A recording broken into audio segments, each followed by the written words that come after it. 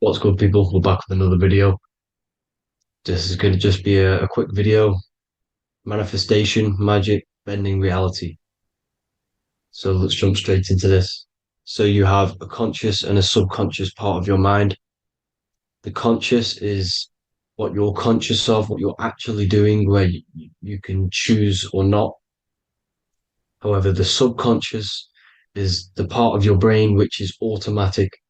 So all of the systems in your body, like the digestive system, your heartbeat, these are automatically being ran, and you do not have to tell these systems to do anything. You do not have to consciously tell your heart to beat. It's automatically doing it, and this is what the subconscious mind is controlling.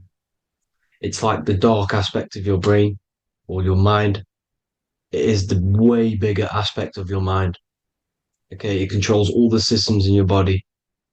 Okay, and this is where all of your programs are. So when you're in it from your childhood, what you've learned in school, all of these things are being kept in your subconscious, maybe traumas and stuff like that.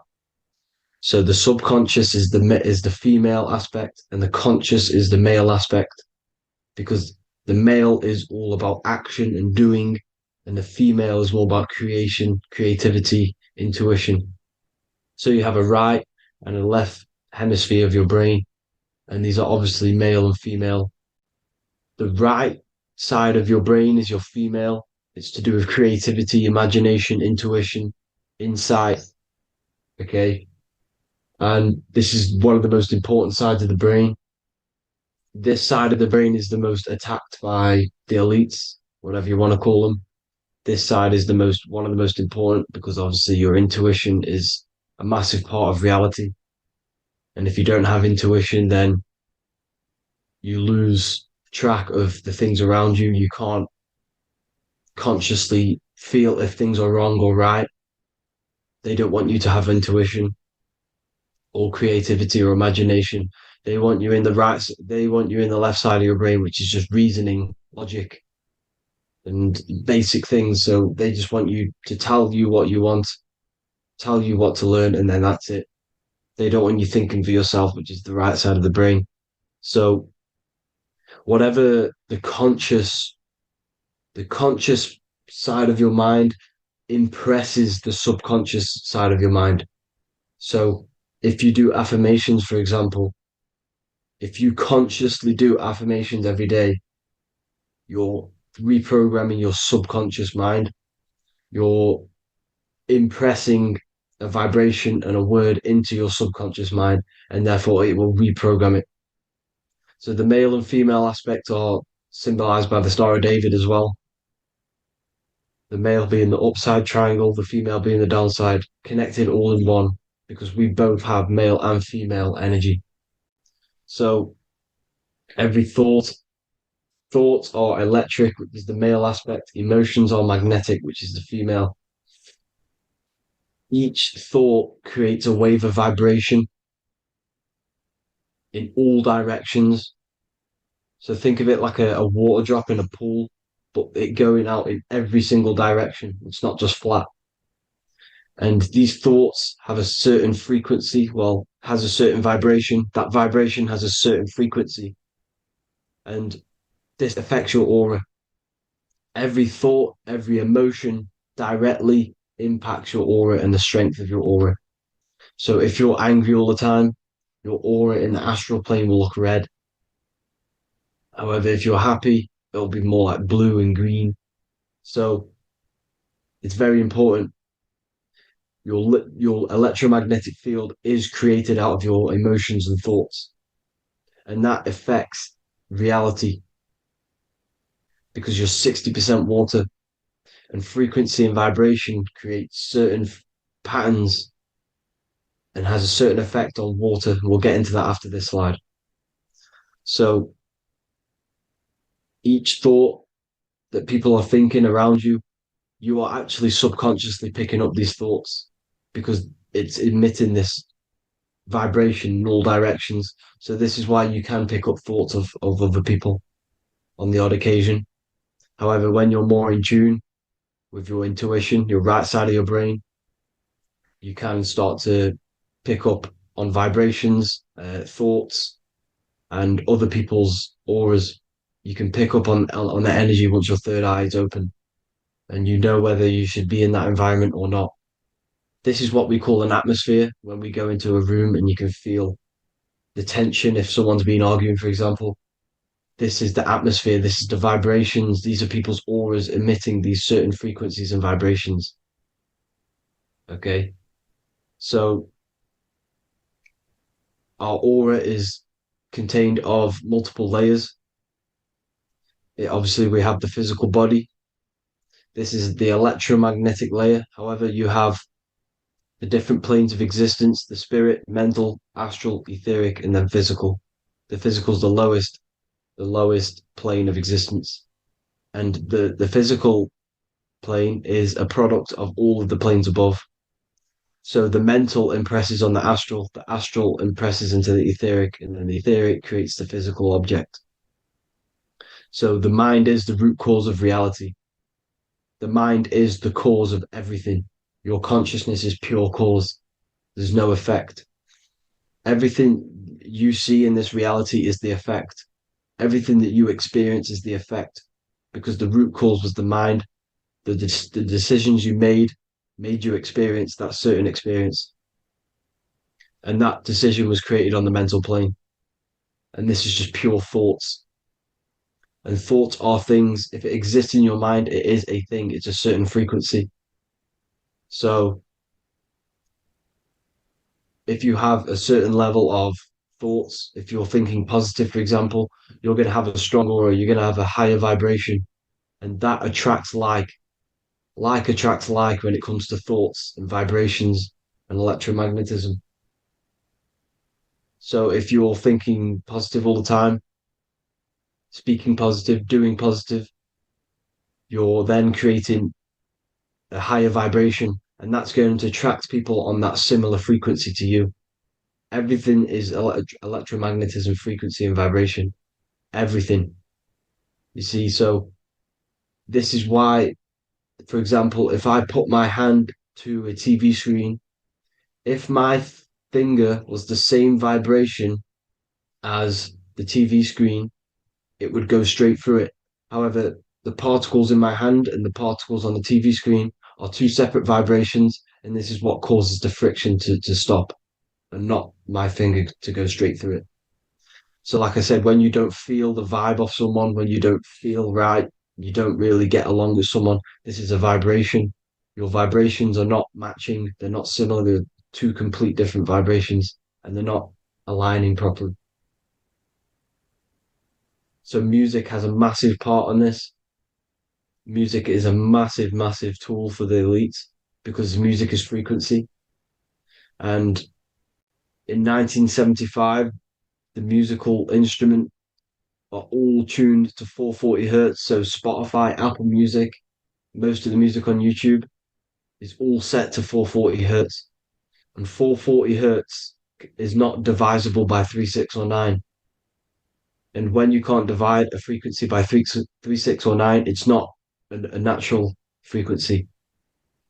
As you can see here, this is 432 hertz. This makes a nice geometric pattern.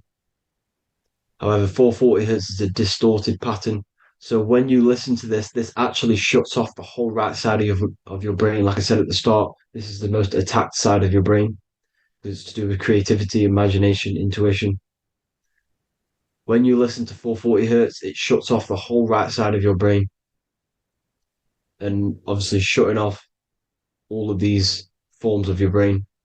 Music is a very, very powerful tool for the elites because it's the only thing which can enter your soul or your ears without consent, your body without consent. Everything else has to be through consent. You choose whether to eat something, you choose whether to drink something, but frequency, you're going to hear it no matter what. This is why it's so powerful. And music influences the body in many different ways. It's the most powerful imitator of everything. It directly affects all listeners. It directly affects intentions, gestures, movements, and actions. It stimulates your mind, and certain songs, certain catchy songs, can reprogram your subconscious mind. invoking certain emotions. This is why when you listen to slow beat songs, it makes you feel more sad. When you listen to upbeat songs, you feel more energetic. This is because these frequencies have a profound influence on reality and on how you feel. Because, like I said, you are 60% water. And as you can see here, each frequency creates a different geometric pattern. And inside of you is 60% water. So, like I said, 440 hertz is going to make a distorted pattern in your water. And this is going to have a profound effect on your emotions and your reality. So, like I said, health is not just the body. It's you are made of body, mind, and spirit.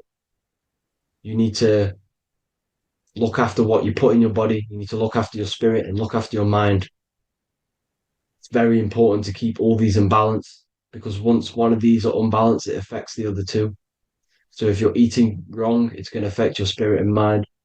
If you're thinking wrong, it's going to affect your body and spirit. These are all interlocked. Uh, you have to look after them all. So it's very important you understand music. Stop listening to low vibrational music. To be honest, you don't want to. You want to listen to music without any sort of speaking inside of it. You just want pure uh, frequencies, which are the solfeggio scale, like one of these, for example, 432, 528 hertz. These are all good frequencies. It's called the solfeggio scale. And these frequencies make you more in tune with nature. 528 hertz is what the earth vibrates at. So it's very important.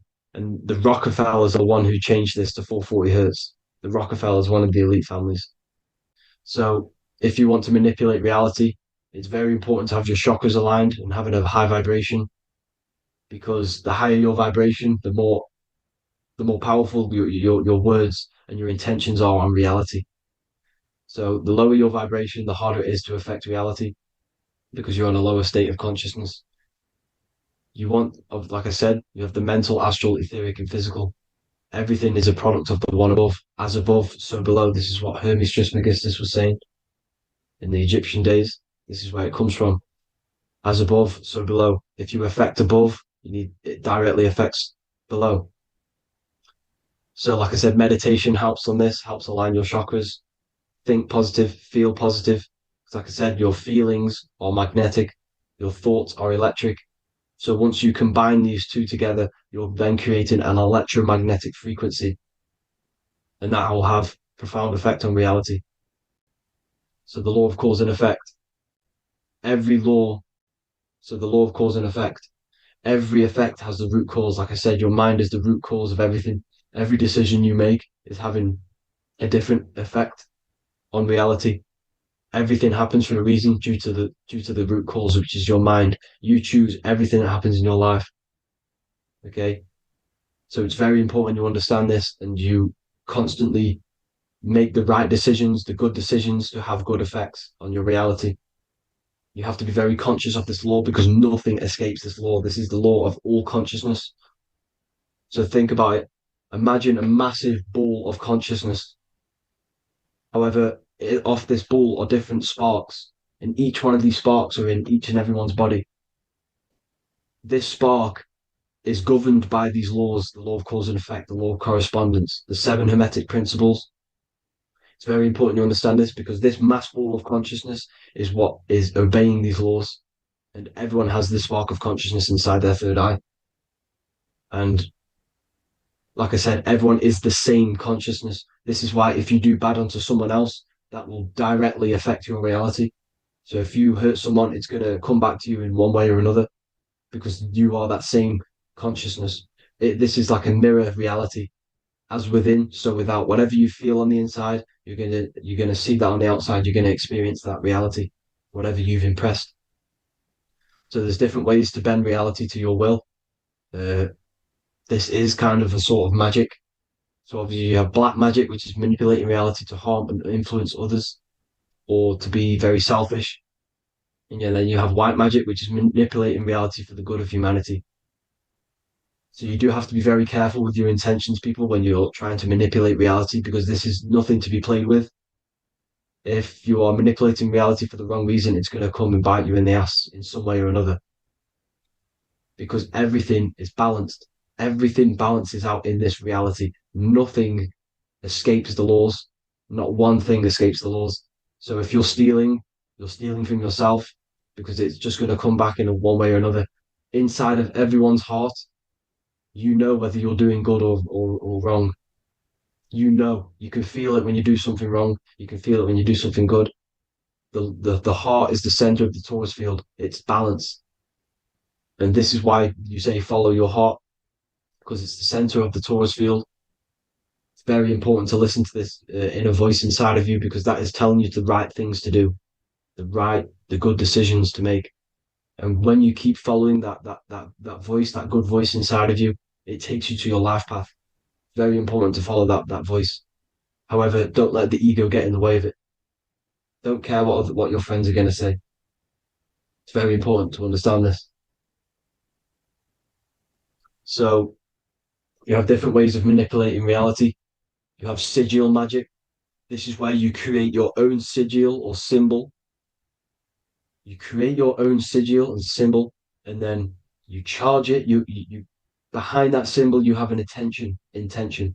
So, for example, if you want to manifest wealth, you create a sigil which represents what you want. You create that sigil, you draw it out, you charge it because wherever your attention goes, energy flows. So whatever your attention is, you're sending energy that way. So what you do with your eyes and your hands, you place attention on the sigil.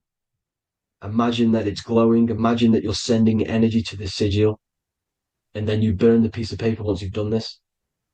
And then after this, you meditate on that symbol. You constantly think about that symbol because that symbol is the frequency, is the thing that you want to manifest. So that's one way. Or you can just meditate on your reality. So imagine yourself having already what you have. This is what they call a mindset. You must set your mind to the frequency what you want to manifest. Okay.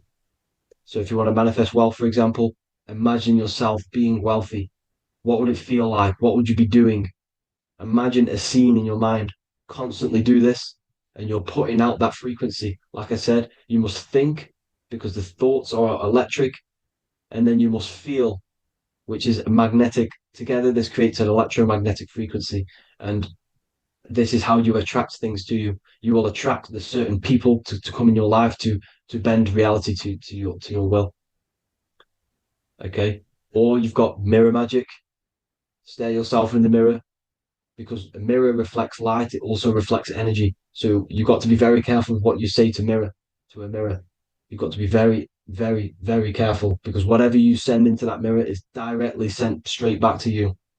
So if you're thinking negative, you're sending negative energy back straight to you, and that's going to have an effect on your reality. Affirmations.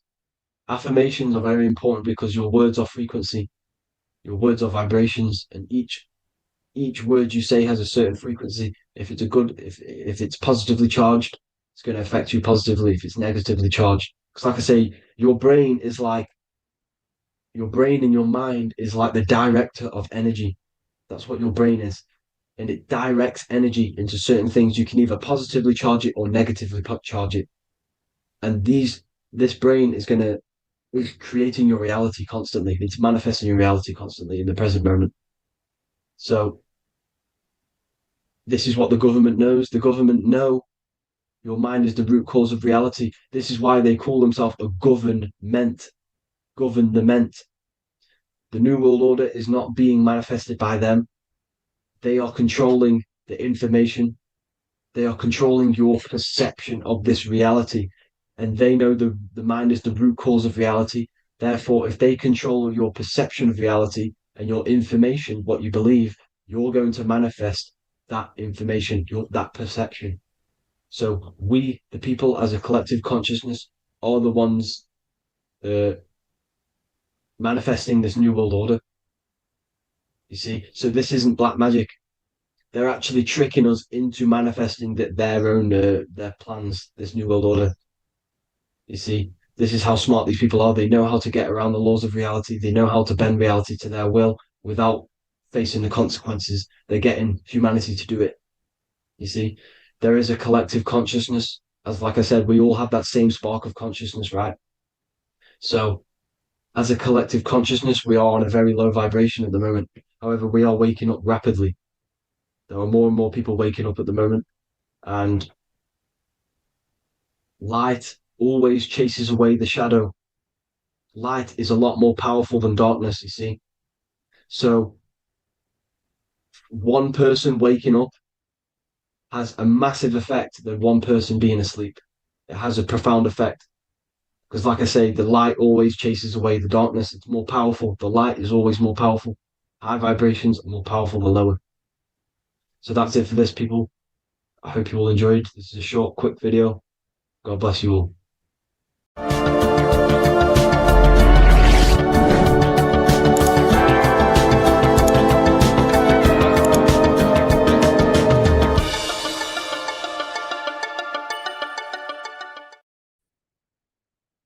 Hello and welcome to another video and another lecture from Ethereal University. Today we're going to be breaking down in detail the Freemasonic 33rd degree symbol. Now, of course, this is a complex symbol, and it's composed of many symbols put together to create a greater meaning. So, as you should know from my previous videos, a bit of context behind Freemasonry, what it particularly is, and I will give you a brief overview before we go into this. It's definitely important to know what Freemasonry is before we break down this symbol, okay? Because without the knowledge of Masonry and what it is, it's difficult to understand what the symbol truly means. So Freemasonry is all about building. The word Mason means to build. And we're either building with light or we're building with darkness.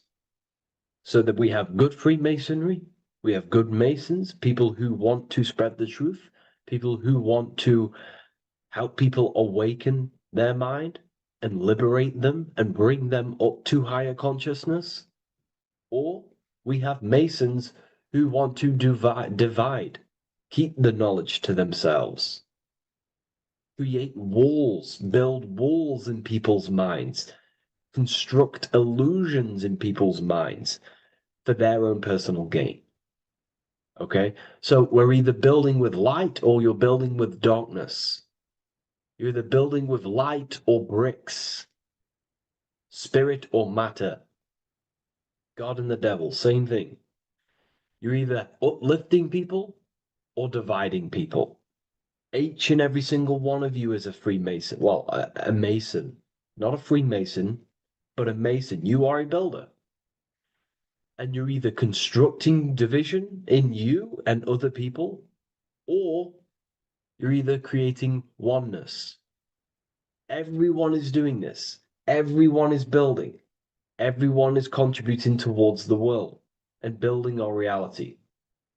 So Masonry is a craft, and that craft is to craft a better mind and heart, a higher consciousness, a higher understanding of the self, building a higher perception of yourself, getting to know who you actually are, why you are here. Every action, behind every single action, behind every single cause is choice. You chose to be here. Whether you know why you are here or whether you do not know.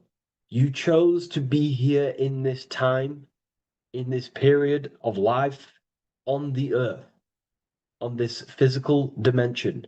You chose, the mind of yours chose to be here in this body at this specific time. You are playing a role, you are building in this world at this specific time. So Masonry is all about getting to know the self, to know what you actually are through gnosis. Gnosis is direct knowledge obtained and extracted from direct experience.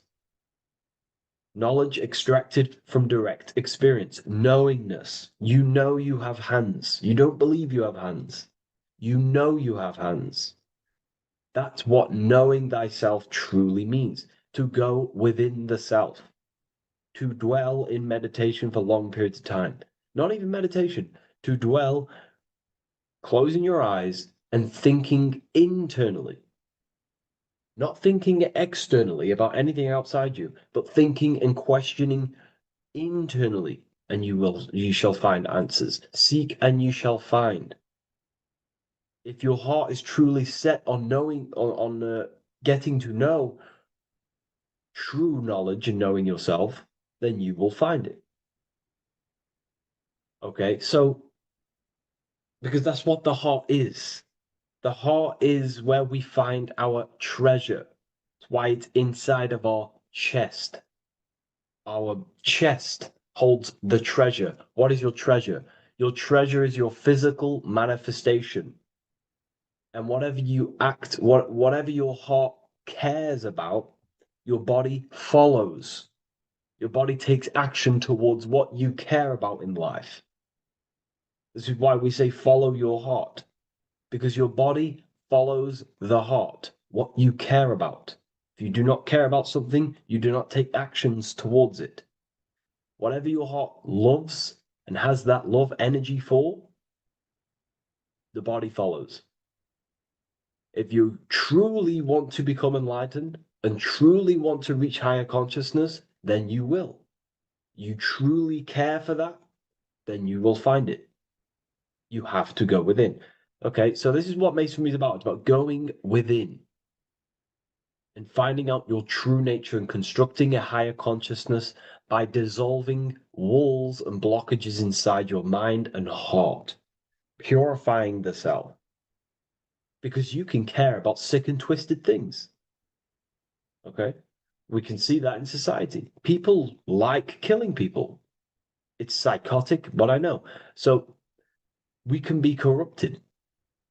Okay, so going into this symbol, what does this symbol mean? What is it trying to portray? Okay. Uh, Before we go into this symbol, particularly, uh, we're looking at the Scottish Rite Freemasonry.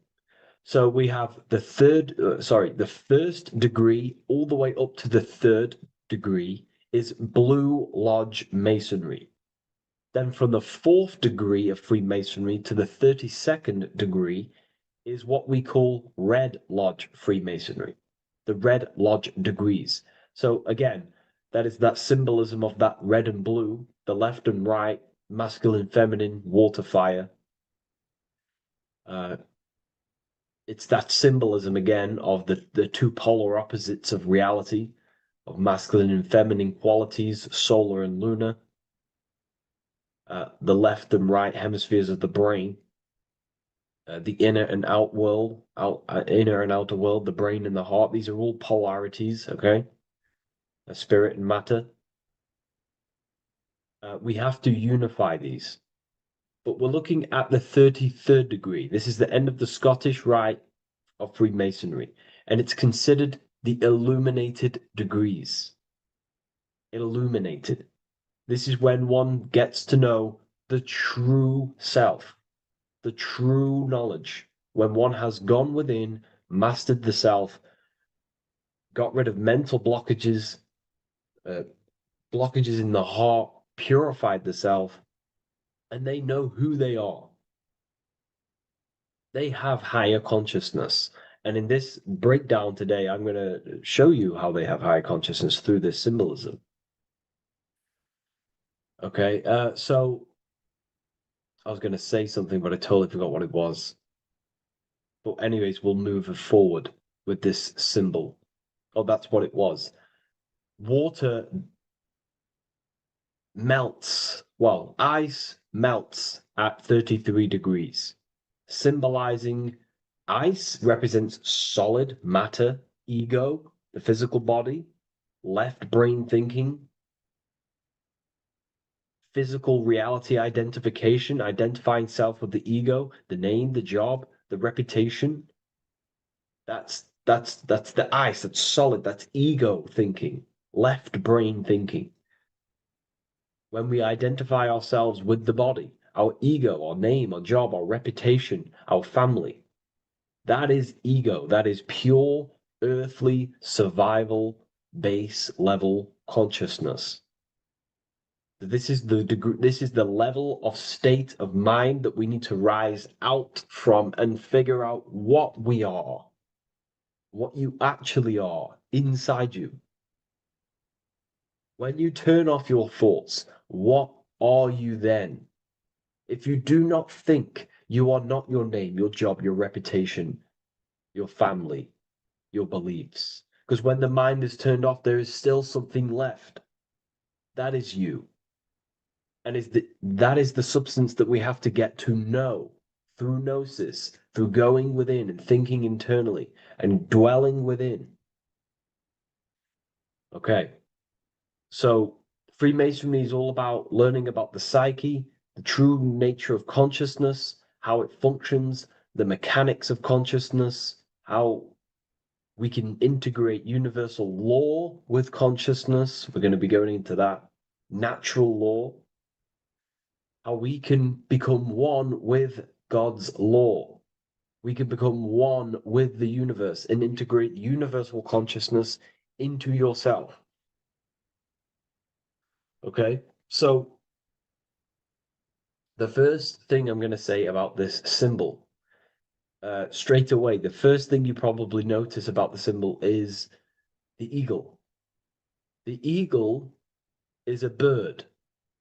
Okay, what do birds do? They are high in the air.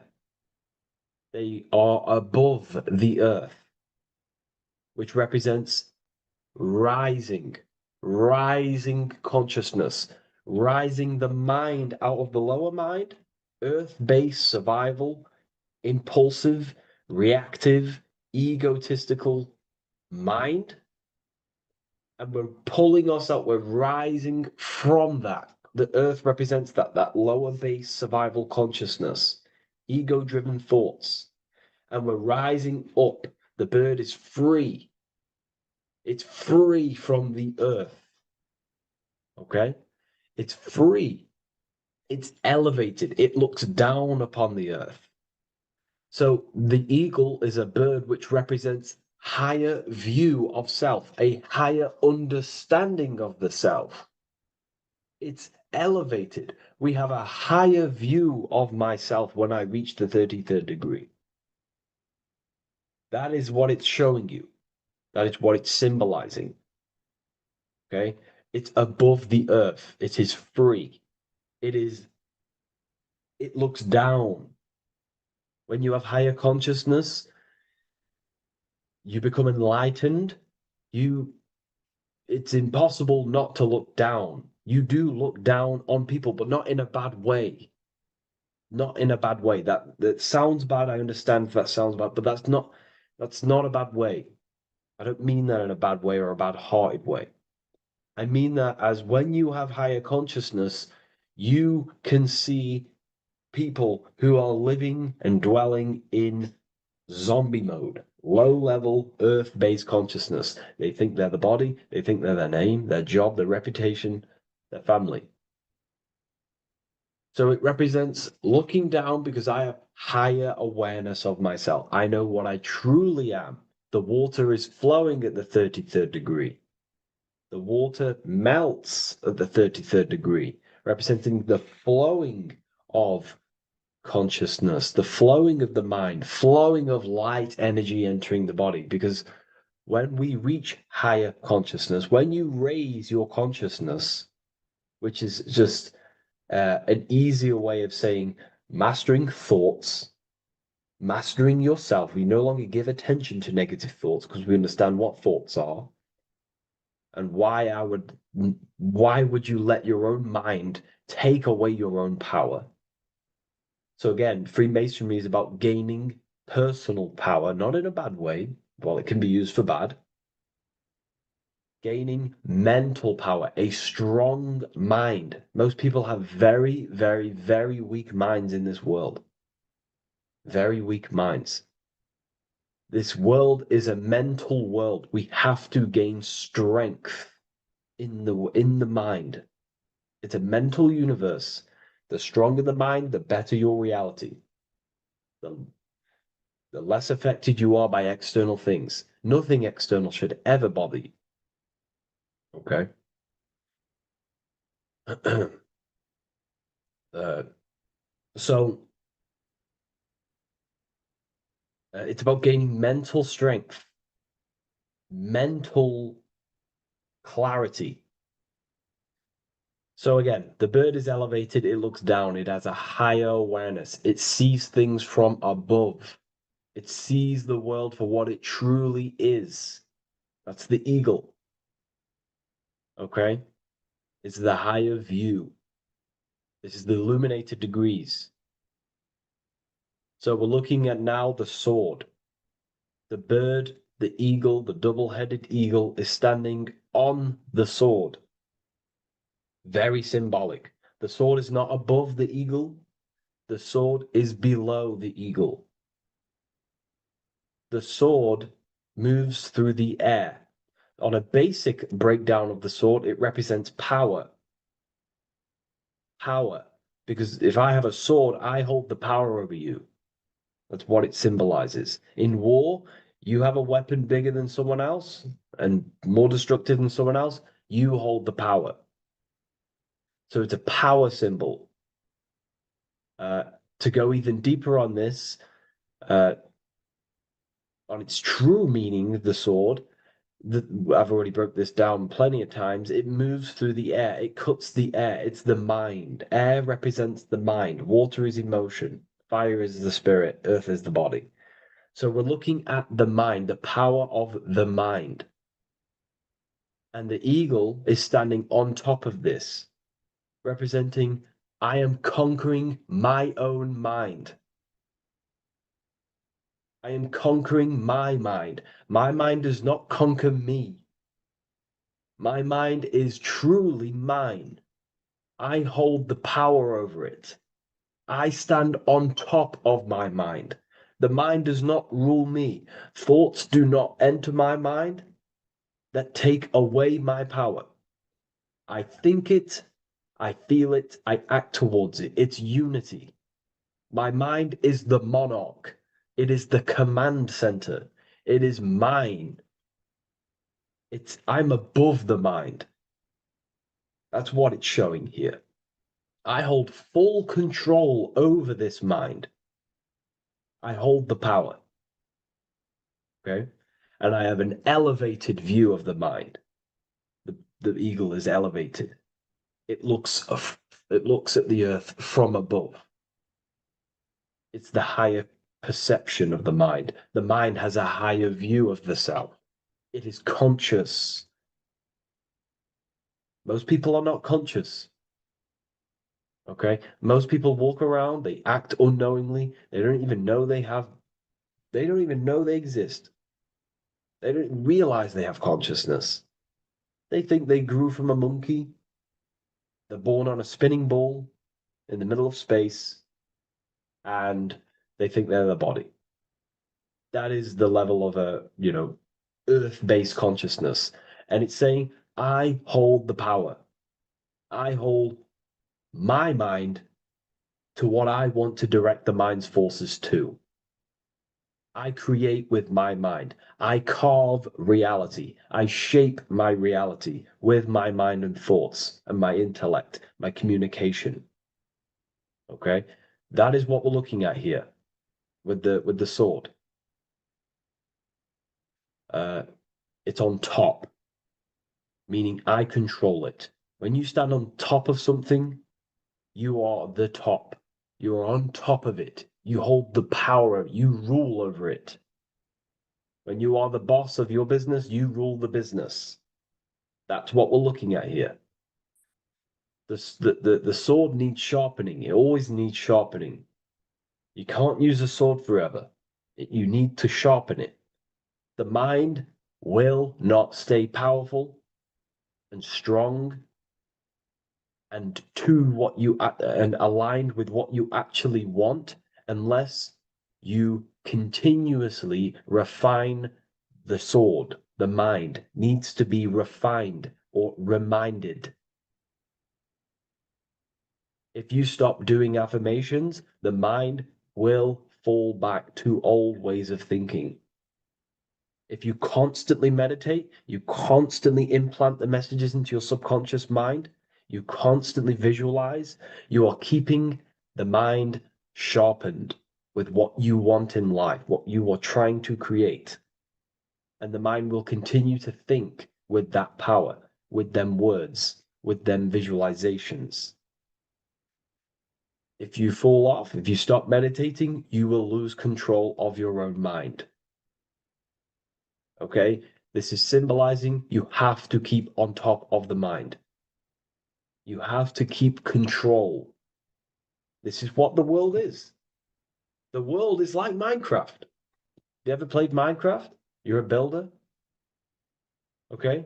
What do? You control the man in the world. That's what you are. You need to control this body in the world. It's all about control. You are in a game. It's like Grand Theft Auto. You don't know how to use the buttons. You're going to create chaos, and you're not going to have that much fun in the world in GTA if you don't know how to work the buttons. Same with this world. You are in a world, and you need to learn the buttons of the body, the mind, the soul, the heart. How will these things function so you can actually live a better life and create what you want in the world?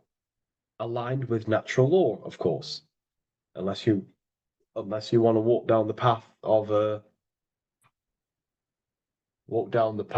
of Satanism.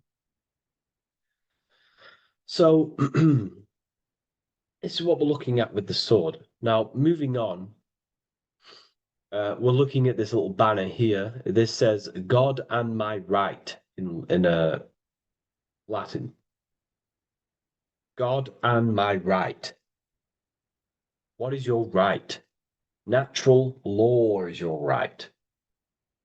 What is natural law? You already know the natural laws. We all intuitively know the natural law. What is natural law? Do good. We all subconsciously, on a soul level, we know to do good. We know to do right. It is wrong to hurt people. It is wrong to control people. What is your natural law?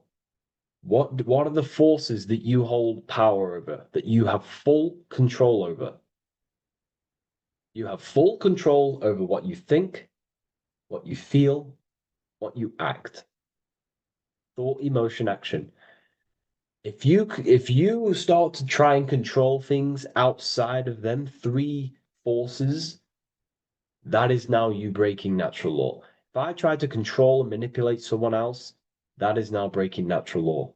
I'm going against my inner law. My soul tells me what is right and wrong through emotion. So it's about aligning the self, my actions, my thoughts with my emotion, my intuition, my natural law. These are your rights. Your rights is to think, feel, and act with the law, with good, with God, with love, with care for one another. Am I building with light to bring good things to the collective? You see, most people are stuck in their left brain, and the left brain only sees me, me. Ego-driven thinking. That's why they trap us in our left brain. They train us to be left brain. They tell us to write with our right hand to strengthen the left brain. They call it writing. Everything in this matrix is to activate your your left brain. Why? They need you in ego consciousness so you can be controlled and manipulated. So you do not recognize patterns. That's the right brain. The right brain recognizes patterns, symbolism, metaphors. They don't want you reading between the lines. They want you logical. They want you divided. because the right brain sees the whole, the right brain sees the woods, the left brain sees the trees. And that tree is your ego, and the woods is the collective consciousness. They want you only thinking about you, because that way you are divided from the collective consciousness. And we're all one consciousness family. We're all God. We're all God experiencing himself. And we are all building this world. So it's about aligning the self with my right, with God, with natural law. It's what Freemasonry is about. True Freemasonry, light Freemasonry, not dark Masonry or evil Freemasonry, whatever you want to call it. The crown, royalty. Royalty wear crowns. And what do the royalty have? Again, this is another power symbol. They hold control. Yes, royalty hold control. And that's why this crown is at the top of the image, not at the bottom of the image. It's at the top, representing I control the left, I control the right. I control my left brain and my right brain, the two eagle heads, the two views. The eagle has one eye on each side. It's looking, it's seeing. And that's symbolic of the left and right brain. We see, not physically see, but I mean perceive. We perceive reality with the left brain and we perceive reality with the right brain. And it's about unifying these two brains so we can see and perceive reality from a true lens. Because if we see reality only from the left brain, and a left brain dominated brain, we see everything as divided. But if we see everything from a right brain perspective, we see everything as whole. When everything is in the middle, you need to see reality from the middle. Yes, I have my own personal consciousness, and yes, there is a collective consciousness. So I need to balance between that. I need to see reality between the line, between the left and right brain, and align this worldview, and align my thoughts, align my actions with this. Because if you're left-brained dominated, you're only going to take action on ego. You're only going to take action on me. You're only going to think about me, me, me. But if you're right hemisphere brained, you're only going to take action for the collective, which is, yes, that's good, but you also need to think about yourself. Why did you come here? Your life has a meaning as well. It's not just about the collective, it's about you as well. But we need to balance this. You see? This is what we're looking at. The crown is in the middle, representing the balance, the power over the two. Okay? It's the balance, it's mastery, it's control. Royalty hold control over society, royal families. So it's about controlling the self. It's control over the eagle, control over the sword, over the mind. It's about personal power we're looking at here, self-control. Now we're looking at a upright triangle, which represents the element of fire, which is masculine. Masculine is all to do with action, action, the physical body. We're looking at fire, which represents spirit or transformation. Fire is a very transformative element. It transforms things. Okay, so we're looking at self-transformation through action. This is what we're looking at here. Fire is a very, very masculine force, a very penetrating and transformative force. So we're looking at transforming the self, not through knowledge, but through action. We have transformed the self, 33rd degree. I've reached the 33rd degree and I have now fully transformed. Now, there are higher degrees than 33rd degree, but we're just breaking down the symbol. That's a whole of a lecture. But this represents full transformation. 3, another If you watch my video on numerology, you know 3 is all about what? Transformation. Thoughts, emotions, actions. These are the transformative forces that turn and create reality. Jesus dies and dies and resurrects after 3 days. Transformation from dead to the awaken. Brahma, Vishnu, Shiva. God is threefold. Three, three, three, three, three, three. Electricity, magnetism, dielectricity. The 3 forces that pretty much create physical matter. Transformation is 3. So we're looking at transformation through action. Action is a very transformative force. There's no point learning this knowledge if you're not going to act upon the knowledge. A lot of people join the university, they learn a lot, but they leave because they don't want to take the action. They don't want to do the hard part. They don't want to act towards higher consciousness. They want to dwell in their lower mind. That's fine. That's your path. That's their path. But if you truly want to raise your consciousness, you have to act upon it. You have to actively not take the action. It's about what you do and do not do, because not doing something is also an action. If you are not participating in the low level pleasures like sex, casual sex, uh, you know, masturbation, going out and getting blind drunk. These are low level pleasures. It's going to keep you on a low level frequency and a low level consciousness. That is also an action, not doing that. It's about what you not do as well, which is very important. You have to act upon it to reach this degree. You will not reach this degree if you have not taken a lot of action towards reaching higher consciousness, reaching self-mastery over the mind, controlling the mind. It's what, again, it's about taking action on actually controlling the mind, controlling the self, gaining your power. Okay? Okay. This is another fascinating part about the eagle head and wings. It also represents the past, present, and future.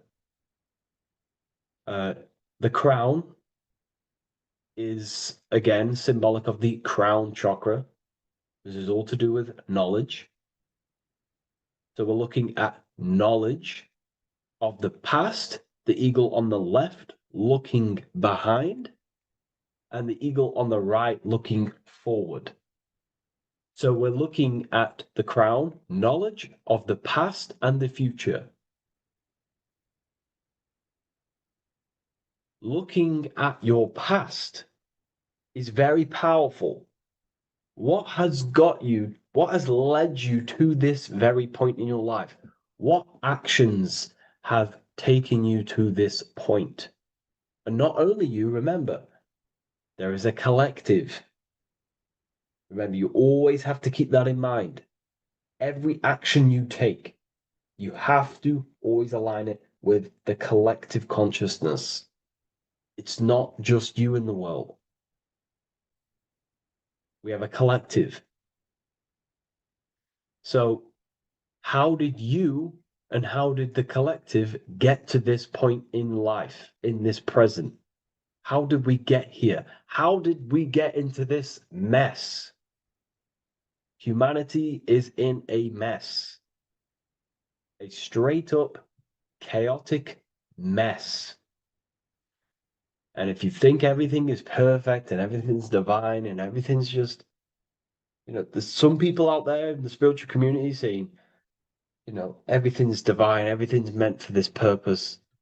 No, there are people actively manipulating and using mind control methods to control this reality. How have we got into this mess? So we have to look into the past to analyze patterns so we can take action now in the present to change the future of the collective and your personal life. That's what we're looking at here. So the eagle looking left is looking in the past, representing analyzing the past, analyzing the actions in my life and the collective life, the actions that led to this mess now, to this state now.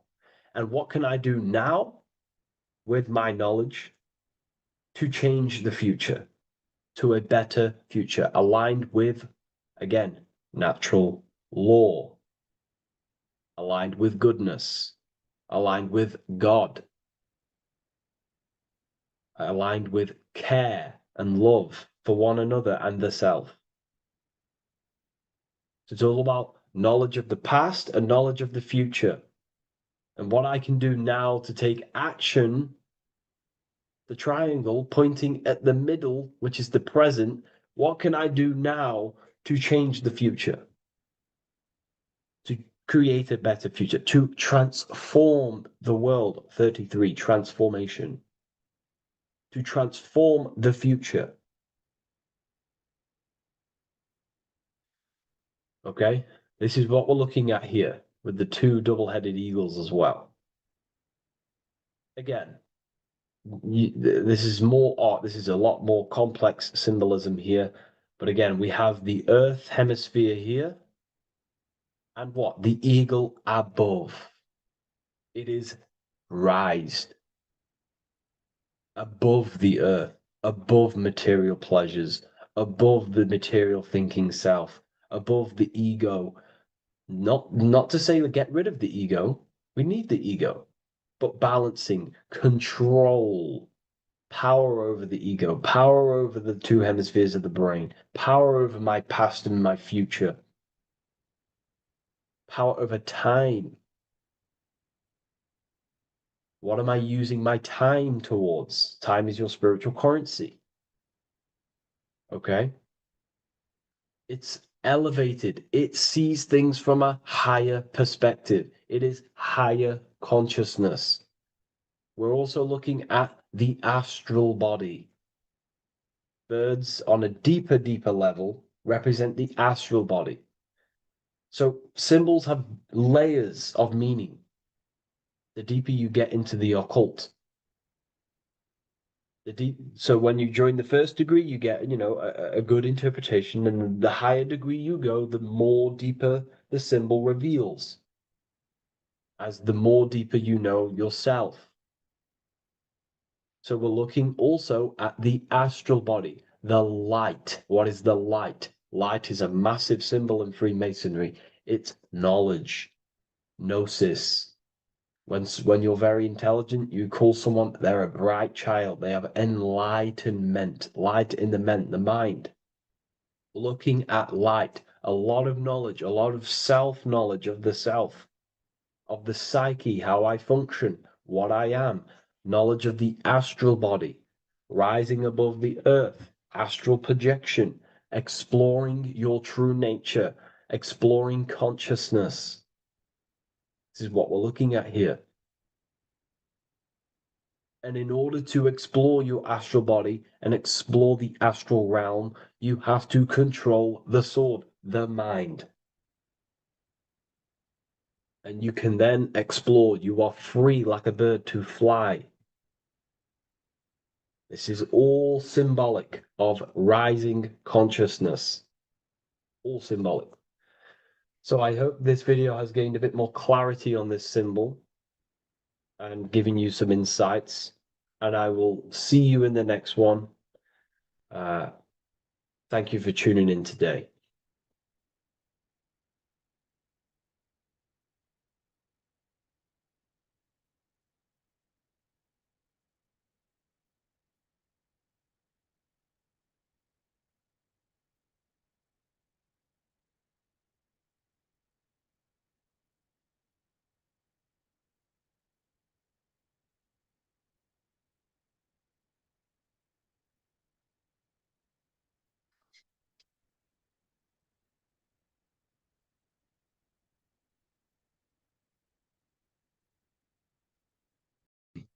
There's one secret that is hidden and guarded within secret societies, grants you profound power which can fully transform your life and perspective on reality. Today, I'm going to reveal this one secret, which you probably already know, but never realized how deep it truly is. This has the power to change your life. It is the key to your potential. And if you stay with me, this power may be yours, and you could transform your life with this hidden secret that is guarded within secret societies and esoteric orders. And this secret is not really a secret, but something people overlook, that the universe is mental. Everything we experience and interact with and perceive originates within the mind. The universe is a boundless field of consciousness, a mental construct molded and shaped by thought. We do not just live in a physical world, as they want you to believe. There are hidden forces that mold the material world. They want you to believe that you are only a physical being inside of a physical universe. But this is completely wrong. You are the architecture of the universe. Your consciousness is the very fabric of reality, and you create your own universe. The universe is an infinite field of consciousness, a vast and limitless mental construct, intricately woven and shaped by the power of thought. It is a dynamic and ever-evolving field where the interplay of awareness and attention gives form to existence. Within the boundless realm, every idea, perception, and belief contributes to the creation and transformation of reality itself. Each thought holds the power to transform reality. Your consciousness is the very fabric of reality. And this is shown in the symbol of the flower of life. The flower of life is a symbol.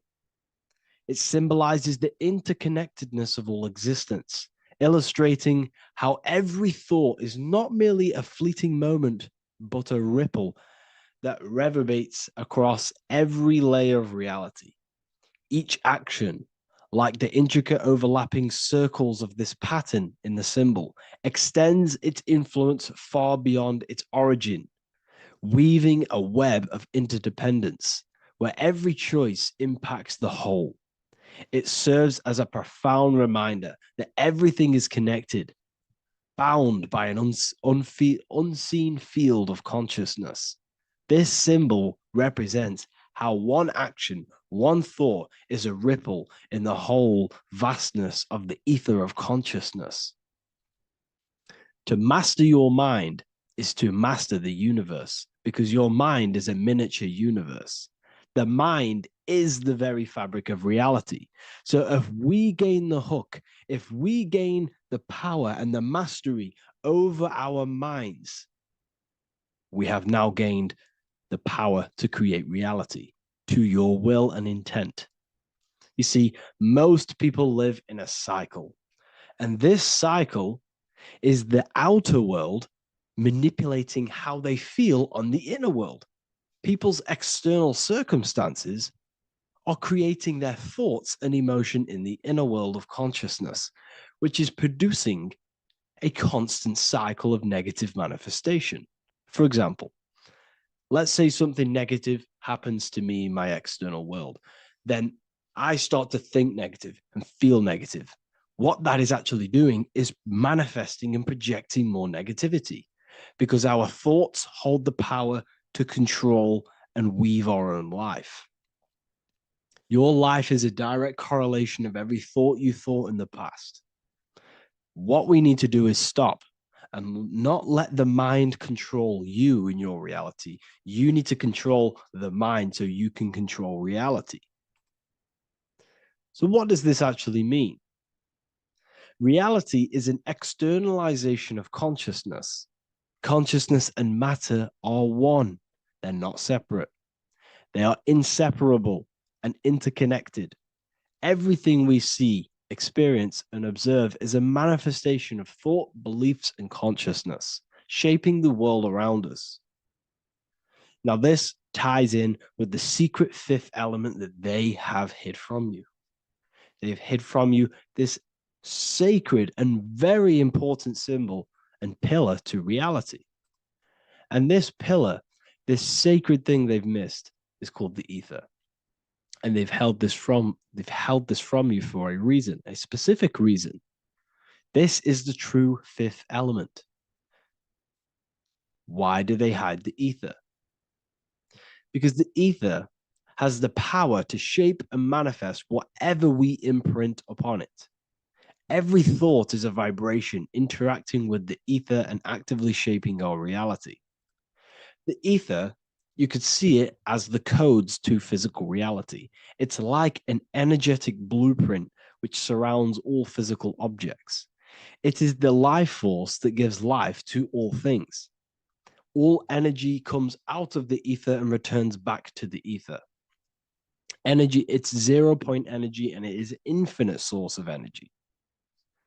So this is why they hide the ether, because whatever our mind can imprint onto the ether, we can create into a reality. And we imprint the ether through thought and imagination. The mind holds the power. The mind is the very source of reality. The material realm is not separate from the mental realm. Rather, it is intricately shaped and influenced by it through the ether. This subtle, all-pervasive medium bridges thought and matter, allowing consciousness to mold and manifest the physical reality. To transform our lives, we must first transform our minds. True change begins within, as our thoughts, beliefs, and perceptions shape the reality we experience. By shifting our mindset, we unlock the power to reshape our world and recreate the life we desire. This is the power of the mind, and this is the power that's been hidden from you. We're not taught these things in schools for a reason, because they don't want us all to be conscious creators. Instead, they feed you your beliefs. They feed you your thoughts through the music, through the entertainment, through the movies, through the news. They're controlling your thoughts with this information. They're installing beliefs and information into your mind. So you are producing their reality. But this is what we need to stop. We need to take control. We need to stop consuming their music, their movies, their information, their news, because all of this is contributing towards your reality. They have the collective consciousness at the tip of their fingers. They do not create the world. We create the world by believing their beliefs and their thoughts and installing their information into our minds. You see, it's mind over matter, and most people live in matter over their mind. Most people let matter, the external circumstances, dictate their mind, when it should be the other way around. It should be mind over matter. This is the mental plane. This is the astral. This is the etheric. This is the physical. The mind holds power over the emotions, over the imagination, over the physical, and over our spirit. It holds power over everything. It's mind over matter. It's the mental body that we must transmute and change. Most of us live in a chaotic state of mind, and this is what we must change. Turn chaos into order. So we need to be mind over matter. We need to install this belief into our subconscious. I, Harry B. Joseph, have created the ultimate esoteric school on the earth. As a member, you'll gain access to live mentoring calls twice a week, along with new lectures, books, and exclusive content released every week. Additionally, you'll have a full access to all my life-changing programs. If you're ready to transform your life and start your journey today with me, join Ethereal University. These are the campuses. We have the real lecture sections filled with lectures that you can watch. Manifestation mastery, which teaches you exactly how to reprogram your subconscious mind so you can live that reality. Sexual alchemy, the path to empowerment of how you can transmute your sexual energy. The Real Library, where you gain access to powerful esoteric books, PDFs. Symbols of Secrets, an amazing course.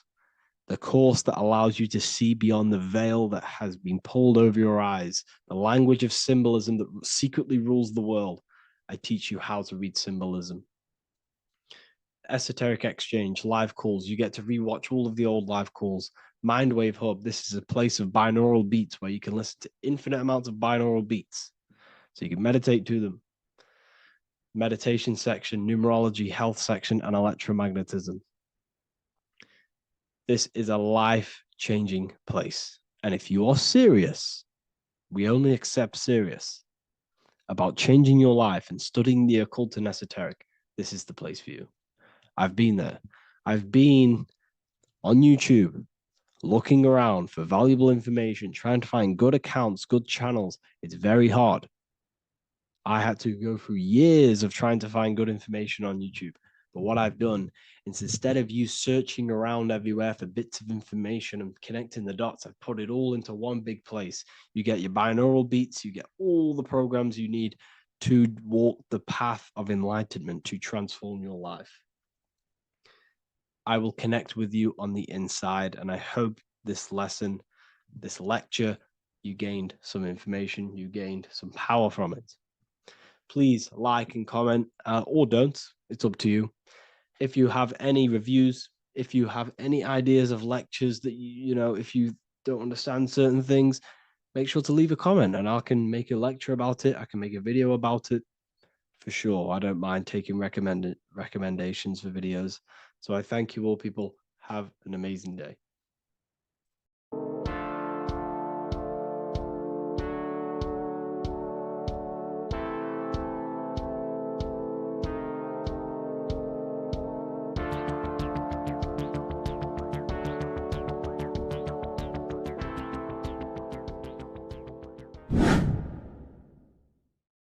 What is good, people? It's Revival of Wisdom. Today we're going to be talking about Saturn.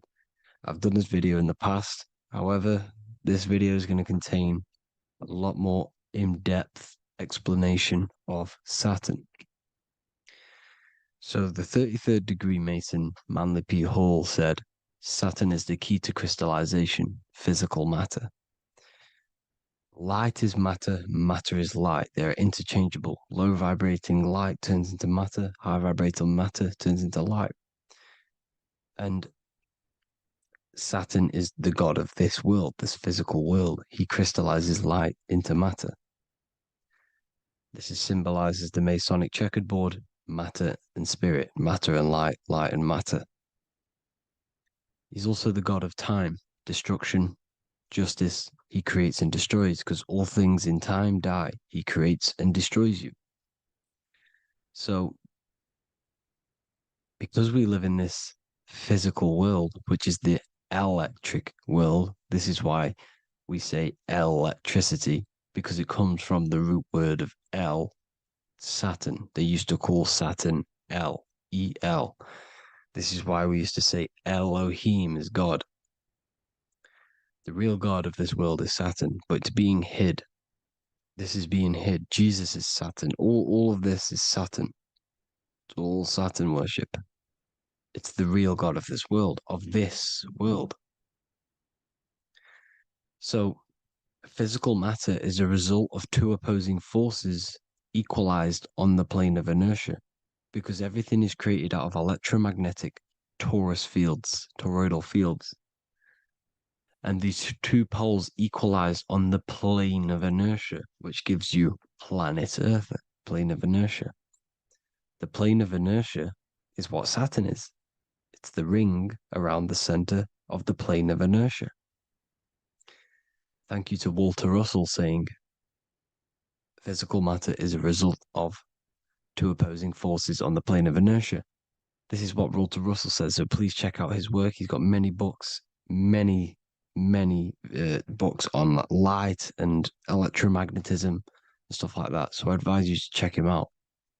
So The torus field gives you the binary code 0 and 1, the female vagina, and the male phallus.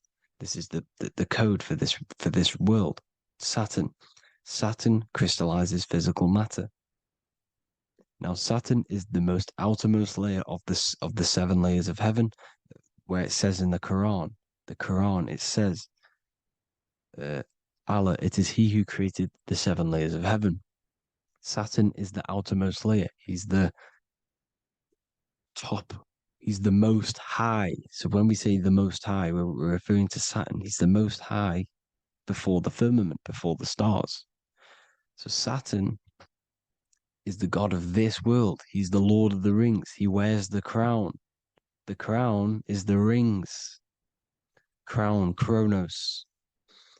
So the planets are luminaries. They are lights. They are beings. They are energy, conscious energy. And we're in the heart of the solar system. Saturn is the outermost layer. He is the one of this world. He's the god of this world. Now, on the North Pole of Saturn, you have the hexagon. Add up all the sides. It creates the 6-pointed star. Or it can be created as a cube. The cube is very important. The 6-pointed star is very important. 6 points, 6 triangles, 6 side, 6, 6, 6. Black cube adds up to 6 in gematria. Now, what did I say in the beginning? Saturn crystallizes the physical world. He creates physical things out of light. You are a light being. This is why we say human. Hue means the light spectrum. Hue, man, we are light manifested into physical forms. Human. And we are incarnated through Saturn. Satan, same thing. The number of the beast is 666, and the 666 comes from the 6.6 triangle, 6 sides of Saturn, 666. We are all known as carbon-based life forms. Carbon, the atomic structure of carbon, is 666, 6 protons, 6 electrons, 6 neutrons. We are materialized into our physical bodies through Saturn, through the number of the beast. These bodies are the beast, it's the animal. The divine, the Christ, is the consciousness within, because you're a physical, spiritual being combined into one, hexed into one. Hexagram. This is a hexagram. You're hexed into physical matter, spirit and matter, light and dark, combined into one. Now you contain of the mark of the beast, the mark of your body. Your body's the beast. It says in the Bible, Satan, who is the god of this world. This world. There are many different worlds, but this world is run by Saturn, and it says that in the Bible. Saturn is Satan. It's the same thing. And look at the crown of thorns are wrapped around the heart. The soul is in the heart. The mind is in the brain. The soul is wrapped around the rings of Saturn. You're wrapped in physical matter. This is what it's showing you. This is symbolizing the rings of Saturn wrapping you. And the cross on top is the cross of the cube. The cube, the black cube of Saturn, unfolds into a cross. So Satan, who is the god of this world, Corinthians 4:4 in the Bible, Satan, who is the god of this world, has blinded the minds of those who don't believe. Saturn blinds your mind because the god of this world materializes you, and he blinds your mind when you incarnate into physical matter. When you enter this soul system, not the solar system, you hit Saturn first. He materializes you. And look at the symbol for Saturn. This is the symbol for Saturn. All of the planet symbols are created out of the Holy Trinity. The Earth, Moon, and Sun. Body, mind, and soul.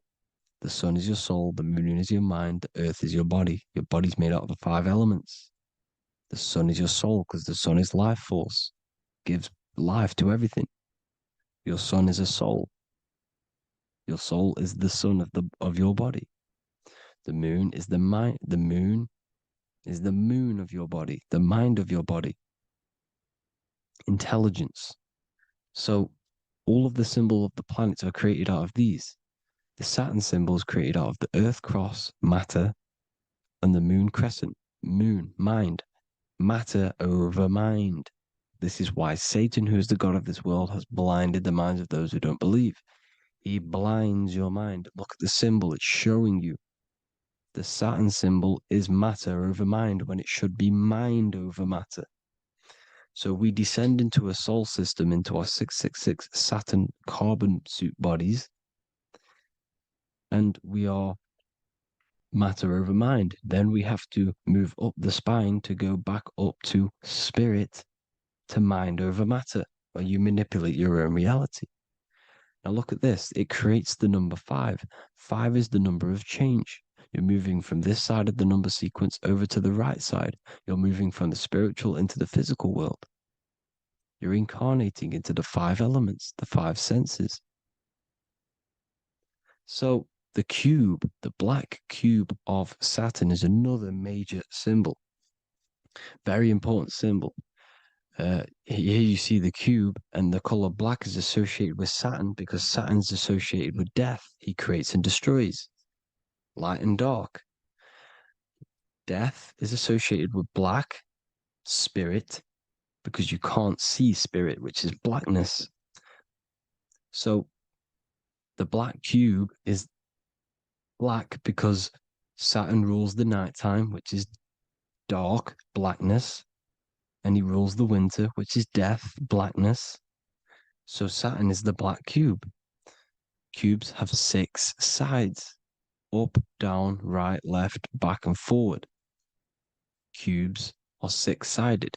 Everything is 6-sided inside of this creation because you're incarnating, you're materializing, crystallizing into the cube, the world of the cube. Everything's a cube. Everything's got 6 sides. Here's Leonardo da Vinci showing you that you're in the cube. Leonardo da Vinci did this famous painting. You're in the cube, you're hexed into physical matter, where you're incarnated into the 3rd dimension, the 3-dimensional world, which is a cube, 3D. And black cube adds up to 6 sides of the black cube. The Kabbalah means cube god in Arabic. And look at what they do. They worship the cube, the black cube, and they stand in rings like the rings of Saturn. Australia, Denmark, Manhattan, Santana all have these black cubes. You go to New York, you will see the black cube there as well. These black cubes are everywhere because it is the real God of this world, So look at the cross. The cross unfolds into the cube. Xbox, Nintendo GameCube, Sega Saturn, anything to do with a simulated gaming reality, they put Saturn in it because we're in the simulation of Saturn. This is a simulation. And this is why they reflect this through the Xbox, GameCube, Sega Saturn, anything to do with gaming, simulations, is all Saturn. Because we're in the cube of Saturn, the black cube. We're in the GameCube, the Xbox, the Sega Saturn. As above, so below. So they reflect it through the simulations that they create inside of this simulation. Cubes have 8 points for the 8 points of time and space. 8 is the number of time. Everything's cycling, infinity. So look at the cube. The cube is symbolized as in Judaism. The Judays have the black cube. They wrap themselves in a black band and they cover their eyes into blackness.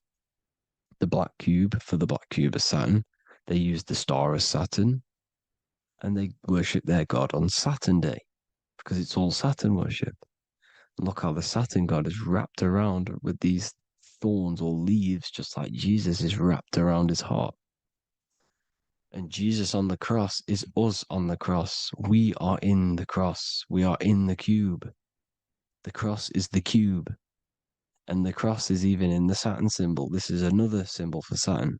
There's two symbols. You got this one, the one I've just broke down. And there's this one. This is the cross of Saturn, the cube god, the simulation, the game cube. Now, Chronos is another word for Saturn. Chronos means time. When you clock into work, you go to the Chronos machine. Well, I did anyway.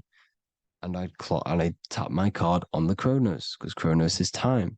Anything to do with time is Saturn. He creates and destroys. Look at the artwork of Saturn with the sand, the time.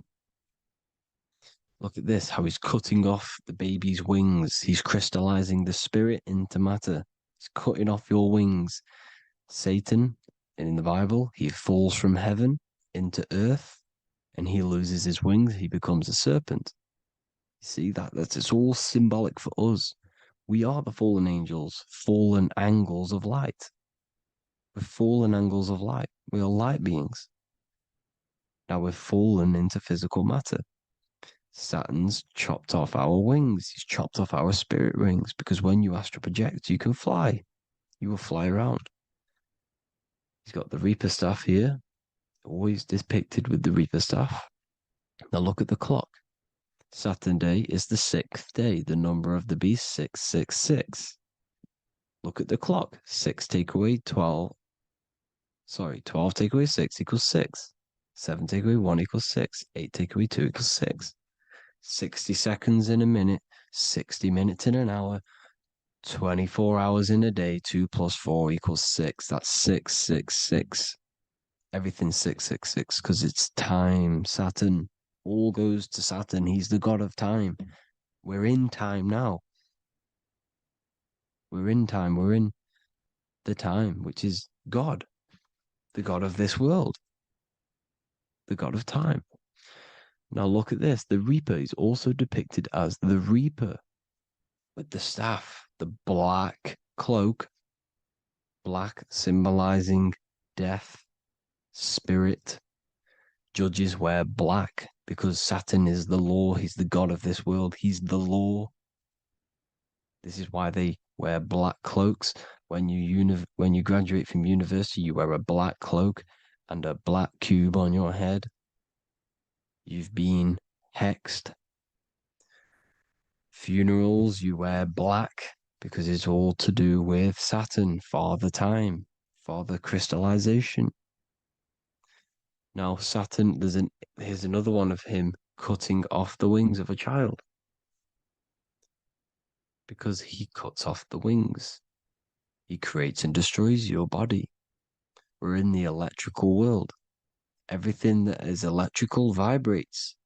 All vibrations have to come back to a standstill point, which is death. This is why your body dies. Your atoms stop vibrating. Herona. Look at the crown. The crown is the corona. Corona means crown. And look at this is an alcohol brand for beer. You can see the staff of Saturn in the symbol with the moon crescent. Corona, which is the crown, Saturn, the crown on Saturn, the rings. And then you've got the staff. It's all Saturn worship.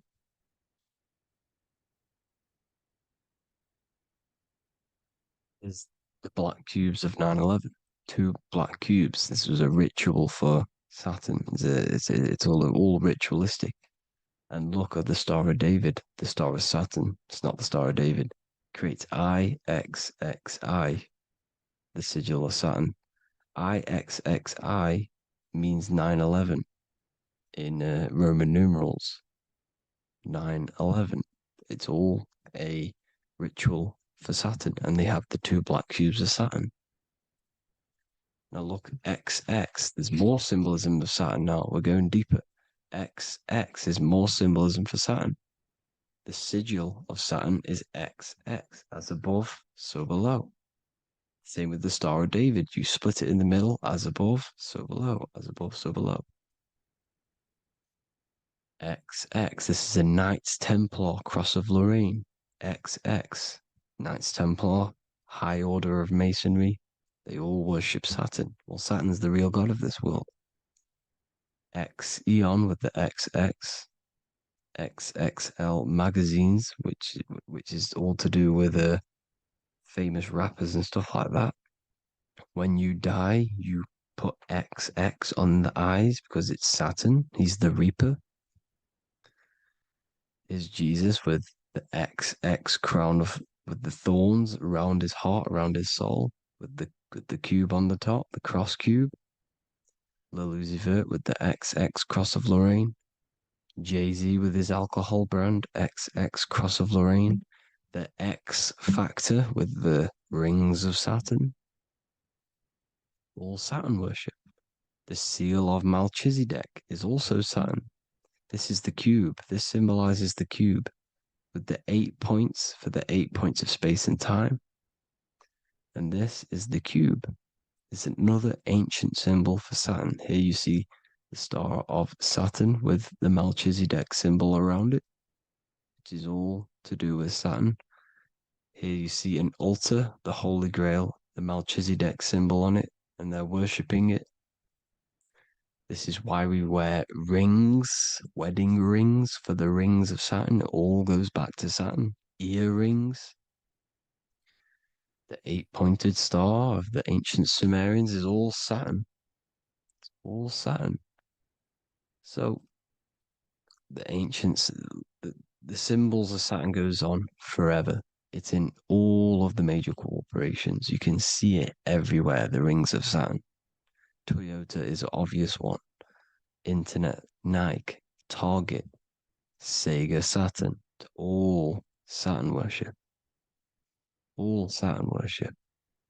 Because he is the real god of this world. Here's Kanye West's album with a Saturn here.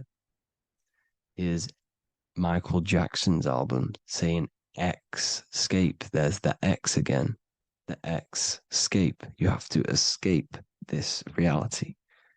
Maybe that's what he's pointing at. Here you see it on the dollar bill. The star of Saturn. Here you see it again on the dollar bill. So that is it for today's people. I hope you all gain some insight on Saturn. Please like, comment, and share if you can. Subscribe if you like the channel. Please have an amazing day. God bless.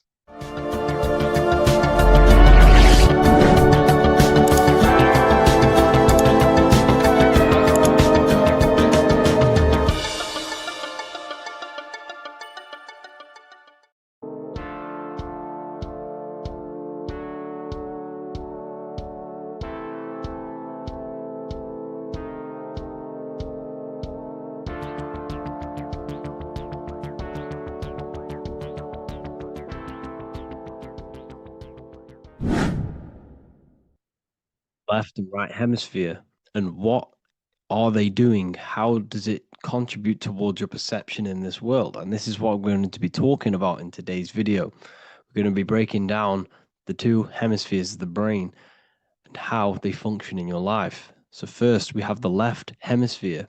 This is the logical hemisphere. This is the analytical, divided, scientific, or verbal hemisphere. The right hemisphere is creative, wholeness, artistic, symbolic, and metaphorical. The right hemisphere does with non-verbal things. It produces a holistic perception. It is more to do with creativity. Because what you must understand is that we are not in the external world. The world is produced by our brain. We see with our brain. Our eyes are a part of the brain. What we touch is the brain's interpretation of electrical signals on the nervous system. What we smell is the brain's interpretation of smell through the nose. What you taste is your brain's interpretation of chemical reactions on your taste buds. So what you are experiencing is the brain. The brain is a computer creating a simulation. And you have two hemispheres which breaks down this reality. So essentially the brain is the perception creator. It creates perception. So if the brain is creating this, who is the one experiencing the brain? Well, that is you, the consciousness, the mind, the all-seeing eye. You are the all-seeing eye experiencing the brain, the observer behind the brain, behind reality, behind the emotions. So if you're walking through a woods, this left brain sees individual trees. The right brain sees the whole woods. It sees the biome. It sees the bigger picture. So when you are walking through this woods, the right brain picks up a holistic perception of reality. It creates the woods as one unified woods. The left brain's job is to break this down and analyze it so that we can see individual things. And this is also necessary for humans to have the ability to break things down and manipulate things in this world. So without this left hemisphere, we could not manipulate things and break things down. So this right hemisphere is important because it sees the whole woods. It sees humanity as one unified consciousness. However, the left hemisphere sees individual egos. So the left hemisphere is the place of the ego because it only understands it sees the world very divided. Okay. So for example, here's another example of the left and right hemisphere. If someone pulls out in front of you in traffic, your left brain's going to start going crazy and analyzing them, calling them names. The right hemisphere, however, sees the bigger picture. Maybe he didn't see you. Maybe it's just a mistake. Maybe he's in a rush. You see how the two brains are very different. They do the same thing, but they function in different ways. The right hemisphere is feminine, the left hemisphere is masculine. So, like I said, this person pulls out in front of you, you start to think with the left. If you start to perceive that in the left brain, you're going to start analyzing them, you're going to start going crazy and calling them names because you're analyzing it. You're not seeing the bigger picture behind it, you're not seeing it from his perspective. So, there is a crossover. So, the left hemisphere of the brain controls the right side of the body, the right ear, the right eye. Everything to do with the right side of the body is connected to the left hemisphere, and the right hemisphere controls everything on the left side of the body, including your eyes, your arms, your legs. So everything is crossed over, and even your visual field is crossed over. So this is your visual field, as you can see here, and even the left side of your visual field goes to the right brain. There's a crossover. No one really knows. There's not really a reason for this. However, this is how the human body is designed. As we all know, the human body is the most advanced piece of technology on the face of the earth. They cannot replicate the human body. And they tell you it has no creator. This is crazy.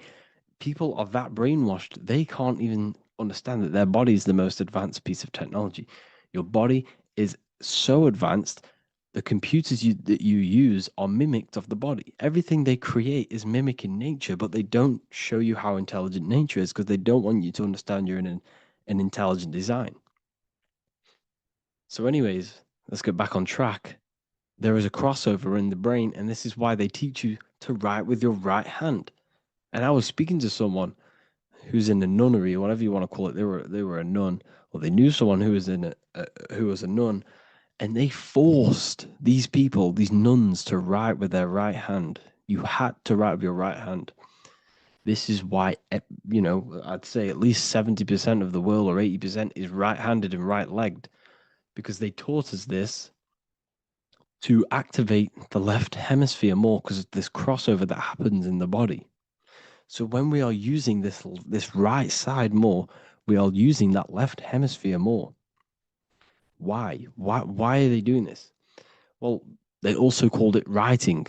Writing is a spell, to cast a spell on you to use that right side of the body so that you use this left hemisphere, because they want you to see the world as a divided perception. They don't want you using the right hemisphere, using that left side of the body to activate the right hemisphere to see the bigger picture and see how everything is all one and everything is created. This left hemisphere domination keeps you from seeing the connections between everything. because that left hemisphere analyzes, it breaks things down. So when we are left hemisphere dominated by using the right side of the body, we are essentially seeing everything as divided. And this is why so many people will not understand my work, because my work connects dots and connects fields of knowledge, and makes you see the bigger picture. So people who are left hemisphere dominated will see my work and think this guy's crazy. But everything, it's all about activating that right hemisphere. So they called it writing because every word you say is molding your mind in some sort of way. The things you see is molding your mind. Everything you take in through the five senses is molding your mind. And language is a massive spell, especially the English language. They called it writing so that you use that right side. It's a spell because your subconscious mind picks up everything you say. And 90% of your daily basis behavior and thought patterns is produced by these subconscious programs within the subconscious mind. Essentially, your conscious mind is only the 10% of you. The conscious mind is just what you're aware of, what you're wearing, how you're feeling, what you're thinking. That's your conscious mind.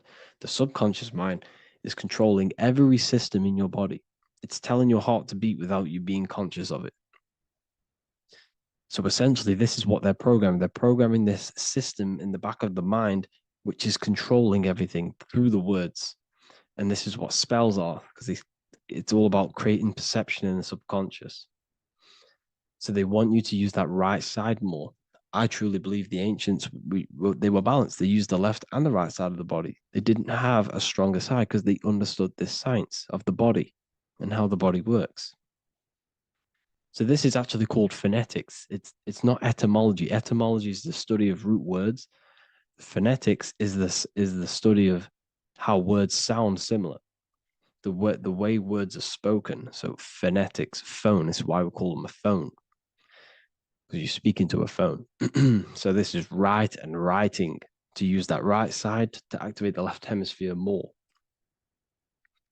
So your hands are a manifestation of your brain. The left hand is the right brain, the right hand is the left brain.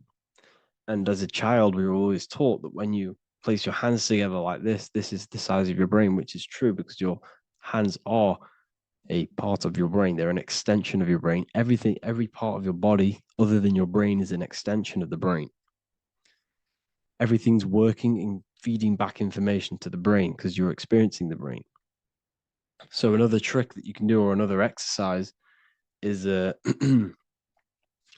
looking in the mirror and closing one eye at a time. If you close your right eye, if you take your top off, for example, you'll analyze your body if you close your right eye because you're using that left hemisphere. Sorry, other way around.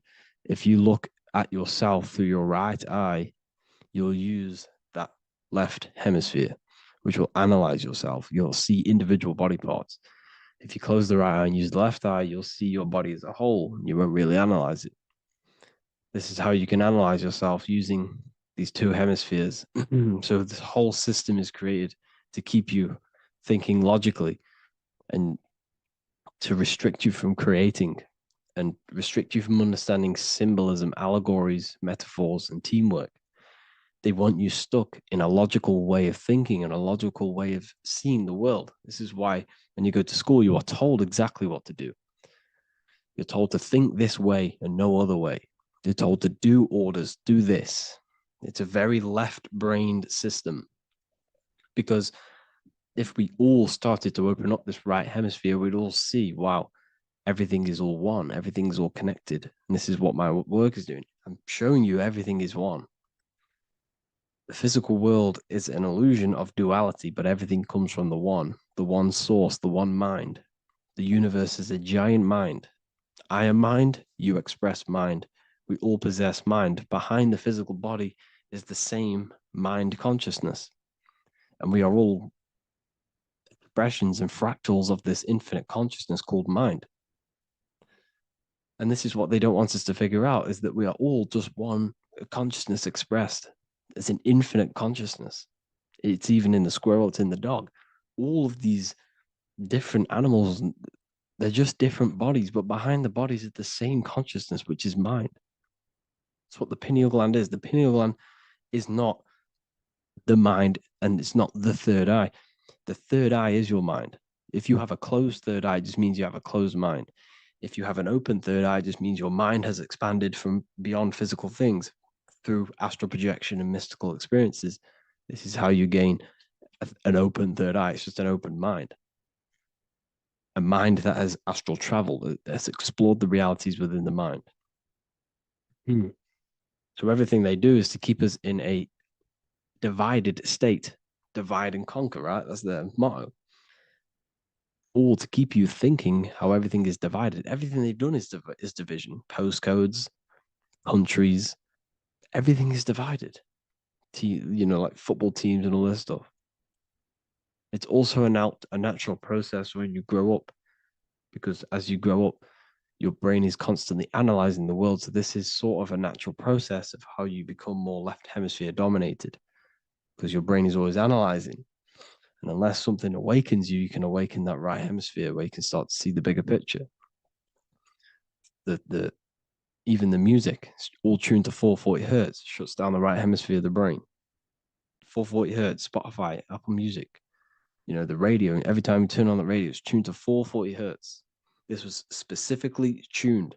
It never used to be tuned to this. It was in the 1950s. It was changed. The standard music tuning was changed to 440 hertz because it shuts down that right hemisphere of the brain. They don't want you thinking, seeing the world in this way and perceiving things as one.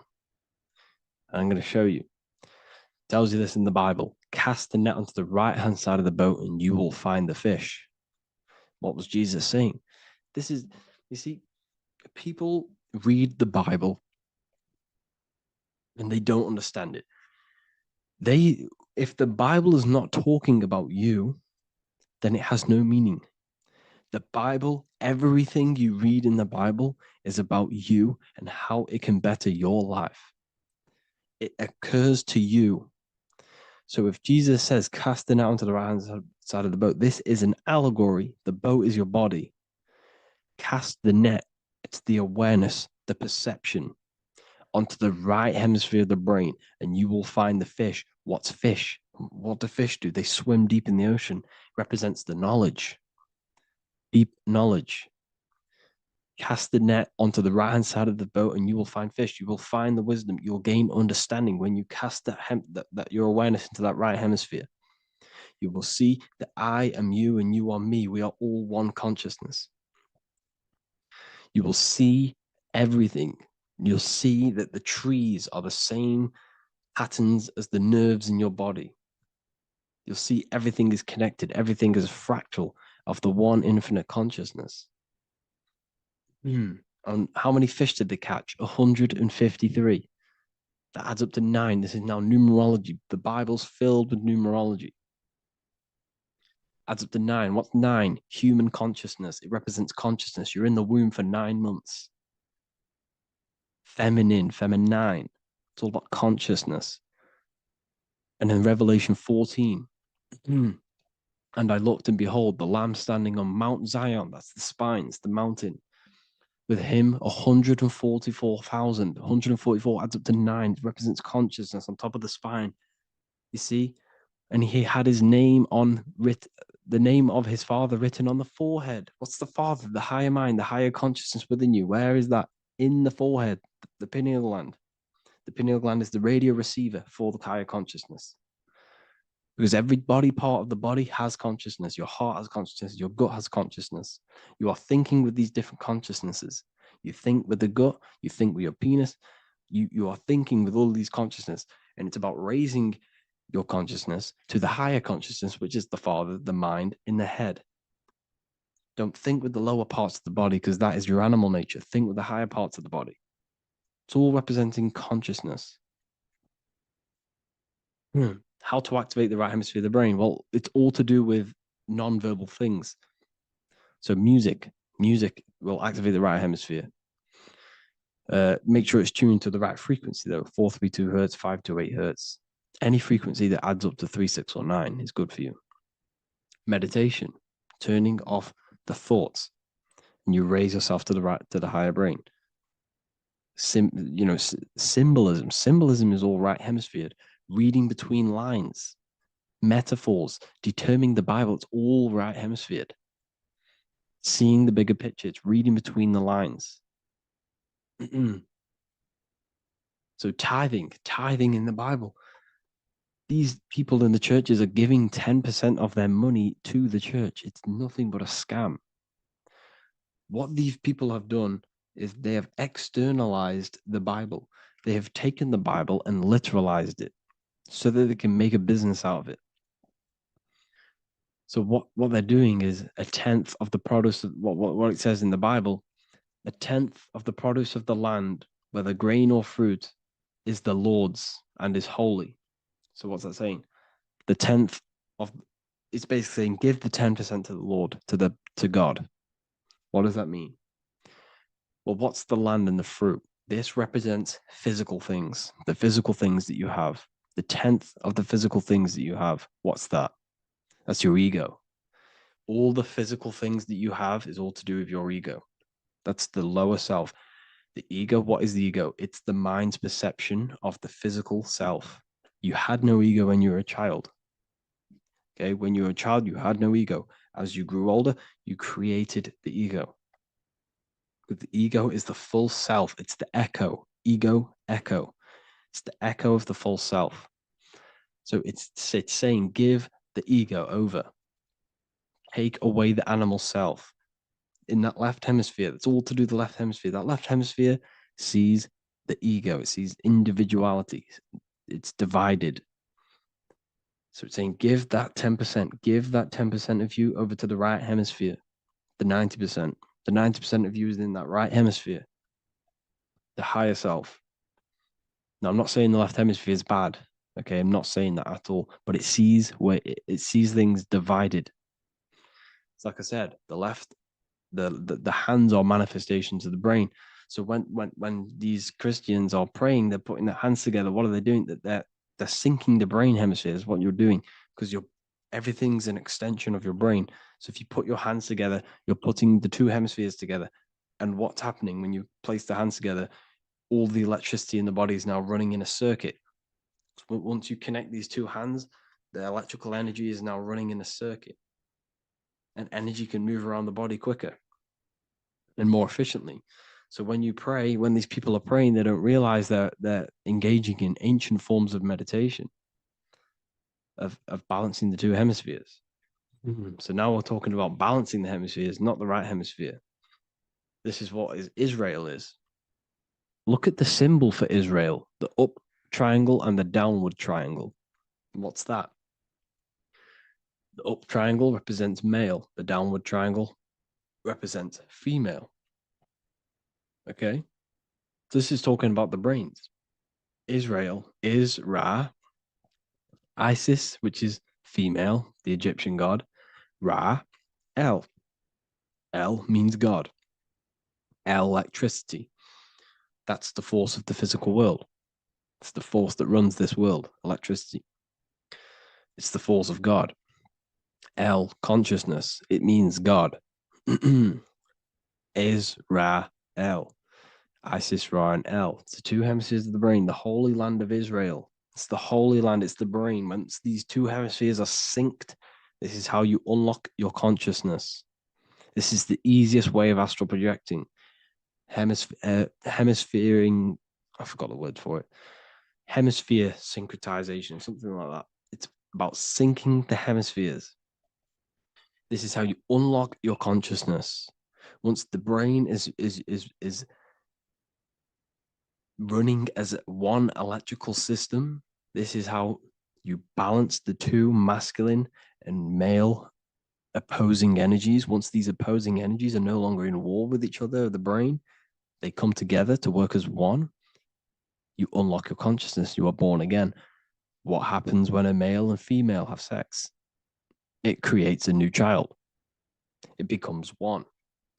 You are born again. Once the two hemispheres of the brain, you are born again. You can then have an out-of-body experiences. So this is why the symbol of the Holy Land, Israel, is the up and down triangle back combined together, because it represents unification of the male and female. unification of the hemispheres. You're born again. You unlock consciousness. And you can get this for free. It's called the Gateway Tapes on my website. Basically, it's a audio track from the government, and they did this in the Gateway Experience. It's a CIA document, and what they do is there are different forms of meditations you go through. I think there's about 5 waves of meditations you do, half an hour each one, and it will teach you. It will sync your hemisphere, because what does it do? They understood that playing one frequency into one ear and another frequency into the other, they understood that the right ear is connected to the left hemisphere, the left ear is connected to the right hemisphere. So when you play 2 different frequencies into both ears, what happens? The brain picks this up, the 2 hemispheres of the brain picks this up, and it syncs it. It syncs these 2 hemispheres, these 2 frequencies together. So now the brain is working as one to sync this frequency. So this is how you can sync your hemispheres, through listening to these frequencies. Okay, you can get them for free and do the meditations yourself. This will definitely help you. This is an easy way to astral project. So it's all about syncing the hemisphere and seeing reality from a unified perception. We should all aim to get out of that left hemisphere. I'm not saying don't use it, but we should now start to see we should not start to read between the lines of the Bible, read between the lines of the symbolism they're showing, study symbolism, study allegories and myths. What are they trying to tell us through these allegories? And, this is how we start seeing things in a better way.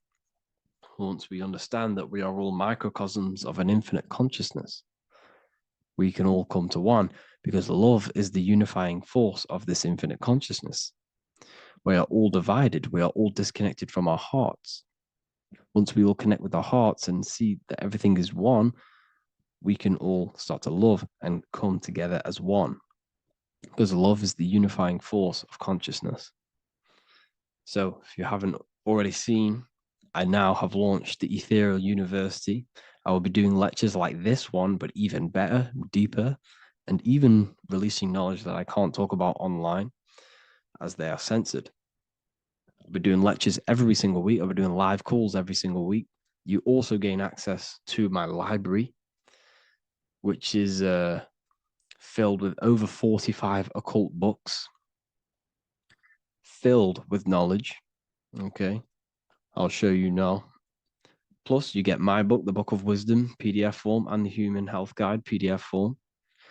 You also get all of this stuff, the health section, Q&As, Ethereal meditations. We've got some celestial studies, cosmology, numerology coming soon. You also get the brand new Manifestation Mastery course, plus the library. And there'll be new books, new lectures, new live calls every single week. Or you can get the Book of Wisdom, use the code WISDOM in all capital letters to gain 40% off. This sale will be ending very, very soon. So if you're watching this, be very quick to get yourself a physical version or a PDF of my book. You can get it in all these languages. Hope you enjoyed this video, people. I'll see you inside the Ethereal University, the real university.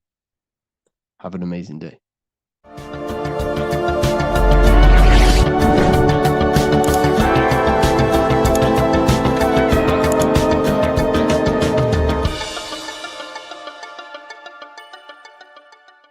Hello, Seeker. Welcome to Revival of Symbolism, a channel devoted to the language of esoteric symbolism, helping you discover yourself and expand your consciousness into new realms of thought. I'm Harry B. Joseph, also known as Revival of Wisdom. In this video, we're going to be breaking down the occult and esoteric meaning of the tarot card, the Magician. This contains many layers of symbolism. Let's get straight into this. So if we look at the card of the Magician, the first thing we notice is this gesture, his hands. We have one hand up, one hand down. This corresponds to the teaching and the principle of the universe called the law of correspondence, also known as above, so below. As above, so below pretty much corresponds with everything in the whole world and life. Everything functions underneath this law. It teaches that everything below in the material plane does not exist on its own. Physical life does not create itself. It is not independent.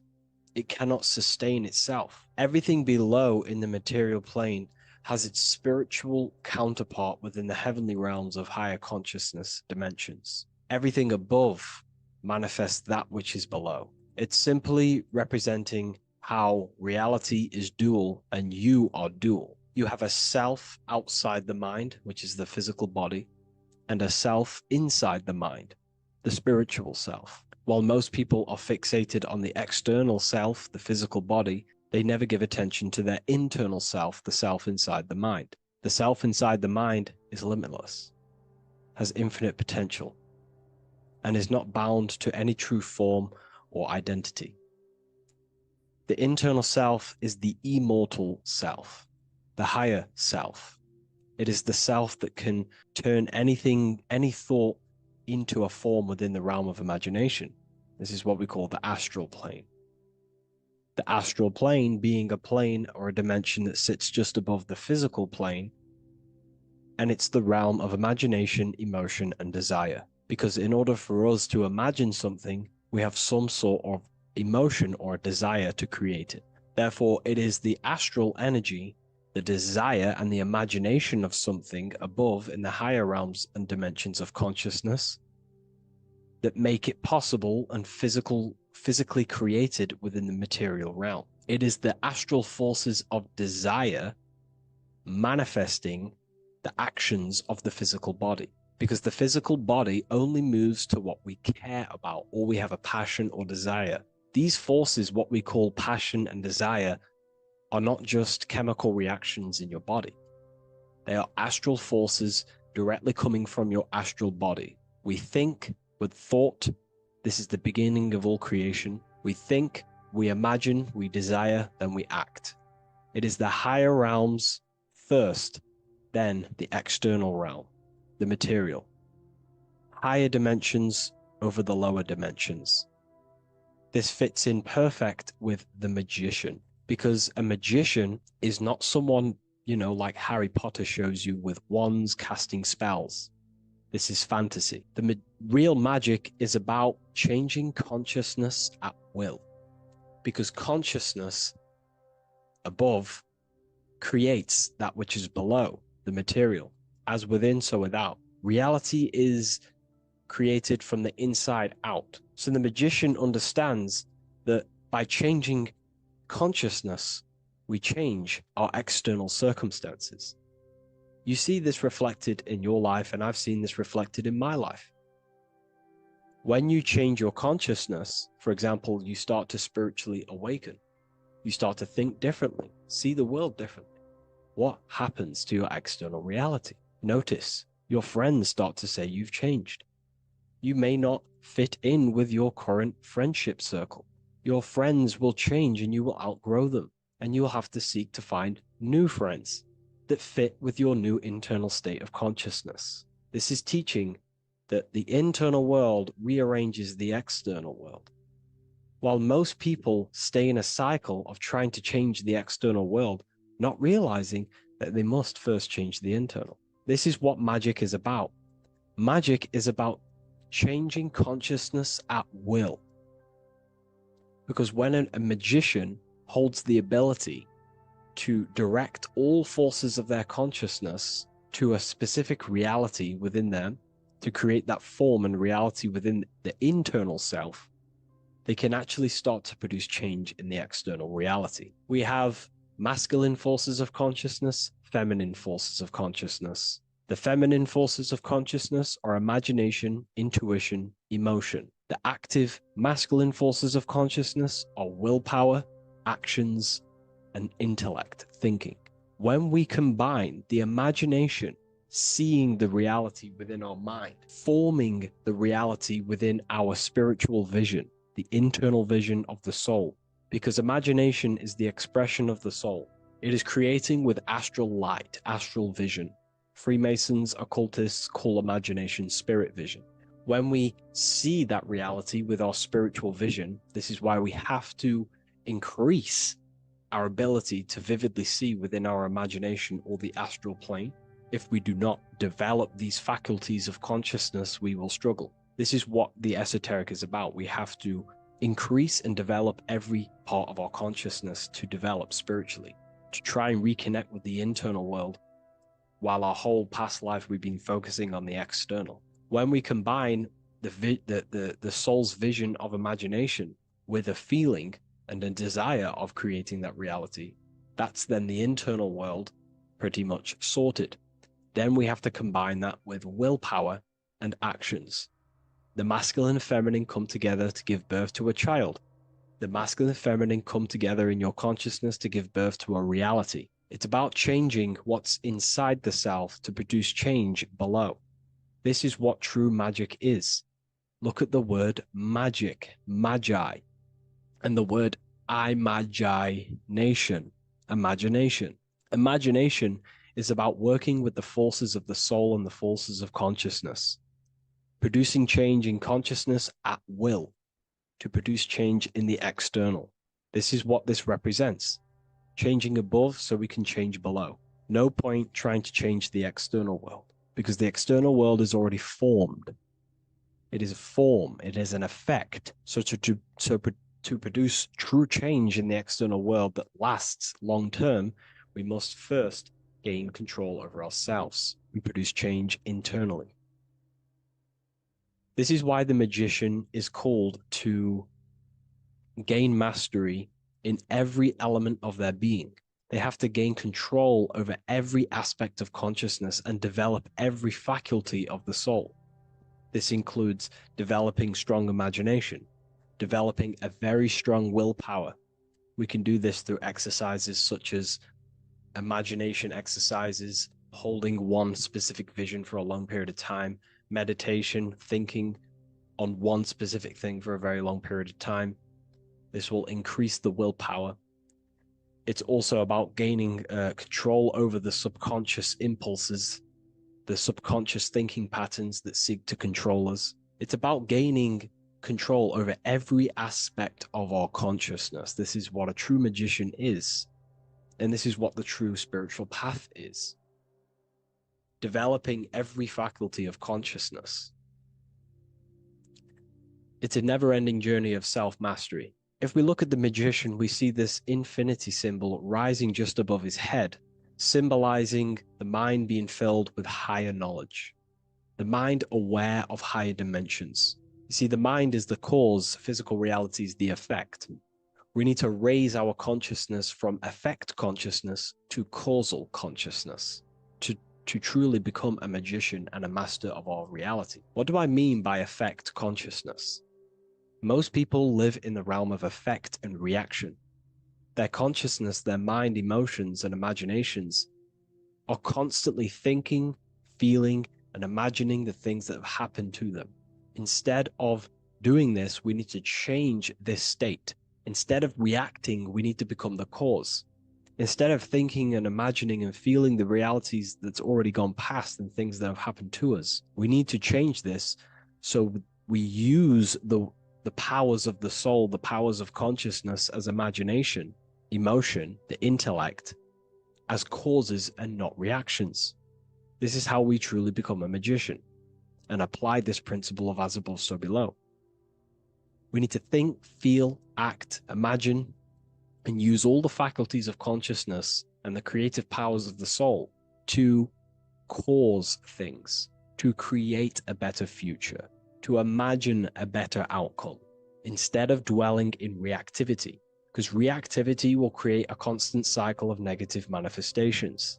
If we sit around and moan, complain, think, imagine, feel the things that have happened to us in the past, the mind is the cause. And if the mind is in that state of reactivity, it's just going to constantly create more negativity in your external reality. This is what it's all about, as above, so below. You can see the sword here. The sword cuts through the air. The air is one of the 4 physical elements. Fire represents the spiritual body of consciousness. Water represents the emotional body of consciousness. Earth represents the physical body of consciousness. Air corresponds to the mental body of consciousness. So this sword is a symbol of a sharp mind. The mind needs to become very sharp and very disciplined and very controlled, both consciously and subconsciously. What does this mean? We have to gain control over the mind. We have to become more conscious of the thoughts that are happening inside our mental field, because the mental field of consciousness is pretty much the birth of all creation. We think, imagine, feel, then act. So we must gain a sharp intellect, a sharp mind, a sharp, powerful mind. The sword is also a symbol of power. So this is a symbol of a powerful mind, a mastered mind. This is your sword. This is your tool to create, because you are a co-creator. As above, so below literally tells you that you are God itself. The same powers God used to think everything into existence, such as nature, the stars, the human body, the macrocosm, the world. God thought the world into existence. We live in a mental universe. All creation is first thought, then manifested physically. The same powers of thought God used to create the world is the same power that you use to create your world. You are cut of the same fabric of God. You are a microcosm, as above, so below. God is the macro, you are the micro. What is the wand? The wand is not real. This is not a real wand you cast spells with, but a symbol. The symbol of the wand represents direction of consciousness, willpower, and attention. We have two spiritual currencies which pretty much create our experience and reality: time and attention. That's why we say we spend time and I pay attention. These are your currencies. These are how you create and generate reality.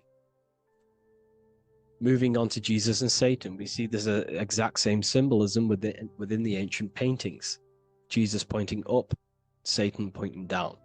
Satan is the egoic force within one's consciousness. He is a symbol.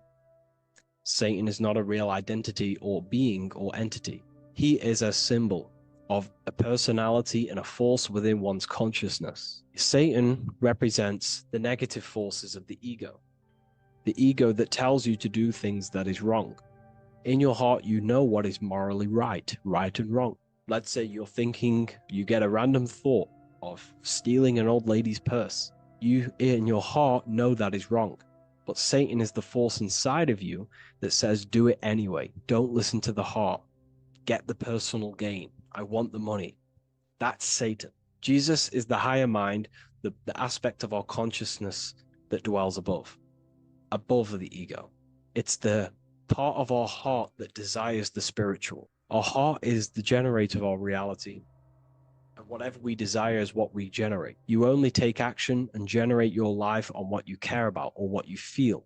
If someone's talking about something you don't care about, you say, oh, I don't care about that. But if you care, you will listen. If you care about something, you take action towards it. If your heart desires the material, you have been taken over by the egoic force of Satan. Not a real entity, a part of your consciousness, a part of your nature, the dark side of yourself. Jesus represents a heart that desires the spiritual wisdom, the things that cannot be seen. The heart must desire the things that can't be seen, because this is what gives true satisfaction to ourselves. We feel void when we chase material things, because nothing material can satisfy our hearts. So this is as above, so below. Jesus is the higher mind. Satan is the lower mind. We must place our hearts on the higher things and give our hearts and desires to knowledge, the things that we cannot see, because this is what gives us true fulfillment. We also see this symbolism in the Baphomet. As above, so below. The material realm below and the fire up here. The fire symbolizes spirit. The spiritual made manifest in the physical. This is all the same symbolism. It corresponds to everything. You can use as above, so below to determine truth. If someone tells you something, tries to make you believe it, and it does not correspond with the law of correspondence, then you know it's a lie. You can use as above, so below to manifest things. You can use as above, so below to see the world as a reflection of God. We are in God's kingdom. This is God's world, and you are creating in the world through the same powers of God, thought. You are a small version of God, co-creating a world and reality in earth. You yourself are an earth. Your body's the earth. Your consciousness is God and heaven. So I hope this video helps. The occult goes deeper than you could possibly imagine. If you wish to go even deeper, join our community, Ethereal University. Please leave a like, share, comment on this video for more. Geometry. This is the study of nature, of the codes, the mathematical codes behind physical reality. So today we're going to be going deep into geometry and the true esoteric internal geometry, the geometry that no one really talks about, and how geometry relates to human consciousness. So essentially, what we must understand when it comes to geometry, the basics of geometry is everything is vibration. And this vibration is vibrating on a certain frequency. And this certain frequency creates a geometric shape, which is why in nature we see all of these different geometric shapes. All matter takes form in shapes. So if we put sand on a plate and we vibrate the plate on a specific frequency, we see that the sand goes into specific geometric shapes and patterns. So essentially, matter is energy condensed. It's energy vibrating on a low frequency, vibrating at a certain frequency. So matter is condensed energy. And each geometric shape is manifesting and showing a specific energy. Some shapes carry more energies than others. For example, the cube is what traps energy. A square is what traps energy. So geometry and the flowers are basically how energy manifests itself into physical matter. We are in a world made out of energy or light. Light is energy. So everything is vibration, everything is frequency, and everything is energy. Even the words, each atom in our body, everything. So everything in nature has these mathematical energetic codes. So geometry is basically the study of nature and the shapes that are in nature and their energetic principles. Because like I said, matter is energy. So this is what we call cymatics, when we place water in a petri dish and we shine light on top and we vibrate the water. And we can capture, this creates certain patterns. Each frequency, like you see here, has its own pattern. So what we are seeing here in the physical plane is essentially energy condensed into physical reality. We see it in the turtle. We see it in every single form in nature. Now, external geometry and normal geometry, we normally get taught that this is God's way of creating physical reality, which is essentially true. However, it's far more deeper than that. Far, far, far more deeper. Okay, so what geometry truly is, it's not God's codes to reality. What we must understand is what the brain truly is. And what we must understand is that we are not in the world. We are not in the universe. The universe is us ourselves. And the world is produced by our brain itself. Okay? So the way you must understand how the brain works, so what you visually see, so geometry is to do with what we visually see. And what we visually see is heavily connected with our eyes, which are an extension of the brain. The eyes are the brain. And essentially how we see is energy enters the eyes, and each eye goes to the optic nerve. And this energy is transferred into electricity, which travels to the back of the brain, to the visual cortex of our brain. And this is where the image is produced, what we see. Therefore, the world outside of us is truly inside of us. It's a projection from within the brain. The brain is an energy condenser. a decelerator, an energy decelerator. Everything outside of us is basically formless energy. It is formless energy vibrating at a certain frequency. So what the brain is, it's sucking in this energy, this light, and turning that frequency, that code, that light code, into a physical reality. It's condensing the energy and turning it into a visual image inside of the brain. Therefore, everything outside of you is not what it looks like. Everything outside of you is basically energy, infinite energy.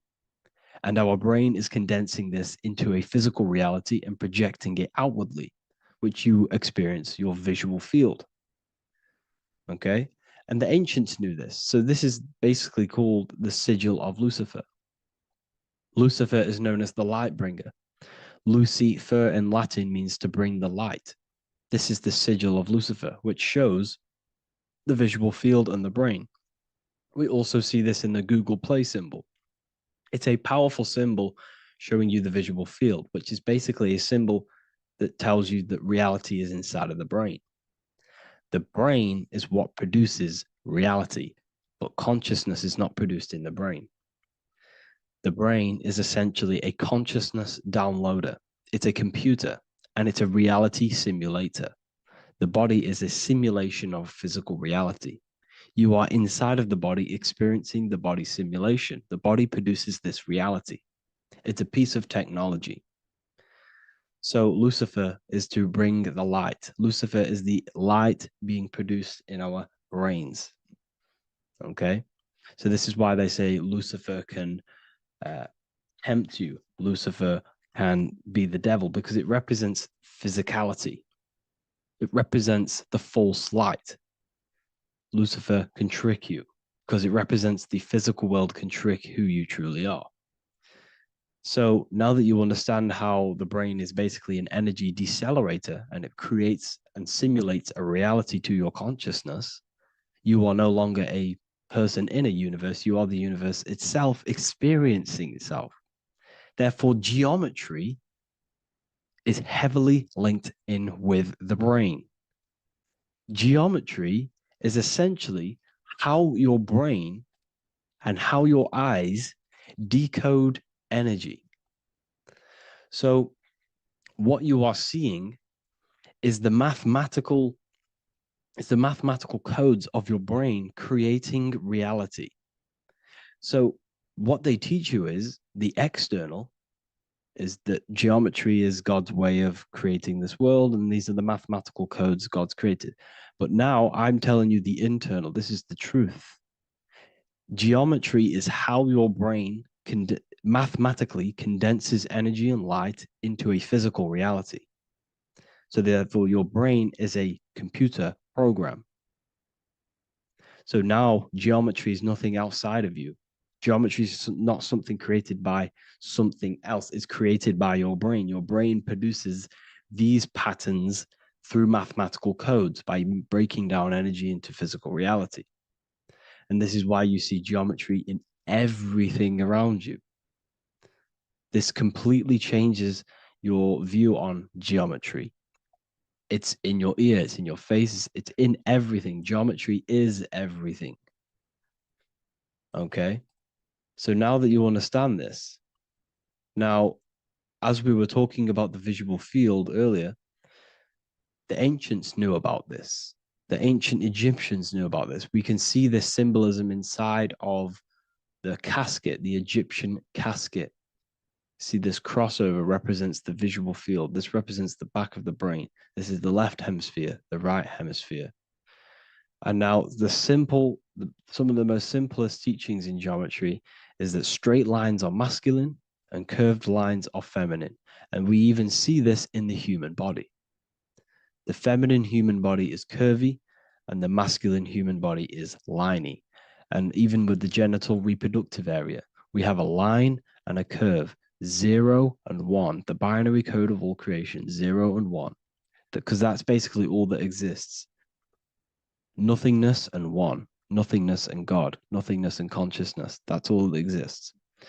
Now, Now that I've told you that, the basics of geometry and the line and the curve and the feminine and the masculine, what do we have here? You see this stick here? This is a curve. And what's the right hemisphere? The right hemisphere is the feminine, the feminine energy, the feminine aspect of our brain. Then we have a straight line. This is straight lines. Now this represents the left brain. So the Egyptians are showing you the left masculine brain and the right feminine brain because of the curve and the straight line. And this is the visual field, the crossover. So there's a crossover in the brain. The left eye is connected to the right brain. The right eye is connected to the left brain. Okay, so the left eye is connected to the right brain. The right eye is connected to the left brain. The solar and the lunar. So, like I said, everything outside of you is basically energy.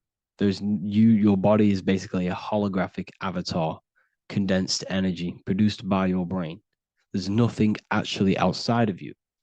Your five senses are electrical threads of light. And when you touch something, this is basically electrical signals in your nervous system, which are reporting back to the brain. Therefore, what you touch is actually, you're not touching. The feeling that you feel when you touch something is not the true feeling. That's your nervous system you're feeling. You're feeling your nervous system in the brain. It's electrical signals to your brain. So the five senses do not decode, well, what you're experiencing as the five senses is not outside of you. This is your brain interpreting electrical signals. You don't experience the world, you experience your nervous system and your brain. The nervous system is an extension of the brain.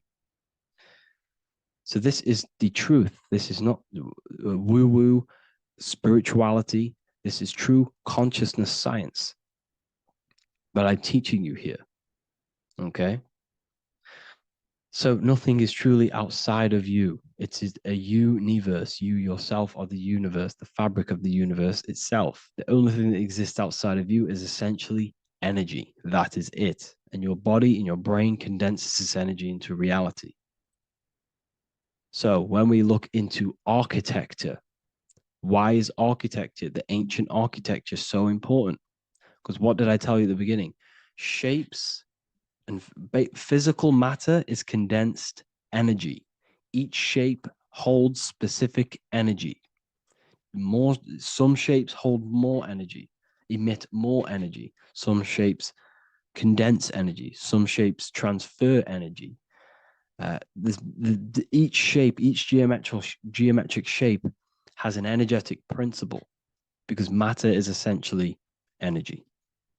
So when we look into cathedrals and the ancient buildings, they were filled with geometric patterns, geometric shapes, because they understood the energy principle.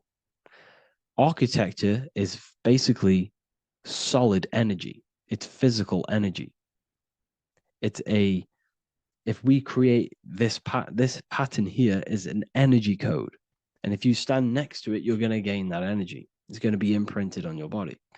So essentially, they filled their buildings with high energy geometric shapes. Points, triangles, pyramids are very, very energetic. This is why you have crystal pyramids made, organite pyramids. They're always in pyramid shapes. That's why the Egyptians built in pyramids, because pyramids hold high energy. They emit high energy. So this is why you see all these different geometric patterns. Okay. So in the real reality, in the energetic plane, this building would basically look like this: lines and grids of energy. Okay. This is what it would look like in the energetic plane, a blueprint of the energy body. So as you see here, these are the different frequencies in a petri dish, of water in a petri dish. And you can see they are specifically aligned up with these specific patterns. You can see geometry even within geometry. It's fractal. So essentially, when you would stand inside of these buildings, they would imprint the energy of the building in your body, because your body is healed through energy. You have an electromagnetic field around your body. So by creating buildings with geometric patterns, we are essentially increasing the energy of the building because the building itself is energy. Okay. So when we fill it with geometric patterns, we're increasing the energy. We're giving it a certain energetic imprint. So when you stand inside of that building, you're being imprinted with that energy. Okay. So especially with these windows, these stained glass windows. Well, why are they stained glass? Well, color is frequency. So when you have all of these different colors, and not only were they just painted, some of these colors are specific gemstones, crystals, natural stones, which all hold energetic principles. Each crystal is vibrating on a certain frequency. Wood has its own frequency, metal has its own frequency. What you must understand is that everything in nature is not just a piece of matter. It's vibrating. The atoms of wood are vibrating on a certain level, which give it a certain energetic principle. Each crystal is vibrating. The atoms of the crystal are vibrating on a certain frequency, which give it a certain energetic principle, quality. So each thing, this is why the ancients were obsessed with natural stones, natural things, crystals, natural metals, and they wore different metals, different things like copper on their bodies because they understood the atoms of these natural things are vibrating, which give certain qualities to you if you wear them. So you're not wearing it, you're basically putting that frequency onto your body because they understood this is energy. If I put copper on my body, I'm not putting copper on the body. I'm putting the frequency and the energy of the atoms onto my skin. And that frequency of them atoms are going to vibrate my skin, that frequency, and heal my body. So this is why this is so important. So each building is an energetic code. Okay. So when you stand in these buildings, it can heal your body. This is why when people walk into these ancient churches, they feel like they've met God. They feel a certain way. They feel so amazing when they enter these churches. They feel holy, for example. It's not because God's there. It's not because these man in the sky dwells in these holy places. It's because the energy of these buildings affect our consciousness. They increase your energy. They raise your vibration. They heal your body. They heal your cells. They imprint the water in your body, especially with these stained glass windows. Like I went a bit on a tangent there, but these stained glass windows were encoded. Well, they use different gemstones, different lights, different colors.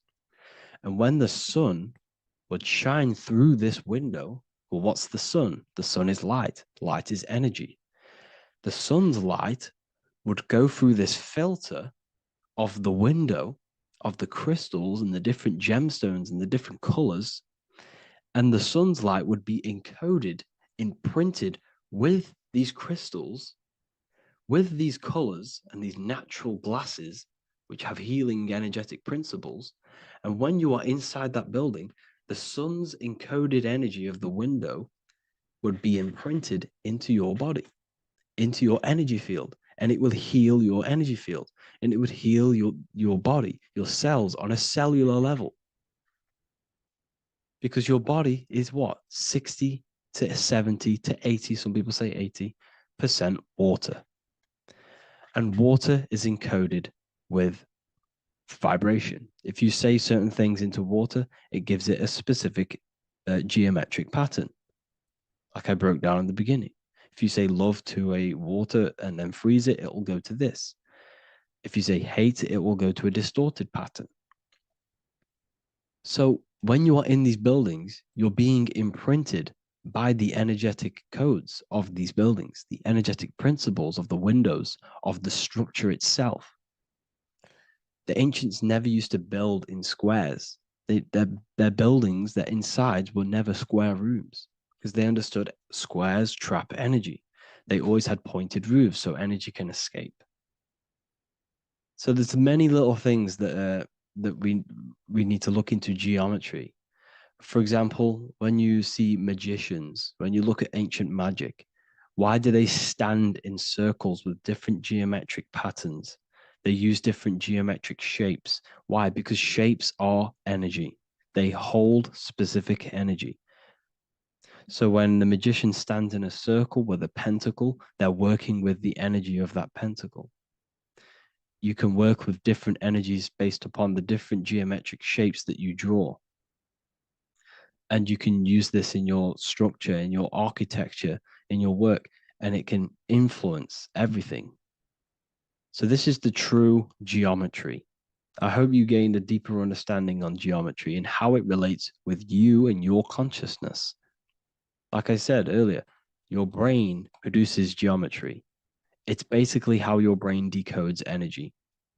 It's not God, how God creates this reality. And no, you're in this reality. You are the reality itself. Your body produces the reality. Therefore, geometry is one with you. So therefore, if I play with the geometry of the buildings, for example, like the government have, everything's in squares. If you look outside, everything's a square, everything's a rectangle. You go to a city, every window is a rectangle, every building is a rectangle. You live in a box room, everything is boxed and squared off in this reality, in this modern society. Why? Because they're trapping energy. The box is the cube is the most simple geometric shape, which basically condenses energy and it traps energy. And if you subconsciously see squares all the time, your phone's a square, your TV screen, everything's a square, your keyboard, your desk. Go and look at the ancients. They never used to build in squares and cubes. And if you go into nature, you'll never see squares and cubes. Nature doesn't create squares and cubes. Everything in the modern society is squares and cubes to simple your consciousness down, to dumb your brain down. So the ancients built very, very complex structures. Why? Because they understood what we see affects our brains, because our brains decodes reality and creates reality. If you see a sophisticated building, this is going to give you a sophisticated mind and raise your IQ levels over time, subconsciously. I'm not saying if you look at this building, you're going to become smart. I'm saying if every single building in your environment, ment is mind, mental, every single building in your environment was this complex and complicated, it would increase your IQ on a subconscious level. It'd make you more complex, make you more intelligent. So they've dumbed everything down. They've dulled everything down. Look at everything. Everything is being dulled down. So anyways, I hope you all gained a better understanding on this. If you want to gain more occult knowledge and esoteric knowledge, make sure to read the Book of Wisdom, Volume 2. If you're inside the university, you can get this book for free. Go to the general chat area and follow the instructions and you can order yours for free. Truly life-changing stuff, because the issue is with the world is that no one really understands who they are, what they are, and why we are here. That is the issue for people's depression, for people's wrongdoings. They don't understand who they are, what their emotions are, what their mind is, what their body is, what reality is. This book gives you that. This book gives you the sense of understanding, the sense of well-being that will give you a better life because you understand life and what life is. And if you truly want to take your studies to the next level, we have the Ethereal University. This is the place for truth seekers where you can connect with like-minded people so you don't have to feel insane, because not many people think this way. I've been there when you wake up and not many people around you are thinking the same way and you start to feel a bit insane and you can't really talk to people about these things. That's why I created this, so you can connect with people and learn at the same time and become the best version of yourself by understanding truth and knowledge. If you join, you'll gain access to free live calls every single week, every single Saturday morning. We do live calls. You can ask me questions and all sorts. So make sure to leave a like and a comment. And thank you all for tapping in.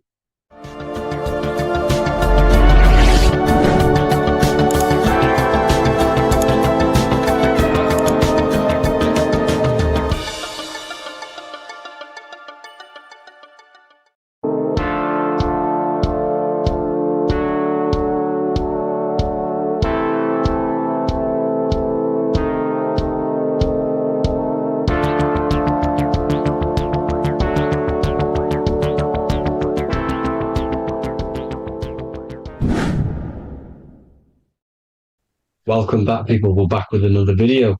Let's jump straight into this. Make sure to tune in till the end because this has got so much information in this video. So sit back and enjoy.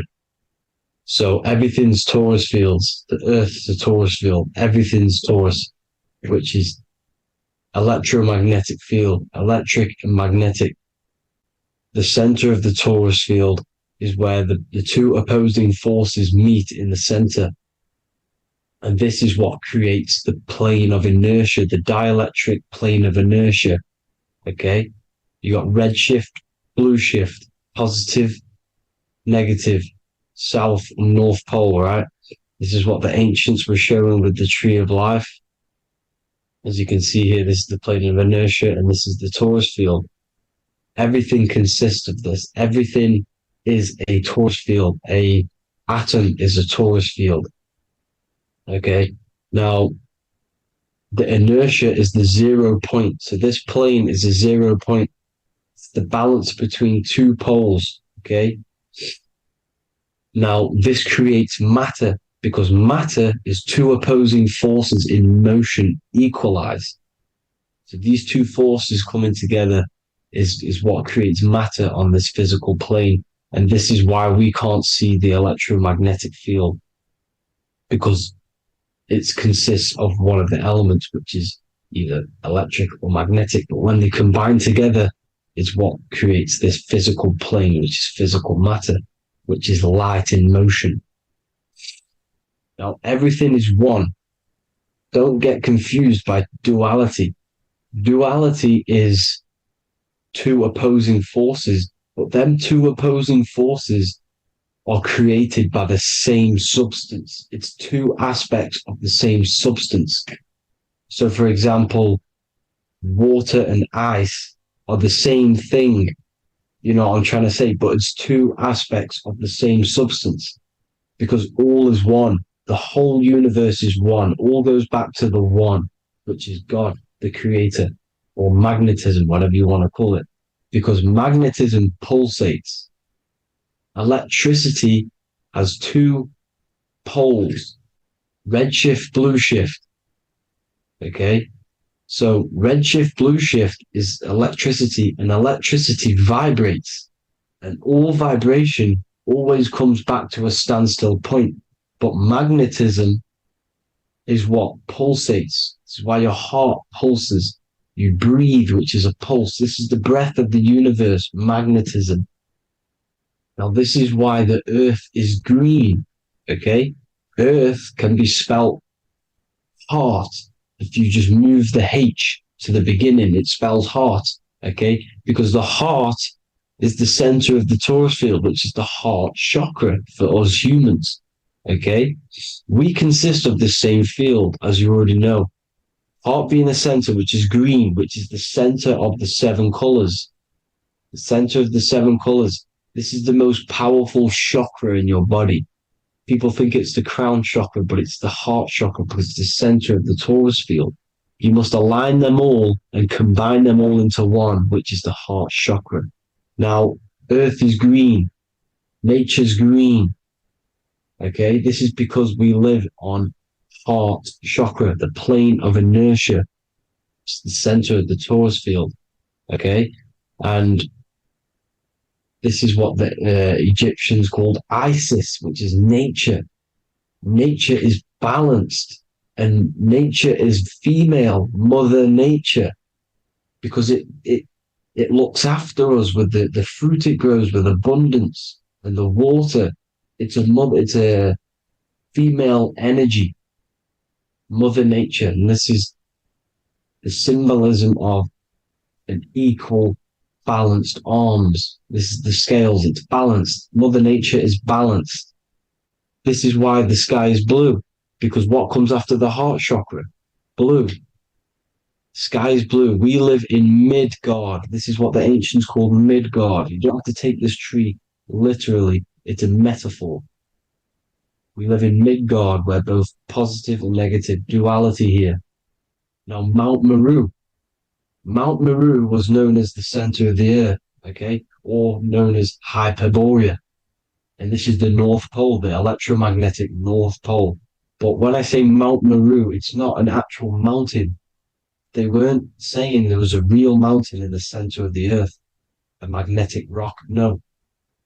The plane of inertia, okay, there's something called a hyperboloid. That's what it's called, a hyperboloid.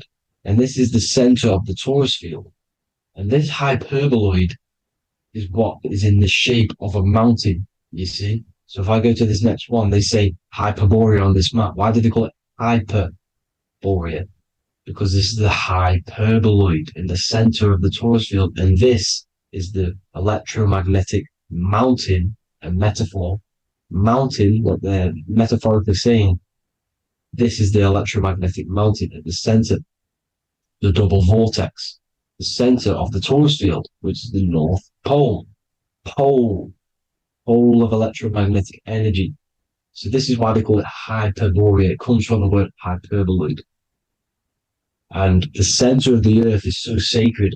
And they symbolize this with, obviously, the North Star, which is Polaris. And this is where the swastika comes from, because it's the 4 seasons moving around the North Star. This is the Big Dipper constellation moving around the North Star, which is Polaris. There's that pole again. Pole. Magnetic pole of the torus field. And this is where the green, emerald green, aurora borealis comes from. It comes from this center hyperboloid at the center of the earth, where the most electromagnetic energy is stored. The center of the plane of inertia, the center of the plane of inertia. This is the all-seeing eye as well. As you can see, they got the sun, the moon. This is the Masonic cosmos, the sun, the moon, and the all-seeing eye, because the eye is Polaris, the eye of the stars. It's all a big eye. Now, the eye means a lot more as well. It's not just that. There's different ways you can interpret symbols. Now, this is the emerald tablets. Deep in Earth's heart lies the flower, the source of the spirit that binds all in its form. Okay? The flower of life is thine own place of thine spirit, and stream through the earth as thine flows through thy form, giving off life to the earth and its children, renewing the spirit from form unto form. This is the North Pole. This is what he's talking about. He's talking about the aurora borealis. Aurora borealis. It's the Earth's aura. Emerald green. Heart chakra. Plane of inertia. Green. Earth. Heart. You see? All related. Now, there's many symbolism of this. So much symbolism of the ancients. The 7 layers of heaven. 7 layers of heaven, which are the 7 planets. Okay? These planets are the solar system. It's the solar system because we are the soul. We are the sun, the soul. And we're inside of a solar system, which is the 7 planets. That's why there's 7 layers of heaven. Okay? The rings of Saturn, the rings of the planets are moving around us. Okay? So this is what the ancients were depicting in their cosmology. Now this is the Hebrew cosmology of the earth. This is the Mayan cosmology of the earth. You see, it's all an enclosed system. We live inside of a giant torus field. All is atum. It's what the ancients said, ancient Egyptians said. All is atum. Atoms are torus fields. Don't be tricked by the modern science today with the current model of an atom. It's completely wrong. They're hiding the torus field. They're hiding the electromagnetic field, which is in everything. Absolutely everything is in motion, and motion comes from this field. And you see, this is upside down, but this is I think it's pretty sure it's candles, but the 7 candles, the 7 planets, the 7 Elohim. You see, it all goes back to the stars and the heavens. Now, this is how the earth really works, with the stars on the outside of the cosmic egg, and then the torus field spinning around the sun and the moon, the positive and the negative charge. The sun gives you energy, the moon takes your energy. The moon controls monthly cycles. Moon is mon. This is etymology. Mon, month, money, demon, monster. Stir is star, moon star.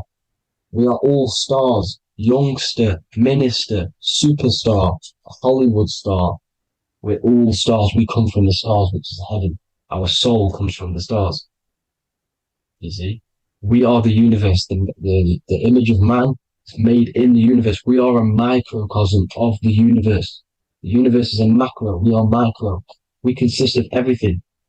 The body, mind, and spirit. The sun, the soul. Moon, the mind. Earth, the body. Body, mind, and spirit.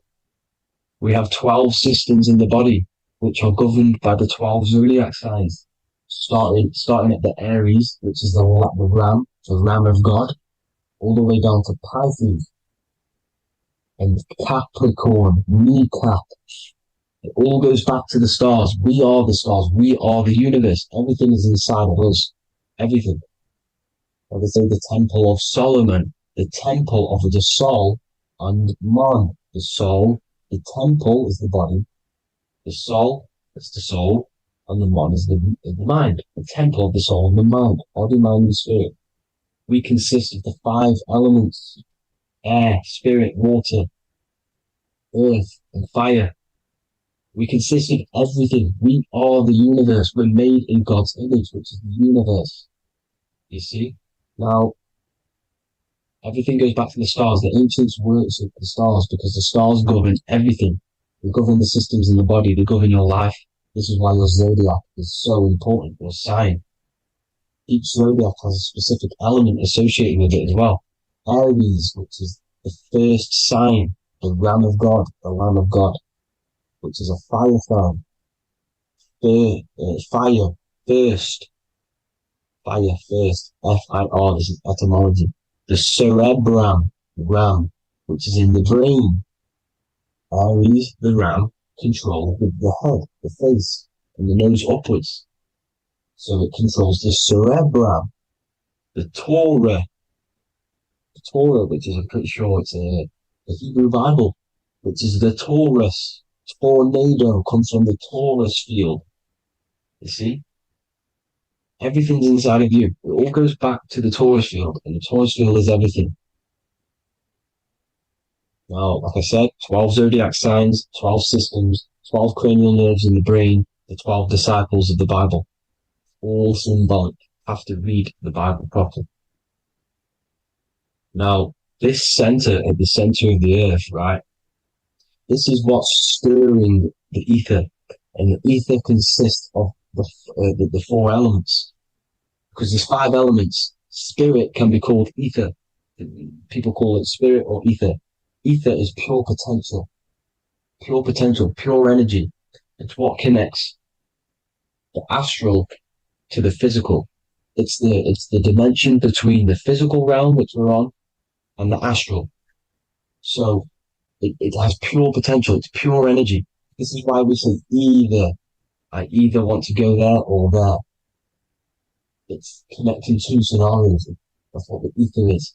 It's connecting the 2 worlds, the astral and the physical. The center is like the cosmic womb. There's a black hole in the center. This is the center of the Taurus field. This is the womb of creation. This is the womb of creation. And inside of this black womb are the 5 elements, and everything's being stirred around. Everything's in motion. Light is motion. Everything's motion.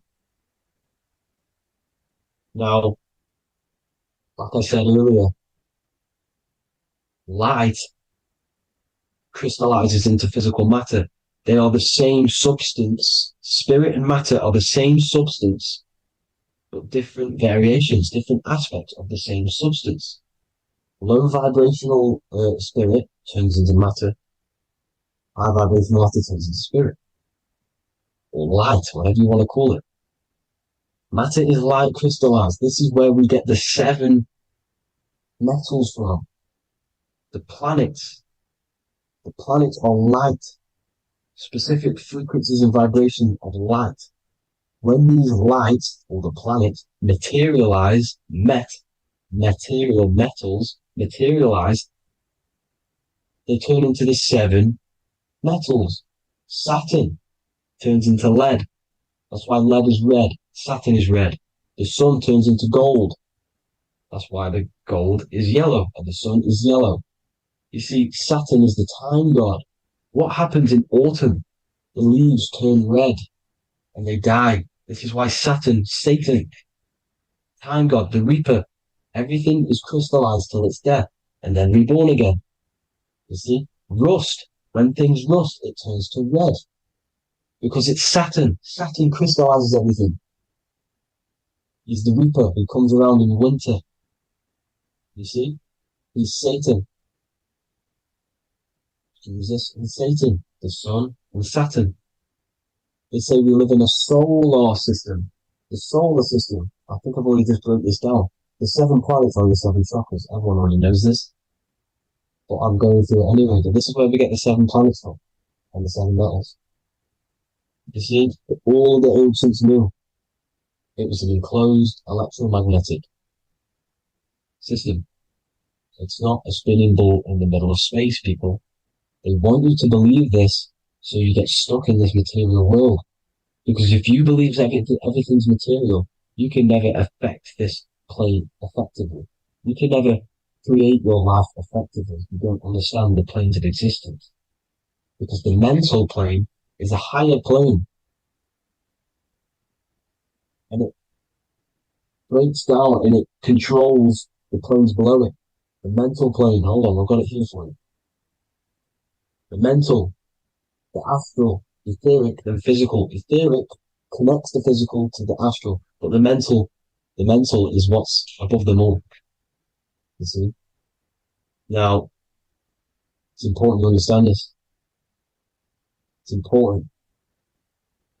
However, the ancients always talked about the enclosed system. Only NASA, which is introduced around the Roman times, not NASA, but the globe Earth was introduced around the Roman times. Okay? By these Masons. These Masons introduced this because they wanted to take over the minds of the masses and control them. These people worship the physical realm. They know how it works. They know the ins and outs of it. They know how to do the magic. They know how to do it all. They understand it all. That's why Masonry have to take the oath. The oath of not speaking. You're not allowed to speak about anything you learn about in Masonry. Because they're discovering the truth about your mind and how it creates reality and stuff like that. So this is the Masonic cosmology. The 5-pointed star, the 5 elements. The checkerboard for duality, positive and negative. The 2 aspects of every substance. This is another ancient painting depicting the firmament. The stars inside the firmament. The sun. You see, the ancients worshipped the sun because it's so important for sustaining our life. It's the only reason we're alive is because of the sun. But then people think it gives you cancer today. They brainwash you to think the sun gives you cancer when it's the #1 source of all life. They want you to believe it's a big, spinning, dangerous ball and says, it's not. It's here to give us life. It's God's son. That's why Jesus is known as God's son. It is the Son of God. God created that to sustain us. You see? So it's important you understand the true cosmology of where you are. Because if you don't know where you are depleted of all of your morals. You're depleted. You're demoralized. You're lost. You don't know where you are. You don't know where you exist. Okay? Once you accept the globe model, the heliocentric model, you will subconsciously think that you come from nothing. This is why they implemented the evolution theory just after the globe model was introduced by Charles Darwin. Charles Darwin came in after the globe model.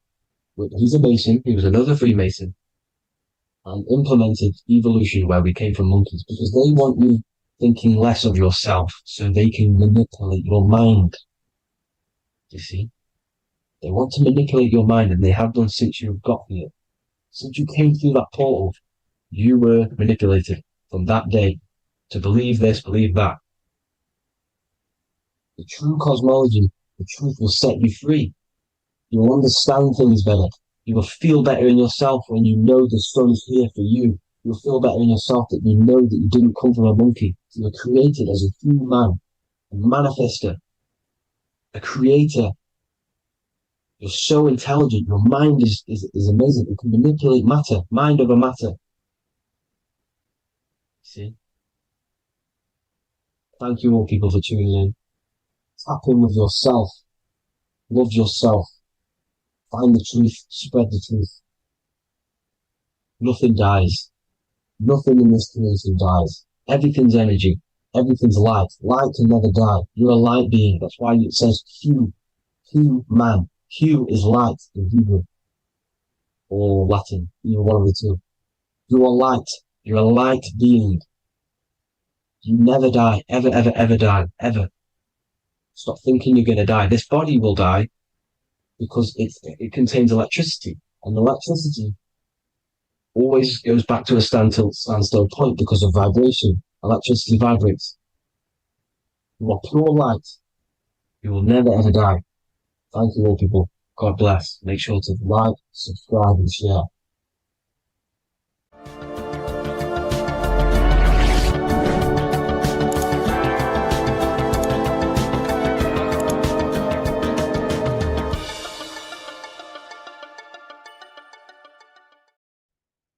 As above, so below. This is one of the most crucial teachings within esotericism, occultism, or what we like to call it today, spirituality. I don't like calling it spirituality because it's not spirituality.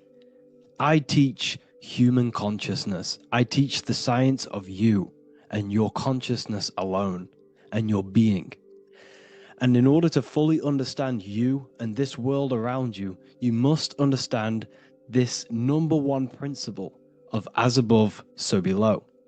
There is many misconceptions of this, and there is many simple teachings of this, but I'm going to break it down today from the most simplest to the most complex, and you will see the connections between all things. This is the most important lesson you could ever learn, and I'm going to teach it you today.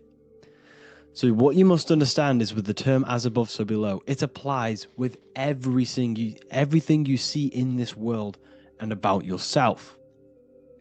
We have something called the macro, which means the bigger scale. On the bigger scale, we have the whole earth. If we look down from the sky on top of rivers, this is what we see. We see this tree pattern. Then on a smaller scale, we see trees have the same pattern. Then we look even closer. We're going smaller and smaller into the leaves of the tree. We see the same pattern. Then we go even more micro into the human brain and look at the human brain cells and we see the same pattern. This is proof this is a fractal universe, and everything is in the micro is reflected in the macro. As above, so below. As within, so without. On the macro is a reflection of the micro. So now that you understand this, we can go a bit further. A yearly cycle of spring, summer, fall, winter is a macro. A micro is a daily cycle. So a day is a mini year. The summer is the midday. Autumn is the evening. Night is the winter, and spring is the morning. This is a macro, a reflection. We have a miniature cycle of the zodiac every single day. And this cycle is also reflecting the cycle of life and death. We live, we are born, which is the spring. We live, which is the summer. We then age, which is the autumn. And then we die, which is the winter, and then we are reborn again. This is the cycle of life and death, and you do this every single day. You see, death is a macrocosm of sleep. This is why we say sleep is the cousin of death, because you die every single night. You do this process of life and death every single day. As above, so below. What's in the micro is in the macro. So when you go to sleep, you are essentially dying. And then in the morning when you wake up, you are then born again. This is a fractal cycle that we live in. Everything in this whole world is fractal. everything applies to as above, so below. We have the sun, we have the moon, we have the day, we have the night. We have the life, we have the death. We have the conscious, we have sleep. As above, so below. We have the conscious mind, because now we're diving into as within, so without. As above, so below more refers to the external world. As within, so without is referring to your inner world and the outer world. What you must understand is about yourself. You exist in two realms. You're an individual. The dual nature of you. You exist in two realms at once. You have an inner world of your thought, emotion. This is the inner world that no one else can see but yourself. And you have an outer world with a physical body which everyone can see. So you exist in two worlds. You have the inner voice, you have the outer physical voice, which I'm speaking to you with now. But I also have an inner voice, which no one can hear, only but me. So you exist in the light and you exist in the darkness. The sun represents your external self, your physical, conscious mind. The moon represents your shadow self, the inner self, the psyche self, the spirit self. There is an as above, so below. The sun is within you. The moon is within you. Everything is within you. Now that you understand as above, so below, what is your body? Your body is a miniature earth. Let me repeat, your body is an earth. Your body is the earth. Okay? Because like I say many times in all of my videos, you are not in the world. The world is you. You are the universe. Your brain is a computer creating this reality. What you see with your eyes is produced in the back of the brain called the visual cortex. You don't look into the world, the brain produces the world. The body produces the world. When you touch something, you're not actually touching something. This is the electrical nervous system. When you touch something, what you feel is actually electrical signals on your nervous system reporting back to your brain. Therefore, when this body dies, you leave the earth because this body is the earth. Okay? As above, so below. You have the mental plane, the astral plane, the etheric plane, and the physical plane. This is essential for understanding reality and the teaching of as above, so below. Everything in this material plane began in the thinking mind. For example, the microphone I'm speaking into, the phone you're watching this video off, or the laptop or iPad. Where did this begin? It didn't begin in the factory. The first ever place this item begun was in the mind of an individual. The invisible realms of mind is where all physical things and physical items begun. Essentially, this physical plane is the effect of the thinking mind. This world is the world of effect. It's the world of outcomes. When you see something, it is already manifest. It is already being manifested. It is an effect. And in the effect of the cause, which is the thinking mind. Therefore, the mind creates thoughts, which is the mental plane. Then after thoughts creates imagination, which is the astral plane. These two are spiritual. They are non-physical. So spirit kind of means non-physical. Then you have the physical planes, the etheric and the physical plane. As above, so below. What happens in the mind is manifest on the physical plane. Like I said, the phone that you are holding, it was a thought, and then it brought down into a physical reality. As above, so below. You change the mind, you change your reality. Your environment, the word environment has ment in it because your environment is mental. So now that you understand this, so what is the world around you? The world around you was created by the mind of God. It was manifested through God's thought. So you are living in the mind of God. You are a thought in the mind of God.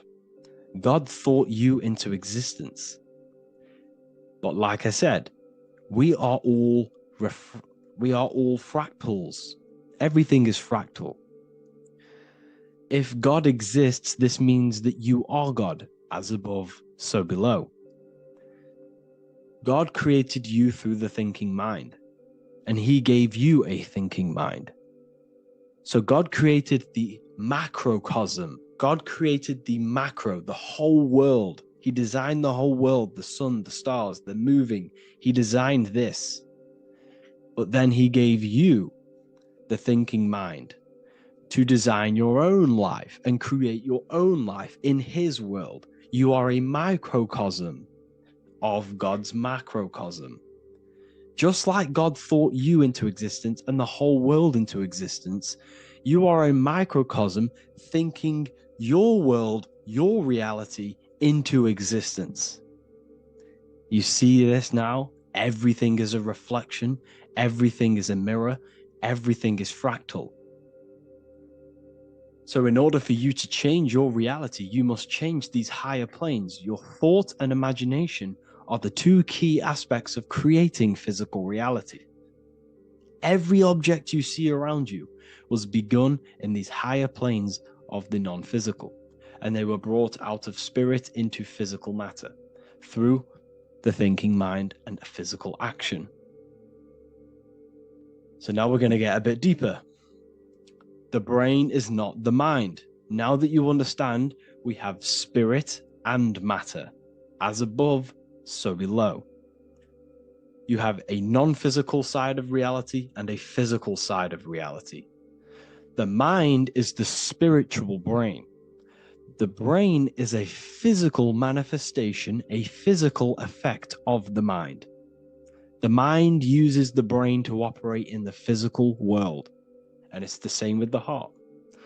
The soul manifests itself physically through the heart. The heart is a physical manifestation of the soul, of the emotion, thought and emotion, the mind and the soul, the brain and the heart, heaven and earth. So you have the inner world and the outer world, the spiritual, non-physical, and the physical. So we are all on this process of awakening, an expansion of our minds into new fields of thought, into new fields of awakening ourselves. Because essentially we are born into this world. But you are born many, many times. You can be born physically and you can be born spiritually. Like I said, everything is fractal. So just like when the baby finds out that there is a world outside of its mother, what does the baby do? The baby seeks a way out of its mother, and then the baby is now born into a new world, a world outside of its mother's womb. It's the same with you and your spiritual process. As your mind becomes aware that there are other realities beyond your physical body, it then seeks a way out. And this is why you are probably watching my YouTube, because you are now on the path. Something within you has guided you to this path of knowledge, truth, enlightenment, and expanding your consciousness. And it is your soul who brought you here. Your soul speaks through emotion, a guidance. Emotion is the language of the soul. When you feel very bad, this is your soul telling you you're not in the right place. You're doing the wrong things. Because the soul is always unfolding its purpose, which is expansion and learning.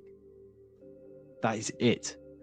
The mastery of the self and the learning of the mind is the only thing that counts in the end after this life. So you are on a journey of expansion, of learning, creating, and spiritual rebirth. As above, so below.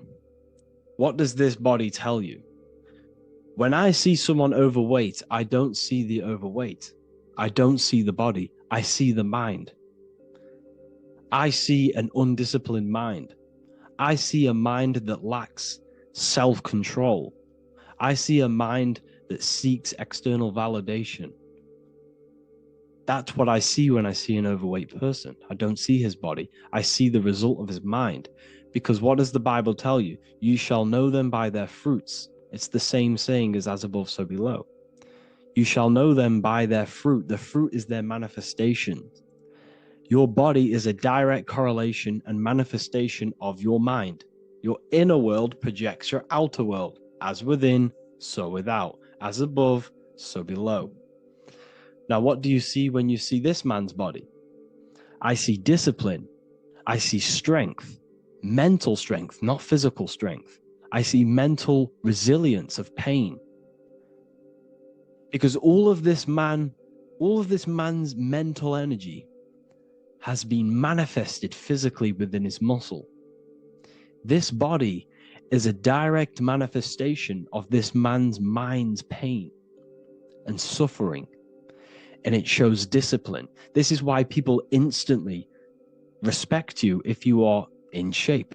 You walk into a room and you are in shape, people will instantly give you respect because they know that you are mentally disciplined. The body is a reflection of your inner world, and it's the same with your friends, your family, your connections with people.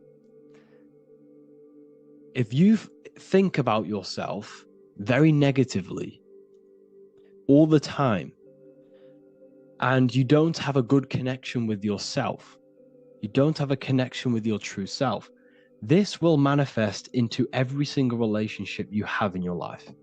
If you don't have a good relationship with your inner self, you don't have a good relationship with the people and the friends around you. Because as within, so without. If you think negative about yourself, you will only pick up the negative in other people. If I think very highly of myself and I think very happy and good things about myself, I will then see the good things in other people. Because it's as above, so below. As the inner world is, so is the outer world. It's the same with your life circumstances. Your life is a direct correlation of every thought you thought in the past. If you possess millions of pounds, millions of dollars, this is because you have thought this into physical reality. You live the life you are deserved. You live the life that you manifest through your thought. If you live a very poor life, this is a reflection of your mind. This is a reflection of what you have thought into physical existence. Because like I said, everything begins in the mind, as above, so below. And this is even present within the body. So where is the head? The head is at the very top of the body. And where does all manifestation begin? In the mind. That's where the mind is, in the head. And then the thoughts we think travel down the body into the heart, which is the emotion. Every thought we think is in the emotion. Every thought we think creates an emotion. This emotion then drives the action. Where does the action come from? The feet, because the feet move our body. We move with our feet to take action. Our hands. You see, so the body is even a reflection. I can't even say it. Reflection of the order of manifestation. This blew my mind when I figured this out. You see, the head, the thoughts begin here. This is the beginning of all manifestation. Then it comes down to the heart. This is the emotion. Then you take the action. The thought and emotion then sparks the action, which is taken with the hands and the feet. And where's the lowest point on the body? The feet, and that's touching the physical earth. So the head is where the thought is, the non-physical, and the lowest point on the body, which is touching the physical earth. So the head represents spirit, the feet represent matter, spirit and matter. Your room, if I walk into your room and I see a messy room, I don't see the room, I see a messy mind. The room is a reflection of the mind. If you have a messy room, this is your mind. It's an externalization of your unsorted mind, undisciplined mind. So like I said, we are all God, and we must find the God self within us. And I teach all of this inside the Book of Wisdom, Volume 2. This is not just a book, this is a revolution. This is the beginning of a new age with this book. If you have read it, I congratulate you. You should feel very proud of yourself if you have an open mind. You should feel proud of yourself for watching these videos, because not many people have an open mind. Remember this, people. You are special if you're watching these videos. You have the mind. You have the ability to see through the illusion. And I take my hat off to you. You want to take this to the next step? Read the book. Or if you want to take it to the serious levels, join the university. The university, you gain access to every piece of my material that I've ever done, all of my books, all of my lectures that are hidden from YouTube, that are hidden from everywhere else, the lectures that give you real power. And if you feel alone on this journey, we have a conscious community where you can connect with like-minded individuals, because I've been there. I've been there when you feel lonely, because you feel like no one else is thinking the way you are feeling. You can't talk to people about these things because people just think you're crazy. That's why I put together this, so we can connect, so we can unite, so you can connect with people, so you don't feel crazy about thinking about this stuff, learning about this stuff. And if you truly want to level up your life, people, and take your studies serious, this is for you. We do live calls, we do lectures. There's a whole library filled with books you can read. It's the perfect place for the truth seeker. I thank you all for joining. Please leave a like, a comment, a subscribe. Let me know any future videos you want me to make in the comments. Thank you all. Have an amazing day.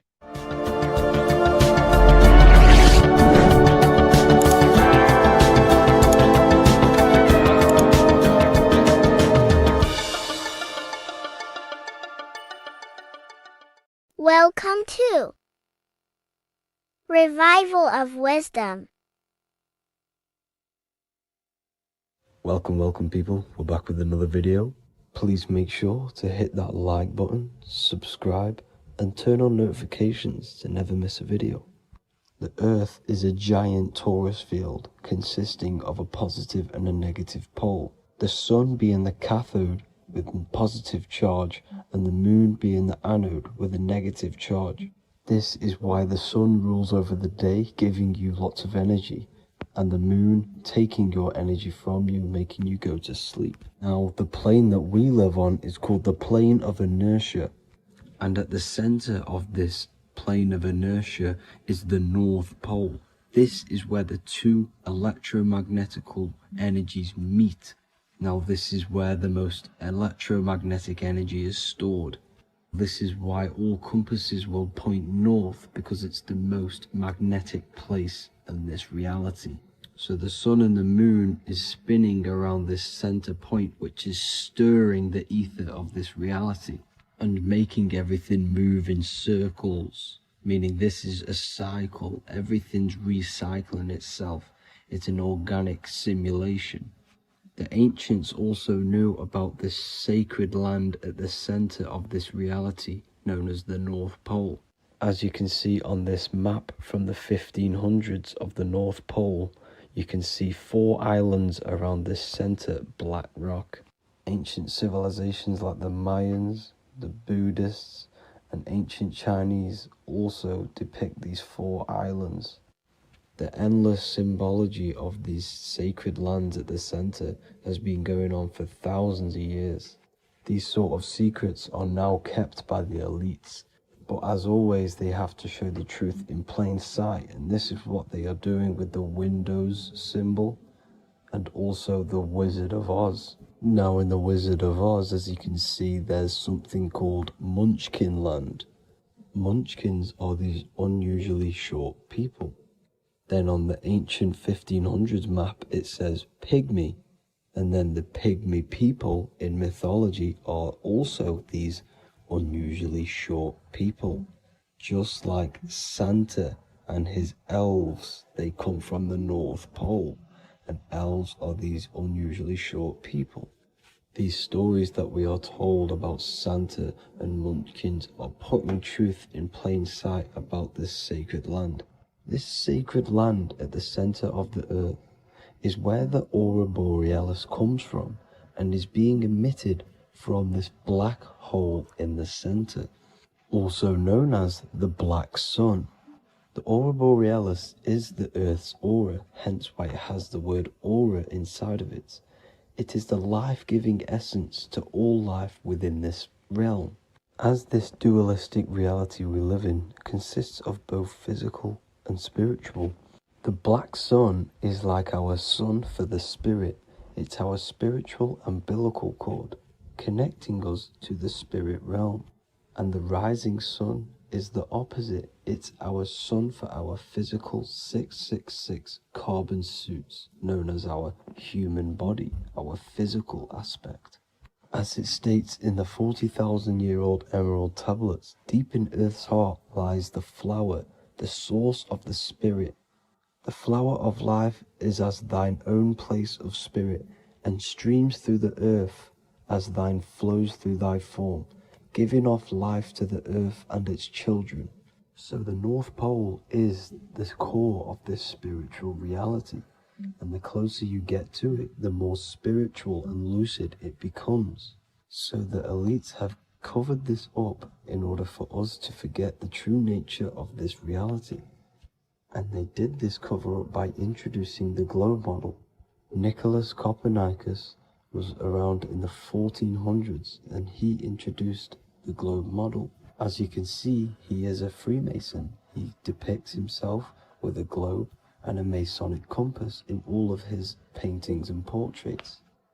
Galileo was also a Freemason, as you could see in all of his portraits with a globe and a Masonic compass. He was also a massive part of introducing the globe model after Nicholas Copernicus. So yes, the globe model was a spiritual and political move to gain more control over the masses. After the globe model was then introduced, they introduced the theory of evolution by another Freemason, Charles Darwin. See how these two theories go hand in hand? They both degrade humanity, and they make you confused of where we actually came from. By hiding the true form of this divine creation and hiding the true power of each and every one of us, they maintain control over the masses. Now this is order out of chaos, known to be the 33rd degree slogan of Freemasonry. Now this is the Masonic cosmology, and as you can see, you have the checkered board for the duality, the 5-pointed star for the 5 elements, the 4 corners for the 4 pillars, the all-seeing eye, which is Polaris, the sun, the moon, and the 7 stars. So even Freemasons are taught the flat earth cosmology and the true form of this reality. Now the true nature of the sun, the moon, and the earth is shown and reflected through the Masonic compass. The Masonic compass is the sun, the moon, Polaris at the top, and the black sun at the bottom. It makes sense why all the scientists who introduced the globe model all used the compass and the globe together, because it's truth in plain sight. As I explained in my other video, all Freemasons have to take the oath, so it goes to show, why are we all learning these theories from Freemasons who can't talk about certain topics that they learn about? Why should we believe their theories when they're holding back the real truth about this reality? Now going on to NASA.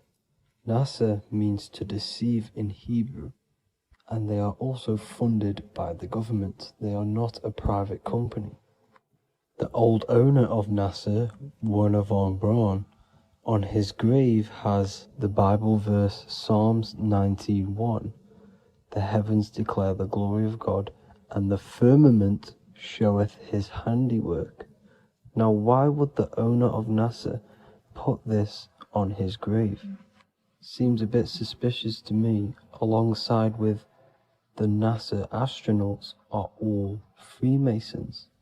And not to mention the countless mistakes they've made on their live videos in space stations, the moon landing, and the CGI footage of the Earth, which is obviously photoshopped.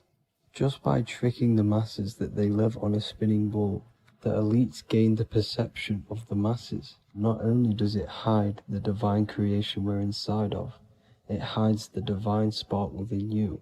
It hides the creator, the source. And by believing in space and we live on a spinning ball, it makes people come to the interpretation of that we are a coincidence and we do not have any purpose. And of course this is false.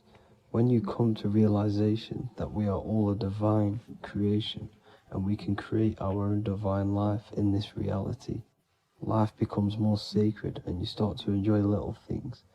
The elites want you to believe everything exists only in the five senses. They want you constantly looking outside of yourself because they know that will keep you on lower states of consciousness. Now this brings me to our next point. By tricking the masses into the heliocentric model, the elites started to advertise aliens in the movies, in cartoons and magazines in the late 1940s. Now this is subconsciously programming us about aliens and extraterrestrial threats, which then they can use to their advantage. And this is something called Project Bluebeam. They are more than likely going to fake an alien invasion to push this 2040 agenda, which is for one government and one ruling currency. That's it for this video, guys and girls. Hope you all enjoyed. Please make sure to leave a like and a comment. God bless you all. Welcome to Revival of Wisdom. Welcome people. We're back with another video. Please make sure to hit the like, the subscribe button, and turn on notifications to never miss a video. The Vatican is a giant key from a bird's eye view, and it also contains an 8-pointed star. The Anunnaki Sumerian gods also depicted this 8-pointed star. The sky god Anu from the Anunnaki also uses the 8-pointed star for his symbol. And even Freemasons depict an 8-pointed luminary with a ladder and a key. This is symbolizing the key to ascension up to the 8-pointed star, which is Polaris. Polaris is always depicted as an 8-pointed star. Polaris is the standstill star at the very center of our realm, which is perfectly aligned with the North Pole. The Earth is a giant torus field, and at the center is where the most electromagnetic energy is stored. This is why all compasses point to the north. Hence why a compass is an 8-pointed star, because it points you to Polaris, which is the North Pole, the center of this realm. The 8 points of the 8-pointed star symbolize the 8 points in space and time. So yes, Polaris is the portal which you ascend through if you outgrow this consciousness by aligning your chakras. Our earthly realm is a macrocosmic reflection of us, and we as humans are the micro reflection, with the earth containing its 7 chakras as well as us. The North Pole is the 7th chakra, which is the crown chakra. So the key to ascension is held by the Vatican, hence why it's a giant key, because they mislead the masses through their religions, which teaches the masses to look outside of themselves. As stated in the 20,000-year-old emerald tablets, written by the Egyptian god Thoth. On Earth, man is in bondage, bound by space and time to the Earth plane. Encircling each planet, a wave of vibration binds him to his plane of unfoldment. Yet within man is the key to releasement. Within man may freedom be found. So the 7 planets are associated with each 7 chakras. The lowest chakra being the root chakra, which is associated with Saturn. This is why the elites love Saturn and reflect it in all of their symbols. Because the chakras are an ascension of spiritual principles, starting from the material and ascending up to the spiritual, the crown chakra. However, evil love bondage, and they are trapping souls in the physical realm by stopping and provoking the ascension process. They do this by abusing the energy of Saturn, and Saturn is associated with the lowest chakra. The lower 3 chakras are associated with survival mode, which keeps the consciousness in a constant state of fear and only aware of its surroundings. Once you start to ascend up your chakras, you become more consciously aware of spiritual deeds. And this is the process of returning back to your true spiritual form. Going back to Polaris and its connection to ascension, Kanye West symbolizes this on his music video 24. As you see him rise up into the sky, you see an 8-pointed shape around him, which symbolizes the 8-pointed star, as you see the beam of light. And even NASA symbolize this in their Space Delta logos, a bear holding a key with an arrow up to Polaris, the 8-pointed star. Here's another NASA logo of an arrow from the Earth to Polaris. The series Lock and Key on Netflix is all about portals and doorways, and they have the Kundalini energy as one of their keys. Kundalini energy is the energy which rises up the spine, the 33 vertebrae, and activates the third eye. The third eye is the spiritual gland which connects humans to other spiritual realms. We are not the body. Our spirit, our soul inhabits the body. We exist physically, spiritually, and mentally. Therefore, we are multidimensional. The intellectual and spiritual inhabit the body. Therefore, this is just an avatar within this timeline. However, within each and every one of us, we all have the key to releasement, as says in the Emerald tablets. This releasement is ascension, up until higher states of consciousness. As stated in the Emerald tablets, man is in process of changing to forms that are not of this world. Grows he in time to the formless, a plane on a cycle above, and another one saying, man is a flame bound to a mountain, but we in our cycle shall ever be free. Know ye, O man, that when ye have progressed into the cycle that lengthen above, life itself will pass to the darkness, and only the essence of the soul shall remain. That's it for this video. I hope you all enjoyed. Please feel free to leave a like, subscribe, and comment any subjects you want me to talk about. God bless you all.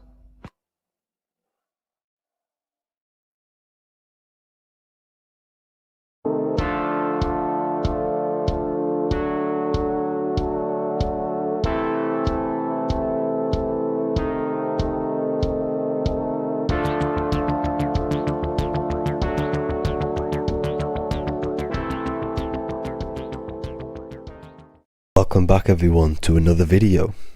Today we're going to cover everything that you need to know about the mind, starting with the 2 aspects of the mind, the conscious and the subconscious. The male aspect of your mind is the conscious. This is the 10% of your mind. The conscious part of your mind is only aware of everything around you, your vision, your sight, your smell, your taste, your hearing, and your current state of emotion and thought.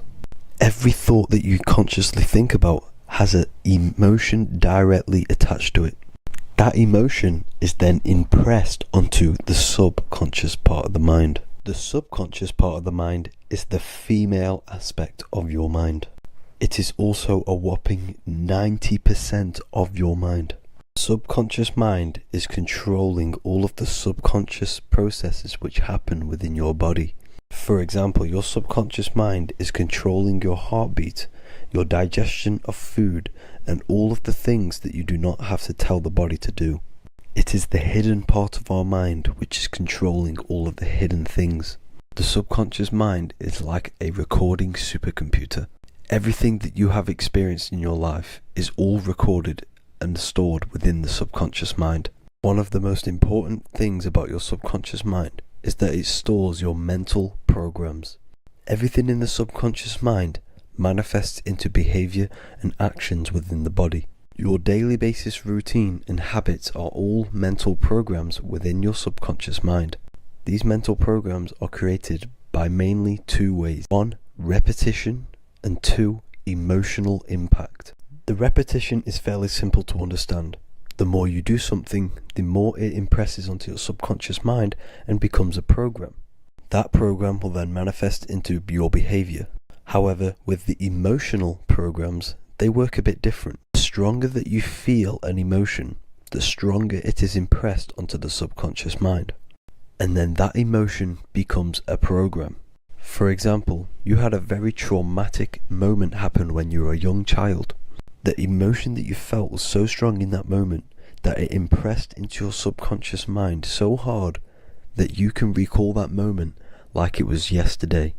That traumatic event that happened to you when you were young will still manifest into your daily basis behavior even to this day.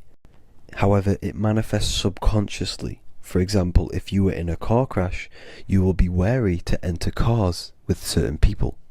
All because of that traumatic emotion that you felt and impressed onto your subconscious mind.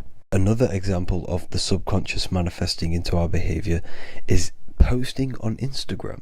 Most of the time, the reason why you post is because your subconscious mind is seeking gratification.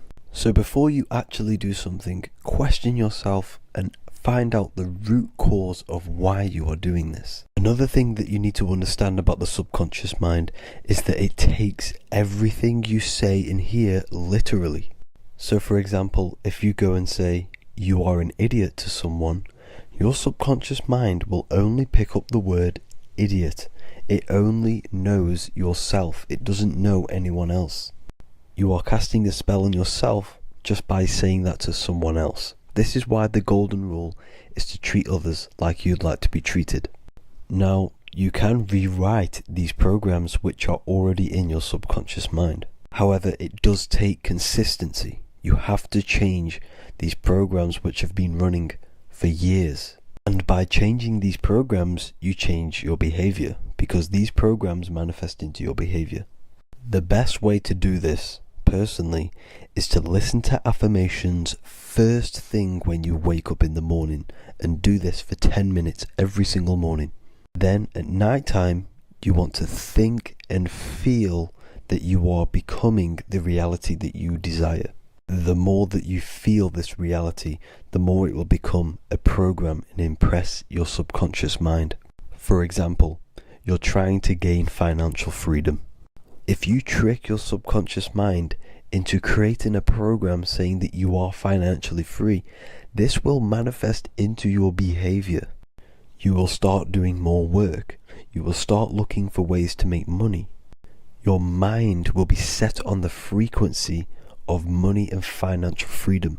Therefore, you will receive thoughts based around this program. If you take enough action, your life will dramatically change because of this program that you created in the mind. This is why we call it a mindset, because your mind is a frequency tuner which sets its frequency onto different thoughts, because thoughts are frequency. If you fill your mind with a specific frequency, you will gain thoughts and ideas based around that frequency. To create a stable mind, you need to master your emotions. You need to change your mindset. Everything that you experience is neutral. Based upon the mindset that you see it, you either give it a positive or negative charge. By understanding this deeply, You will then control your emotions. I hope you gained some wisdom and enjoyed this video. Please, if you can, leave a comment and a like, and subscribe to the channel if you like this content. Love and light to you all.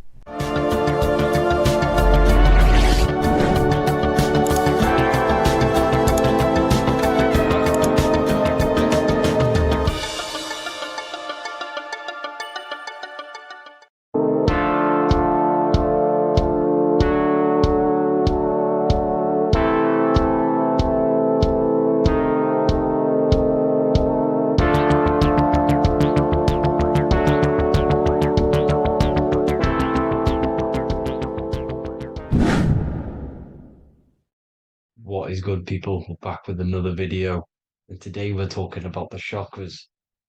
Let's jump straight into this because I know there's been a lot of requests for this video. So let's jump straight into this. So you have 7 chakras, right? 7 chakras, and these chakras are feeding off your electromagnetic field, known as your aura. This is both positive and a negative pole, male and female, right? This electromagnetic field is made out of electric and magnetism, and together they come as electromagnetic. Now, your chakras, the word chakra just means wheel, spinning wheel, because that's what they are. They're spinning wheels of energy. They do not exist on this physical plane. They exist on the etheric plane. Okay. Now, these energy centers are known to regulate your emotions, and each energy center controls the organs and cells in that particular area of the body. So, for example, your sacral chakra will control the cells and organs of your sexual reproduction area. Okay, the navel chakra or solar plexus will control the digestion in your body. Same with the heart, same with the throat, right? So they are like mini brains for each center of your body. They run along up the spine, but notice the crown chakra exists outside the body. It's just above the head. Now, this process of the chakras is obviously the 7 colors of the rainbow, starting from red, which is the lowest vibrational color, all the way to violet, which is the highest vibrational color. This, like I said, these energy centers are feeding off your electromagnetic field. So if these chakras are unbalanced, they are taking too much energy from your electromagnetic field, making it weaker. Now, this is the North Pole. As you all know, the Earth is flat, and we live inside of a giant torus field, and the North Pole is the Earth's heart chakra. And this is why the aurora borealis, or the northern lights, whatever you want to call them, that's why they are green, and they are being emitted from this center point of the Earth, because it's symbolizing the heart chakra, which is green, right? Now, you do work your way up to these. However, this is a torus field. You are a torus field. You have different layers of this torus field, right? And you need to balance all of these chakras, but you can't move up these chakras until you open the one below it. So it's like a stairway. You can't go to your solar plexus without going through your sacral. You see? So you have to work up these. However, you have to work up these and then live from the heart, because the heart is the center of the torus field. It's the balance between male and female poles, positive and negative poles. So you have to balance all of these chakras and then bring them all into one, which is the heart chakra. Now, they exist on the etheric plane. They exist on the etheric plane, and the etheric plane is a layer of the material plane. It's the one higher than the material plane. And then after the etheric plane, it melts into the astral plane. So they exist just between the physical and the astral aspect. Now, this is the yin and yang, matter, which is the lowest, root chakra, physical matter, and then to spirit, because high vibrational matter turns into spirit, low vibrational spirit turns into matter. So they're interchangeable. This is the yin and yang. Now, when you see ancient paintings with the halos, you see this is like a toroidal field coming out the top of his head, you see, with a halo. This was symbolizing in the old days, in the ancient days, that they've aligned their chakra, they've reached Christ consciousness, which is God consciousness, right? Now, this electromagnetic field is the apple that we bit out of in the Bible, because you see that apple is a torus field. So they were metaphorically or personifying the torus field. That's what the Bible is. It's a massive personification. It's all metaphors. You have to read it properly. It's got a greater meaning behind it. Now, when we bit from the apple, we ate from the tree of knowledge, which is good and evil. Our lower mind took over, so we materialized to feed our physical bodies. We materialized through Saturn. That's what Saturn does. Now, if you don't understand that, go and watch the video previous to this one called Occult Secrets of Saturn.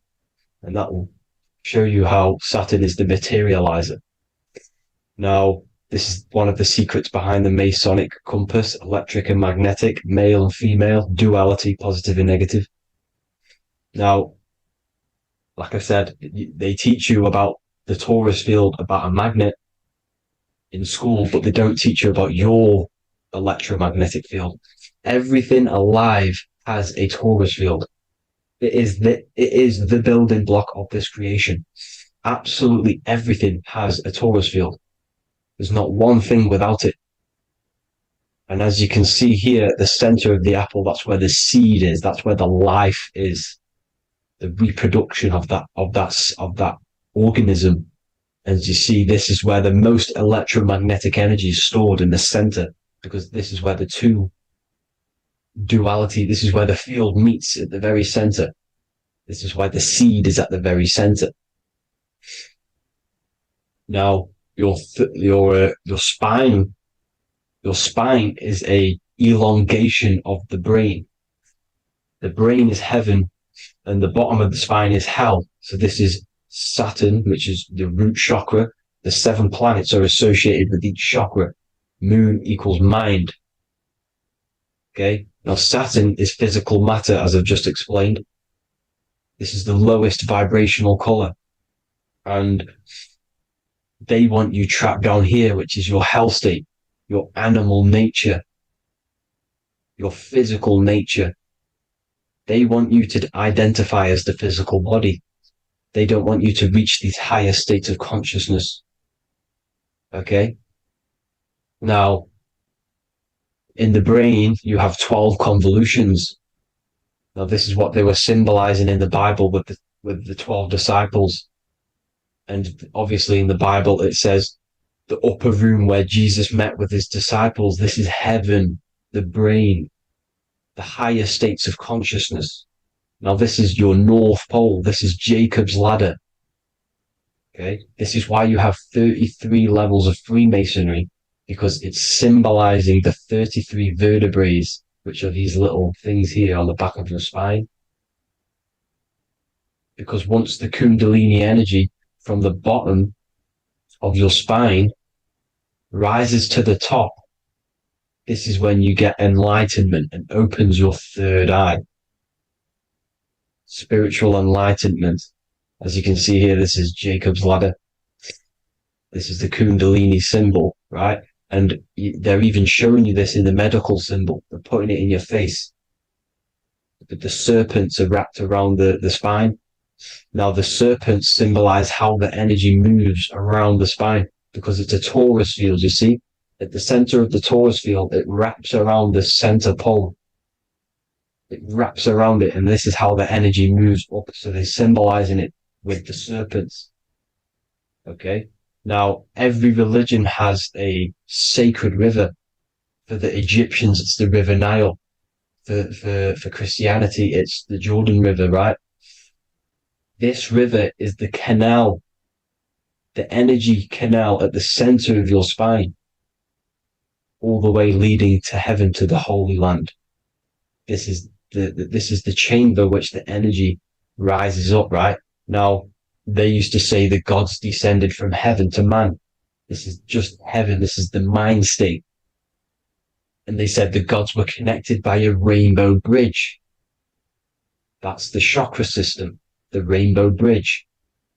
Okay. Now, the ancients called this place Midgard, Earth, where both evil and good live, right? Midgard. But you can go to heaven, which is a pure mind state, because once you're in heaven, nothing negative can ever bother you.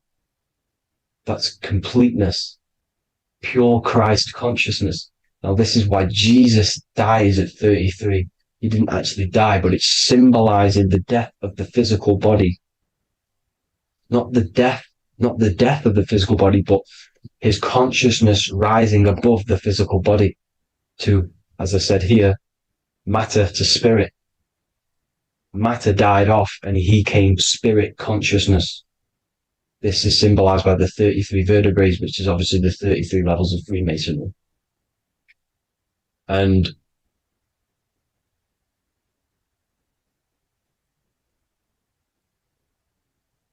now the pineal gland, which is at the very top of this Jacob's ladder, or the River Jordan, the canal, your 33 vertebrae on your spine.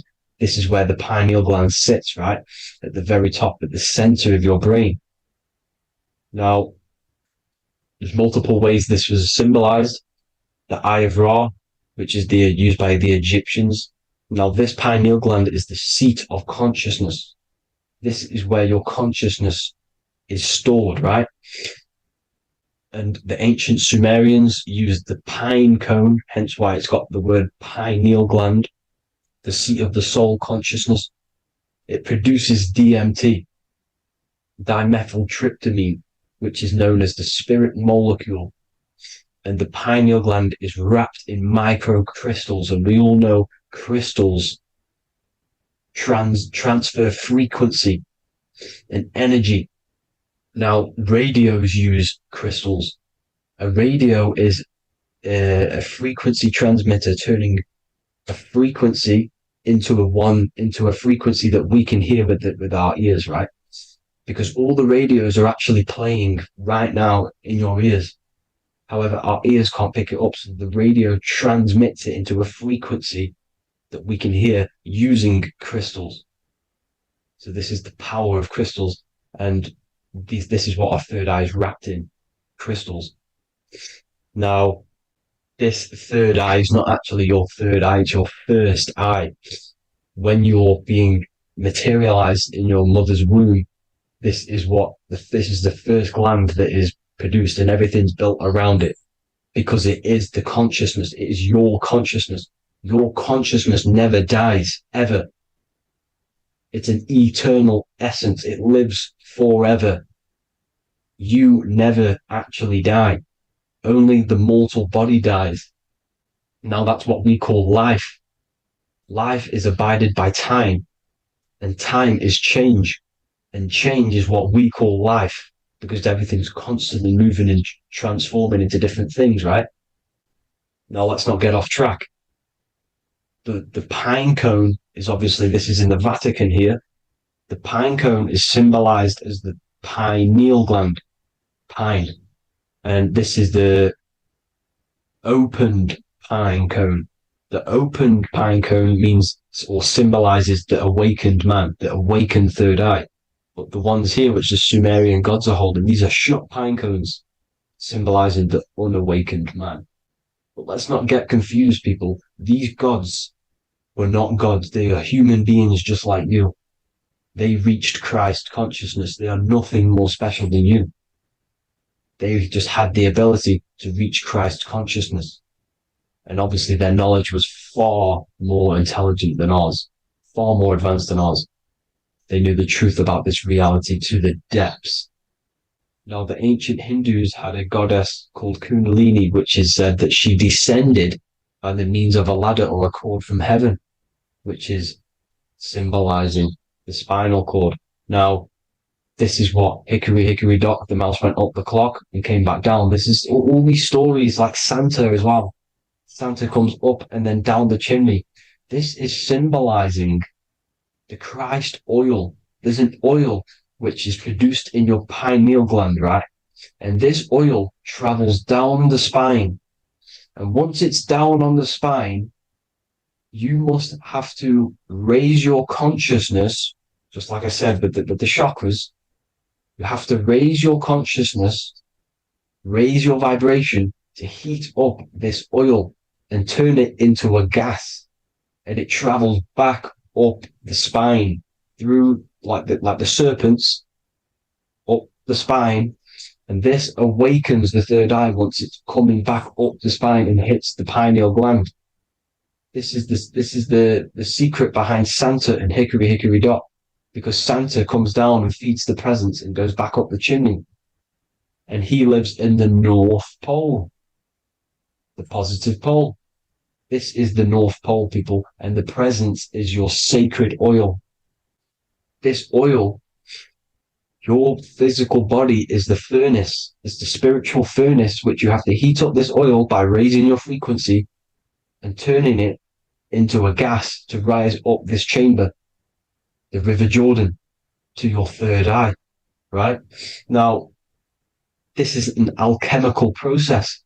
Your body is the alchemical furnace. It says in the Bible, if therefore thine eye be single, thy whole body shall be filled with light. I shouldn't have cut that out, but that's what it says. The light of the body is thine eye. If therefore thine eye be single, thy eye shall be filled, their body shall be filled with light. This is symbolizing the pineal gland, enlightening the body, the spiritual body, filled with light. Now, as I said, they want you kept down here, which is the root chakra, which is your animal nature, which is obviously mind, matter over mind. This is the symbol of Saturn, right? As you say, we're built of body, mind, and spirit, the Holy Trinity. That is the sun, moon, and earth. The sun's your soul, solar. Moon is your mind. Earth, which is the cross, which is your physical body, the 5 elements, right? So body, mind, and spirit. So the Saturn symbol is actually made out of the cross on top, which is the earth, and the moon on the bottom, which is symbolizing matter over mind, because earth is physical matter. You don't want to be matter over mind. You need to be mind over matter. See, they want you identifying as your physical body. They don't want you to realize you're an eternal consciousness. You're an eternal essence of consciousness which never dies. They want you trapped in your animal nature. And this is why the Baphomet has a goat head, because it's symbolizing your animal nature, which is evil.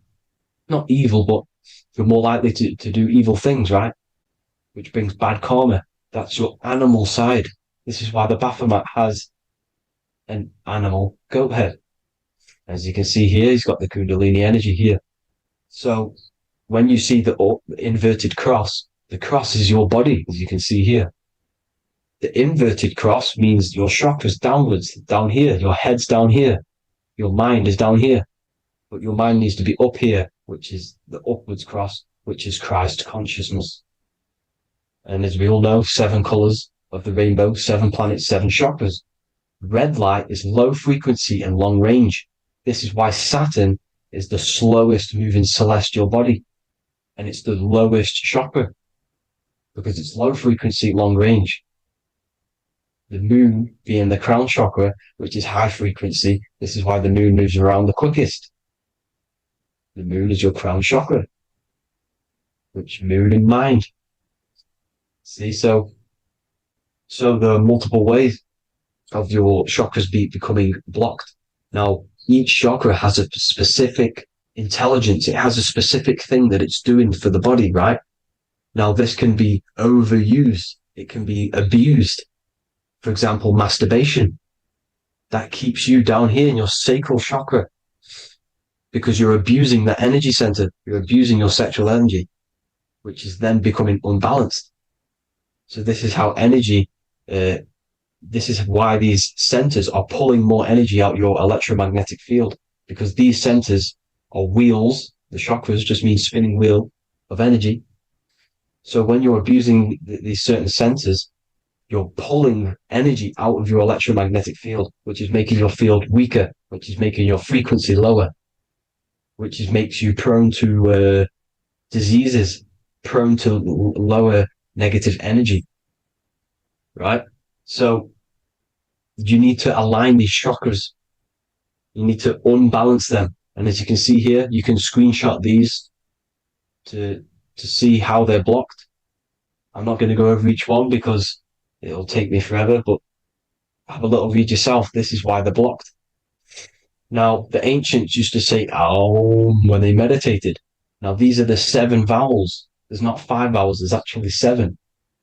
Now, when they say Aum, they're aligning all their chakras by saying this when meditated. This is where the Aum originated from. Now, emotion is energy in motion. So if you're feeling a certain way, that's the energy you've put in motion.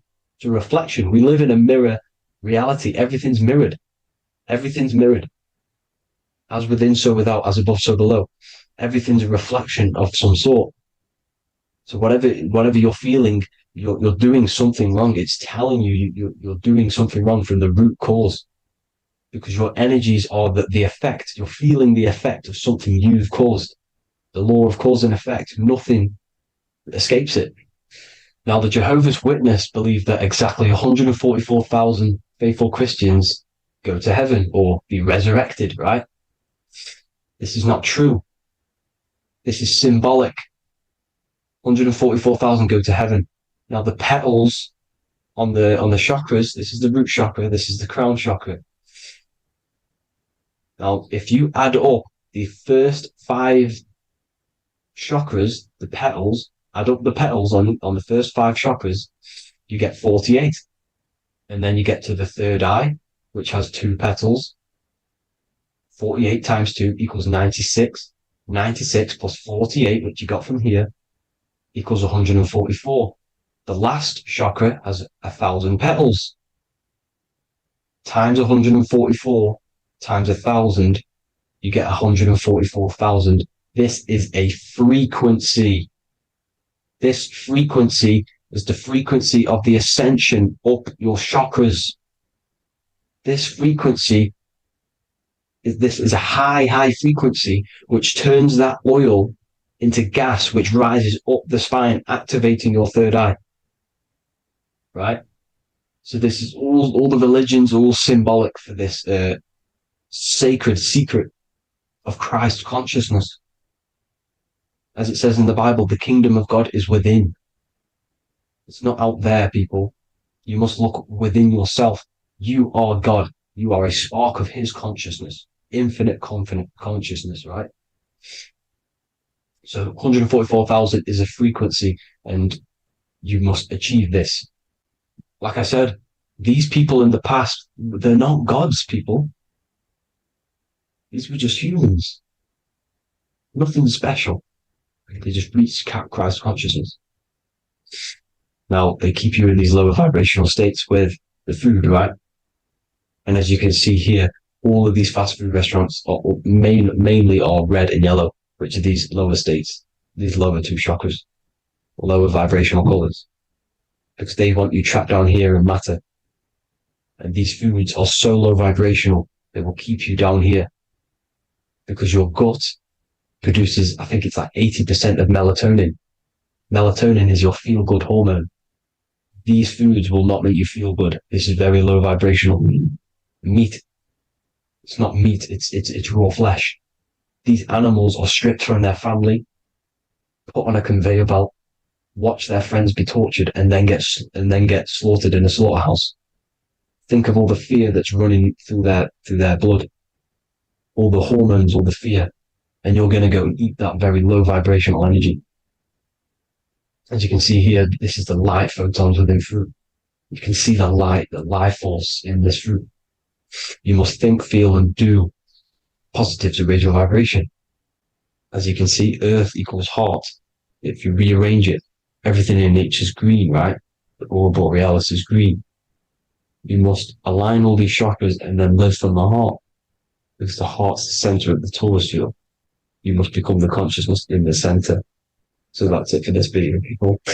Thank you all. God bless.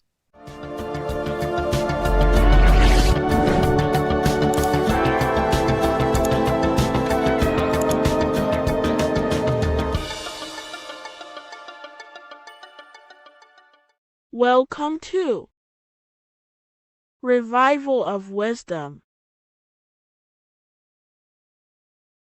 Today, we're going to be talking about portals, portal symbolism, what portals are, okay, and how they show them to us, because they have to tell you the truth, guys. This is the thing with the universal law. They have to tell you the truth. And they tell you through symbols, they tell you through movies, and different things like that. But let's jump straight into this. So first, I want to talk about the Freemasonry symbols. Okay, so first we got, obviously this is some Freemasonry art, but notice how you've got the ladder with a key. Okay, so this is ladder symbolism with a key. So maybe this is talking about ascending. Okay, because look, because this is ascending into the heavens, because it's a ladder with humans going up it with a key. In order to ascend, you must have the key. Okay, so what else do we have with a key? Well, the Netflix show Lock and Key, which is all about portals and keys. Because what do keys do? They open doors, gateways. Okay. So what's interesting about this is that they've got this key here, which represents the Kundalini energy rising up the spine. Okay, but we'll come back to this. But it's that same portal key symbolism. We've also got the Vatican. The Vatican is in the shape of a key. Okay, so you can see the start of it here and the end. So this is key symbolisms. Keys open doors. And notice how it's got the 8-pointed star. Okay, what is the 8-pointed star? Okay, we'll come back to this. This all ties in, guys. I'll break it all down for you. But then you've also got the god Janus. Janus, okay, is known as the god of the doorways. He's an ancient god of Rome, and they worshipped him. However, he's not a god, he's more like a high-level ranked demon. Because he is the god of the doorways. And notice how he's got two faces. Because doorways always have two sides. You're going into somewhere, there's always two sides of a door. And he's always depicted with two sides of a face and a key, because he holds the key to the doorways, to the portals, to other worlds and realms. Okay, as you can see, he's always got two faces and a key. Okay, so now we have the Sumerians, the Anunnaki, and they are always depicted with the two faces. Why do they have the two faces? Because they're symbolizing doorways, and the Anunnaki come to Earth through doorways and portals. So these are what these gods are symbolizing in their artwork. But they always have the 8-pointed star.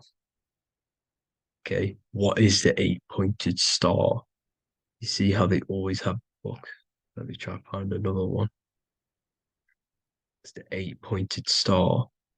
This 8-pointed star is Polaris.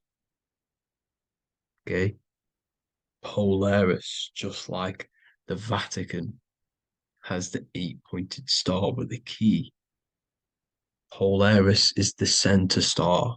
Polaris is a fixed star, it doesn't move. Okay. So the Anunnaki's symbol is also the eight-pointed star. So this is symbolizing the portals and doorways that they come through in order to get to the Earth.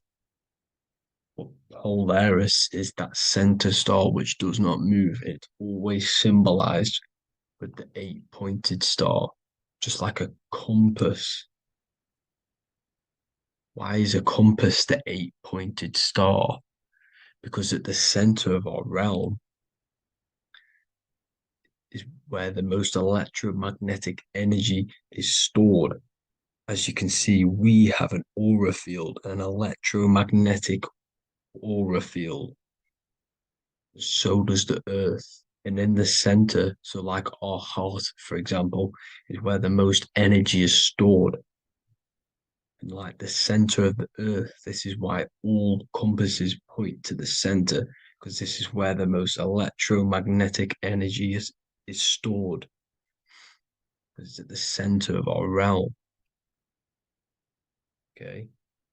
So like I was saying with the lock and key series, see this here? The Kundalini energy rising up the spine, just like your Kundalini energy rising up the spine. Let me try. I can't zoom in, but you know what I'm trying to say here. Let's go back to Polaris, because at the center is where pole. Can you see the pole of electromagnetic energy? Polaris, the North Pole. It's symbolized. The truth is in the words. It's like a pole of electromagnetic energy. And this is where the aurora borealis comes from. Notice how it's got the word aura in it, because it's the Earth's aura, electromagnetic field, just like you have an aura, also known as the northern lights, because it's coming out of this center hole in the center of our realm, where the black sun is. And this is where the electromagnetic energy is coming up from. And this is what the aurora borealis is, or the northern lights. It's just electromagnetic energy. And it's symbolized through our symbols, the original O, okay? Because it's like a pole through the middle, Polaris. So this Polaris is the sky vault. It's the portal into this realm, because this is what the Anunnaki are always talking about, always symbolize it with the eight-pointed star. And just like a compass, it's the eight-pointed star pointed to the center, to Polaris. Okay. See here on the Sumerian tablets with the eight-pointed star again. And how we know it's talking about portals with this eight-pointed star is because CERN 666 are opening up portals to the underworld, letting in demonic entities into this realm. How do we know it's a portal? Because their Hydro Collider has 8 points, just like the eight-pointed star. So they are creating synthetic portals to the underworld to let these demonic entities into our realm. But what is the key? Because if we're talking about ascending through Polaris, notice how here on the masonry art, this luminary here, so this is the sun, that's the moon. This is Polaris because it's a luminary with what? 1, 2, 3, 4, 5, 6, 7, 8 beams coming off the luminary, just like the eight-pointed star. So you see the ladder with the key going up to Polaris. It's symbolizing ascending out of Earth. So what is this key that they're keeping from us? Because it's a human holding a key going up the ladder to Polaris. Well, chakras. We have 7 chakras. Okay, so this is what they are telling us in the lock and key symbolism. The Kundalini energy rising up the spine. Okay, just like they have 33 vertebrae on the back of your spine. Okay, this represents the Kundalini energy going up your 33 vertebrae, just like in Masonry has 33rd degrees. Okay, so what is the key? Your chakras. Your chakras have to be unlocked. Okay, you have to unlock your chakras, and you can't unlock this one without going through this one. You have to go through them all. It's like a ladder, just like Jacob's ladder. You can't go from the bottom to the top. You have to unlock each one. Okay, just like you have 7 chakras, you have 7 layers of your aura. Okay, you have to unlock your chakras to the highest point in order to reach Christ consciousness. And this is the key that they're talking about. They're symbolizing the organic portal within each and every one of us to ascend out of this realm. Okay, so this is the key that they're talking about, and they're holding back this knowledge to keep us trapped in this 3D realm. Okay, so like I was saying with the 33 vertebrae and the Kundalini energy coming up the spine, 33 vertebrae, you can see this sort of symbolism going up to the light, because it's the light. You see here, your crown chakra turns on and becomes enlightened, just like the Illuminati symbol. Can you see it? But also, Jesus also died at 33. So this is symbolizing, okay? They're symbolizing the death of the ego, the body. So once you open up your chakras and reach Christ consciousness, which is your 33rd vertebrae, once your Kundalini energy goes up your 33rd vertebrae, your body technically, not physically, but spiritually dies, because you then become formless. You reach Christ consciousness. So then you can travel other worlds. Okay. This is what they're talking about with Vatican, 8-pointed star, and the key. Janus with the key. The Sumerians with the 8-pointed star. Anunnaki, the 8-pointed star. Polaris, 8-pointed star. So Polaris is the way out of this realm, which is at the center. Pole, North Pole. Okay, so the key is that they're hiding from us is the knowledge to unlock our chakras. Okay, and without this knowledge that they keep from us is trapping our souls in this reality to keep reincarnating. Okay, well, thank you all for tuning in. I'm going to leave you all there. Make sure to leave a like and a comment in the comment section. Let me know some topics to talk about so I can break it down for you. God bless you all. By the end of this video, you will understand the 3 expressions of consciousness, how to use them to create the life you truly want. You'll discover the hidden meaning of the word God, the secret power of the number 3, and how consciousness itself is the key to your reality. We have 3 main expressions of consciousness. We think, we feel, and we act. God is 3-fold. It stands for generator, operator, destroyer. The generator is the mind. This is what thinks, generates ideas. This is the beginning of all creation. This is the first expression of consciousness. It is the first form of consciousness, not a physical form, but a spiritual form. Then we have the operator, which is emotion. When we think something, if we have care or any emotion towards it, then we take physical action. The body, the destroyer.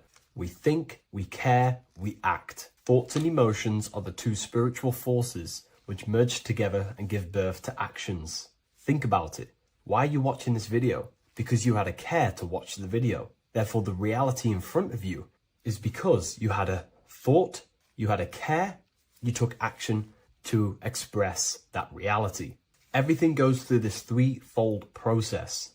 This is why we say follow your heart, because the body does follow the heart. We think something in the mind, we feel something in the heart, and the body takes action towards it. Everything operates on the care energy of the heart. The body follows the heart. If you do not care about something, then you do not act towards it.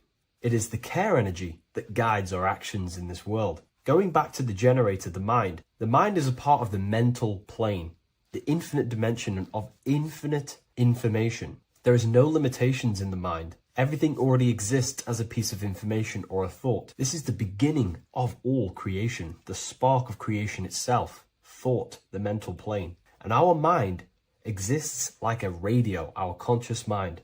This is why we call it a mindset.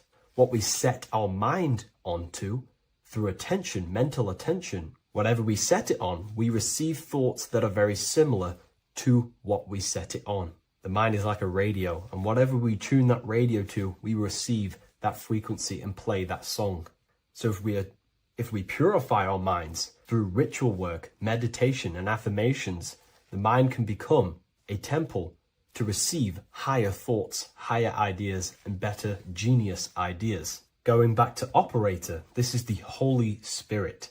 This is what we care about, our emotion. This is the feminine side of consciousness. Thoughts is masculine, the Father. Emotion is the Holy Spirit, which is feminine. And these two create a child, which is Jesus, the Son, which is actions. When thoughts and emotions merge together, you have a physical action, which is a masculine force, which is why it's a son. The Holy Spirit represents a purified heart, love consciousness, holding love in the heart. And when we purify our minds, we have an effect and purify our hearts. And the reason why I say that is because whatever we think in the mind directly corresponds to what we feel in the heart. As above, so below. Thoughts create emotions. If we think something and our heart tells us that is bad, we have a feeling that that is wrong, then we should not take physical action towards it. And if we do take physical action against the feeling of knowing it's bad, then you are going against the spirit. That's what the word Satan means, or Satan. The Hebrew word for Satan is Satan. It means adversary or opposer. You're opposing the Holy Spirit. You're opposing what you know is good. You're taking a sin against the Spirit, against the guidance from your soul, the knowingness of good. So when we do purify our mind, we purify our hearts. And when we cultivate love for the self and one another's in our hearts, we gain the Holy Spirit, which is love consciousness.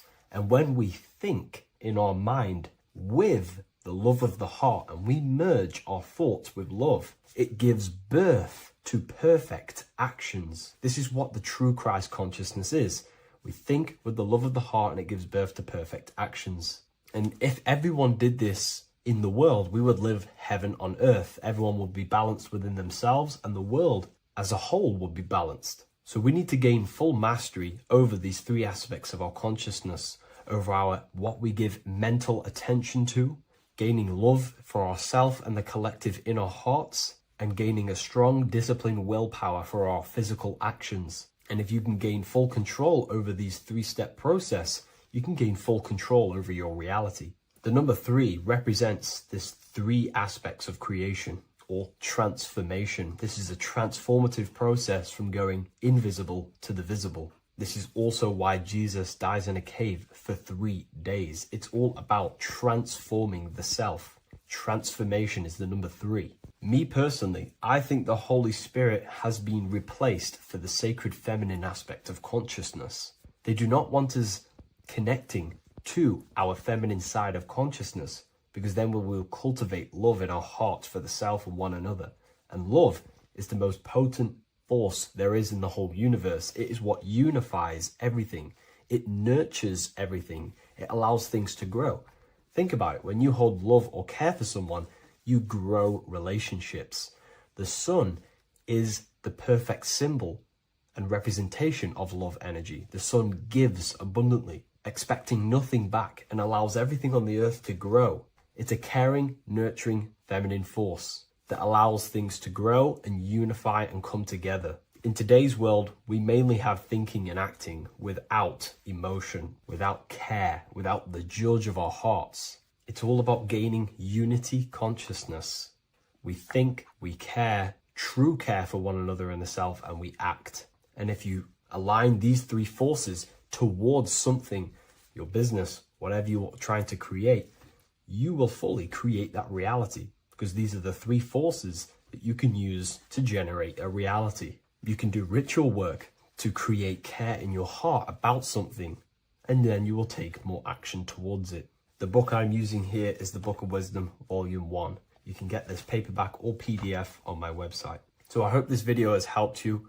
Please leave a like, comment, and a subscribe on the channel if you like the content. Let me know what you think about the Holy Spirit and if it is covering up the feminine side of consciousness in the comments section. What if I told you you don't have one body? You in fact have four.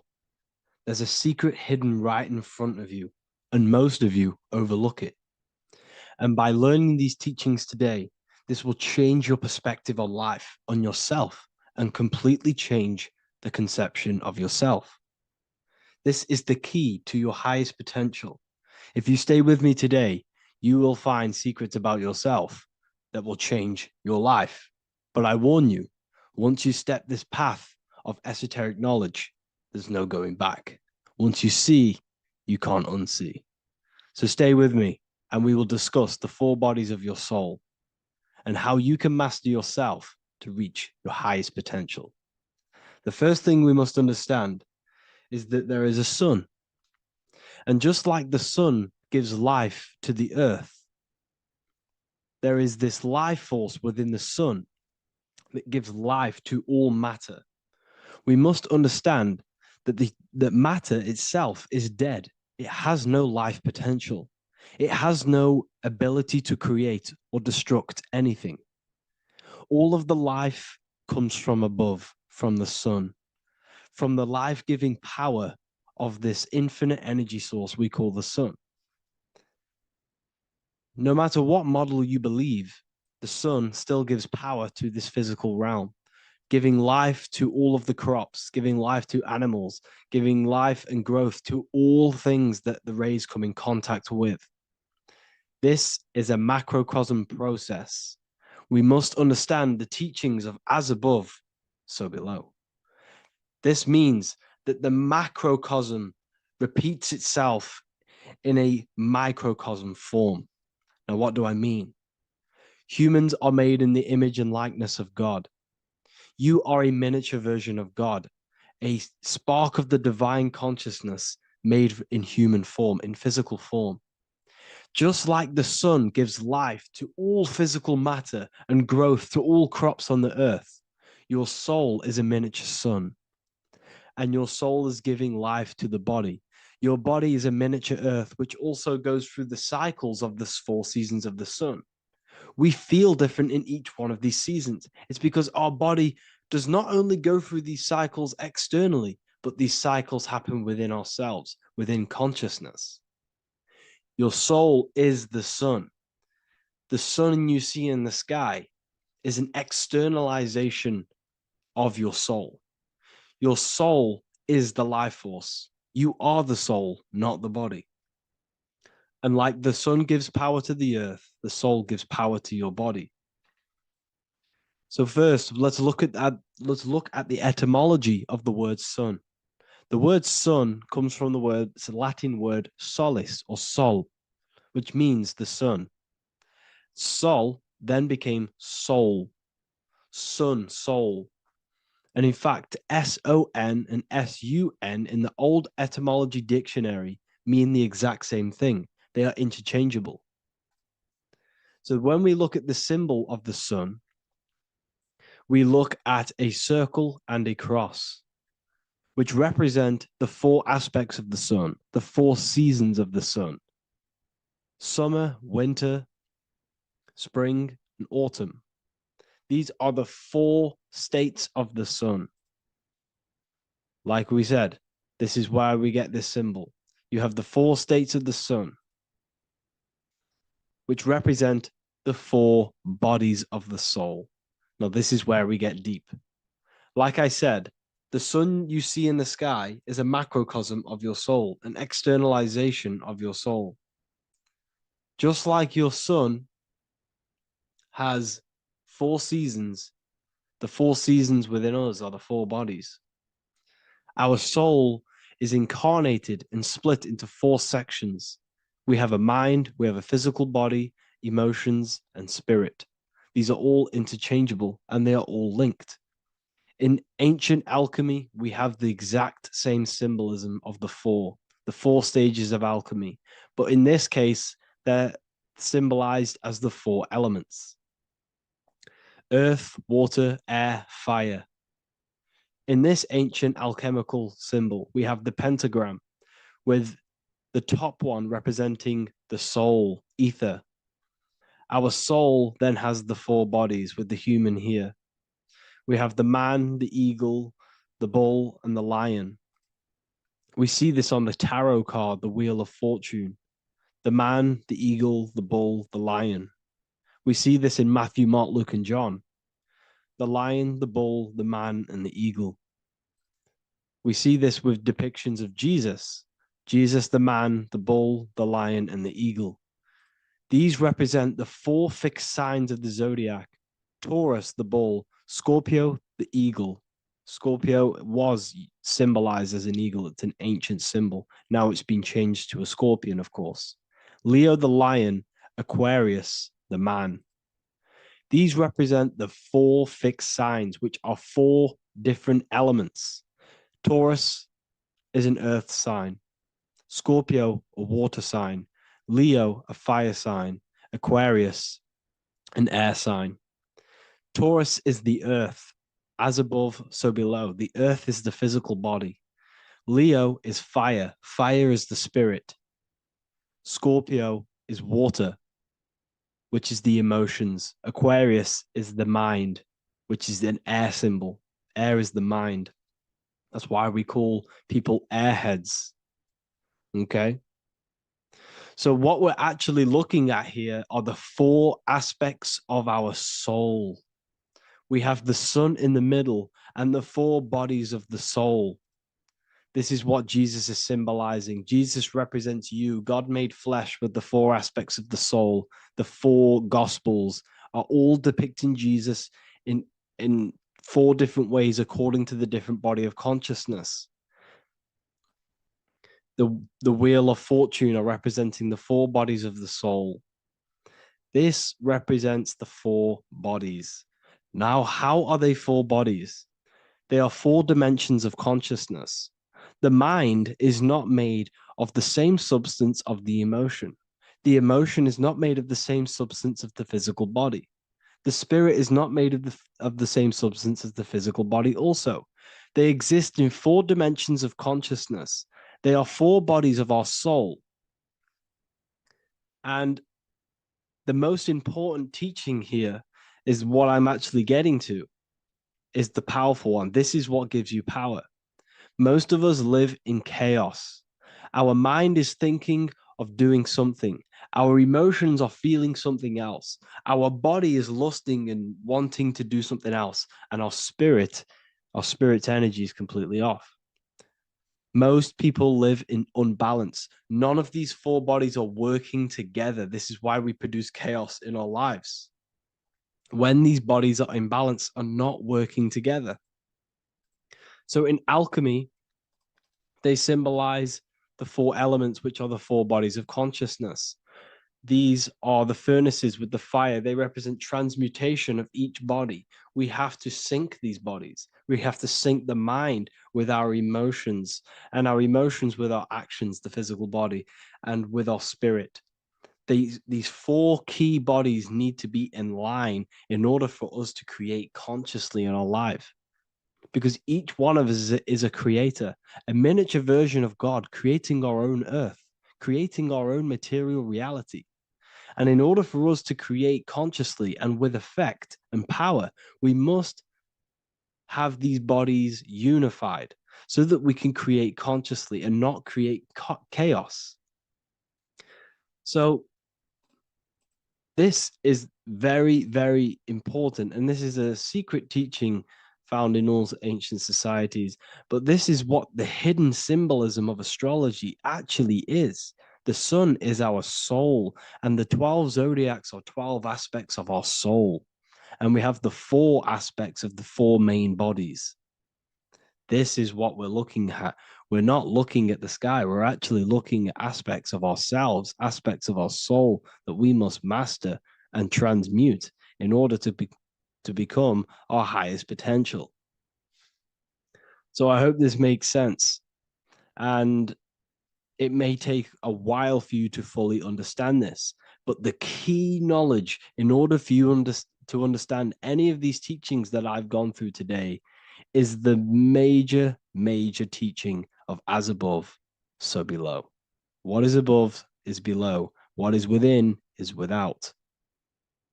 Your inner reality projects the outer reality. What is inside of you is outside of you in some form or way. Whatever trees, whatever roots that go down will always shoot up.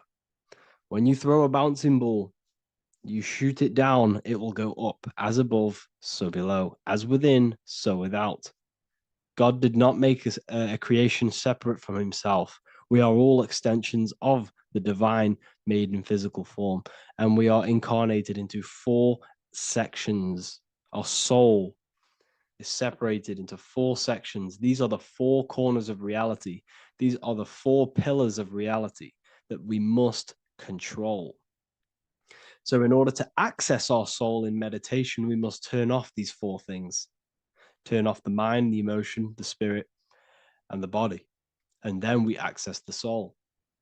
So I hope this video helps today. And you can learn all about this in the Book of Wisdom, Volume 2. This book is a revolution in consciousness. I do not recommend everyone reads this book. This book is only for people who are serious and want to transform their lives. This book is a book that will change the scope you see reality. It will change your perspective on yourself because you will resonate with this. This book does not just give you information.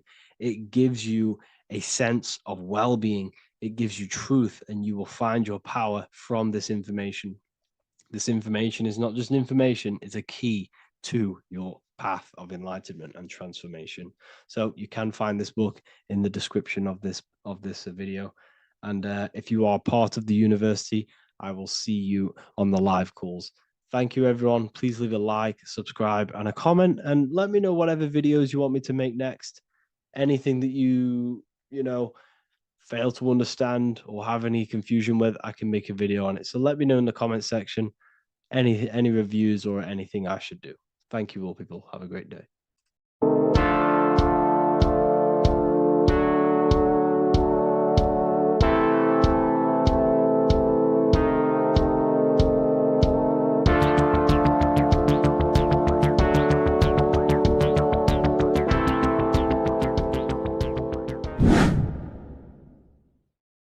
What is good, people? We're back with another video, and this is going to be talking about the connection between the micro and the macro.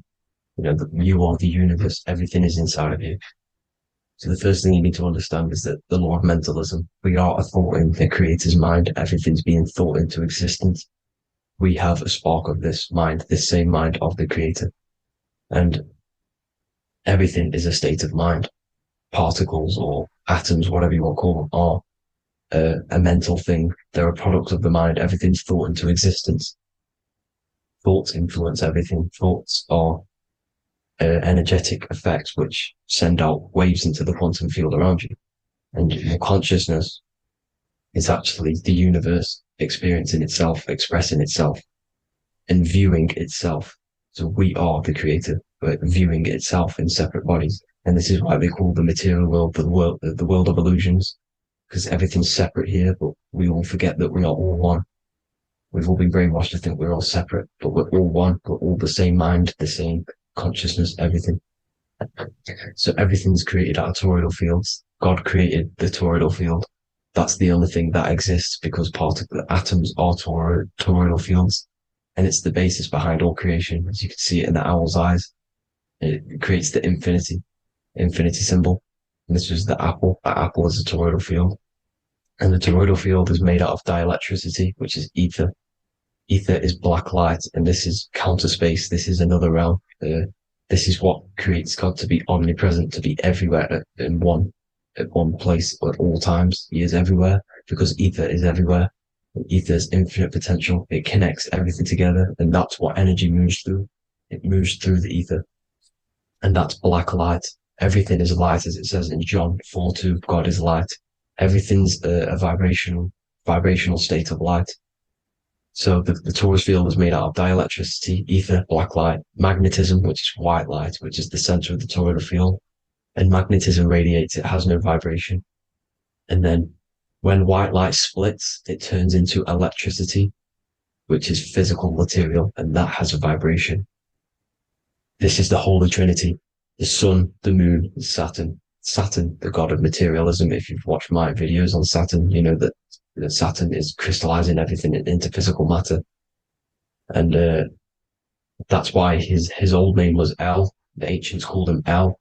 And this is why we get L electricity. This is where L electricity comes from. Because L electricity is only a product of the physical world, which is redshift, blueshift, Adam and Eve. And this is what creates the redshift, blueshift is what is a product of magnetism. When magnetism, white light splits. And this gives us vibration. And this what creates the toroidal field, which is the basis of all physical creation.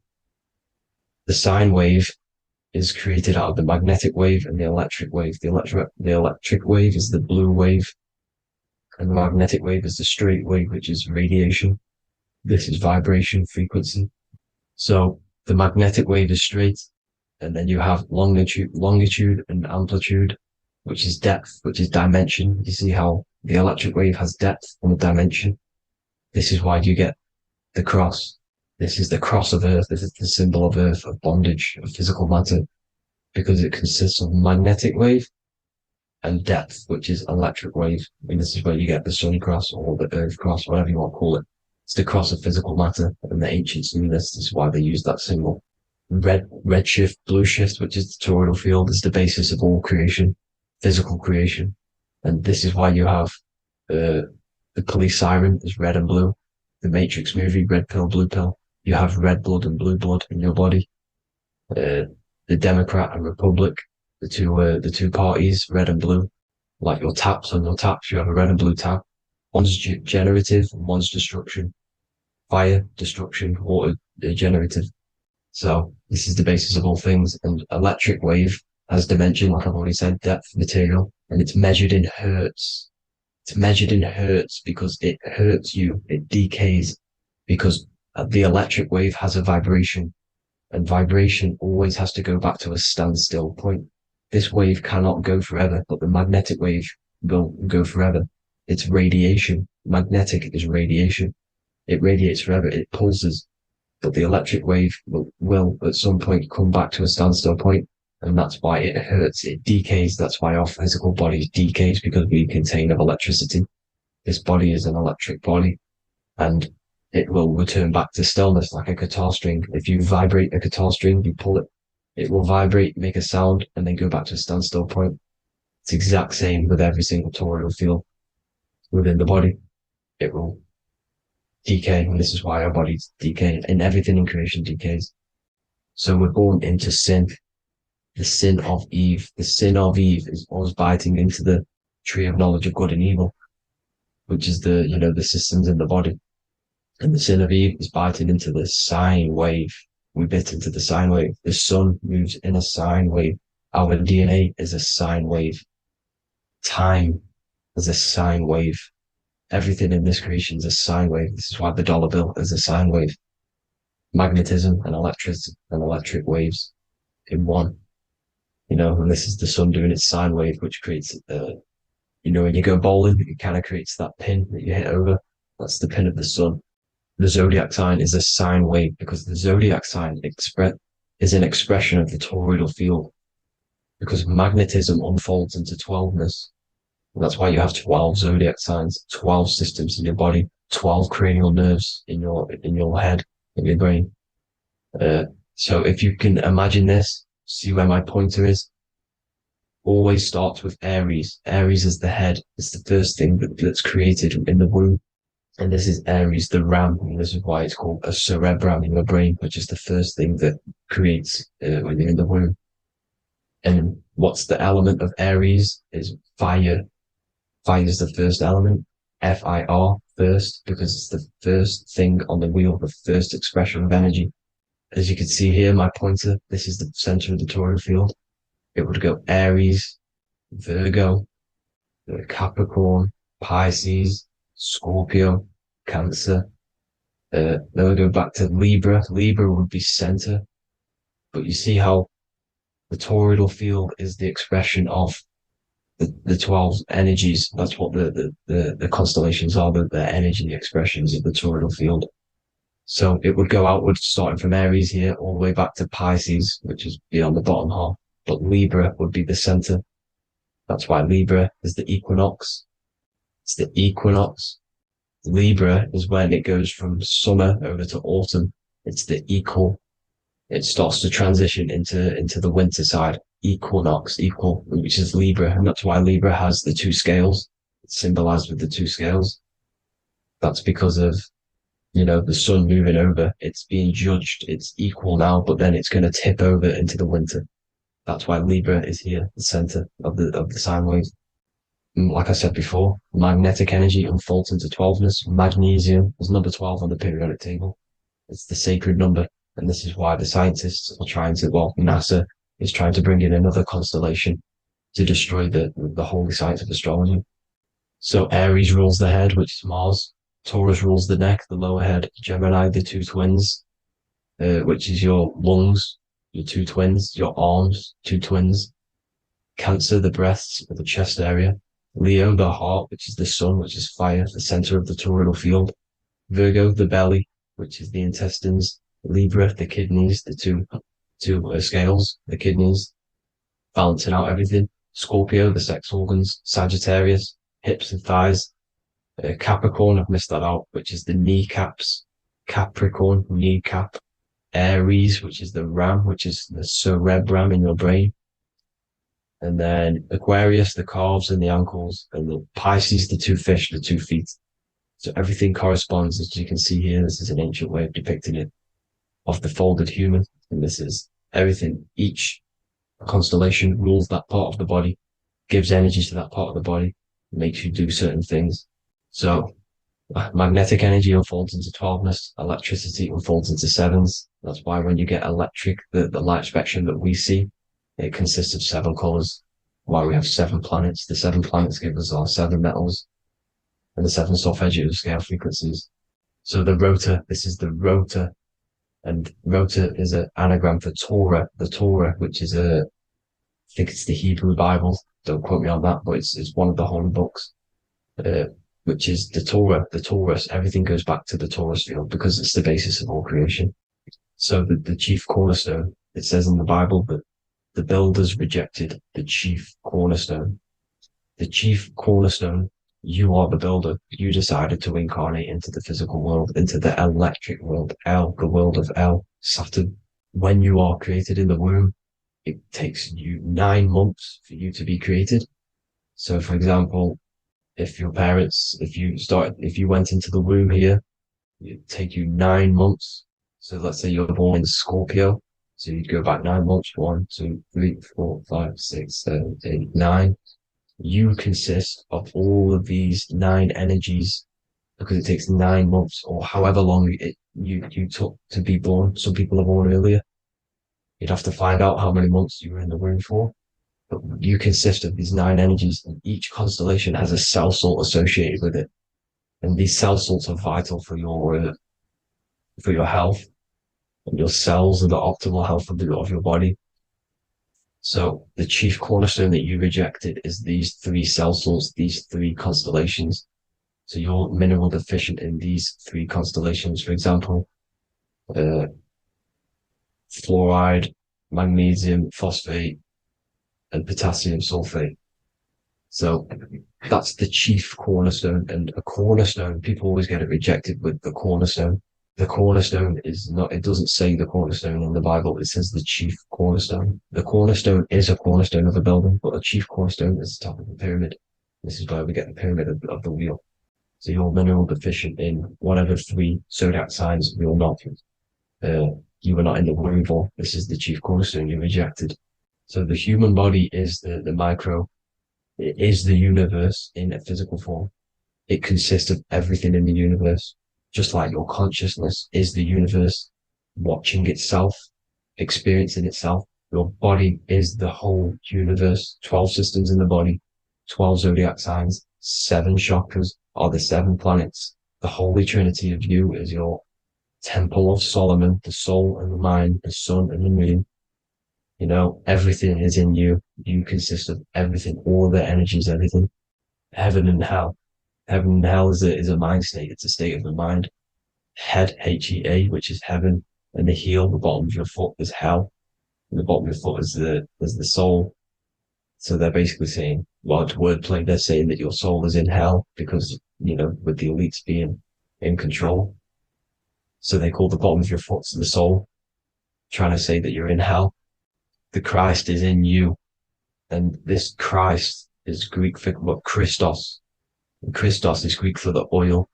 And this oil is produced in the cerebrum, the Aries, the ram, the cerebrum.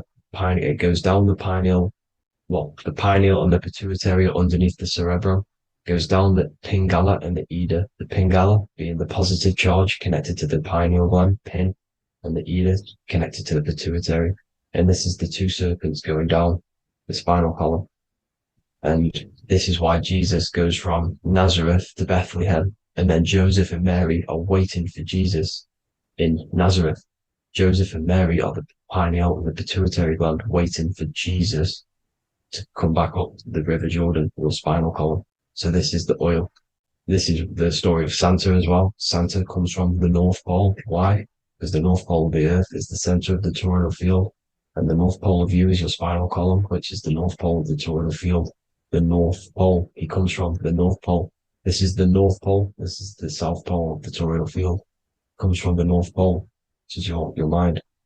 And he goes down the chimney and then back up the chimney. This is the chimney. And he drops off the present, which is the Christos, the oil. And this is why Jesus is crucified at 33, because he crosses over the vagus nerve at the top of your spine. When this oil comes back up the 33 vertebrae, these are your vertebrae here. When it goes up the 33 vertebrae, it gets crucified at 33 because it crosses the vagus nerve, and he's crucified on a cross at 33. This is the story behind Jesus and Santa. The Ark of the Covenant in the Bible is the two hemispheres which cover the vital parts of your mind, the brain side, which is the cerebrum, the pineal, the pituitary, etc. So the two hemispheres are the two angels, the Ark of the Covenant. This is the Ark of the Covenant covering the two vital parts of your brain.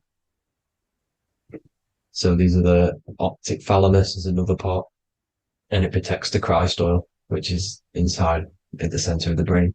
See, the Bible is all a massive metaphor about yourself because you are the universe. You are a microcosm of the universe. Your consciousness is experiencing itself, and the universe experiencing, and your body is the whole universe. Your head's heaven. So Moses crosses the Red Sea. These are the two hemispheres of your brain. This is the corpus callosum, the Red Sea. So he's pretty much saying that he's uniting the two hemispheres of your brain, because most people in this generation are stuck in the left brain, which is just logic, reasoning, science and maths, writing. You know, this is what school teaches you to do. It keeps you stuck in your left brain. And you want to cross over to you want to cross the Red Sea, which is the corpus callosum, to the right brain, which is awareness, art awareness, creativity, imagination, intuition, insight, you know, using the higher mind, creativity, imagination. If you don't have intuition, then you can't read energy, you can't pick up on bad things. This is what Moses is symbolizing by crossing the Red Sea. And it's also the upper room where Jesus met the 12 disciples. 12 disciples are the 12 cranial nerves in your brain. It doesn't just represent the 12 zodiac signs, the 12 disciples. It symbolizes many different things. It's like I said, energy the universe consists of 12ness. So you have 12 cranial nerves in your brain. And that's the 12 disciples as well. And they want you stuck in your left brain, which is the five senses, materialism. So they say in the Bible that Satan blinds the mind. Satan is Saturn. If you've watched my videos, Satan is Saturn. And you consist of the Holy Trinity, which is the sun, moon, and earth. The soul, the moon, the soul being your sun, the solar, the moon being your mind, the earth, your physical body. And Satan blinds the mind. Why? Because we enter a soul system. This is a soul system, not a solar system. And Saturn is the Lord of the Rings, which is the outer ring. When your soul enters the soul system, your soul starts to materialize. It hits Saturn. Why? Because Saturn starts to materialize you. You take on the 7 virtues, which are the 7 planets, which are your 7 chakras. And to get out of this soul system, you must get out of your lower nature, your animal nature, which is lust, desire, greed. You know, the number of the beast 666, which is Saturn, Satan. So you enter the soul system, you take on the 7 energies, which you turn into physical matter. And this is your descension from heaven to all who say hell. And then you must raise back up from matter to spirit. They say Satan blinds the mind. Why? Because your mind gets materialized. Your soul and mind get materialized. And when you get materialized, it's an intense experience. You lose the divinity within you. You forget the divinity. So Satan, which is the first planet, the first energy you take on, the material body, he blinds the mind. He makes you forget everything, your divinity. Then you must remember, ascend up Jacob's ladder, the 33 vertebrae to heaven. And this is a microcosm of the macro, because you will ascend back up to heaven if you do this, when you leave your physical body, when your body decays. So when it talks about in the Bible, completely destroy them, the Hittites, the Amorites, the Canaanites, all the ites, this is what God says to the Israelites. It says completely destroy them. It's basically symbolizing saying destroy your lower nature. The Canaanites, cannibals. We're under a Canaanite system now, which is cannibalism. And this is flesh eating, lust, greed, all the demonic stuff, all the lower vibrational stuff, you know, the lower nature, eating, sex, and survival, the lower 3 chakras. You must get out of these lower 3 chakras and return back to spirit, which is heaven, which is spirit, love, being holy, being truthful, being passionate.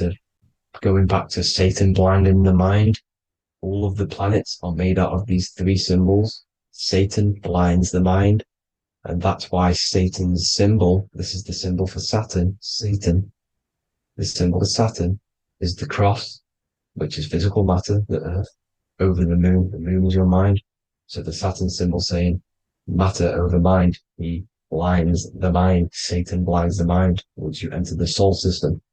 And you must remember, in the Bible, it talks about the Genesis, which is Eve, the sin of Eve, which is biting of the tree of knowledge, with the serpent, which wraps around the tree. It says the serpent placed himself on the tree. Well, the serpent is the spinal column. It's the serpent telling you eat from the tree of knowledge of good and evil, which is your nervous system. And eating from the tree of knowledge of good and evil is doing bad things. For example, over-sexualized, overeating, eating the wrong food. That's eating from your nervous system. It's decaying you, and it's preventing you from achieving the God self, the God consciousness. This is the symbolism of, you know, the tree on the serpent, telling you to eat from the left brain, with the left brain being the sinister. Sinister is Latin for left. That's sin. Sin is left. And left is lefty Lucy, Lucifer, right, righteousness, right, God, godly. The tree of knowledge of good and evil, which is your nervous system, because it determines good or bad. That's the only thing you experience in this world is your nervous system. And then the tree of life is the cardiovascular system, and the Garden of Eden is your body. So that's it for this video, people. I hope you've got a greater understanding of how you are the universe and everything is inside of you. Just keep in mind you are the universe experience in itself, and your body is a reflection of everything. The 12 constellations, the 7 planets, everything's inside of you. This world is an expression from the inside outwards. You can't affect the outside world to manipulate reality. Everything's inside of you. I hope you got a greater understanding of this. God bless.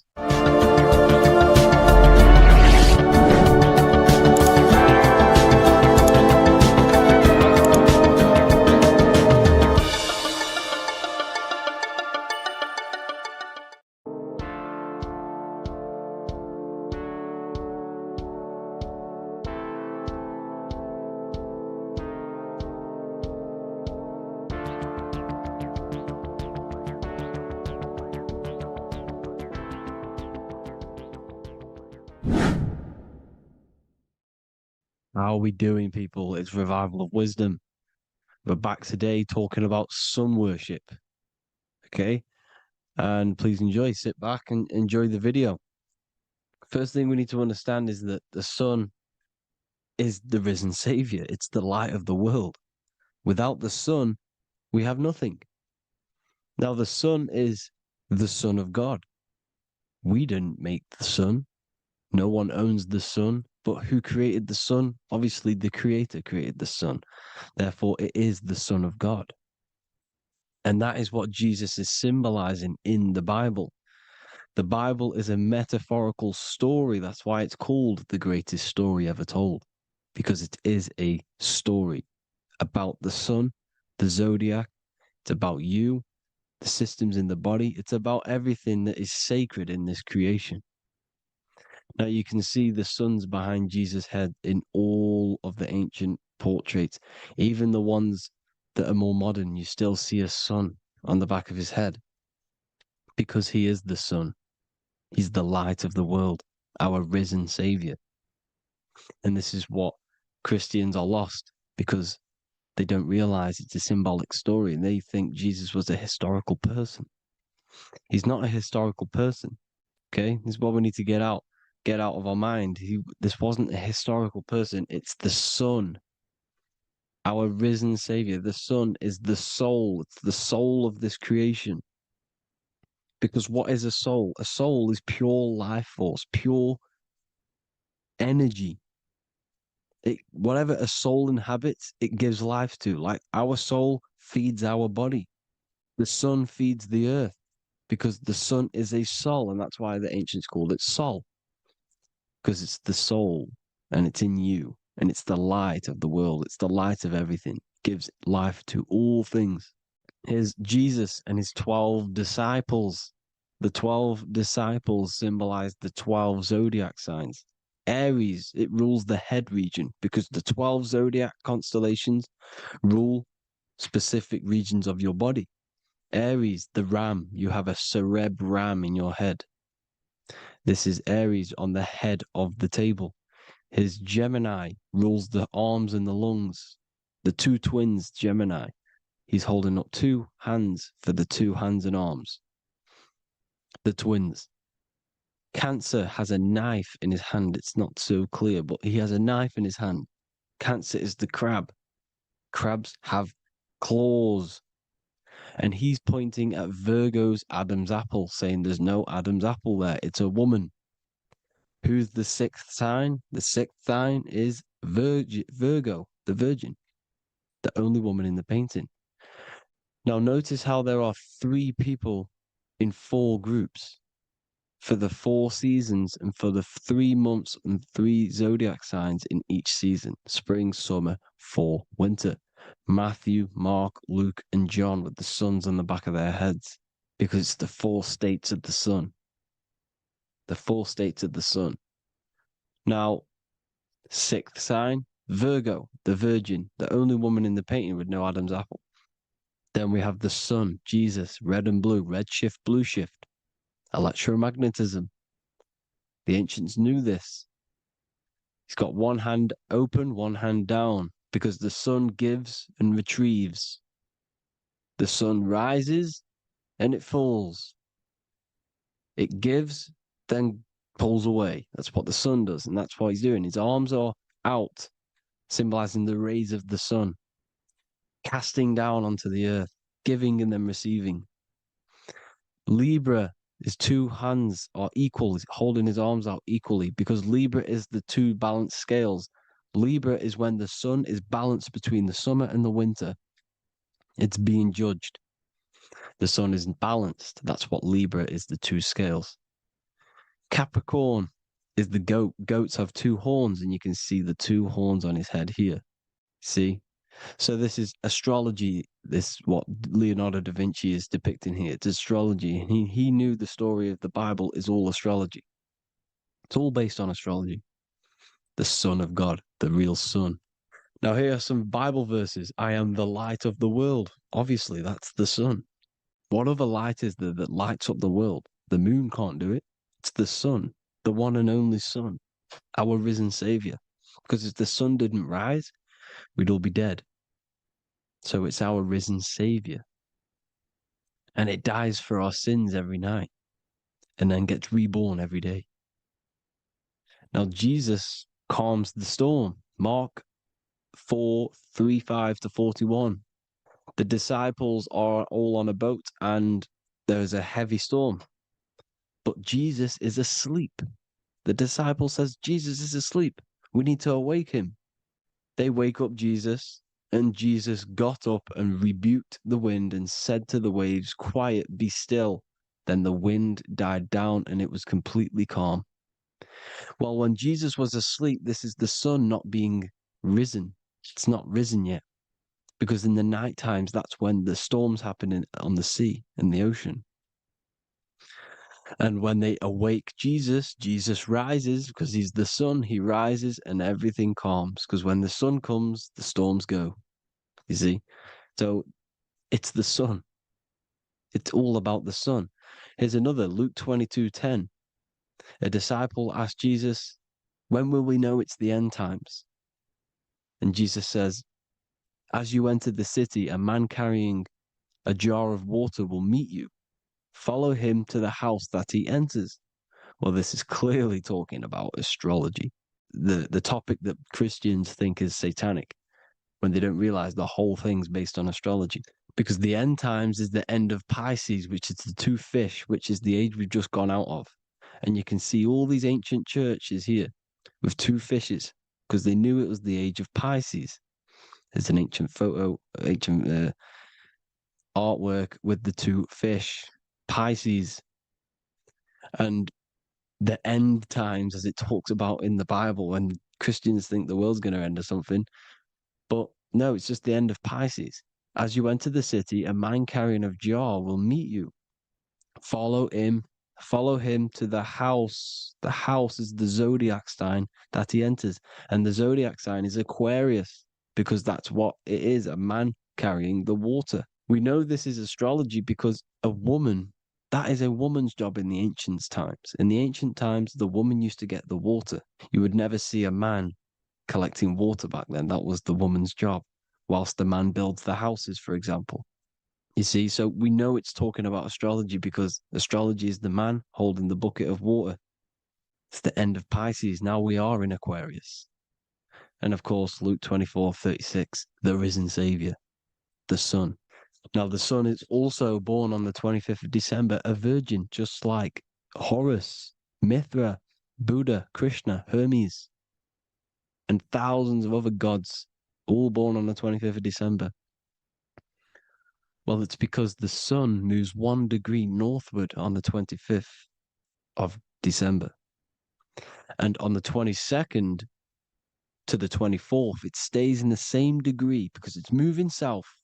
But then on the 22nd, it stays in the same degree on the Southern Crux constellation. And the ancients called this the sun dies on a cross, because the cross is the Crux constellation, the Southern Cross.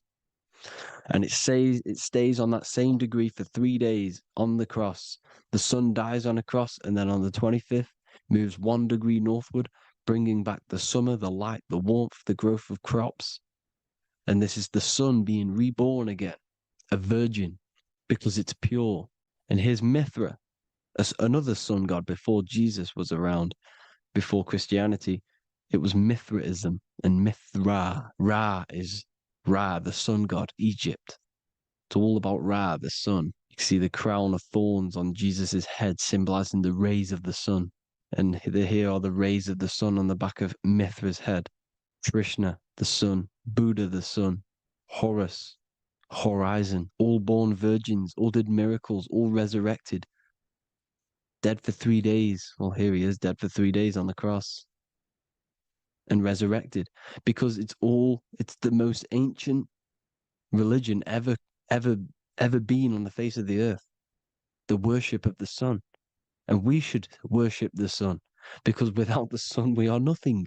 The sun feeds us, feeds the earth, feeds everything. Without the sun, we are nothing. It's been reversed, and now we're worshipping man. When we're worshipping a man called Jesus, was never real. It's all about the sun, the most high, the most powerful, potent, celestial body in the sky, the orb that feeds us every day. It dies for our sins and rises every day. It's the sun. Now on the Holy Communion Day, it's the worship of the sun. They give out mini suns. Here's Jesus holding a sun. And they raise the sun on Sunday, because they go to worship their sun god on Sunday.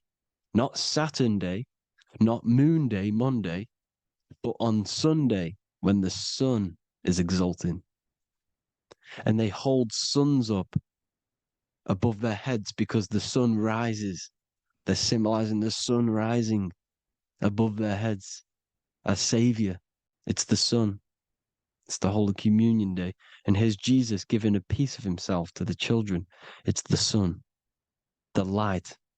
Judas was known as a backbiter, a backstabber, because he stabbed Jesus in the back. He betrayed Jesus.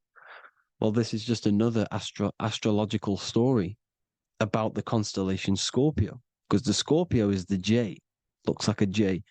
J for Judas, the scorpion, the backbiter. Scorpions backbite, they bite with their back. And what does Judas do? He betrays Jesus by kissing him to let the warriors know who they need to get. So he kisses Jesus, and Jesus gets stabbed in the back. Well, when you get stung or bit by a scorpion, they leave like a kiss. So Judas kisses him and gets betrayed. Well, this is because the sun, when it hits Libra, it's balanced. The sun is balanced because it comes through summer. Now the sun's starting to die. The sun's starting to die. It hits Libra. And then as soon as it hits the Scorpio, it gets betrayed because now the sun has to fall to winter, and Saturn is there waiting to take over the darkness of the winter. So he gets stabbed in the back by Scorpio, Judas, the scorpion, the backstabber. You see, it's an astrological story. Here's Mary. Mary means marry, which means pure. The sun is pure. No one gave birth to the sun but the God. And it's born every day. It's born every day on every year. It's born pure. There was no controversy. There was no, activity for the sun to be born. It's pure. Now, the 7 metals come from the 7 planets. The sun gives you gold, and this is why the sun is golden. It looks gold. And this is why the banks are backed by gold, because gold is the most valuable metal, because it's the sun, the most valuable celestial orb in the sky, in the heavens. Well, here's Jesus, another ancient symbol of him being crucified on the cross with the big sun, the Southern Cross constellation. The sun dies on the cross constellation. And if you go to the old etymology dictionaries, you will see sun and son is the same word. They come from the same etymology roots. You can use them for no matter what, but they've been confused today. But if you go back to the old dictionaries of etymology, they are interchangeable. You can use them. Son, sun, sol, it's all the same thing. The 12 disciples, 12 brothers of Joseph, 12 tribes of Israel, 12 breastplates on the stones, because it's all the 12 astrological signs. They could have used any other number, but there's 12. Because 12 is the mind, which is God. 7 is the number of matter, which is man. 7 energy centers in the body. 12 cranial nerves in the brain, because it's the mind. 12 is the 12ness. The zodiac is literally the mind of God, the signs of God.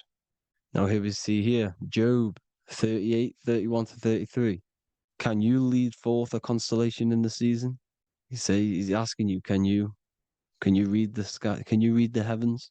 Canst thou bring forth the Mazzaroth in its season? Mazzaroth means 12 signs, the zodiac. Why did they translated every single Hebrew word in the Bible into English, but they decided to leave out Mazzaroth? Why? It's because if that said zodiac, Christians would have a different view on the Bible, but they leave that out. But Mazzaroth actually means the 12 signs, the zodiac, and the stars means sign. The word stars means sign because the stars are signs, things to come, which is off in Hebrew, which means sign, things to come. You see a sign on the road, it's something coming. But God is saying, no, what does he say? To qualify as a director, a judge of man's life on earth, one must be able to govern the heavenly bodies that rule the earth. It's telling you to read the heavens. We need to read the heavens. Astrology, the 12 zodiac signs, the mind of God. It's telling you, read the Mazzaroth, read the zodiac, because they are things to come in your life. They are signs. It's not satanic, it's made by God. God said, let there be lights in the firmament of the heavens to divide the day from the night, and let them be for signs. Signs are things to come. The 12 zodiac signs. It's all about astrology. Here's Mary holding the sun. His son, her son. It's the sun in the sky. The one and only, the most high. The soul, the solo because it's on its own. The most powerful, Ra, radiance. Here's the Pope holding the sun. All 3 popes holding the sun because they're sun worshippers and they know the true meaning and origins behind Christianity. Sun worship. Here's the Vatican is a sundial. Yes, this is literally a clock. Your clock, your watch is a sundial. It's got 12 sections on it for the 12 zodiac signs. 12 hours, 12 Horuses. Now here you see Jesus walking on water. Well, it's the sun. And here's the beard of the sun. Here's the pyramid of the sun, the illuminated one, the all-seeing eye, the sun. Here's the Ankh. The sun creates these symbols. The ancients knew this. Now, when you see these headdresses, these are actually the days of precession of the sun. Aries, Cancer, Libra. It's all about the sun. Here's some more sun worship going back to Egypt. Ra, Horus, Osiris, and Set. Jesus and Satan is Horus and Set. The sun and Saturn. Saturn rules the winter, Satan. Jesus, the sun, the light of the world, rules the summer, rules the day. Satan's the night, Saturn's the night, the sun is the day. The evil brother, Satan. Well, Horus comes, this is where we get the word hours from. There are 12 Horuses. The sun moves in 12 Horuses, 12 hours. Where's Horus? What hour is it? Where's Horus? His Ra, 12 noon, Ra, radiates, powerful, the most high sun. That's why he has a sun on the top of his head. These are the 4 states of the sun. Set, sunset. This is why we say sunset, because the sun is setting. His sunset, his Horus, horizon, the Horus is rising, Ra radiating, and the sunset. Then midnight is Osiris. Here's another ancient symbol for the sun, the scarab. Ra, the sun, scarab.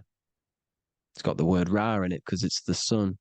And here's the sun on top of the scarab with the wings.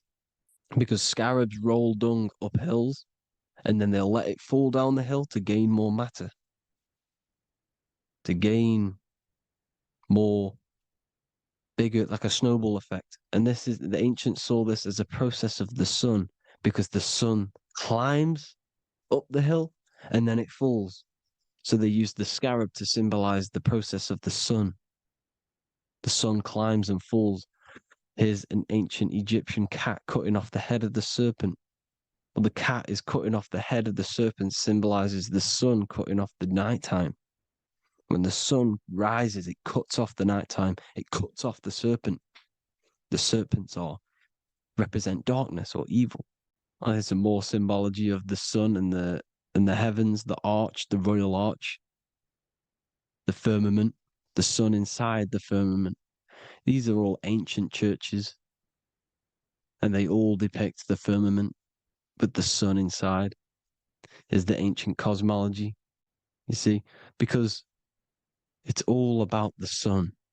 Everything's about the sun, because the sun is our orb made for us to sustain life in this, inside of this creation, inside of this firmament, the royal arch of heaven. Here's the Freemasons depicting it. Here's the Masonic royal arch, but you can even see the zodiac signs. Here's Cancer, the checkered board. It's the royal arch of the firmament. Obviously, they don't want to tell you that. You live in space, apparently. Some more sun worship. Here's the beard of the sun on the water.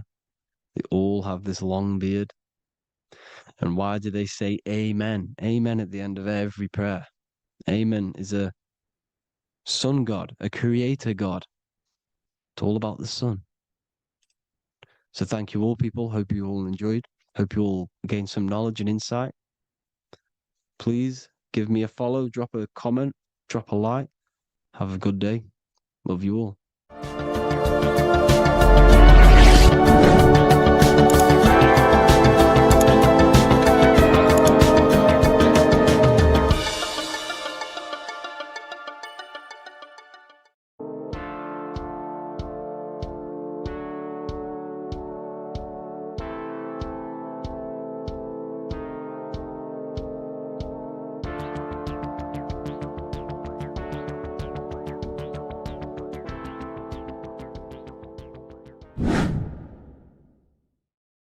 What are we all doing, people? Survival wisdom. Today we're going to be breaking down the Bible and its real, true metaphysical meaning.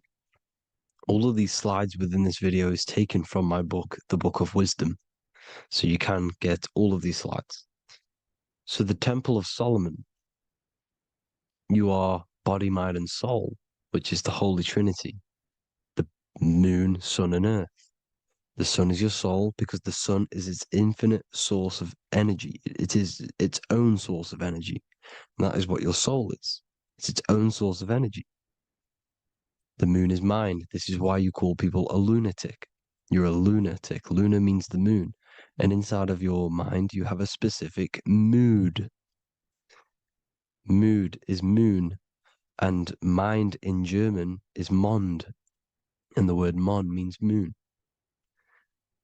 And earth is your physical body because your body contains of the four elements, the four physical elements. Well, the Temple of Solomon is the temple of the soul and the mon, the soul and the mon, the soul and the mind.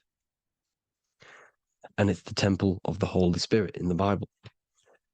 Everything leads back to one singular point in the center of the brain. The brain is not the mind. It's mind over matter. Okay? The brain is the physical manifestation of the mind.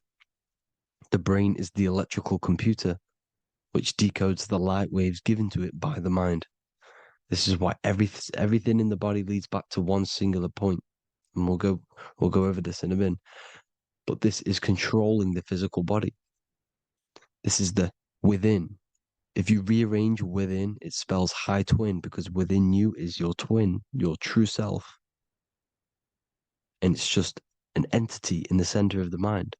And if you shut your eyes, you can feel it. Your awareness is in the center of the brain. So there's just an empty chamber in the center of the two cherubs, the two brains. They are two separate brains. They're two hemispheres. And the empty chamber, when scientists chop it up and see it's just an empty chamber, well, because you can't see in that plane of reality, you cannot see the mind. You cannot see thoughts. It is invisible to the human eyes, to the visible light spectrum, to the two eyes. The reason why we call it the third eye in the center of the brain, it's not the third eye, it's your true self, it's the mind and soul. It's an eye because it does see. It's the all-seeing eye that you always see here. There's some Masonic artwork showing the two pillars, the two cherubs, the two hemispheres of the brain, and the inner eye. This is the eye that sees all things. What do I mean by seeing all things? Not physically. It sees the mind. It's what, because your soul is watching the mind. You can observe the mind. You are not the mind. And if you meditate deeply enough, you can go beyond the mind. It's the all-seeing eye. It sees the mind. It sees what emotions you're feeling. It sees what you're thinking. It sees what you're seeing with the two eyes. It's the all-seeing eye. It sees all things. It's omnipresent. It's everywhere. Because the mind can be anywhere. The mind can switch itself into any place it wants. There is no limitations with the mind. So there is two hemispheres in the brain. And in the Bible, there is a quote saying the most holy place between the two cherubs. The two cherubs is the two hemispheres of the brain, and the most holy place is between them, which is what the Masonic artwork is showing. This is the all-seeing eye, the soul and the mind in the center of the brain. And you will not see this with the two eyes. So when scientists come to seeing the empty chamber in the center of the brain, they wonder because they do not understand the occult side of the world. They do not understand the layers of reality. How the two eyes, everything physical comes from the unseen. Everything seen comes from the unseen. Now, the two hemispheres of the brain play a major role in our lives. The right hemisphere is the artist. The left hemisphere is the scientist. The right hemisphere controls the left side of the body.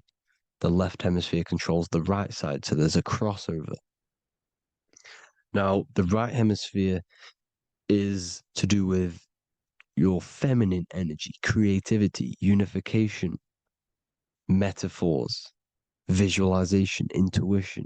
The left hemisphere is to do with sequencing, facts, materialistic details, language, and logic.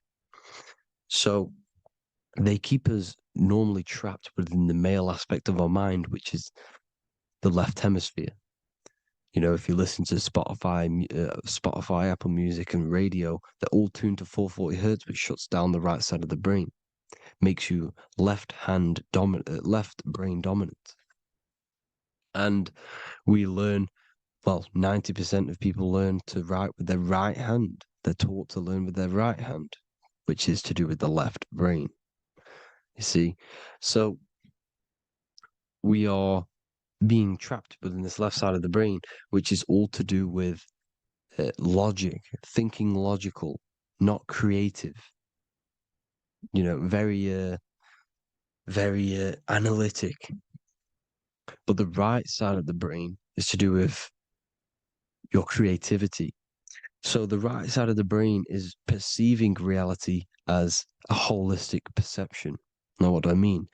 If you're riding through a woods, for example, if you're riding through a woods, your right hemisphere is seeing the whole woods as one unified woods. The left hemisphere's job is to break down the perception given to it by the right hemisphere and break it down into individual trees. So what am I saying? The right hemisphere is seeing humans and everything in creation as one unified consciousness. The left hemisphere is seeing individual egos. This is why the left hemisphere is the place of the ego, the right hemisphere is to do with the higher self. They're both needed, though. I'm not saying one's better than the other. It's balance. Now, they don't want you to see the unified picture, perception of creation. They want you to think everything is individual, everything doesn't come from the one, because all things come from the one. And we experience the two in this reality, dualism. In order to understand the one, we have to experience the two to advance. So, anyways, let's get away from the two hemispheres. The right hemisphere, like I said, is to do with the higher self. And this is why in John 21:6, it says, cast the net onto the right-hand side of the boat and you will find fish. Meaning, cast your energy, cast your perception into the right hemisphere of the brain, and you will find God, unification, and higher self. You will see things from a unified perspective. How we are all one, because we are all the same consciousness. The same spark that is in me is in you. This is why I am you and you are me. We are all the all-seeing eyes of God, just split up into individual bodies. We are all made up of the same essence, consciousness. And that consciousness, that mind and soul, is in the center of the brain. You are just in different avatars. And until we see this, we'll forever be divided and conquered. Until we figure this out as a collective consciousness, we will forever be divided and conquered and ruled over. This is why the Bible says, ye are gods. You are the sons of the Most High, because we are. We are the Word made flesh. We are God made flesh. Mark 16:19. So then after the Lord had spoken unto them, he was received up into heaven. Head is heaven, H-E-A, and sat on the right hand of God. God is the consciousness in the center of the brain. Heaven is the head, and the right hand of God is the right hemisphere of the brain, meaning he sees things in unification, creativity, intuition, the higher mind, the higher brain. When Moses crosses the Red Sea is the corpus callosum, moving from the left to the right hemisphere of the brain to see unified perception of reality. Head, H-E-A, heaven, same root word. This is why the ancients always depict God in the center of the brain. Here you see ancient Christian artwork showing God in the center of the brain, the light. Here you see it here. Here you see Ganesh, an Indian god, which is the brain. Here you see the Father, the Son, and the Holy Spirit in the dome, the brain.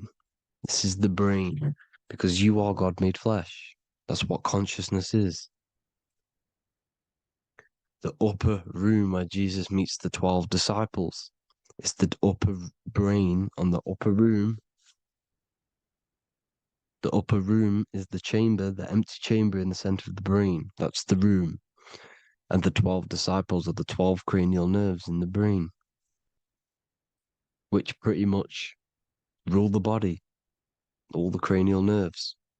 The tree of life, the cardiovascular system. This is why in Genesis it says the tree of life was in the midst of the garden. Midst meaning middle, because the middle of the body is the cardiovascular system, which is controlling all of the systems in the body.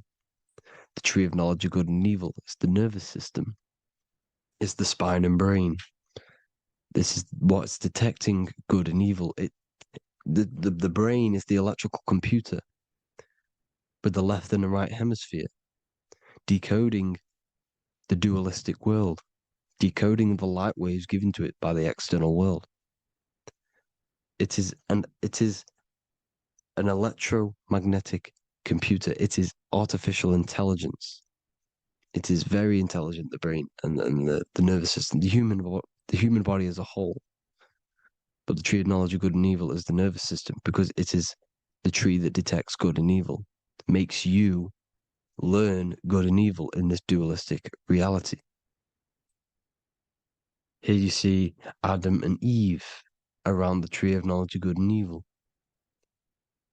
Adam and Eve, male and female energies, with the serpent in the tree, and the tree of knowledge of good and evil. Well, this is the spine, the brain, and the serpent is the kundalini up the spine. The serpent is the S. That's why S, serpent, S, the letter S is the serpent. Sex and serpents make an S noise. You know, the Bible cursed the serpent. So we don't figure out the true religion. The true religion is raising the kundalini and becoming God-man and reaching our higher states, our true God self. Because once the kundalini is saved and hits the pineal gland, it activates 100% of the brain when we're only using around 20 to 10% as of right now without the kundalini awakening. So when you use it, you're activating 100% of the brain. You're activating all the dormant brain cells. You're regenerating the body. And this is the serpent in the tree of knowledge of good and evil. This is the spine, brain. This is Adam, Eve, the male and female energies. The light of the body is the eye. Therefore, if thine eye be single, thy whole body should be full of light. Matthew 6:22. This is the single eye in the center of the brain. It is not the pineal gland. It is what's inside the pineal gland. You have to go beyond the physical world, and there are no words to describe things that are not physical, metaphysics. And the whole body should be full of light. Well, this light is the same pyramid that you see. You are the pyramid with the all-seeing eye on top. This is why the ancients built the pyramids with the stairs in the middle symbolizing the spine, because once you open all the chakras and balance them and raise the kundalini, you activate all of the brain, which gives enlightenment. The word enlight in ment. Ment means mind, light in the mind. Enlighten the mind. And this is enlightenment. We are the temple. And Jacob called the name of the place Peniel, for I have seen God face to face. Within spells high twin. Within you is the God self, which you need to manifest into the external world. And he's seen God in Peniel, the consciousness. He's seen his true self, consciousness in the pineal gland. Genesis 28:10, Jacob's ladder. Jacob, he took a rock there and laid his head on it to sleep. Jacob had a dream. He dreamed there was a ladder that was on the ground and reached up into heaven. Head is heaven. The rock he fell asleep on is the sacrum bone, because he's symbolizing the oil that comes down the spine, hits the sacrum bone and rests there, falls asleep, and it looks up and it sees the ladder to heaven. Because when you raise this oil, you become God-man. You become God in heaven. You can leave the body at will. Do you not know that your body is the temple, that your body is the temple of the Holy Spirit? Corinthians 16:19-20. Or do you not know that your body is the temple of the Holy Spirit within you? Your body is the temple of the Holy Spirit, the soul and the mind within the center of the brain, the temple of Solomon, temple of the soul and the mind. Romans 8:10. Christ is in you. It's not external. When you give where attention goes, energy flows. When you give your energy to external things, your attention, your worship to external things, you're giving energy, meaning it's draining you, and you're feeding something within the astral plane, a mental thought within the astral plane. So with you realizing that the Christ is in you, that you don't have to worship anything outside of you, this means that you're internalizing your energy. You're not giving your energy, because where attention goes, energy flows, which means you become more present. You become healthier because you're not giving off all of your special electromagnetic energy that's charging you. This is why the religions ran by the Vatican is all external. They're exoteric. Exoteric means external teachings. The esoteric is the internal, the hidden teachings. In Psalms 82, I have said, ye are gods, and all of you are children of the Most High, because we are the Most High, split up into individual bodies. That's what consciousness is. Consciousness is the Most High, and we have to raise ourselves to the Most High. Brahma, Vishnu, Shiva, the Father, the Son, and the Holy Spirit. Why is it always a trio? It's a trio because it symbolizes us, the soul, mind, and body. The mind is the bridge for the soul to be in the body. What is the soul? It's the life force. It's the watcher. It's the all-seeing eye. The soul sees into different realities, and it gives life to the body of every reality it goes in. This is why you always see light around the all-seeing eye, because it is the energy, the life force, the light, life, L-I. Life is light. And it's the eye because it sees into the different realities. It sees into the dream world. When you're going to sleep at night and you dream, it's not a dream. It's another reality. You're a multi-dimensional creature. We live in a multiverse. There's infinite amount of yous.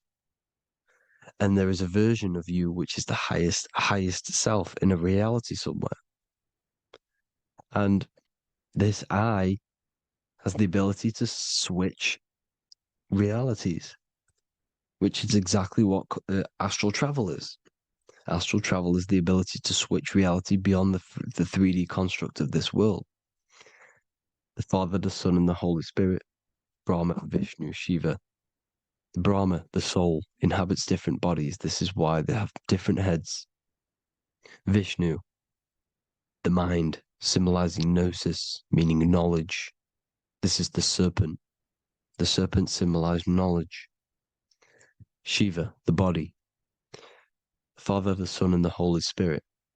The bird, the soul, because the bird symbolizes the soul. This is why you have here the Egyptians showing you the soul leaving the body. Here you see here with the twin head, the same head, and it's a bird. This is the soul self. This is the ego self. The Egyptians knew this. They knew all of this. Of course they did. Now the whole story of Jesus is all metaphorical for the process which goes on within your body. Your neck and head is the holy grail which the sun and the moon creates. Sorry, the sun and the moon creates the fluid within the holy grail, the brain, the skull. And the moon creates the milk. Sorry, the moon makes the milk. The sun makes the honey, the land flowing with milk and honey in the Bible. The land flowing with milk and honey is the center of the brain in the Holy Grail. Here you see the Masonic artwork showing you the sun and the moon creating the fluid in the spine. Here's the serpent. Serpent symbolizing the two Kundalini channels, the Ida Pingala up the spine. Here's the furnace raising the Kundalini, raising the oil, heating it up and rising it to the crown. You see? So here you see more Masonic art, seeing the sun and the moon creating the holy fluid in the brain, in the cup, filling the cup. This is why it's a cup, because it's the Holy Grail. This is the holy oil in the center of the brain that gets released down the spine, which is Jesus coming down from heaven. It comes down the spine, down the River Jordan in the Bible. This is when Jesus goes from Nazareth to Jerusalem. He comes down the River Jordan, and Joseph and Mary are in Nazareth waiting for Jesus' return. Joseph and Mary symbolize the pineal and pituitary gland, which produce the two oils created by the sun and the moon. And he returns. When he returns, he gets crucified at 33 because there's 33 vertebrae at the back of the spine, and it crosses the vagus nerve. The crucifixion of the oil past 33 vertebrae creates God-man, and it creates your higher self, and it activates 100% of the brain. And you turn into spirit, you turn to your spirit self. This is why Jesus dies. He didn't physically die, it metaphorically dies and becomes his higher self. The ego self is left behind. It's the same with the whole story of Jesus. Jesus comes down from heaven, which is the oil. He dies in a cave for 3 days, which is the oil hitting the cave. Here's the cave. And resurrects after 3 days. If you resurrect the oil, comes up and gets crucified at 33 in Golgotha. Golgotha translates to a place in the skull. The 3 wise men from the east. Well, if you look at the Masonic artwork, they'll always show you a ladder up to the east. Okay? Here you see north, south, west. This would be east. Here you see east here. East here. The ladder up to the east. The east is the top, up. 3 wise men from the east. The thalamus, pituitary, and pineal gland in the center of the brain. The most important glands in the body. Here you see the Egyptians with the spine, the sun, and the 2 hemispheres of the brain. What did I say at the beginning? The sun is the soul. The sun is its own source of energy. It's the life force, which gives life to anything it inhabits. The soul is the same thing. That's why sun and soul mean the same thing. So, what I'm saying is consciousness is God. And this is why when it refers to as God in the Bible, it means your higher self, pretty much. And returning back to this higher self, because God is something that you need to manifest. Consciousness is God, and your body is a reflection of the creation by God. This is why everything in the body corresponds with the stars. The stars rule the body. We are an image of the stars. This body is an image of the whole of creation. Aries rules the head. This is the cerebrum, the ram in the brain. Here's the ram, Aries. And we have something called the cerebrum, Aries, the ram. This is the Lamb of God moving to the higher mind. Taurus, which is the lower brain and neck, the cerebellum, the bull Taurus, the lower mind, and the cerebrum and the cerebellum, the ram and the bull, is what makes you ramble on. Ramble meaning walking. The higher mind and the lower mind working together makes the body ramble. Ramble is what makes you walk along. Thank you to Santos Bonacci. Gemini, the 2 twins, rules the 2 arms, the hands, and the lungs. These are the 2 twins of the body. Sagittarius, the horse, which rules the hips. Hips means hippo. Hippo means horse. Hippopotamus means water horse. Hippo means horse, and this is why we call them hips, because horses have massive hips. Capricorn, the kneecaps. Pisces, the 2 fish, the 2 feet. Then they make us swim. We are an image of the stars, people. Well, the body is anyway. Consciousness is God, and the body is the image of the whole of creation. It's a reflection of the whole creation, as above, so below. 12 systems in the body, 12 cranial nerves for the 12 constellations, 12 cell salts. The body's made out of 12 cell salts. So, this is where it gets kind of deep. This is where we get deep. And he said Jesus was known as the fisher of man. And fisher of man, meaning man does not mean man as in the male. Man means mind. He's the fisher of minds. So the Bible is not patriarchal. It's not patriarchal. Man just means mind, pretty much. So the fisher of mind, man, because he was fishing minds out of this reality into the higher realities. He was teaching people how to leave the body when he walks on water. Walking on water is the physical, etheric, astral, and mental. These are the different planes of reality. The ether is the either, because the ether is the substance that's on either side, astral and physical. It's the fifth element, is ether. And the fifth element is the water. The same water at the beginning of the Bible when it says, let the firmament divide from the waters above from below. The water symbolizes the ether. It's the base of all physical matter. And the ether is known as the water. So when you're walking on water, you're walking on the ether, meaning you're leaving the physical body. So when Jesus walks on water and he's teaching Paul to walk on water, Paul becomes scared and falls back into the water. Well, when you astral travel and you become scared when you're projecting, you'll fall back into your body. So he's pretty much saying walking on water is leaving the body, and walking on the ether, because the ether is the veil between the astral, and that's what devil means. Devil has the word veil in it, because the devil is trapping you between one veil, which is this world. They're trapping you in this world, this thin layer of reality.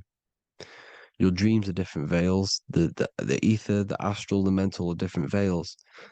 Devil is deveil. Deveil. You need to escape being stuck in one reality and live in between realities. And this is when you truly become a multi-dimensional being, because your soul is just the eye. That's what you are. You're just an eye, and you see into different worlds. And it also, when Jesus means the fisher of man, the fisher of minds, I truly believe, because of my research, that there is other worlds. It's not just this one. There's higher worlds.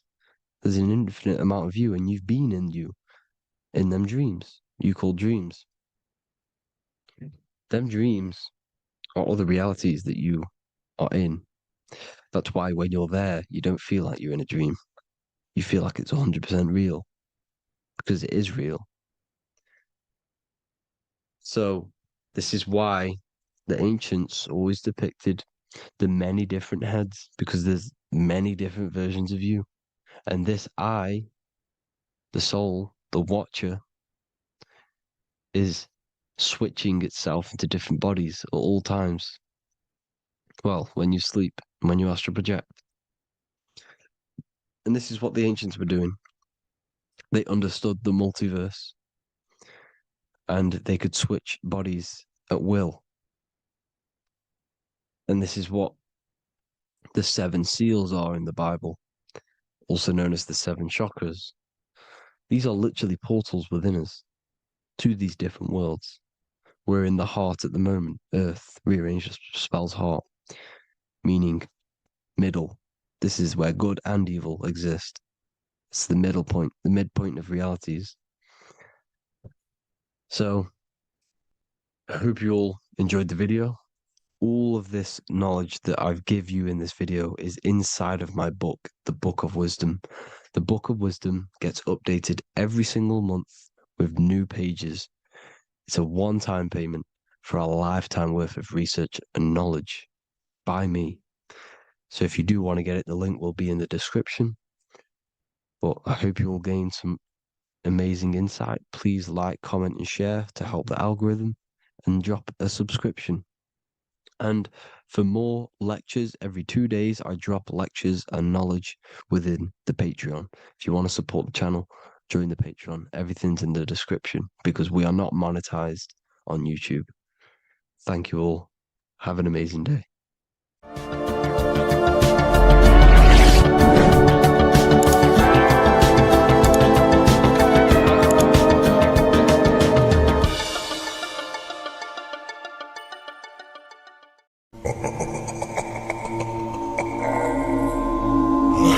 If your ultimate goal is to be famous, then you're gonna do a lot to get there, like sign your name in blood in a contract with the devil. That's how I got introduced to the music industry. I swear I wanted to be like the Amy Grant of music. Yeah. But it didn't work out, and so I sold my soul to the devil. Well, needless to say, sold my soul. Alright, y'all. I'm finna sell my soul. I'm gonna hit y'all when I'm through. I'm gonna be rich as hell, alright? My soul, little bro, man. You trying to sell your soul, man. Look.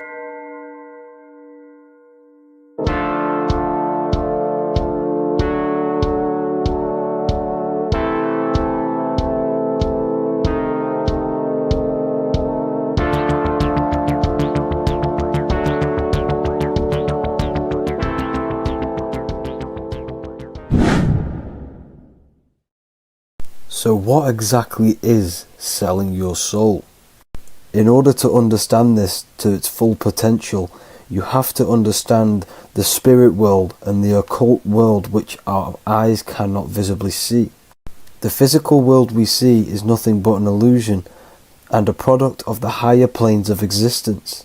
For example, you can see someone's physical body, but you can't see the complex structure of the consciousness and the thinking behind that being. With that being said, there are forces and entities not attached to physical bodies, which they exist on the astral and etheric plane behind the physical plane. Now there are numerous videos and music with artists talking about this. For example, I sold my soul to the devil and the price was cheap. Why do you still do it? Why are you still out here? Well, it goes back to the destiny thing. You know, I made a bargain with it, you know, a long time ago, and I'm holding up my hand. What was your bargain? To get where I am now. Should I ask who you made the bargain with? with you know, with the chief commander. On this earth? And on this earth, and then in a world we can't see. And then in a world we can't see. so selling your soul is cutting a deal with an astral plane entity in exchange for wealth and fame on this physical plane. This is classed as black magic because you are bending reality against your intuition. Now, making deals with entities beyond the physical plane, you always have to give something in exchange. When it comes with demonic entities, it always involves some sort of sacrifice, bloodshed, or humiliation. Now, there are countless of rappers who someone close to them have died just before their career takes off to the next level.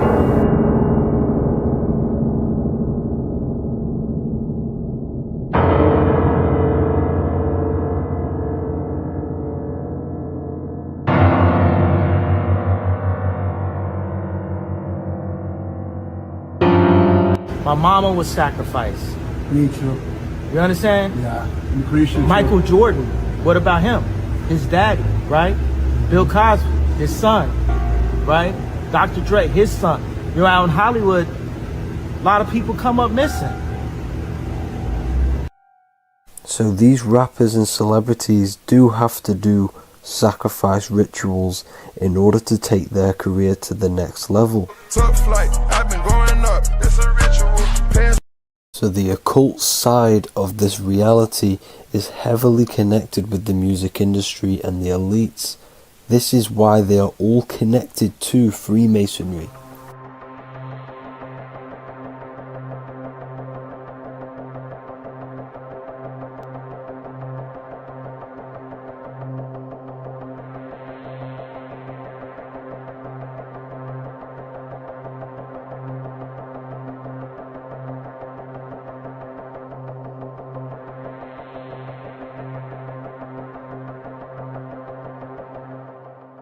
Now this is why the music industry is one of the most important industries for the elites to stay in control and keeping the masses on low states of consciousness. Frequency is one of the most powerful things in reality because it's the only thing which can enter your soul and body without consent.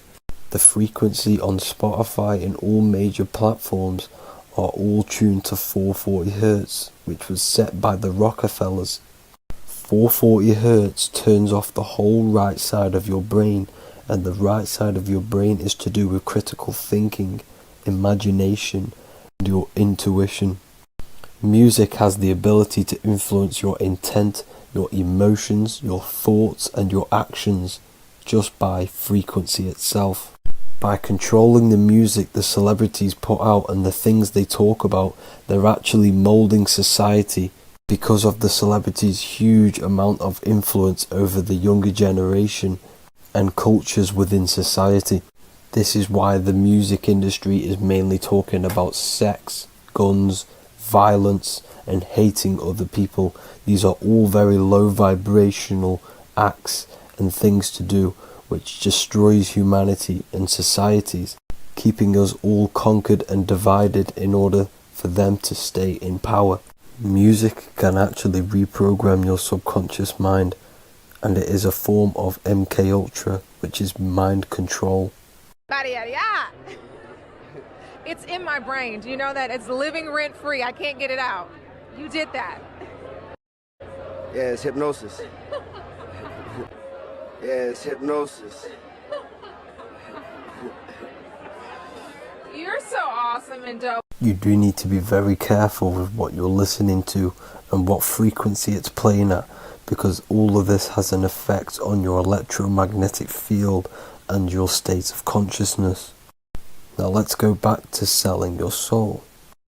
When these rappers and celebrities sell their soul, they now gain eternal life on this physical plane.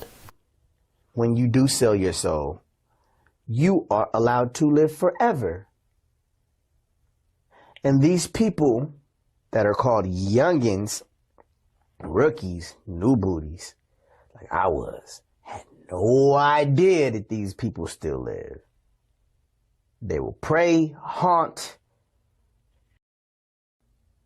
kidnap, anything to stay on top. This is their world. They have nothing but time, is what they believe. Now this explains why there's so much Saturn worship, because Saturn is the father time. He's the god of time and crystallization in the physical realm. If you want more information on that, go to my previous video. Now here is ASAP Rocky standing inside of a pentagram, but notice the way he's standing, it's an inverted pentagram. The pentagram is associated with magic, however, the upright pentagram is the 5 elements with spirit on the top. It's either called spirit or ether. It's at the top because it rules the other 4 elements, because it's the baseline of reality, which is spirit and matter. Spirit is behind the physical reality. However, when it comes to black magic, they invert the pentagram, so spirit is at the bottom because they worship the physical world. This is why the Baphomet is the inverted pentagram. These people are operating off their animal instincts. They do not want anything to do with spirit. These are antichrist. All of these celebrities know full well the effect that what they're doing on the rest of the world. They have sold themselves out, and the elites use them as puppets to push this new world order and mold society in the way they want it. This is why all the celebrities are linked to Freemasonry, because in Freemasonry you have to take the oath of silence, where you can't speak on anything that they learn inside of Freemasonry. This is the symbol of silence.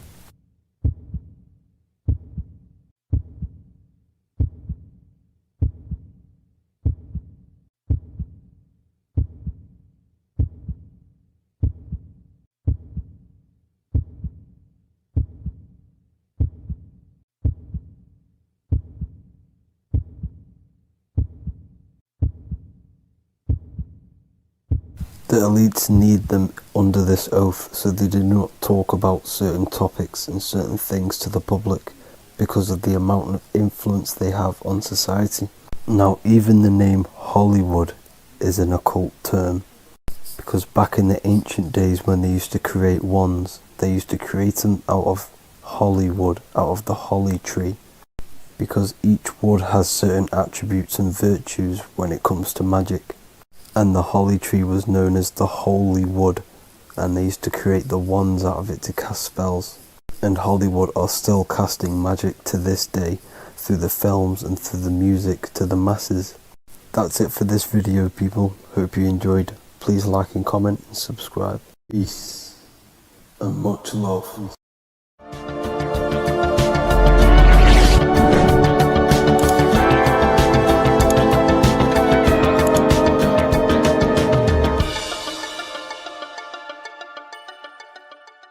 What if I told you the devil is closer than you think, and it's not actually a real person, force, or spiritual entity outside of you, but a being and an aspect of your own mind and psyche? In this video, you will learn exactly what the devil is and the true esoteric meaning of the devil. The first thing we need to understand is that the universe is a mental universe. Look around you. Every action, every building, everything you see around you was begun first as thought in the mind, then manifested. We use the mind to build and shape our reality. The universe, the world, only exists inside of our mind. Therefore, God and the devil exist inside of our own psyche. So first of all, the devil is not a literal being, but a symbol of the lower self. It represents the unmastered, ego-driven part of the human mind, a symbol of destructive thoughts, emotions, behaviors, lives in realms of chaos, fear, hatred, lust, and ignorance. This is why we see the devil as red, because red is the lowest vibrational color on the color spectrum. It also corresponds with the root chakra, which is all to do with survival instincts. Red represents chaotic and intense emotions like hatred and anger. When we are angry, our face turns red. The devil represents our animalistic fundamental needs, our instinctual needs, our survival state of consciousness. We have a survival state of consciousness and a godly state of consciousness. Our godly state of consciousness is creating, not just experiencing in the animal state, but consciously creating reality. This is why we see the devil with a goat head, an animalistic head, and the head is where the brain is. The animal head represents living off instinct, the part of our mind that lives on urges, impulses, and instincts, eating, sex, power, ego-driven actions, and ego-driven thoughts. Animals are only aware of themselves. Animals live on instinct. They have no ability to consciously create like humans. This is our lower desires for the material world. That's not to say the material world is evil. However, when our consciousness is only seeking material things, this leads us down a path of self-destruction, because nothing material can ever satisfy our soul. Everything material is temporary. Therefore, the devil represents the part of us that seeks only material desires, only material fulfillment, the ways of thinking where we only think about ourselves and ego-driven thoughts. It also represents the unchecked, unconscious self, where we have no mastery over our thoughts, over our emotional impulses, and no mastery over our actions. We're living in instinct and impulsive states, which causes chaos, selflessness, destruction, and keeps us bound to our lower material 3D state of consciousness. It's important to recognize that the word devil was never present in the earliest Gospels. Instead, what was mentioned was a spirit of evil. This distinction is crucial because it underscores that the idea of the devil, as popularly conceived, does not actually exist as an independent entity. Rather, it is a personification of the lower aspects of the human mind, a facet of our own consciousness. The term spirit of evil was not meant to denote a specific deity or being, but rather any force of negativity, whether it manifests as a destructive thought, emotion, or action. A spirit is a force, an energy, and we have three forces that create our reality: thoughts, emotions, and actions. We have full control over these three aspects, which transform and mold reality. A destructive thought, a destructive emotion, a destructive action is a spirit of evil, and it originates from the darker aspects of the human psyche. So now, because we're on the topic of the devil, we have to look at the pentagram, which is obviously connected to the devil heavily. The upright pentagram represents spirit, air, water, earth, fire. Upright, which represents spirit, the most important element on top of the earthly elements, showing showing spiritual principles over material principles. As spiritual beings as we are, we have to put our spirit first, our higher self first, and material things second. Why? Because material things never satisfy us long term. Seeking material fulfillment will leave us feeling unfulfilled in the long run and very unhappy, and we can lose ourselves in illusions. We have to put our spiritual principles first. Seeking wisdom, knowledge, connection to the divine, and connection to our higher self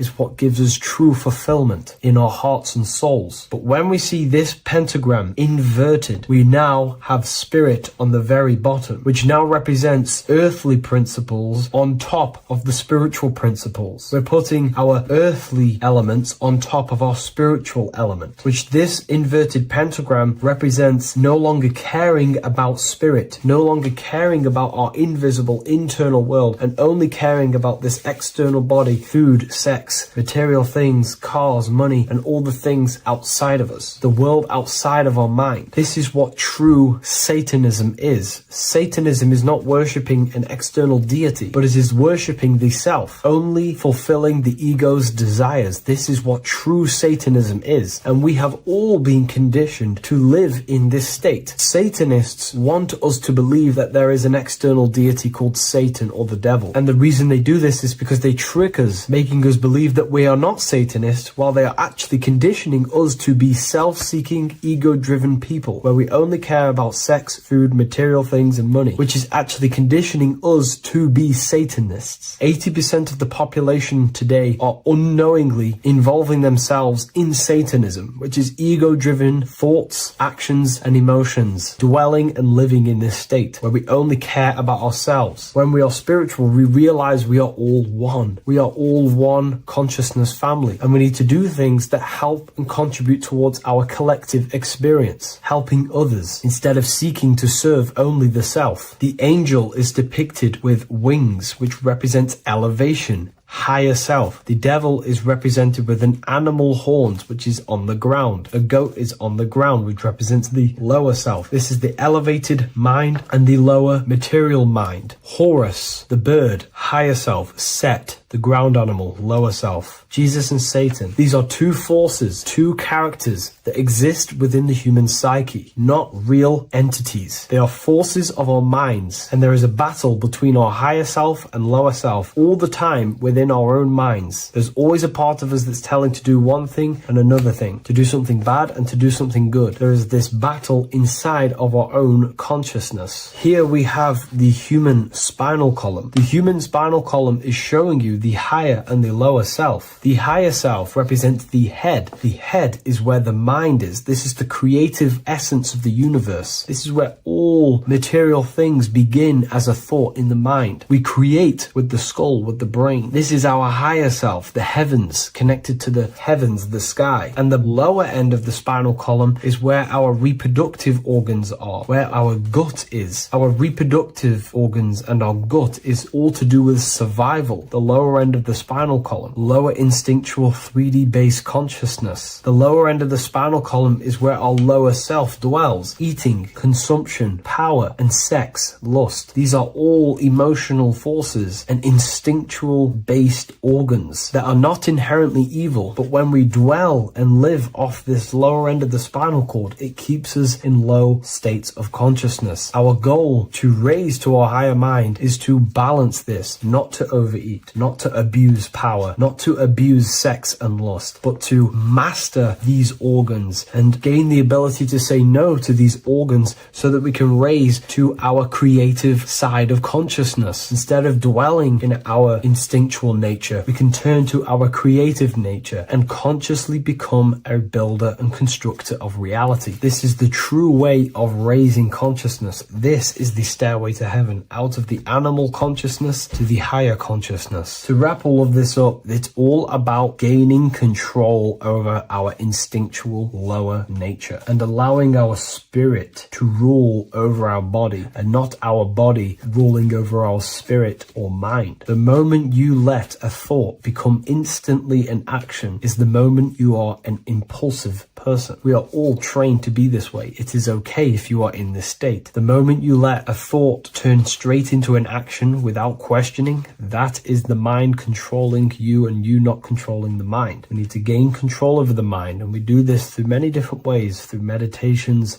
affirmations, and discipline. We slowly gain control over our minds. And once we gain control over our minds, we gain control over our thoughts, and we gain control over the attention that we give certain thoughts. We can then start to uplift our mind, our thoughts, out of our instinctual state to the higher mind. If you wish to learn more about consciousness, I'll leave a link in the description for the Book of Wisdom, Volume 2. Welcome to Revival of Wisdom. Welcome people, we're back with another video. In this video we're talking about how Jesus Christ and Christianity is all sun worship. The Holy Bible of Christianity is not meant to be taken literal for history. It is a story and has lots of metaphors. Starting with the symbol of the cross of Jesus. This cross originates from this ancient cross of the sun. This symbol has been used for thousands of years, way before Jesus was a thing, in Europe, America, Asia, and all around the world. In fact, this symbol is still being used by Christians today, not knowing it represents the sun.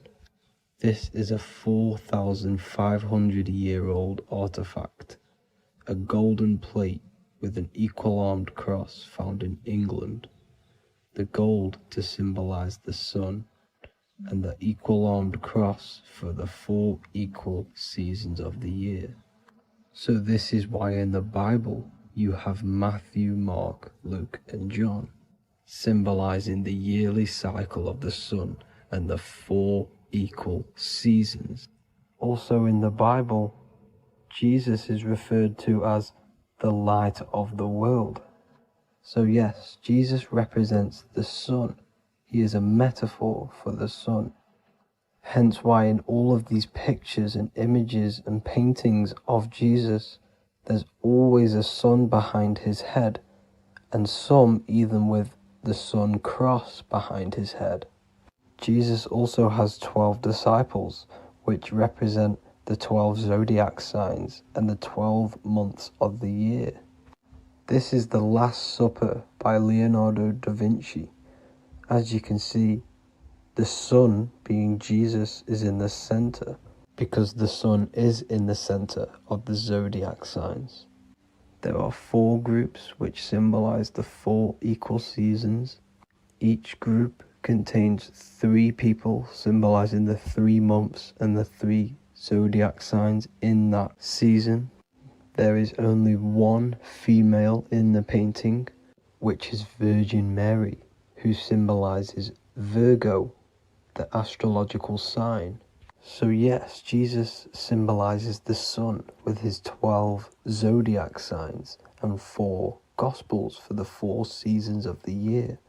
However, there is another phenomenon.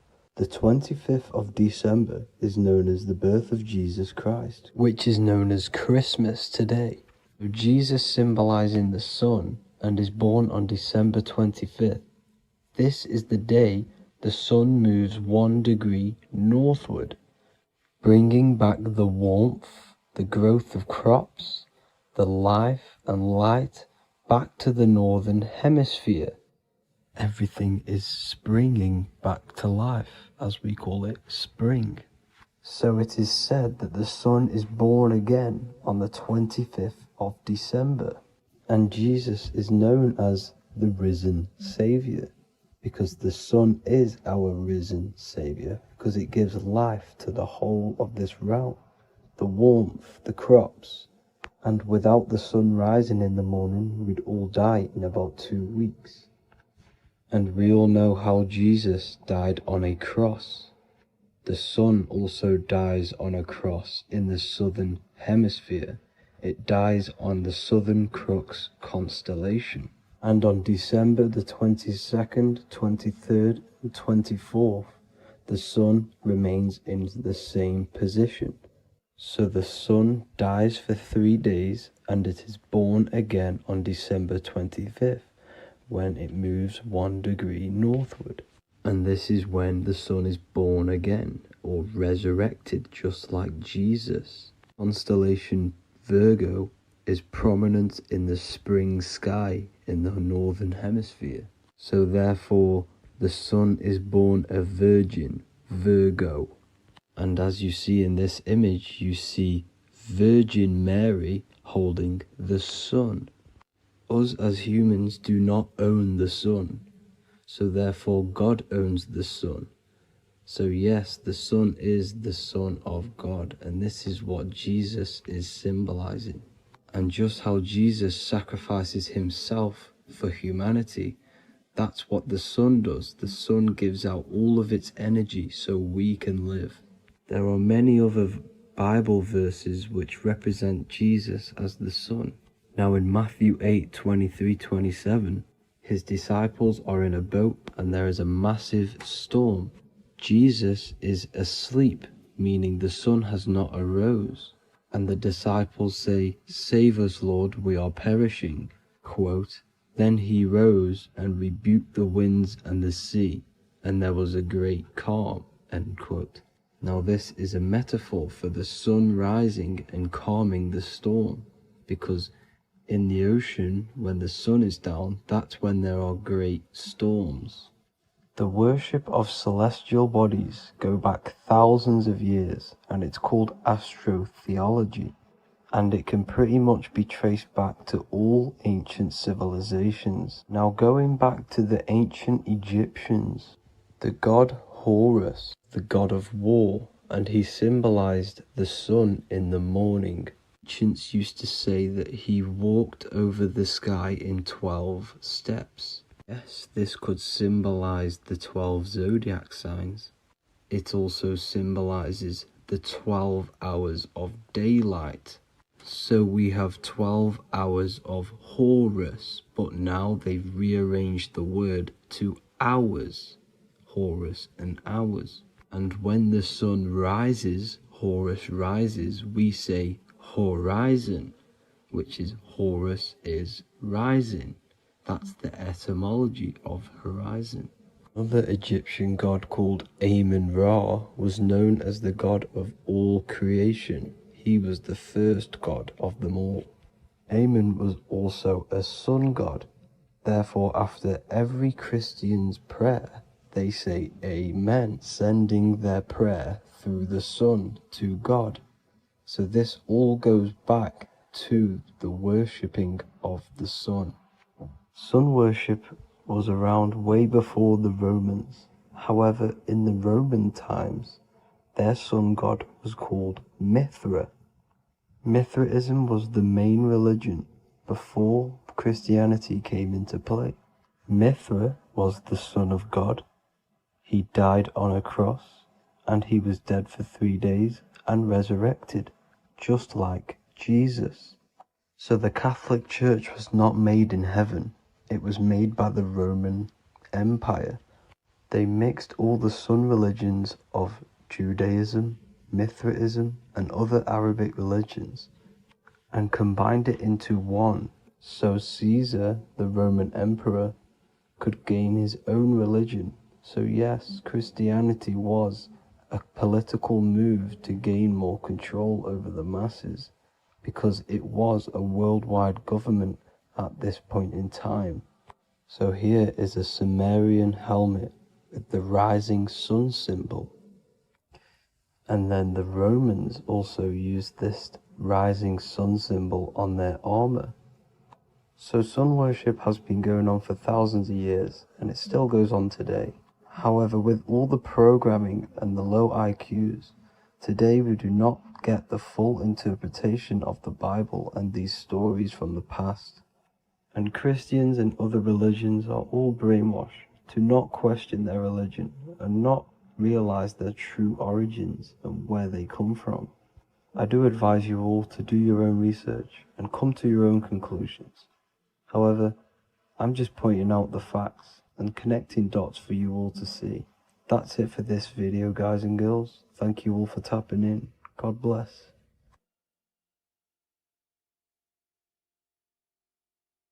Welcome to Revival of wisdom. Today we're going to be breaking down Saturn worship and how the occult are linked in with Saturn. Okay, so first of all, let's start with the celebrities. All these celebrities are doing 666. Okay, covering the one eye, which also symbolizes the all-seeing eye, which is another occult symbol. But we're focusing on the 666, the 6 with the 3 fingers. Also, we have CERN with the 666 within their logo. Also Disney, okay, as you can see here, 666 within their logo. Pepsi, Coca-Cola, and even Cadbury's. Monster Energy with the 666 in Hebrew numerals. Unleash the beast. So what is 666 to do with Saturn? Because on Saturn, there is on their north pole of Saturn, there is a 6-sided hexagon, okay? So Saturday is named after Saturn Day, the 6th planet. It is also the 6th day of the week and has a 6-sided polygon on its north pole, 666. Not only that, when you create a star out of the hexagon, you will create a 6-pointed star, okay? With 6 triangles within the star and a 6-sided hexagon, which all adds up to 666. Okay, so this is why all these symbols contain 666. So why do they worship 666? Saturn. Because Saturn is the god of time and death, okay, and order and lessons. Okay, Saturn is a very cold and dry being. That is the 6th planet from the sun. Okay, Saturn represents the winter, which symbolizes death. Okay, because all nature dies within winter because the sun's not there. So it represents darkness and death. It rules the zodiac sign of Capricorn. Okay, so in the celestial cycle, Saturn is always opposite the sun. So it's the opposite of the sun. So they're worshipping this energy which is death-like. Okay, this god which is death and does not bring life. Okay, also is the god of time. Okay, also in the Roman and in Greek it's called Chronos. Okay, which is just a translation for time. It's also known as the Father Time, aka the Grim Reaper. Okay, the Grim Reaper. Keep that in mind. We'll come back to this. Here are some more logos for the Saturn. Okay, Nike, Internet, Wi-Fi. Okay, all these occult logos all worship Saturn. They are a satanic occult. They worship this death god, this evil god. Okay, this is where the cube now comes in. Okay, because what color is associated with Saturn? It's black, because it's the absence of light. It's opposite the sun. So black is the color associated with Saturn. Each planet has its own color associated with it. Okay, so when you make the cube, okay, as you can see here, the cube out of the polygon, it creates what? A black cube. Okay, and the Kabbalah, okay, Kabbalah means cube, Allah means the god, the cube god. These religions are secretly worshipping this cube god, the god of death, Saturn, Satan. It's the same entity behind it all. Okay, so also we have these black cubes in Australia, Denmark, all around the world, these black cubes, because this occult is worldwide. Okay? Saturn, Satan taking over this realm. Okay, also with this black cube, they walk around it like the rings of Saturn. Around the black cube of Saturn with the rings, they walk around in circles. What are circles? Cycles. What is a cycle? Time. The time god. This is why it has a ring around it, because it represents time, cycles.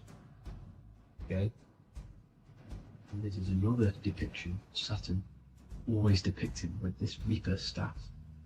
Okay, keep in mind this staff, just like just like we associated him, aka the Grim Reaper.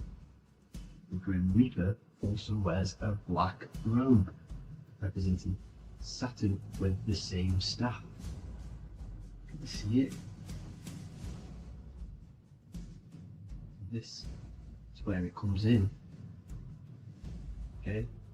The same thing, look, the same staff with the black robe.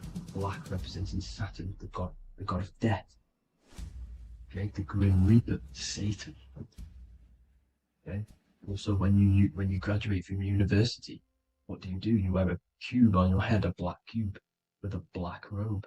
This is Saturn worship. See, this is how Satan has tricked the world into worshipping him, not God, the sun, which represents God. So what is a corona? Because a corona is a crown, a circle, okay? A set of concentric circles of light seen around a luminous body. So Saturn. So this is why they used to worship Saturn by wearing crowns in ancient days. And we still do to this day. The king or queen has a crown, a corona. Also, corona, the drink. Corona adds up to 666, just like Saturn is 666. But like you see in the corona, you see the staff. You see this staff, just like the staff of Saturn, the Saturn god, like the Grim Reaper, with the black robe and the staff, just like the Saturn god. What is the Grim Reaper? It's a killer. It represents death, just like Saturn, the god of death and time. So all these occults and secret societies all worship the 666 god, which is Saturn, Satan. All of our energy is being put into Saturn. Okay, and Saturn, Satan, is harnessing all of this energy. So gradually, this is what the mark of the beast is. Like it says in the Bible, the mark of the beast, or the name of the beast. Here is wisdom. Let him know that you have to understand and count the number of the beast, for it is 6. It is the number 6 of a man, and is 600, 3 score is 6, 666. So this is what the mark of the beast is. They are going to eventually put green chips, just like Neuralink, which is what Elon Musk is pushing.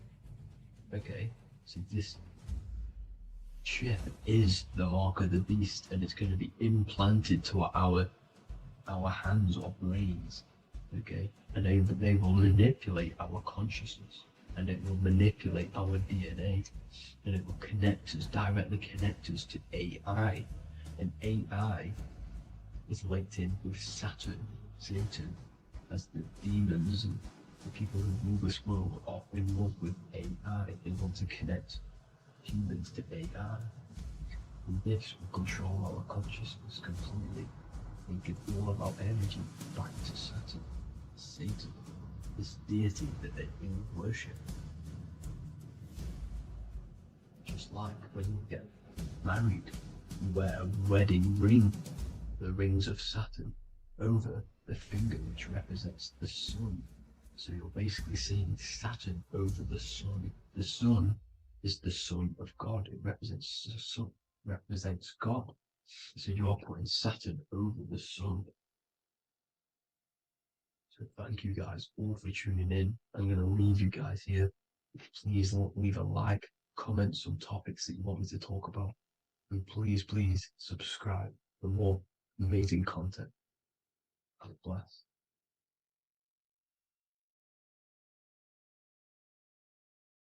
Do the elites actually worship Saturn? In this video, we're going to be discussing the occult and esoteric meaning of the 7 planets and the abuse of the Saturnic energy within today's world. This will help you gain a deeper understanding of reality, yourself, how you create reality, and what these 7 planetary energies actually truly are. In order to understand anything within the universe, we have to understand the law of correspondence, the law of as above, so below. There is one consciousness expressed in infinite forms. Me, you, the squirrel, everyone who possesses consciousness within this universe is an expression of the one divine consciousness, what we like to call Source, God, or the grand architect of the universe. We have to understand there is a large scale, but the large scale is mirrored in the small scale. If we look at lightning, this is a large scale. This is the macrocosm. Then we go a bit smaller to the trees. We see the same pattern. Then we look a little bit smaller into the human body. We see the same pattern of the nervous system. Then if we zoomed into the microcosm, brain cells, we still see the same pattern. This reveals the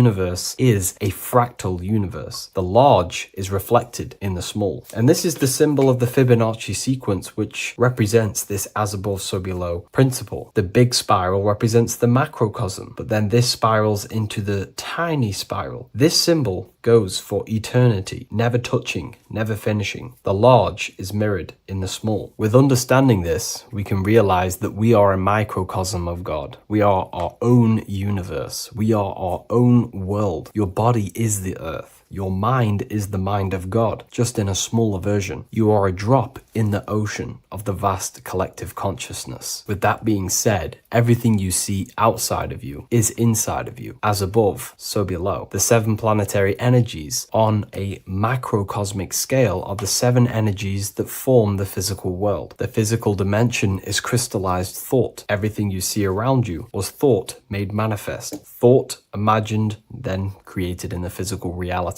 Therefore, these 7 planetary energies are 7 astral forces that create and weave the material existence. For example, if we look at a tree has 7 categories of consciousness, 7 creational forces that create the tree. This is the reason why we have 7 days of creation in the Bible. This is the reason why we have 7 days of the week for the 7 planetary energies. Monday is for the moon, Mars is for Tuesday, Mercury for Wednesday, Jupiter for Thursday, which is Thor. Thor is Jupiter. Venus for Friday, Saturn day for Saturn, Sunday for the sun. This is also the reason why we have 7 major energy centers within the body. The 7 life forces that flow through the body to give physical existence to the physical form. Man is a microcosm of the universe. With that being said, if we look at a tree is nature, and nature is the macrocosm, the creation of God's mind. And if we look at the tree, we can see 7 creational categories that go into create the tree. For example, the stem of the tree, the trunk, represents the sun. The root system, the base of the tree,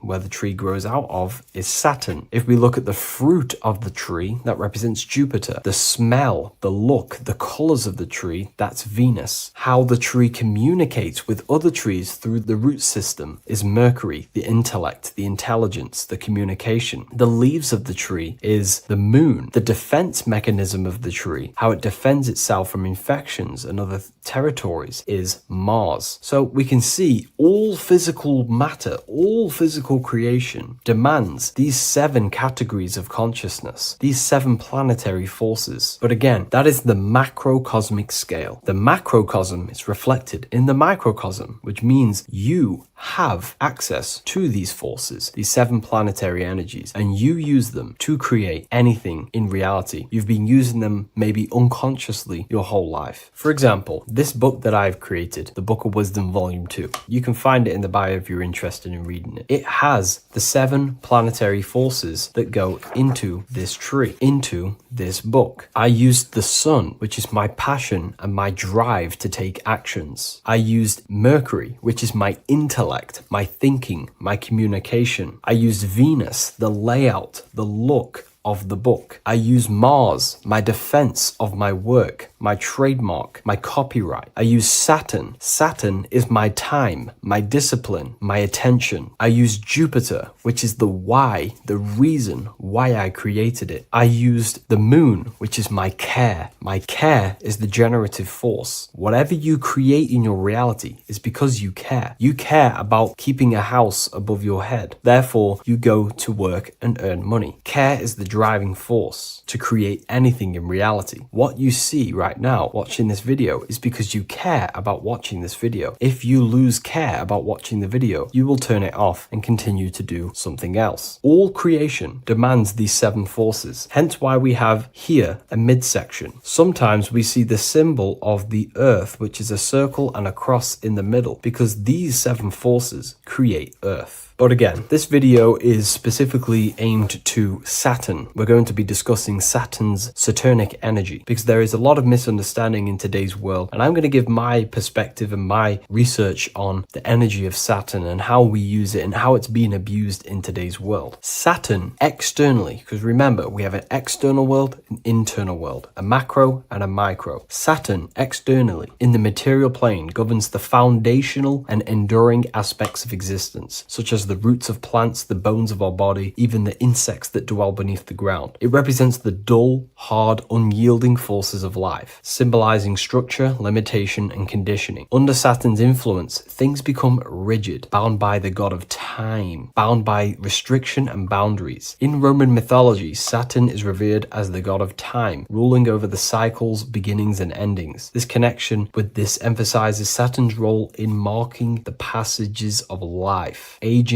and inevitable constraints we all face. Internally, inside yourself, the microcosm. Internally, Saturn embodies the conditioning within our own consciousness. When Saturnian aspects of consciousness dominates, we become overly rigid, fixated, restricted in our thinking and actions. For example, Saturn's influence is strongly felt in today's world, where many people's minds are confined to societal norms and conditioned responses. The pervasive control Saturnian energy can lead to the sense of limitation, as people become trapped within structure imposed by society and power structures. However, we have to remember that limitation, there is dark and light. Limitation is not bad. This is why Saturn is connected to the god Satan. They are the same being. It's something that restricts, holds back, and keeps you limited, conditions and limits consciousness to its lower power. Saturn is a great teacher, guiding us through difficult life lessons that ultimately lead to growth and expansion and power. Although Saturn's energy is harsh and often challenging, it helps us to develop resilience, discipline, and wisdom. Yet in modern age, this energy has overpowered the minds of the masses, fostering excessive rigidity and limitation. Instead of being ruled by Saturn's constraints, we should seek to embrace more freedom, love, joy, balancing Saturn's lessons with openness and fluidity in our life. So like I said, Saturn rules law. Anything that is limiting or holding back, something that is a restriction or a wall. This is why we see judges wear black robes. The color black is associated with Saturn because Saturn rules over the nighttime and the winter time. Capricorn, they wear black robes. A graduate also wears a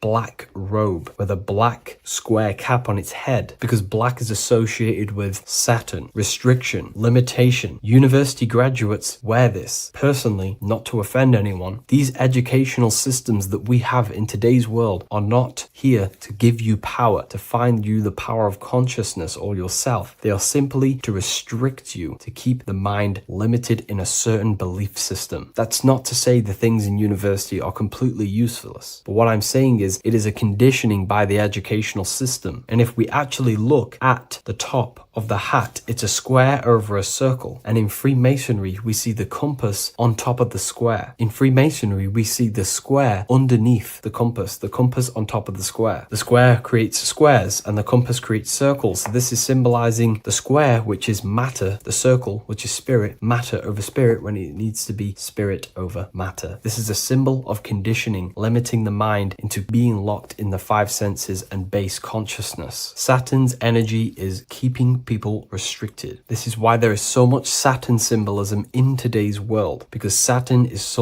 anything to do with limitation, restriction, and time. All of the systems in place are to limit our minds, to keep us on base consciousness, only thinking in a limited box, only thinking and aware of the 5 senses. In base consciousness, in animal nature, one only thinks according to their senses. When they have a sense, their mind thinks. This is an affect state of consciousness. They're living in the affect. We need to understand that in base consciousness, we have no true power to create. We're simply living in cycles of affect. Now, what do I mean? The physical world is the effect. It's already manifested and cannot be changed. Our consciousness needs to rise to become a cause instead of playing around and being lost in the effect, to become a co-creator. And this is what the system does not want you to do. It does not want you to become a conscious creator. So they keep you in base consciousness, not giving you the awareness that you are literally a god creating a world right now. You are a world and you are shaping the world. Our consciousness needs to be mastered, controlled, and then we can become a conscious creator instead of running around in the world of illusion and effect. As above, so below. What happens in the mind happens in reality. We do not want to be matter over spirit, which means the external world over the internal world. We need the internal world to rule over the external. Saturn's symbolism can be symbolized as a black cube. The cube symbolizes this physical world because everything has 6 sides. We can move forward, backward, left, right, up, and down. We are in this cube. This is why we say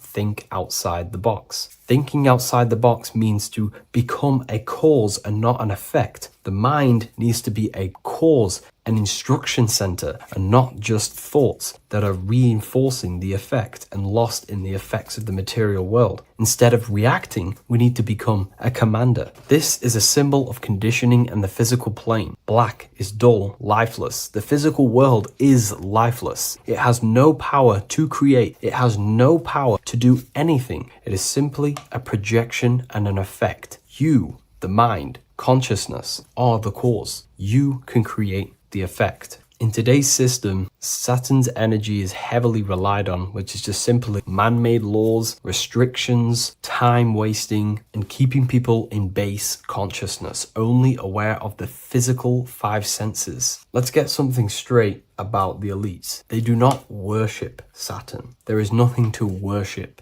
They simply use the energy of Saturn to keep people limited. They're not using the planet Saturn, but they're limiting people in their belief systems and physically where they can go, restricting boundaries, countries, restricting people's minds through mass media, which is all symbolism of limitation and restriction of Saturn. They're not worshipping it, they're using it and abusing it. Saturn could be anything in your mind that keeps you limited. If you have a limited thought that does not allow you to take action on something, that is a Saturnic energy within your own mind. Anything that is indoctrination, anything that is boundaries on you, that is a Saturnic energy. Some people say that the Saturn and the moon are working together to trap our soul. This is highly symbolic. Saturn and the moon are not forming a matrix to trap your soul and keep you reincarnated. Again, this is symbolic, and in the esoteric version and understanding of this, we can see that they do have a relationship. The moon is our subconscious mind, and Saturn is restriction. If we have restrictions and belief systems in our subconscious mind that keep the soul locked and trapped only in these 5 bases, these 5 senses, then we will think and condition ourselves that we are only the physical body and never actually free ourselves from the material world and ascend. Saturn and the moon are not working together, but these are highly linked. By limiting the subconscious, we keep people stuck in base awareness, keeping them locked in the world of effect, never becoming a conscious creator. We have 2 spiritual currencies, time and attention. These are the 2 currencies that we spend. We spend time or pay attention. These are the 2 spiritual currencies that pretty much create our reality. And the system aims to hijack these 2 currencies from you, to limit you, to dominate you, so you do not become a conscious creator. So again, no one worships Saturn. It's simply just a symbol of limitation and restriction. Limitation has good and bad. Limitation can make us learn, overcome, become strong, disciplined, but when it's abused, it can keep people locked in base consciousness and stuck in their lower nature, never figuring out how powerful they are. You hold the power to shape a world. That's how powerful you are, to turn thoughts into physical existence. I'll see you in the next video. Please leave a like, comment, and a subscribe. Welcome to Revival of Wisdom. Welcome people. We're back with another video. And this video is about Freemasonry and their connection to the Illuminati. Please, as always, to make sure to hit that like and the subscribe button. and turn on the notifications to never miss a video. On May the 1st, 1776, the founder of the Illuminati, Adam Weishaupt, founded this secret organization, and this date can be found in Roman numerals underneath the all-seeing eye pyramid on the $1 bill. This $1 bill also says Anut Coptus Novus Ordo Secularum. This is Latin for announcing the birth of the New World Order. This New World Order will be headed by Lucifer, the all-seeing eye, and followed by the 13 layers of bricks for the 13 elite bloodlines. So your Orsini's, Rockefellers, Rothschilds, Soroses, and the other 9 elite families. So when Adam Weishaupt created the Illuminati, he made it consisting of high-level degree Masons, French and Latin philosophers, and many more powerful people to all become one society. So this is why you see Masons using this same symbol of the all-seeing eye inside the pyramid. But not all Freemasons are part of this Illuminati secret society. As the 33rd degree Freemason Manly P. Hall said in his book The Secret Teachings of All Ages, Freemasonry is a fraternity within a fraternity, an outer organization concealing an inner brotherhood of the elect. So what he's saying here is that Freemasons have to go up the degrees of Freemasonry, and once they hit the top, they either get elected or not into these secret societies like the Illuminati, Skull and Bones, and Knights Templar. So when you see celebrities doing this one-eye symbolism, either covering one eye, doing the triangle, or doing 666 over one eye, this is showing and reflecting the symbolism of Freemasonry. They have taken the oath to never speak on anything they learn about Freemasonry. Duncan's Ritual of Freemasonry book states the oath they have to take. Quote, I ... of my own free will and accord, that I will hail, ever conceal, and never reveal any of the secrets, arts, points of Master Mason's degree to any person whomsoever. All this most solemnly, sincerely promise and swear. Now, this is what happens when they break the oath, stated in this book, quote, myself severed in two, my bowels taken from thence, and burnt to ashes. So this states that Freemasonry comes first, before any law of the land. It has the right to kill you if you break your oath. This is the hand gesture they have to do every time they enter the ritual room inside the Masonic lodge. This is the cutthroat symbol, showing you and reminding you of the oath and what will happen if you break it. Now in this book, Richardson's Monitor of Freemasonry, it states if you break your oath, binding myself under no less penalty than to have my throat cut across, my tongue torn out by the roots, and my body buried in the rough sands of the sea. If they do not decide to kill you, this book states this by pointing him out to the world as an unworthy vagabond, by opposing his interest, by dearranging his business. In other words, they have the power to frame you and destroy your reputation to the world and destroy your business if you break this oath. So yes, they do kill to keep this truth hidden, because this truth of this reality is what keeps them in power. They have the ability to manipulate people because people do not know what manipulates them. This is why they call themselves the government. They govern the ment, which is the mentality, because the mind is the root cause of reality. They control what you perceive to control what you manifest. By knowing the truth, you are set free, and you no longer need no controller above you. So this is why they are willing to kill and do whatever it takes to keep the truth concealed within these high-level degrees of masonry and these secret societies.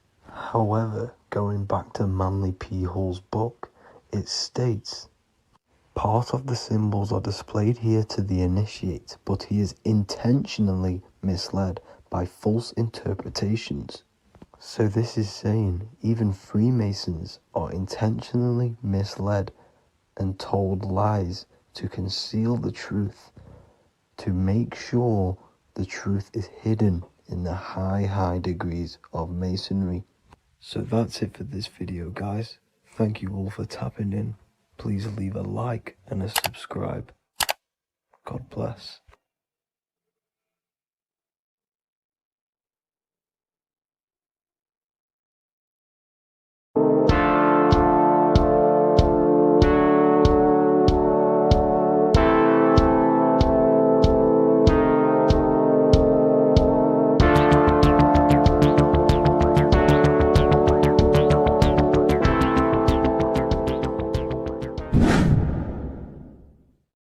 What is good, people? It's Revival of Wisdom. I hope you're all doing well.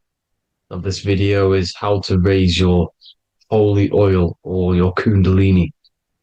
Let's get straight into this. So this is a monthly cycle. Every month, when the moon is in your zodiac sign, this oil is released.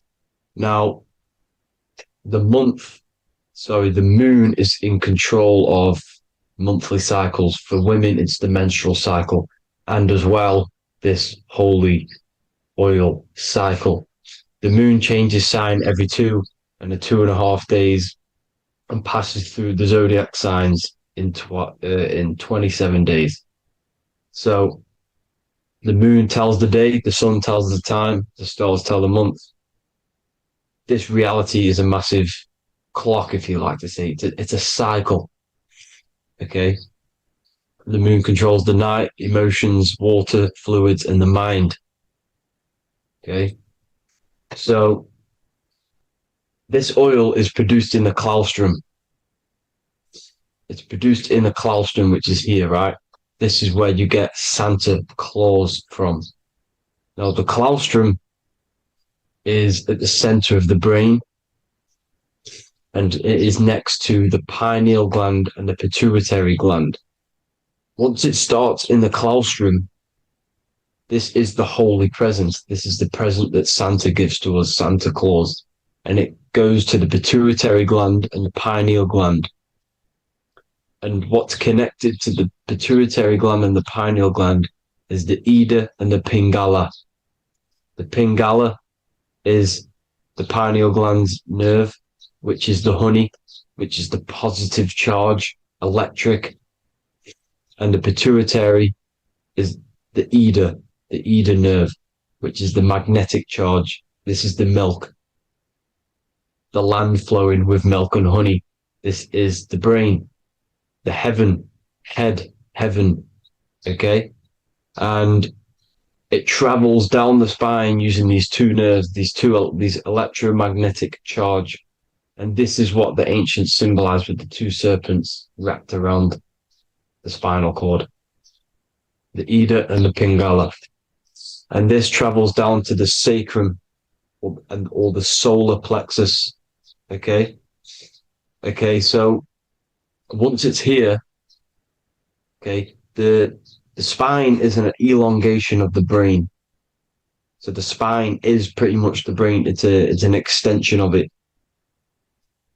And it's kind of a microcosm of how we descended from heaven to physical reality, to physical matter, which is our consciousness has done. Our consciousness has descended from heaven into physical matter, and this is a microcosm of it. Okay. So once we're in the sacrum bone, this holy oil, like I've just explained, this holy oil starts in the Santa Claustrum, goes down the chimney to the sacrum.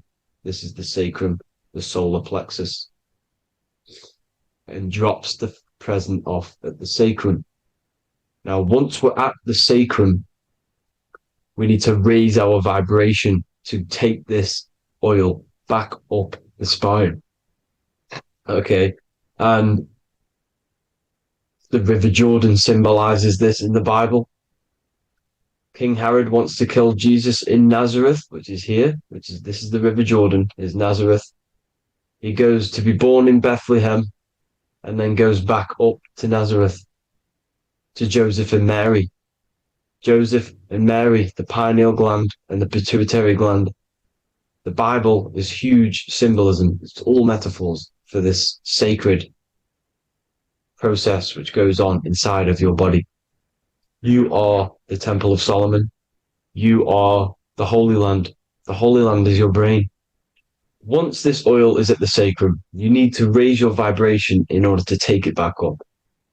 Once this oil has gone back up to the pineal gland, it activates the crystals which are wrapped around your pineal gland. Your pineal gland is this tiny little beam here. This is the claustrum. This is the pineal gland. And it's wrapped in crystals. And when this oil travels back up the spine by raising your vibration, back to the upper room where Jesus met the 12 disciples, or the 12 cranial nerves in the brain, and it activates and it turns on this pineal gland. And once it's turned on, it illuminates all the cells and the nerves in your brain and turns them all on and activates the higher God man, the God consciousness, Christ consciousness. And it regenerates the whole body. This is the secret to regeneration. It regenerates all the cells in the body. And this is how the ancients lived for thousands and thousands of years, as talked about in ancient texts. They lived for hundreds of thousands of years because they knew this secret. And this fluid, this brain fluid, the secretion, or the Christos in Greek, which means gold, because this is the alchemical process from turning lead to gold. Your body is the alchemical furnace. Now, the ancients knew about this center of the brain because they symboled it. This is the Eye of Ra, and it's the brain. And this is what's wrapped around our consciousness. Our consciousness isn't wrapped around the brain. The brain is built around the consciousness. We are the consciousness. You don't have a soul, you are the soul. Okay? Now,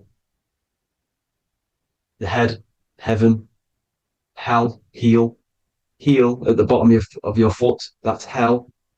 Head is heaven and hell. Simple. Now, the pineal gland produces DMT, which is dimethyltryptamine, which is known as the spirit molecule. So, let's move on. Now, when this oil travels up, back, the spine, the chimney,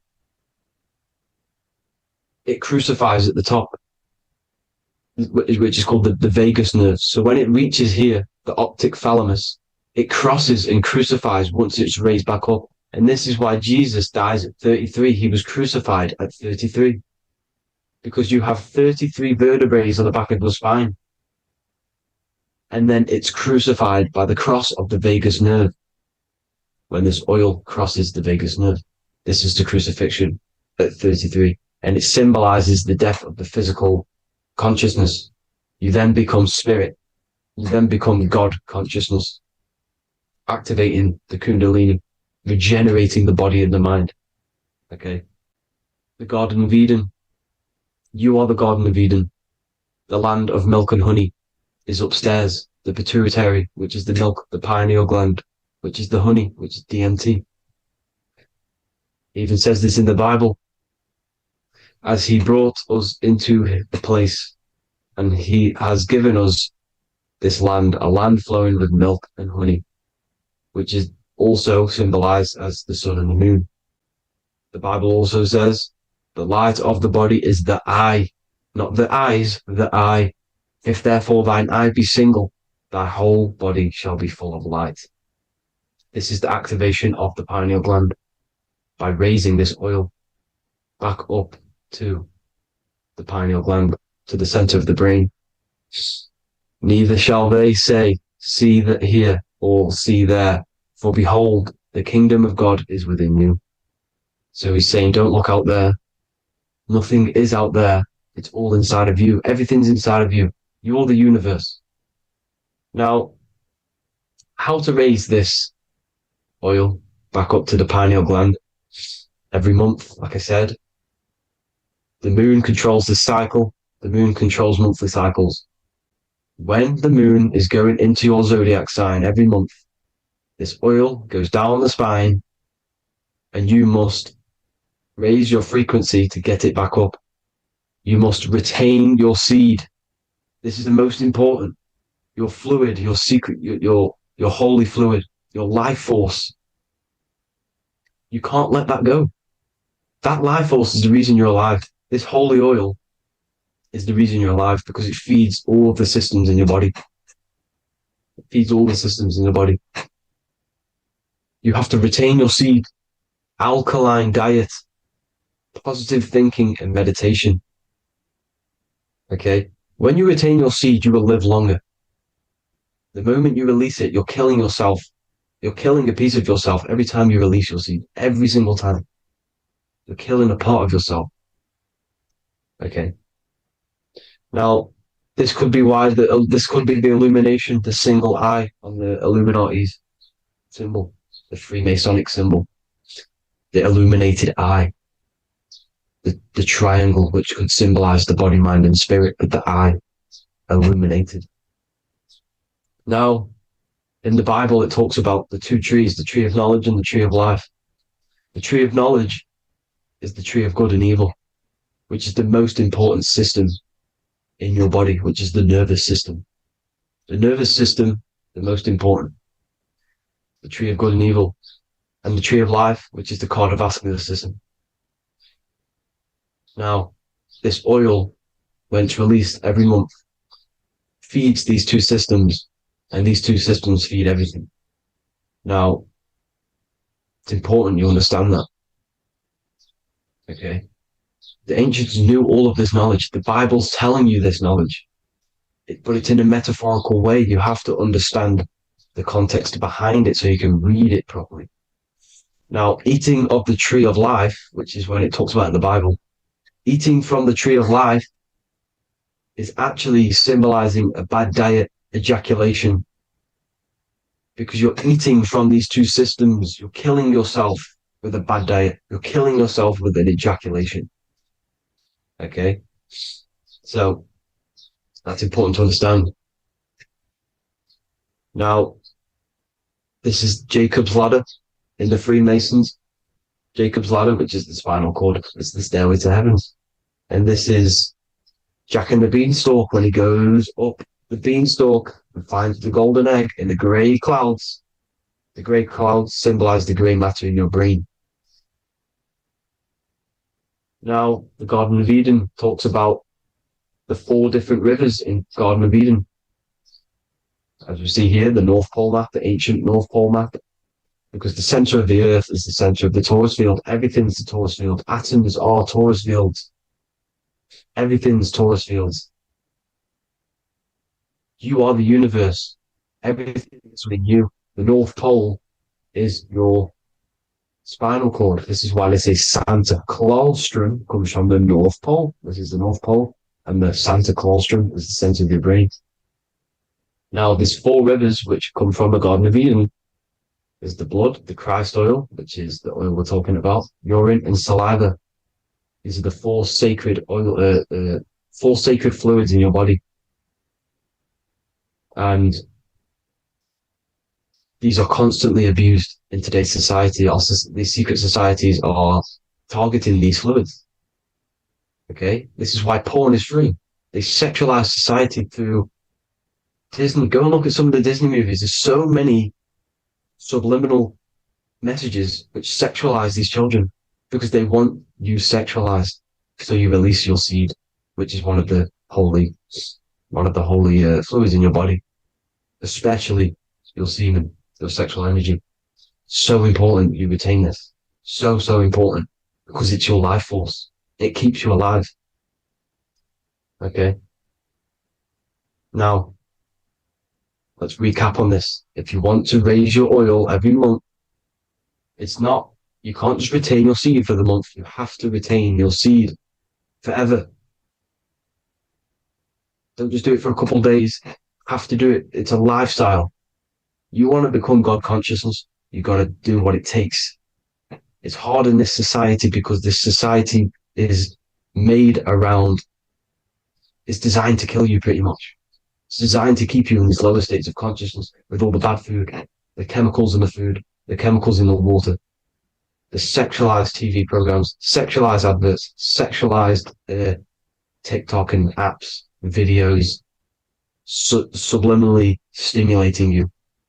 Because that is your weakness, sex.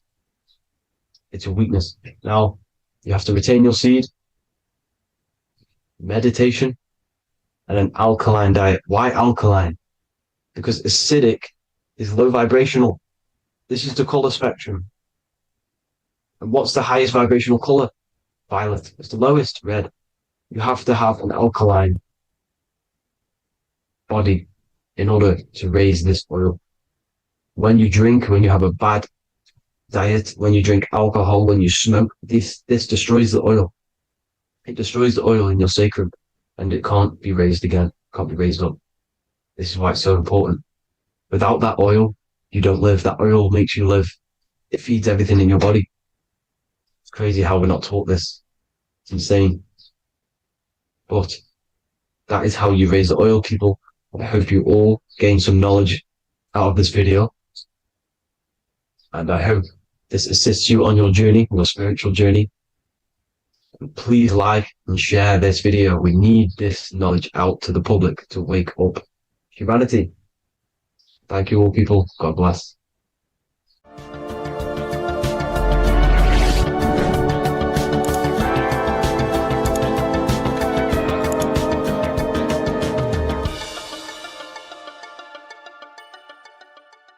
What if dreams aren't random at all, but messages from a deeper part of yourself, trying to show you things? In this video, you're going to learn exactly what dreams are from an esoteric view, how to control dreams, and how to dream more frequently. Dreams are not nonsense. They are expressions of the subconscious mind. In the daytime, we're using our conscious mind, what we are aware of. This represents the daytime, the sun, the external world. We're operating in the external, outside the body in the day. But when we go to sleep, we return inward. Everything does this breath. We breathe in through the nose and out through the nose. Everything does this in and out process in the universe. We live, we die every single day. We wake up, we express things in the external. Then at nighttime, we return back to darkness, back to the internal. This is the breath of the universe. We have summer, we have winter. This is the breath of the sun and the seasons with the earth. You have an internal world and an external world. External is physical, the internal is spiritual. Like I said, when we go to sleep, we are returning back to the internal world of your own consciousness and subconscious mind. Your subconscious mind holds everything about you,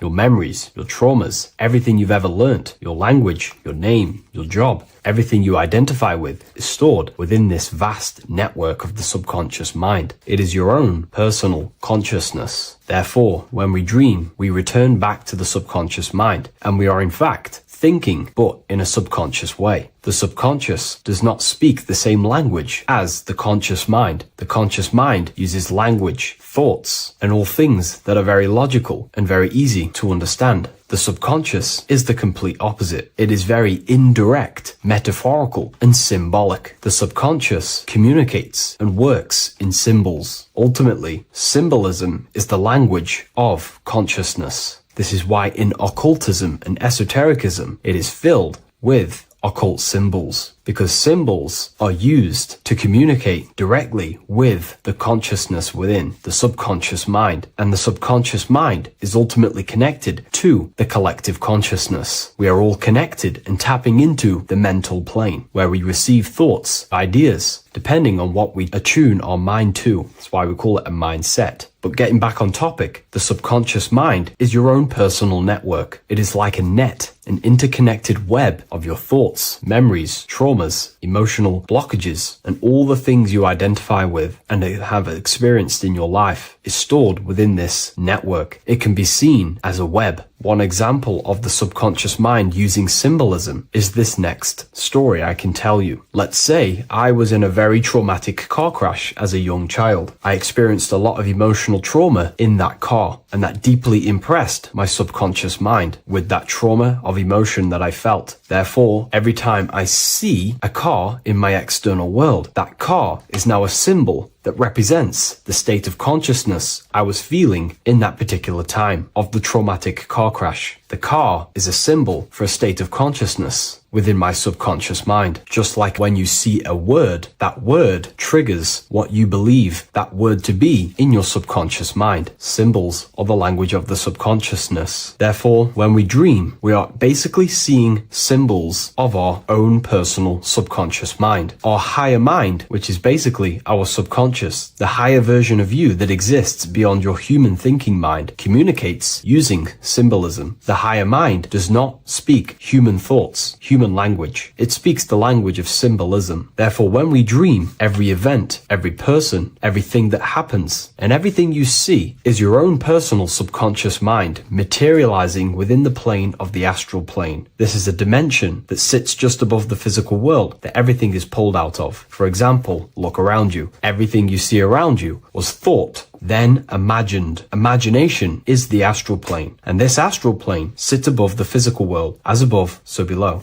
These objects were thought, imagined within someone's mind, and then pulled into a physical reality. Therefore, the imagination is what you're experiencing within a dream. It is your subconscious mind thinking and materializing within the imaginative plane. For example, let's say you are a Christian, you believe in Jesus your whole life, you have lots of emotion towards Jesus. This deeply impresses your subconscious mind. You believe in him so much, you go to sleep, you have a dream that you meet Jesus. You did not meet directly with Jesus, you met with your own belief. It was your own belief materializing within the imaginative plane and revealing itself to you. Dreams are materializations of your memories, your subconscious beliefs, traumas, and anything that could be inside the subconscious mind. It is your subconsciousness revealing itself to you in a material form. Let's say you have a nightmare. There is a big dark figure chasing you and you are running away in fear, away from this dark figure chasing you. That dark figure is not an external entity. It is not a spirit or a jinn or a demon. It is in fact an aspect of your own mind. It is a symbol that represents maybe a fear, a trauma, or something you are running away from internally, inside your subconscious mind. Something that you are not addressing, but something that is fearful, something that can be controlling you on a subconscious level. Let's say you have a fear to address something in your personal life. You want to address someone who is getting on your nerves at work. You continuously put this off and you fear doing that situation. Over a long period of time, this can slowly control you subconsciously. You start to avoid the person, avoid any contact. It is subconsciously controlling you. This is not the best example, but you can see what I mean. Hidden fears and traumas in the subconscious mind can subconsciously control your actions and ultimately lead you to low states of consciousness, keep you from reaching your higher potential, and ultimately create blockages within your own consciousness. That figure in the dream is a materialization of something that you are fearing and running away from and not addressing. This is why people always have dreams of traumas that they have experienced as a child or when they were younger, or maybe from a year ago or two. It's because that emotion is deeply impressed in the subconscious, and the subconscious is always trying to reveal things to you, communicate to you that you need to change, purify, and maybe heal within your own consciousness. This is how the higher self communicates to you, through the language of symbolism. Once you understand this, dreams can become a very powerful tool, not just entertainment at night time. Your consciousness never rests. Your consciousness is eternal. It is the very spark of the divine. Your body needs rest. Your consciousness is not physical. It does not need rest. So this is a way you can identify what your dreams are trying to show you is by writing them down. A dream journal. Every single dream that you have a book placed near your bed. Every time you wake up, first thing you should do is pick up the book and write every single detail that you can remember about the dream. The people that you met. are all symbols or aspects of yourself. Maybe it is a friend you saw in your dream. That friend represents a state of consciousness that is within you and is trying to reveal something to you. It's about making the subconscious into the conscious, to become conscious of the unknown. Write down every detail, everything you saw, every event that played out, even the details of the clothes that they were wearing. Everything is symbolic within dreams. Write everything down and then analyze the dream. Don't analyze it from a logical mind. Analyze it with the right hemisphere of the brain, which allows you to see metaphors, read between the line. Try and gain the message that it's trying to show you. What does this overall mean to you? And what could this reveal about aspects of yourself that you need to heal or maybe take action in your life and world? Because your higher self is always guiding you towards awakening and fulfilling your mission in the manifested physical world. Dreams speak in symbols, not logic. Ask about your dreams. What is this trying to tell me? Don't take things literally. Look for an emotional tone and symbolic resonance. With practice, you'll begin to understand the personal language of your subconscious mind. Now that you understand that, again, please leave a like or a comment on this video. This is now a technique for lucid dreaming and dreaming more often. This is not going to happen overnight. This is not an easy method. It simply takes practice and dedication. Every morning, choose 3 time slots. For me, I choose 4:30, 5 a.m. and 6 a.m. 3 alarms that are going to go off at these 3 times, half an hour apart from each other. Each time you wake up, stay awake for 5 to 10 minutes. Turn off the alarm. Try and keep your conscious mind awake, but drift back into sleep. There's no other better way for me to explain that. It's very difficult, but try and keep the mind awake, but the body falling back asleep. More than likely, you will drift off back to sleep. Then the next alarm will go off half an hour after. This will wake you up again, guaranteed. You will probably drift back to sleep by repeating this process. After the 3 alarms go off, each one of them times, you're either going to have a dream or a lucid dream, but definitely you will have a dream. And if it doesn't work one time, keep trying it. I've been using this method for a very long time, and I can tell you 70-80% of the time it triggers a dream, and a very vivid dream. And it's ideal for lucid dreaming because keeping the conscious mind awake while letting the body fall asleep, you can become conscious within these subconscious realms of your mind. But when you are conscious inside the dream world, you can do what you want, but you also want to let the dream naturally unfold. If you try and take too much control, then you will wake back up. If you feel any fear in your dream, you will wake back up into the material world. Another tip to dream more often is to meditate before bed. Simply close your eyes and think about nothing for 5 to 30 minutes. Detach from everything outside you, your name, your job, work, thoughts. Mentally detach from the world and the physical pleasures and become pure awareness before you try and go to sleep. This will help you become conscious while being within the self. If you wish to learn more about consciousness yourself, the Book of Wisdom Volume 2 can definitely help you. I'll leave a link in the description. Thank you for watching this video, and I'll see you in the next one.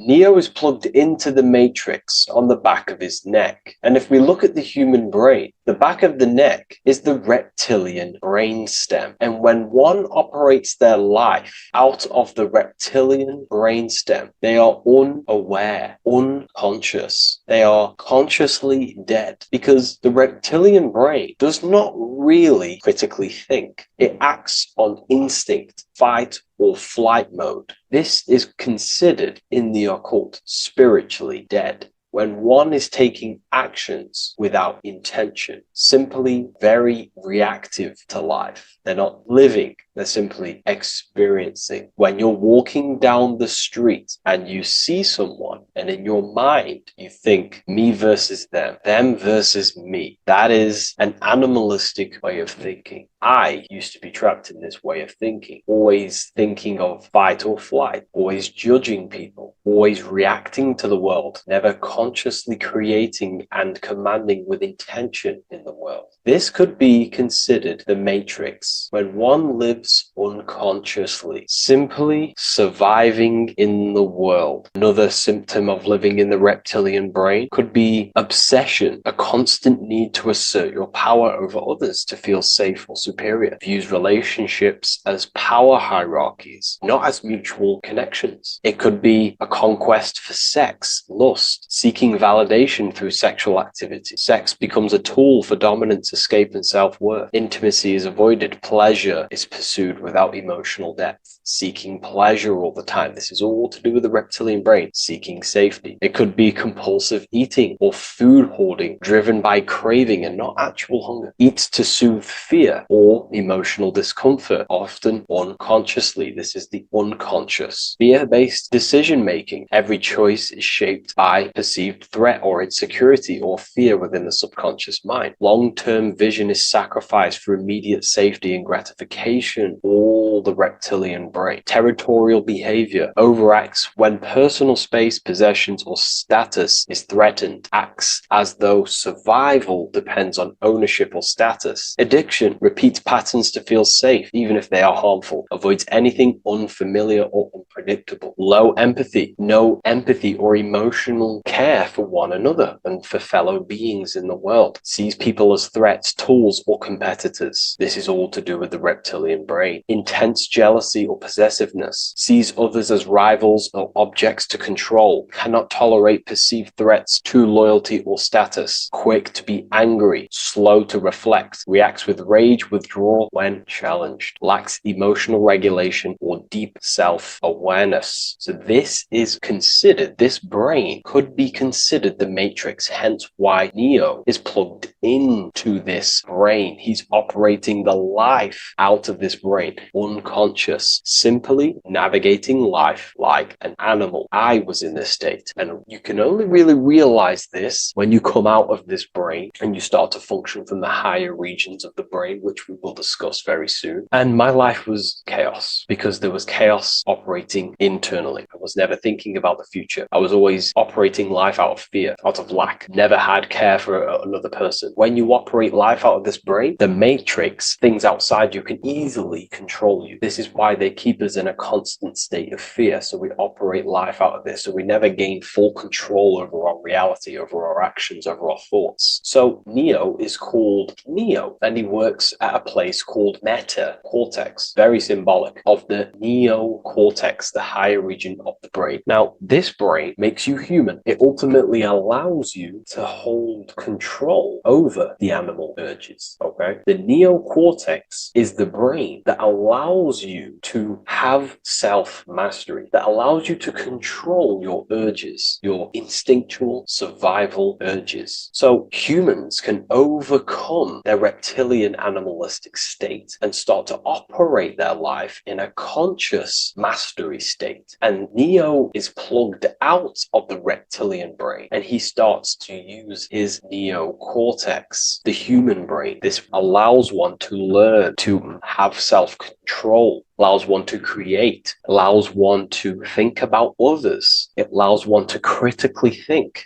deeply. It allows one to be self-aware. Who am I? Where did I come from? And where am I going? This is ultimately the brain that has shaped the world. We look at humans. We built technology. We built all of these amazing things. They all come from the neocortex. This is the higher region of the brain that allows consciousness to function on a higher degree. It allows you to truly become a creator and have self-control instead of living in a reactive animal state. You see, animals are only aware of their five senses. They're only aware of surviving. If you notice, look at animals, they're always looking around. Even in their home, they're always looking around, sniffing around. That's because they operate in an animalistic brain. Humans have the neocortex. This is a higher region of the brain, which if you wish to master yourself, this is the brain that you will be using. This allows you to operate life on a higher degree. We see this reptilian brain symbolized everywhere. See it as reptiles. Reptiles are symbols of this brain. We see the Egyptian god Osiris with the green skin representing a reptile, a crocodile. Sometimes we see Osiris depicted in Egyptian artwork with crocodiles or reptiles, if you do a little bit of research on that. And also, if we look at the overall symbolism of Osiris and his story, we notice that he is the god of the dead or the underworld. This is not literal, but the dead or the god of the death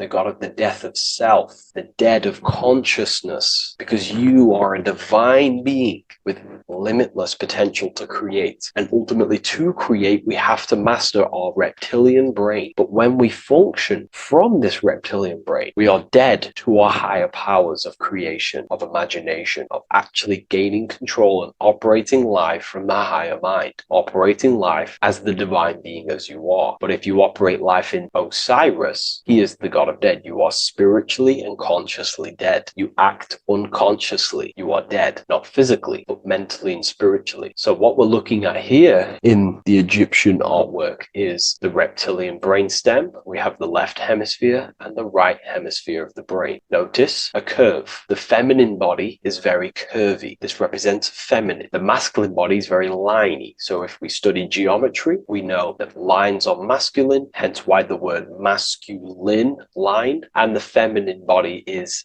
in geometry, feminine is represented as curves. So this is the left masculine brain on the left side, and this is the right feminine brain on the right side, with Osiris, the reptilian brainstem, in the middle. So we're going to go deeper into some Mesopotamian artwork now. Now let's have a look at this. We're looking at the reptile on the very bottom. We see the left brain and the right brain, the Eye of Ra and the Eye of Horus on the left and right. In Freemasonry, we still see the symbolism of the two pillars, Yakin and Boaz in Freemasonry, with the two pillars symbolizing masculine, feminine forces of consciousness, also representing the masculine left brain and the feminine right brain, with the reptile down here. But if we have a little look here, right, we have a little look at these reptiles. This person is standing on top of the reptiles. When you are on top of something, you have power over the below. You are standing atop of something. You have mastery over it. You have control over it, symbolizing gaining control over the reptilian brain, the reactive actions, the sexual urges, the addictions, the territorial behavior, the fear-based decisions, constant internal tension, never being able to focus. It's symbolizing gaining control over these internal qualities that happen within us, in our mind, because the universe is mental. And if we do not gain control over this brain, it will dominate our mind, which will ultimately dominate our actions and destroy our life and live in an unconscious state. So this is basically instructions in this ancient Mesopotamian artwork of becoming self-mastery, to operate on a God consciousness level. So we have a person symbolizing your awareness, the internal you, having mastery over the reptilian urges, the reptilian brain, the reptile thinking. We have a person, a face in between, and it's standing in between these pillars, symbolizing balance of the brain hemispheres. Because the face, we see the eyes in the middle, we see the person is you, your consciousness, standing in the middle pillar. So representing seeing reality as neutral. Everything in the world is neutral. It's the mind's perception that gives it a positive or negative charge. When we adapt this mindset, this view of reality, this knowingness of reality, we see the world for what it truly is. And if you see things as neutral, it allows one to transform the situations in your life accordingly, instead of simply choosing a side.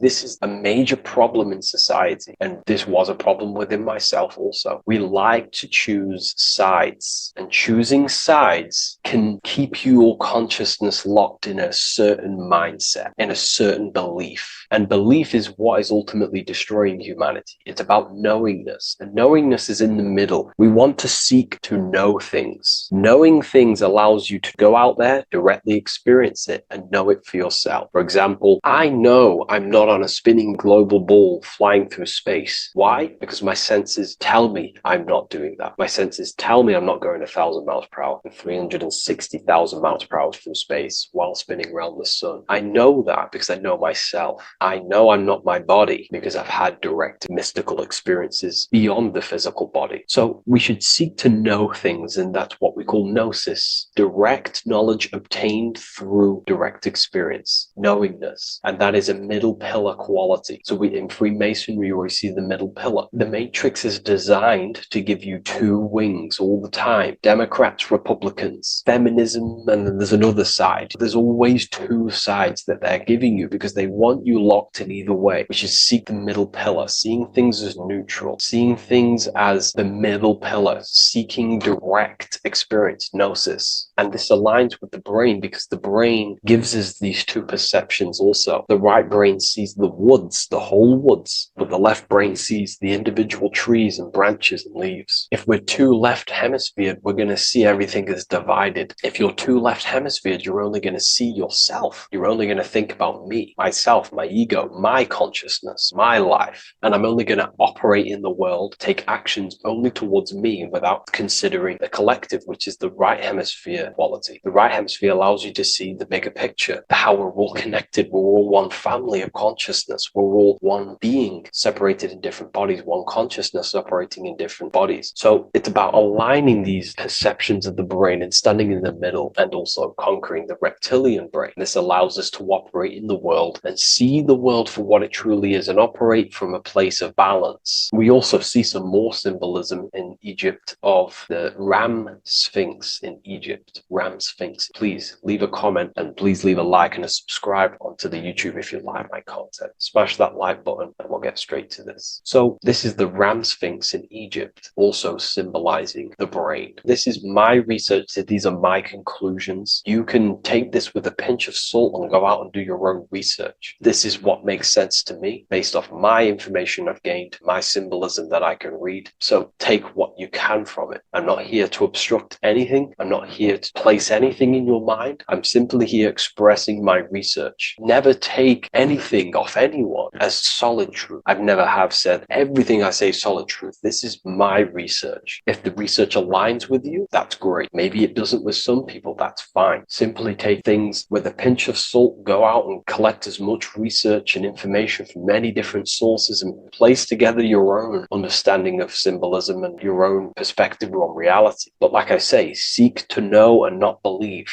So this is the Ram Sphinx in Egypt. This is a more powerful symbolism of the brain. We have Osiris here, the god of the dead, which is the reptilian brain, and an Aries symbol here symbolizing the hippocampus in the brain. So this is the reptilian brain stem, heavily aligned with the reptilian brain stem here. We can see the connections if we look closely. So this represents the dead of consciousness. This is the dead of self, living in impulsive animalistic state, the symptoms that I listed earlier. I'm not going to go over the symptoms again. And Aries symbolizes the hippocampus in the middle of the brain. This is the hippocampus. And Aries is a symbol of a state of being. Why? You see, ancients and the ancient Egyptians, according to my research, Freemasons still use this symbolism today. So what they do is they use the path of the sun to symbolize a state of consciousness or a journey in consciousness. So what do I mean? So Aries here is the transition from the winter arc. So this is the winter arc from Libra, Scorpio, Sagittarius, Capricorn, Aquarius, Pisces. This is when the sun is dead. This is when the electromagnetic waves of the sun are not very present. This is the winter. This is when there's more darkness in the world. However, from Aries, Taurus, Gemini, Cancer, Leo, Virgo, and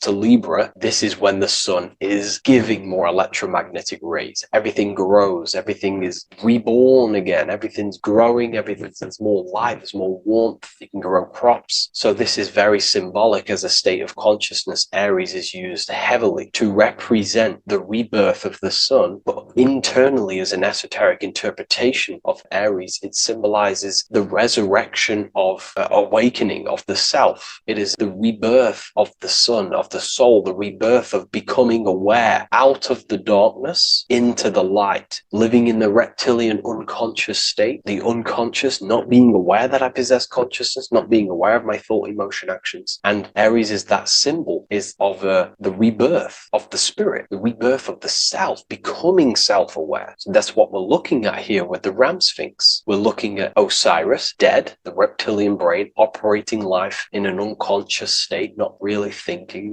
not self-aware of thought, emotion, actions, not aware of the soul, not aware of good and evil, not aware of the laws that are in the heart of love, not aware that there's always an intelligence in the heart telling us what's the right thing to do at all times, not aware of anything, just simply reacting to the world. But then we have a symbol of Aries above, which is the resurrection of self. So again, this is symbolizing by the Egyptians to me and my research going from darkness to light. This is the resurrection of consciousness when we start to deepen our self-awareness, which is ultimately what I'm doing to you in these videos. Hopefully I can awaken some people's minds and make people think deeper. And that process of internally what's happening within you that's what Aries represents when you're starting to say, wow, my mind's going deeper and deeper into the self, and I'm realizing more. That is what Aries symbolizes. When the sun returns, it's also a symbol of a sacrifice, because obviously when the sun returns back to Aries, we're sacrificing the winter, when we're transitioning, and all transitions require sacrifice. So in Aries, the Jews celebrate the Passover. It's the Passover of the sun, and what do?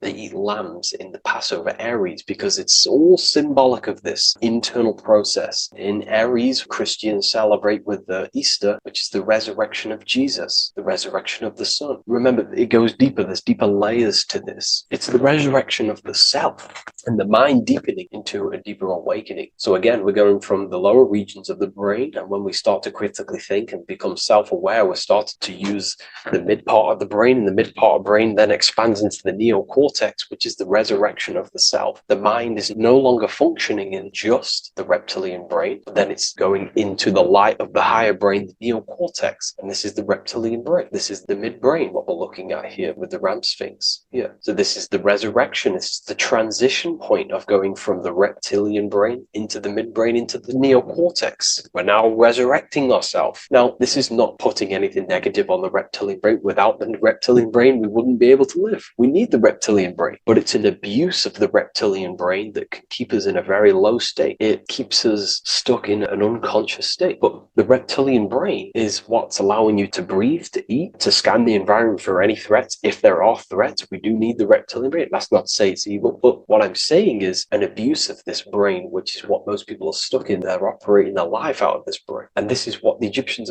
I think, are symbolizing, trying to tell us to resurrect ourselves, to become self-mastered, to become the highest version of yourself, to actively create in the world. Because when we are only operating from this brain, we're unconscious, well, then other people can use you as a vessel to create their reality. This is how the world is at the moment. The ones who know how to use the mind are controlling the other ones who do not know how to control the mind. So I hope this makes sense to you. Let me know if you have any video recommendations, and I'll see you inside Ethereal University. If you wish to take your research to the next level, I have things inside of there that are very powerful. We happily invite you. I'll see you inside of Join. If not, I'll see you in the next YouTube video.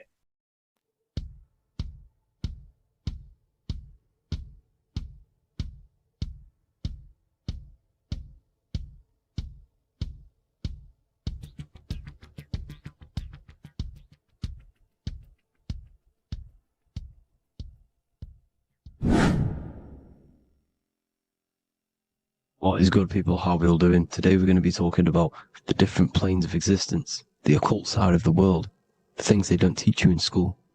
And of course, you can only find that on this channel, so welcome. So you need to understand is that your consciousness moves through these different planes of existence, these different states of consciousness, which make up all of you. Okay?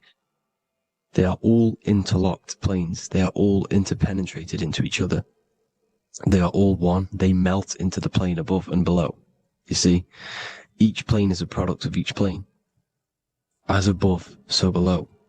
Now, the higher you go, the more fluid, the more dreamy, the less dense it becomes. The lower you go, the more denser it becomes, the more solid it becomes. The lowest plane is the physical plane, which you are obviously aware of. You are inside of the physical plane now.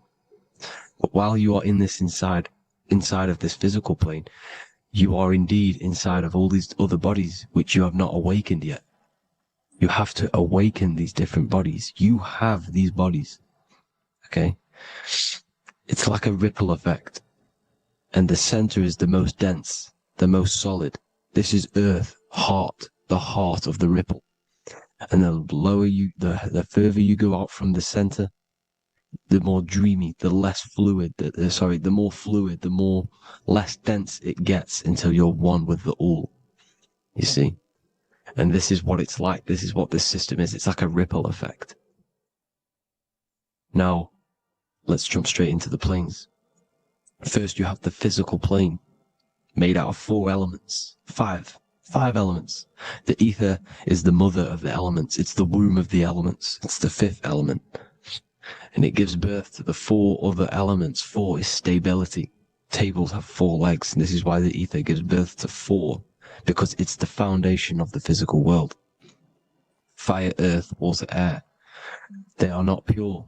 Each one of the elements melts into the other one.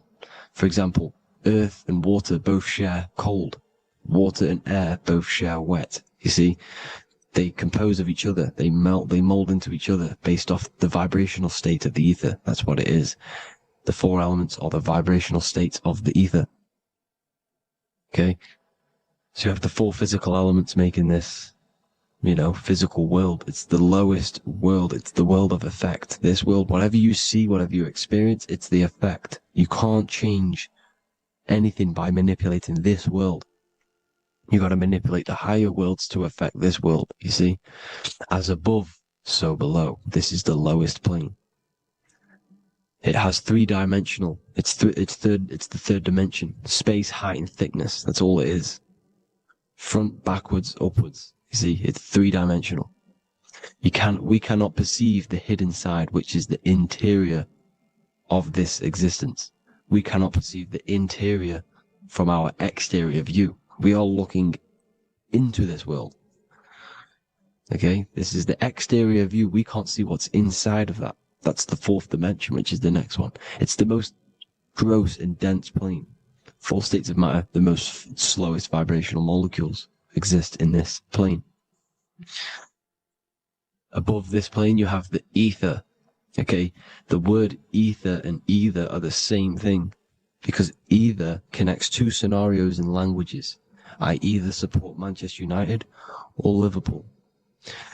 Either is connecting them 2 scenarios. The ether is doing the exact same, as you can see here on the planes of existence. It connects the astral world, which is very important, to the physical world. It's connecting these 2 worlds. So it's the ether. It's the ether. The ether is pure potential. Energy flows through the ether. It is pure energy, pure potential. Okay?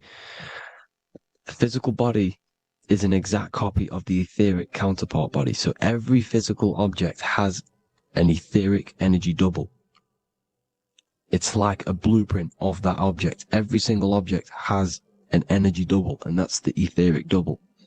Okay? The etheric body determines the shape of our physical body through its lines of force. All through life, it rebuilds and restores the physical body. Physical problems show up first in the etheric body, because as above, so below. You manipulate the higher planes, it will manipulate this plane. And this is why sorcery works. Contact with astral plane entities. We'll get into that a bit later. So the reason why we can't see this plane, this energy world, which is all around us, which we are inside of right now as we speak, is that the molecules that compose it are further apart than those of the physical plane, making it invisible to the 2 eyes. That we can't perceive it. Our eyes cannot physically suck in that sort of information, and our brain cannot decode it. This is why, they brainwash us with all these programs to keep us asleep, to keep these other bodies we have asleep, so we don't find out about these other bodies, and is to make you believe that everything's just a material. Only the material world exists.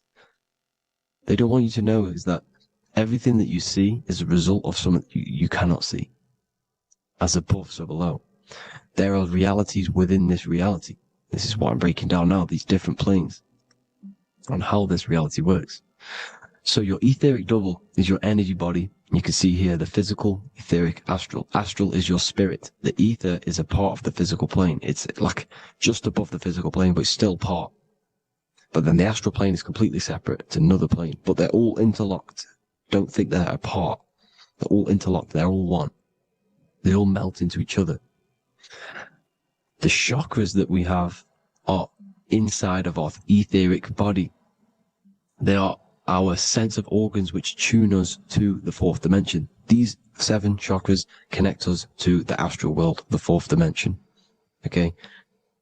They are points for the flow of energy from the universe / 7 planets, because the 7 chakras are your 7 planets, and the 7 planets are connected to the astral world. They are feeding these 7 centers in our body. They connect us to the universe, to our etheric counterpart, and then to us, supplying the physical body. Because the energy comes from above. As above, so below. These 7 centers, these 7 etheric chakras, are being supplied with energy from the universe, the 7 planets, the solar system. Then it supplies the physical body. You see? So the ether is very important. And this is, that the ancients understood the science of the ether, and they could, harness free electricity from it, because it's all around us. The ether is all around us. And this is what they were doing. They were harnessing free energy using the ether. The astral plane, the 4th dimension, very important plane. Very, very important. We've all been there. Every single one of you has been there. Okay? The 4th dimension is unseen of what we see. It's the interior of the exterior that we see. We see the 3rd dimension, but we cannot see beyond what's making this 3rd dimension. This is the 4th dimension. Okay? It's the dream world. This is where you go when you dream. Okay?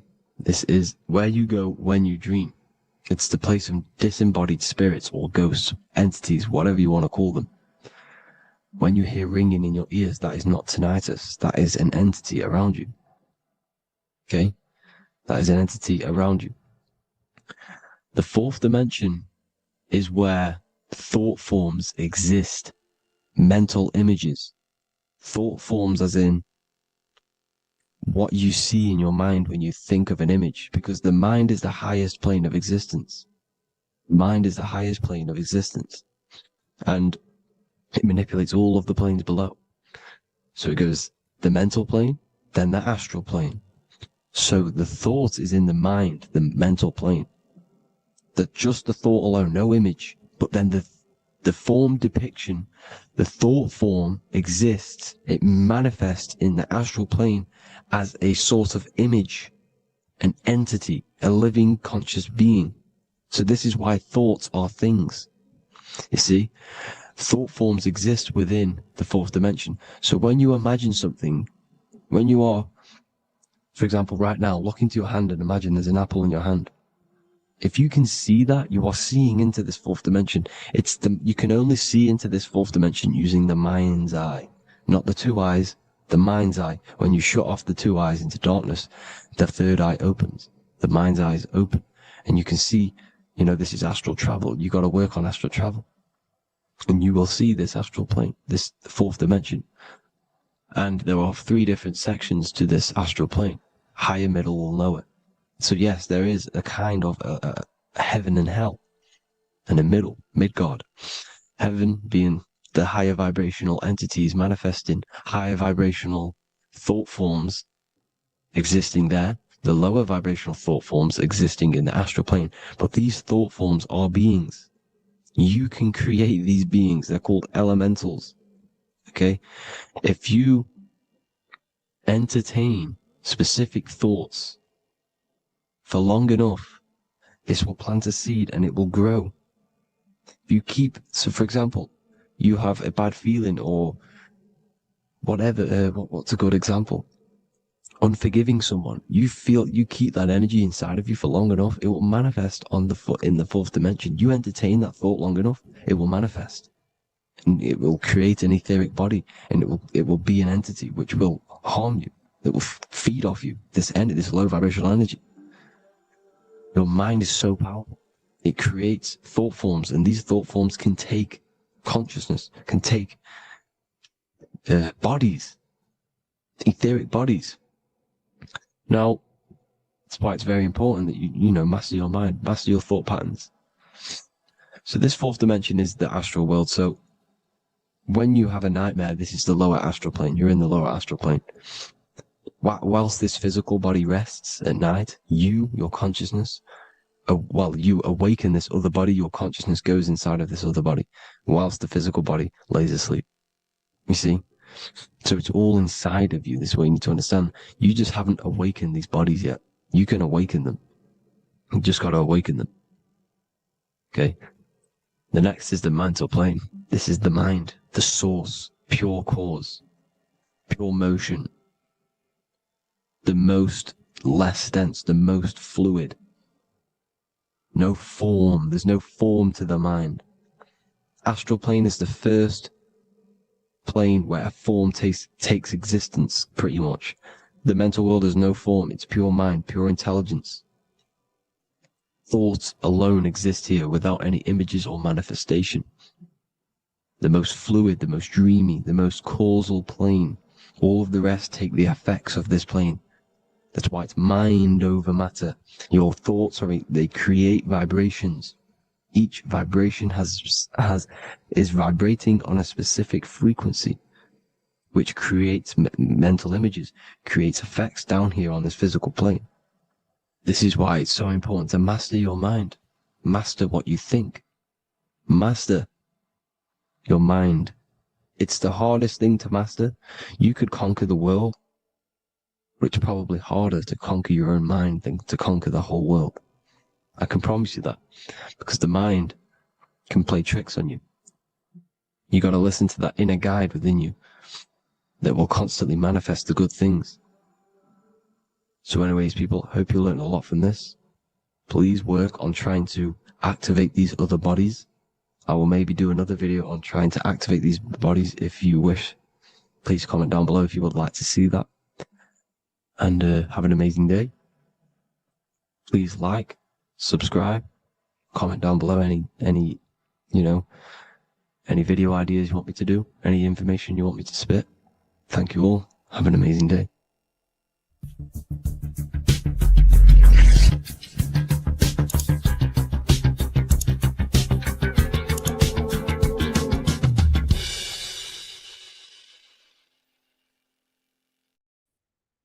What if I told you that you are under a spell, and this spell is controlling you in every aspect of your life, and you don't even realize it?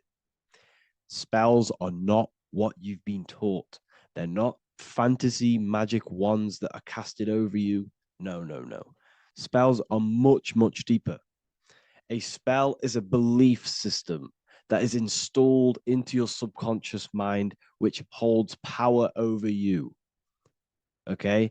If I install a belief into your mind and that belief holds power over you and controls you, that is you under my spell. A spell is a belief that someone has installed into you. Okay? You have a subconscious mind. The subconscious holds power over 90% of your daily basis behavior, thought patterns, and overall emotional state. Because the subconscious is the back end of our mind, the mind that we don't really have access to. It's the shadow self, where all of our programs, all of our memories, all of our traumas, all of our everything that we've ever experienced is recorded and kept in this vast database called the subconscious. Now, the subconscious is the 90% of our mind. We are only aware of 10% of our mind, which is the conscious mind, which is what you're using now, what you're consciously aware of. But there is a subconscious mind that holds power over your conscious decisions, and you don't even realize it. For example, as a child, you had a very, very traumatic event happen. Let's say as a child, you were not loved enough by your parents. And this feeling of you not being enough for your parents and feeling alone as a child implanted this seed. And this seed was planted by your emotions, a strong emotion. And over time, as you grew older into an adult, this seed grew and grew and grew. And what this seed grew into is you being very needy. You always seeking validation from others. Okay. But you taking this conscious decision 10 years down the line actually stems from this hidden cause within your subconscious mind, within this little feeling, this seed inside your subconscious where you don't feel like you are worthy. So this results in a conscious decision of you seeking validation from others, being very needy from others. Okay. This is what the subconscious is. The subconscious holds power over us. For example, posting on social media. Why are you actually posting on social media? If you take a selfie with your new watch, new car, and you go and post that onto your social media, why are you actually doing that?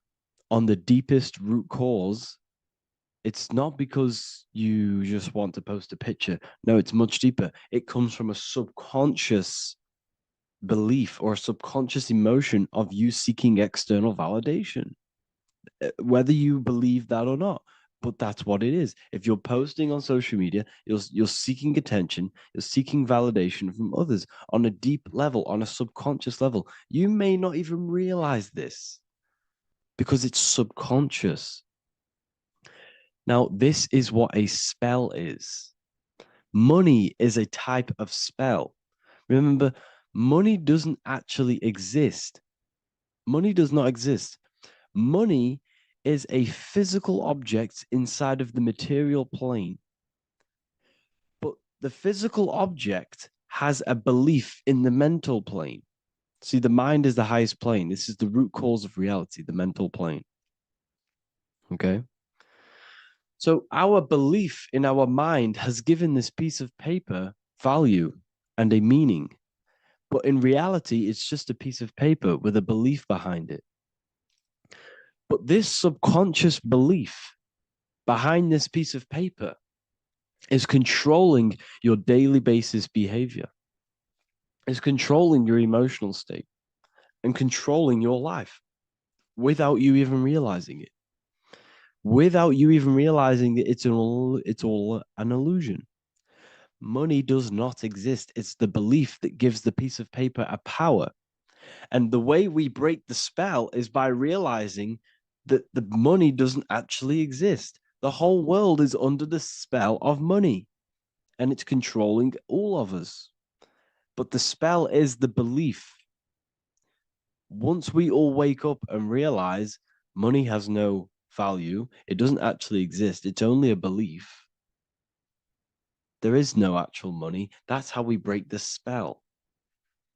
The spell is broken when we figure out that we are under the spell, under the belief, under the illusion of this piece of paper having value, and it's controlling our lives.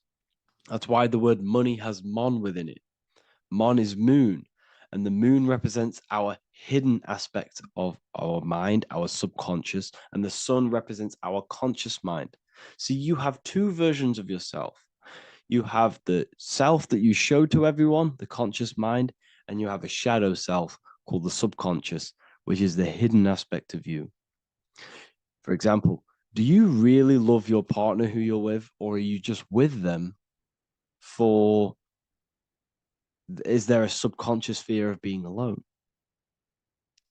Do you really want to be with this person, or is it stemming from, are you staying with them because it's stemming from this fear of being alone, of being lonely? Or are you just with them because you have a subconscious sexual addiction?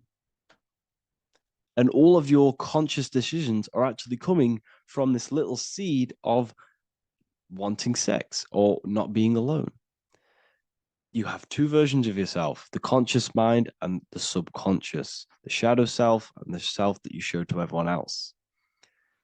Okay? And the subconscious is what's holding power over you.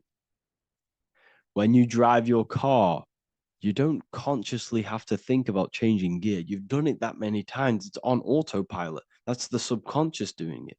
You can be walking down the street. Your conscious mind can be thinking about what you're going to cook for tea later, but your subconscious mind is controlling your body and walking your body. You don't have to think about moving the body. You just do it because you've done it that many times. It's a program. It's a belief in the subconscious that's giving this movement power. You see, the subconscious holds a lot of power over you. Our beliefs hold power over our daily basis behaviors and actions.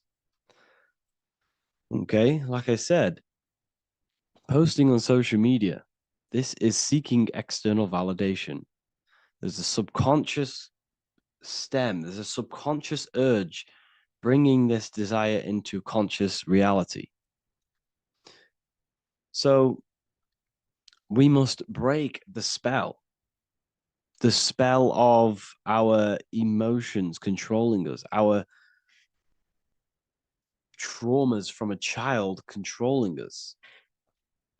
For example, another example of this, let's say you were in a car crash years ago, and this car crash led you to having a very traumatic event, very traumatic emotion you felt in that car crash.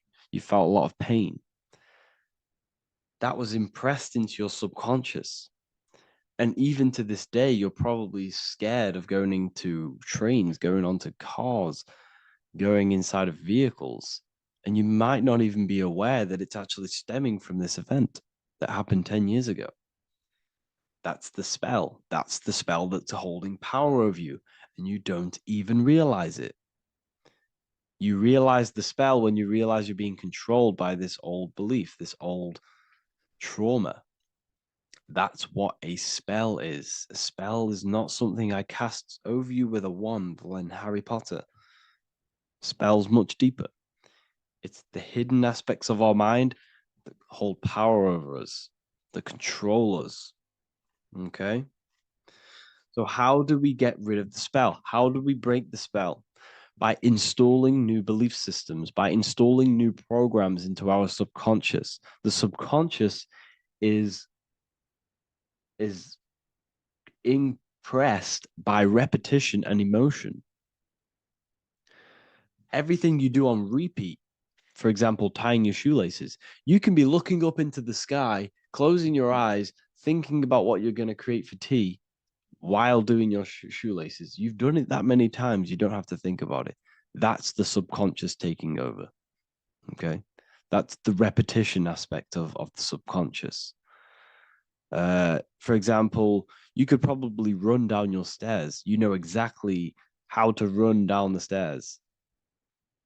If I tried to run down your stairs, every staircase is different. I'd probably fall over. But you've done it that many times, you know exactly how to do it. It's what we call ritual. When you have an evening ritual, when you tidy the house, you do your skincare routine, you wash your teeth, that's a ritual. This is what the ancients called ritual. When we do rituals, we're trying to implant something into our subconscious to either remove an old program, an old seed that is controlling us, for a new one that's going to grow into new light, into a new reality. So you can implant messages, implant new programs into our subconscious, which will then grow into a new reality. Okay? Because if I tell you something over and over and over again, every single day, for example, if I say, you do what I say every single day I repeat this statement into your ears, about a month or 2 months in, you're going to start to believe in that statement and you're going to start to be under my spell. You're going to start to do everything that I say. So this is what spells are. Spells are subconscious beliefs that hold power over you, and you don't even realize it. So we need to remove these old programs we have that are controlling us for new programs. And we do that through ritual, affirmation, and imagination. Repetition and emotion is key to impressing the subconscious. They are the two ways that spells are created, that programs are created. The subconscious only knows the now, and it only knows you. So every word you say is a spell. So when you call someone else a name, you're calling yourself a name, because your subconscious takes everything you say as truth, because it only knows you. It doesn't know anyone else. So every night we can do affirmation. We affirm the reality we want. This is what we call a ritual. We sit down or we stand up, whatever it is, you affirm the reality you are, I am statements. And then you imagine that reality. And you do this over and over again, every day, twice a day, 3 times a day, however many times. And this will cause repetition. This will install a new belief system into your subconscious, which will then start to show in your external reality. It will start to put you under a spell of the new program. For example, if I install into my subconscious that I believe that I am rich, every single night I affirmate that I am rich, I am wealthy, I am free. And then I do a ritual. I start to imagine this reality. Every single night, I do these two things on repetition, and I start to feel the reality and imagine the reality. Over time, I'm going to start to believe that I am rich, that I am free, and I am wealthy without having the physical reality. And what this will do is that it'll implant a message deep within your subconscious mind. It will plant the seed of this belief. And this belief over time will grow into 90% of my thoughts, 90% of my actions, 90% of my words. My words, my thinking will change due to this new belief. I may not even realize it, but I'm looking for more opportunities to make money. I'm speaking to more people because of this belief that I've installed. This belief has triggered new ways of thinking. My mind, my conscious mind is now only operating to fulfill this belief. And my conscious mind might not even be aware of it. You won't even realize that you're manifesting this belief of being rich. And that's how it happens.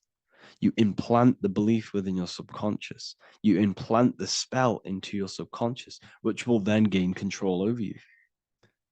So we need to make sure we're removing the negative spells, the negative programs that are controlling us, for new regenerated ones, for new ones that are going to create new realities, a better life. Okay? You don't want negative traumas, negative seeds controlling you and growing into your life. If you don't cut them off, they will continue to grow and grow and grow. Your anxiety will get bigger and bigger and bigger. Your depression will get bigger and bigger and bigger. But it's all actually stemming from one belief system or one trauma. Okay? So this is important. Everything in this physical plane is an effect of the higher planes. It's a shadow of the mind. Everything we think, all physical objects began as a thought, then an imagination, then energy, then a physical reality. So we must change the mental plane. We must plant seeds into our mind to change down into our physical material life. It's about manipulating this higher plane so we can create change and effect in the physical external material plane. That's what magic is. This is what spellcasting is. This is all what it is. It's not fantasy. This is the manipulation of the higher planes of consciousness, which your mind has access to. You have access to these higher planes. Okay? This is exactly what I teach in my university. I teach different rituals. I teach specific rituals to get rid of certain things, certain belief systems. I teach all different rituals, all different ways for you to create your own reality and live the best reality you want. We also have all of these different courses. We have activating the inner eye. This will teach you exactly how to lucid dream and activate your inner vision of imagination. We have the sexual alchemy course. This will give you the power of transmuting your sexual energy into creativity. We have electromagnetism studies. We have esoteric exchange, an exclusive live call that we do every single week, and I connect with all of the students. They can ask me questions, can speak with me one-on-one inside of these live calls. We have the real numerology section. We have the health section. We have a lecture section. Look at all of these lectures we have on occultism, symbolism. All of these lectures are designed to gain you power, to give your personal power back to you, to make you realize things about you. We have a meditation section. We have a library section where you can download all of our library, all of our books, different books on occultism, symbolism, Freemasonry, astral projection. And of course, we have the Manifestation Mastery course, which teaches you exactly how to create reality so you can live that desired reality that you want. This is the last chance to lock in the price of $55 a month. This is less than $2 a day.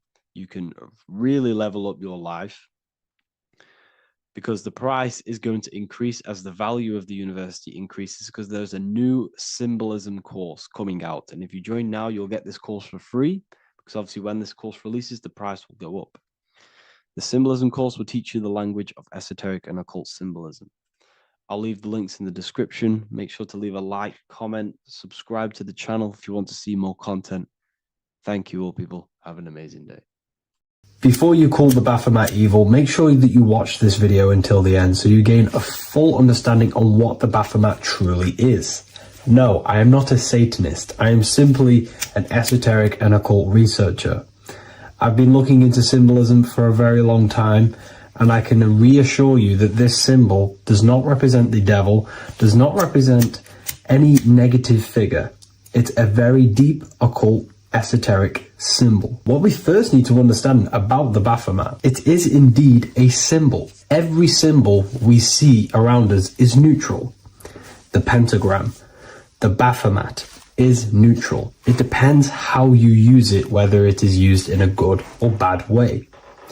Everything is neutral. It's your mind's perception that gives it a positive or a negative charge. First of all, let's break down the Baphomet symbol. Let's look very closely at the Baphomet. We have clearly the 4 physical elements corresponding to the Baphomet.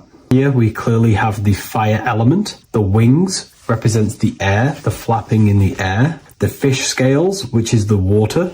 And this dome figure representing the earth. The soul is incarnated into 4 bodies.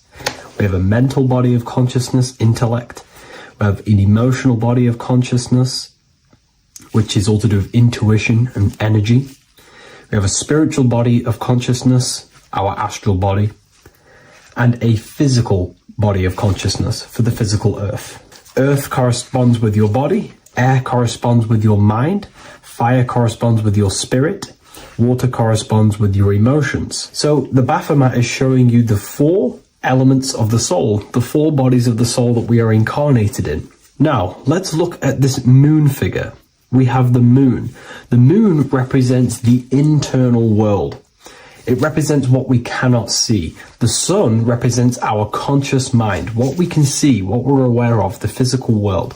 The moon represents what we are not aware of. It represents our internal world. Remember, we have 2 worlds. You're an individual. You have a dual nature. Individual.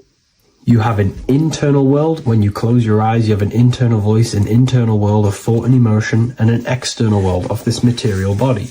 The moon represents the internal. The moon on top represents the moon controlling the mind, represents the inner world controlling you. Now, this is very symbolic in the occult world. If the inner world is controlling you, then you have no control over reality. This is the devil horns. You know the devil horns? The moon crescent? This represents you are the devil. You're being controlled by your thoughts, by your emotions, by your psyche. Then we have the moon below, which represents control over the inner world. We have control over our thoughts, our emotions, our impulses.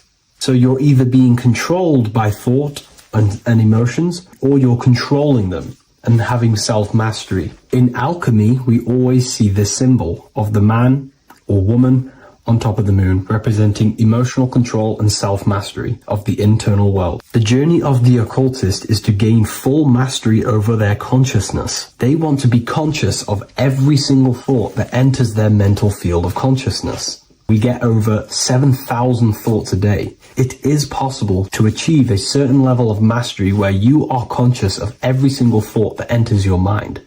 This is one of the end goals of self-mastery and occultism, as this gains your personal power. When one achieves this, they are then able to direct the mind in one place and one place only, becoming more effective in manifestation and creation, because we are microcosms of the divine. We are creators. This is the gesture of as above, so below. The inner world and the outer world are mirrors of each other. The inner produces the outer. Your physical life circumstances are a result of every thought you thought in the past. The inner projects the outer.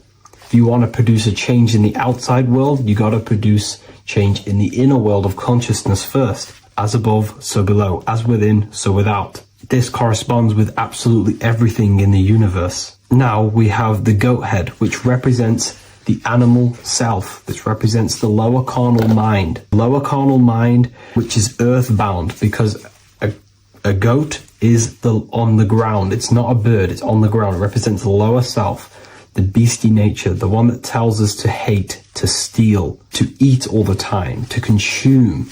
It's the beast within us, the beastie side of our consciousness. It has a human body resembling this, the human in the beastie nature, or we have the spiritual nature, the higher self.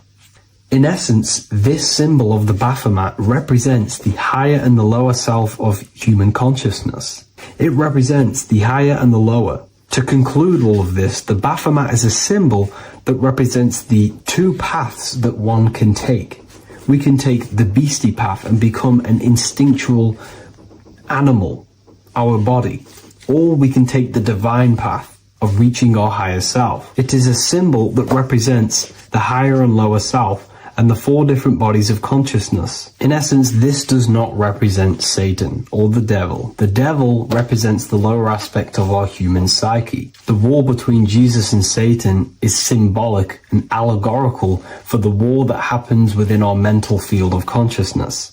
The internal war between good thoughts and bad thoughts, positive emotions and negative emotions. It is the constant war inside the battlefield of your own mind. Jesus, Satan are symbols, characters that are symbolic of aspects of your own consciousness, because the universe is mental. The only thing that truly exists is your mind. Therefore, all of these ancient spiritual texts like the Bible, the Bhagavad Gita, the Quran are all symbolic of what's happening inside of our mental body. It is the inner chaos that can destroy our life, or when we create structure and restructure our inner world, we can live a peaceful life. If you are struggling from the internal world and you want to gain mastery of yourself while learning the occult secrets, join Ethereal University, a community of like-minded individuals who are all striving for the best versions of themselves. We host live calls and we have an abundance of lectures that you can watch. Or check out the Book of Wisdom. This is volume 2. I'll leave all the links in the description. Have an amazing day. There is a secret meaning behind the number 666. 666 is 3 sixes. The number 3 in occult and esoteric numerology represents the 3 aspects of human consciousness. We see this symbolism in the all-seeing eye with the light and the triangle. The triangle is the number 3. The eye represents consciousness, observation, and the light represents the light of consciousness, because consciousness is pure light. The 3 aspects of our consciousness is thoughts, emotions, and actions. Every thought creates a feeling, and the feeling creates the action. All physical manifestation is driven from these 3 aspects of our consciousness. All physical manifestation comes from thought. Every object you see around you, this screen, the phone you're on, the laptop you're using, or the iPad, was a thought in the invisible realms of consciousness. Then it was brought into physicality through feeling and action. This is because man is made in the image and likeness of God. We are all mini creators. We are all extensions of God's creative consciousness. Therefore, the number 666 represents 3 sixes. 3 is thoughts, emotions, actions. The number 6 represents the cube, because cubes have 6 sides. This material world that we experience, everything has 6 sides. Everything's created by cubes. We can move forward, we can move backwards, we can move left, right, up and down. This is the cube that we are stuck in. Therefore, 666 represents our 3 aspects of our consciousness, thoughts, emotions, actions, all contributing towards our physical self, material world, material pleasures, completely cutting ourselves off from our spiritual, true, divine self, which means 666 is representing a state of consciousness. A state of consciousness where we only operate from a place of material needs and survival things. As humans, we possess a physical material body in the physical material external world, but we also possess an invisible inner world, which is what we call spirit. When we disconnect ourselves from our inner world, we become lost in this materialistic way of thinking and acting, which can lead to no life purpose, a feeling of emptiness and voidness in our hearts. Humans possess the ability to transcend our animal instinctual natures and turn to the divine mind, to the spiritual inner world. It is our inner world that is projecting our outer world. The outer world is just an effect of our inner state of consciousness. It's important as we go through this human life to not lose ourselves and look for our validations outside of ourselves. The external world is simply just a mirror, mirroring with mathematical precision what happens inside our consciousness.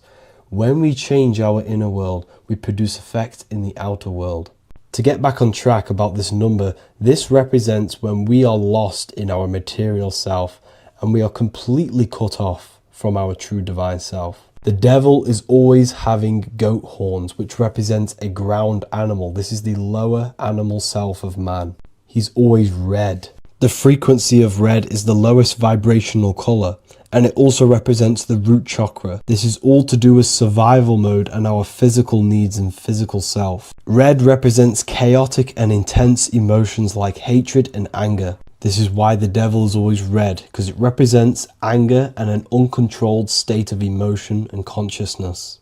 You see, we've been taught in the church and all through religion indoctrinations that the devil is an external deity which influences humans. And in fact, this is nothing but a metaphorical story. The devil is a character which represents an aspect of the human mind, the lower aspect of the human mind, a facet of our own consciousness and psyche. The voice that we have in our head that tells us to do these negative things is not an external deity pushing us to do something bad. This is an aspect of our own mind.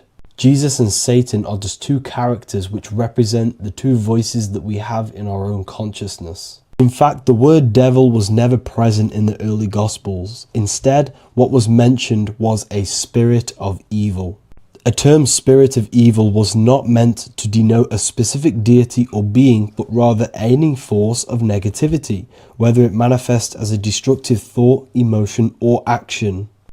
The spirit of evil represents the darker sides of our mind, the part that leads us astray and brings forth negativity in our lives. The reason why they want you to believe in a devil is because they don't want you taking responsibility for your creations. They don't want you to realize that the external world is truly a mirror of your inner state of consciousness. Instead, when something bad happens in your life, you blame it on some external devil or Satan who tempted you. Everything is your creation in your life. When you realize this, you take full control and you begin to reshape your external world by changing your inner state of consciousness.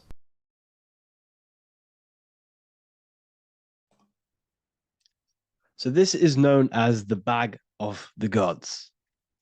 This symbolism is widely known, but no one knows what it truly symbolizes. We see this in ancient Sumerian artwork. We see this in the Mayans' artwork.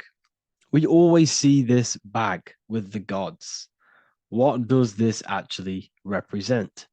Okay, so the bag itself represents carrying.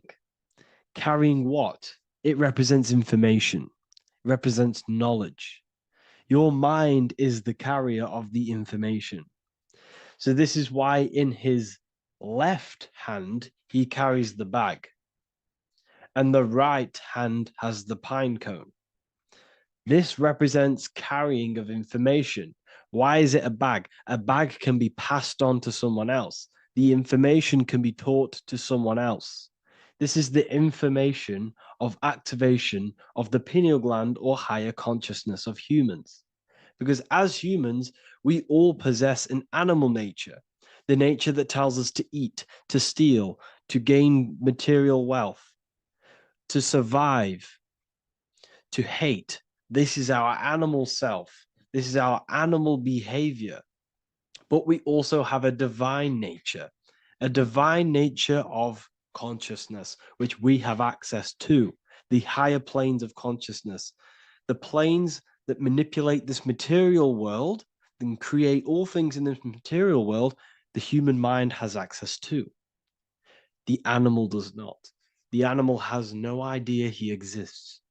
The animal has no inner dialogue, but humans have the inner dialogue. Humans can create infinitely. We can expand our minds infinitely into new realms of thought. So we have this higher divine nature and a lower nature. This bag of the gods is basically just representing the knowledge they possess of higher consciousness, of the higher aspect of life. Okay? Which is the activation of the pineal. The pine cone. The pine cone is in his right hand. The right represents wisdom. The left represents intellect, knowledge. Knowledge and wisdom are two separate things. Wisdom is applied knowledge. It's a feminine aspect. Knowledge is just gained information that you know, which is masculine. So in his right hand, he holds the pine cone. The pine cone can be opened and shut. The shut pine cone represents the asleep human being, the human being that exists in his lower nature, that just basically survives, lives on eating, consumption, material lust, living in chaos with his emotions, living in a place of hell. This is the animal nature. Then we have the awakened human, the one who has consciousness of himself, the one who looks within himself, the one who knows there is more to him when he looks in the mirror. He is far more than just the physical body. He is a divine spiritual being, a divine being who has limitless potential of creation into the material plane. So this represents the awakened. This represents the asleep. This is why he carries the pine cone in his right hand. It represents applied knowledge. This is the information. This is the intellect he possesses. And this is the applied knowledge of the awakening, of activation of the pineal gland. Because remember, the pineal gland is not your consciousness. The pine, pin, pineals, the same root word. Pine cones were always symbolizing the state of consciousness one was living in, whether he was asleep or awake. We see this at the Vatican. We see the pine cone over the two pillars. This is the two pillars of Freemasonry, and the dome. This is the Royal Arch of Freemasonry. This represents your head. This is the two pillars, the two hemispheres, and the pine cone in the middle, which is the pineal gland. What is the pineal gland? The pineal gland is not your consciousness. It is not the third eye, and it is not the mind. It's not the mind's eye. The pineal gland is a radio receiver. This is your body. Your body is an antenna. Most people think they are this body. This body is nothing but a receiver and a downloader of consciousness. Your brain does not produce consciousness. You are not this brain in your head. This brain is a downloader of consciousness. Consciousness comes from a way higher divine plane, which is what this image is showing here with the clouds. The mind is light. Consciousness is light. And this light is coming down into the material plane, and your body is basically a crystal antenna which is receiving and downloading this consciousness. So you can experience a three-dimensional reality. So God can experience himself in a divided, separate state. This is what this represents. Now, the pineal gland can be activated, okay, and stimulated, because the pineal gland has phytoluminescent crystalline jagged-shaped cells on it. And obviously, these are crystals. Crystals are on your pineal gland. And what do crystals do? Radios use crystals. Your phone uses crystals. They tell you that crystals are woo-woo and pseudoscience because they don't want you to know the power of crystals. Your body is basically a giant crystal. Your pineal gland is a radio receiver for your consciousness. So if they can ruin your pineal gland and damage it, this will damage your connection to the divine, to your true self, to consciousness, to God, whatever you want to call it, the source. There is all one source consciousness, and we're all collectively connected to it. And this is our connection. This is our antenna. So what a radio does, a radio has an antenna, and the frequencies are all around us because all the radios are playing in your ear right now. But what the antenna of a radio does is tune into a specific frequency to pick up that frequency and play that frequency. It's the same with your consciousness. You're all a fraction of God's consciousness. So that is essentially what we are looking at here. We're seeing knowledge, intellect in the left hand, and applied knowledge, activation of waking up to higher consciousness, to the higher human form. Because we can reach beyond our physical form. We can turn our animal self into a divine being, into one of these so-called gods. These gods are nothing but human beings. The Anunnaki were not gods. They didn't come from the sky. These are normal, regular human beings who activated their higher consciousness. This is what we have here. This represents spirit. Birds represent spirit. So do we have any questions? I'll take some questions now. That was just a short lecture on what that symbol truly means. Okay. So if we have any questions, feel free to go ahead and ask some questions. Anything that you don't understand, anything that you want to know. Okay.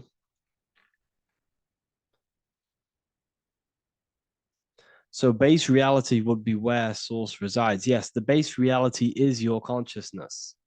Are these lectures available in the university? There's a whole section, basically inside the university, there's a whole section with like over 30 long form lectures like this.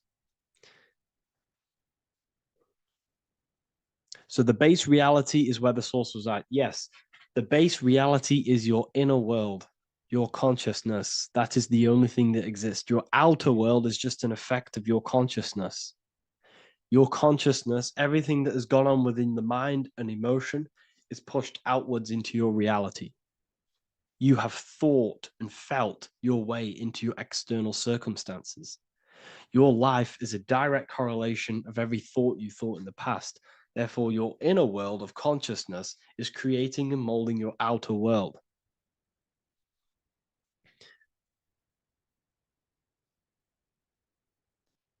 The best way to keep connection consistent, the best way to keep your connection to the divine or the higher planes of consciousness is through meditation and through imagination. Imagination is the fourth dimension. It is the astral plane. That screen that you have in your mind is not a physical screen. That is the divine plane of the astral. And this is essentially where all objects of this material world comes from.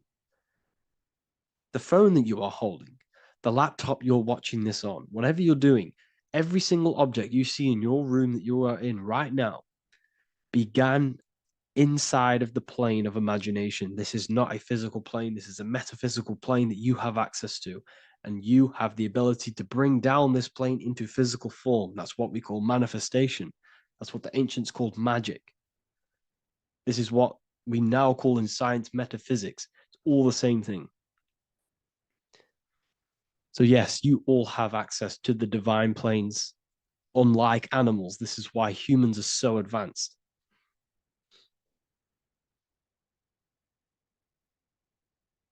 Okay. Is the pineal able to constantly activated, or is it just a temporary experience? I don't fully understand that question, unfortunately. Maybe you could word it in a different way. The real meditations on the university, legit, y'all, yes.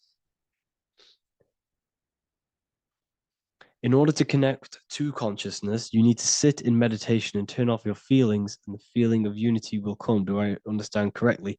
Yes, that is correct. So when you sit in silence and in stillness, I highlight the word stillness because stillness, when you are still, no information from your nervous system is being decoded by the brain. So when your body is still and does not move, your nervous system starts to relax and comes to a balanced state. Your brain starts to relax, it comes to a balanced state. The left and the right brain stop working, the nervous system stops working. Then, once the body, the material body, is shut down, you then have access to consciousness. You can't access consciousness if the body's in such a busy state. If electricity is being fired every 2 seconds, your whole body's electrical. When you move your foot, that's electricity being fired from the brain to the foot instantly through the nervous system. The brain, your whole body is a technological machine. So you must shut down the technological machine to access the divine that exists beyond the technological machine. Do you understand that? Did we create ourselves from the higher plane? When you say, yes, you created yourself, you manifested yourself in this material form for a reason in this specific time and place. Wisdom books, are these available inside the university? Yes, they are. So anyone who joins the university, they all gain 50% off the store. So you can get anything you want inside the store for 50% off. Plus, you get the Book of Wisdom Volume 1 PDF for free. You get the Human Health Guide. Plus, you get all of the library books. There's a load of different books on occultism, symbolism, esotericism. Do you need to place your attention somewhere specific during meditation? You can do. Okay, you can do. So if you struggle, when you first start to meditate and you struggle to turn off the thoughts, think of the back of the brain, the back of your head. Don't think of it, place your attention on it. Okay, so when you place your attention on the back of the brain, this now shuts off thought because the back of the brain doesn't have any activation to do with thought. The front brain does, the neocortex. That's all to do with activation of thinking. So place your attention on either the back of the brain or your breath. What's more important, creating yourself or finding yourself? It's balance of both. So in order for you to create fully, you must have awareness of self and awareness of thought and control over the mental dialogue, the inner voice inside of you. Okay? When you control that inner voice, that is when you gain power. That inner voice is what brings commands into physical reality. Before you kick a football, there is a change in consciousness. There's a decision made in consciousness before the body takes to action. Therefore, every physical manifestation is a change of inner consciousness before it's a physical reality. You can have the reality you want through consciousness before physically having it. That's the secret to creating. But you must believe it like you know the sun is going to rise in the morning. That's how much you should know that you have that reality in consciousness through feeling and thought and imagination. And that's how you can truly create in your reality. Shrooms help with consciousness or ego. I can't really talk about that because I'm maybe uploading this to YouTube, unfortunately. But we need to clean our pineal gland first from calcification. Yes, definitely. You should go on a detox the body. Because you can't really connect with consciousness if your body is in such a dirty state. Because the brain is, your nervous system is in a state of fight or flight, trying to fight off all these toxins. So when you meditate, you're probably going to be having thoughts all the time because your brain's firing, your nervous system's being attacked through toxins. So you must detox to have a true connection with the divine. Your diet plays a big role in your spirituality and mentality.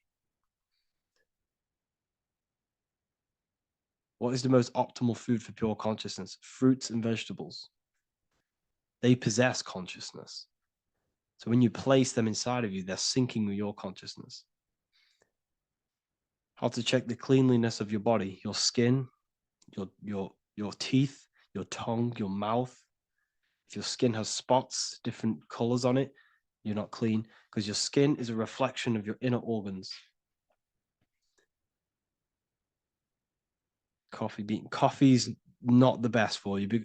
Coffee gives you fake energy. Okay. So what coffee does, that buzz you get off coffee is actually the toxic effect of the chemicals reacting with your body. If I'm inside the university and wanted to buy your book, you said it would be 50% off because we are your student. Is that automatic or we need to have a code? You will have a code. Yes, I'm going to releasing a code for all the students after this. Caffeine equals neurotoxin. Yes, it fries your brain. It fries your nervous system. It fries your dopamine receptors. Will the Q&A last week about money symbolism be posted? Oh, I didn't post that. That's my bad. I totally forgot. I will post that after this. Thank you for reminding me. How to detox the body. The best way to detox the body is going through a week cleanse of fruit. So only consume fruit, sea moss, and cayenne pepper, and lots of freshly pressed juice. Do that for a week or 2 weeks, depending on how you feel, and then start to fast. You will lose weight, but you're not losing weight, you're losing impurities. It's good to do this every couple months, to just go on a raw fruit diet, cleanse the body, push everything out, and then start to fast while, consuming sea moss and having lots of freshly squeezed juices. What is an alternative for coffee? Something with high energy levels. Okay. We're not taught the most simplest thing about the human body. It is an electromagnetic machine. It's electrical. It runs off electricity. The only energy you need is electricity, and that is found in fruits, vegetables. If you want energy, drink pure, fresh, pressed juice. That will give you more energy, more electricity than coffee. Can we cleanse ourselves through oil pulling? Do you recommend it? I do oil pulling every day with coconut oil in my mouth. Celery juice is a good one, very good one. Yeah, celery juice.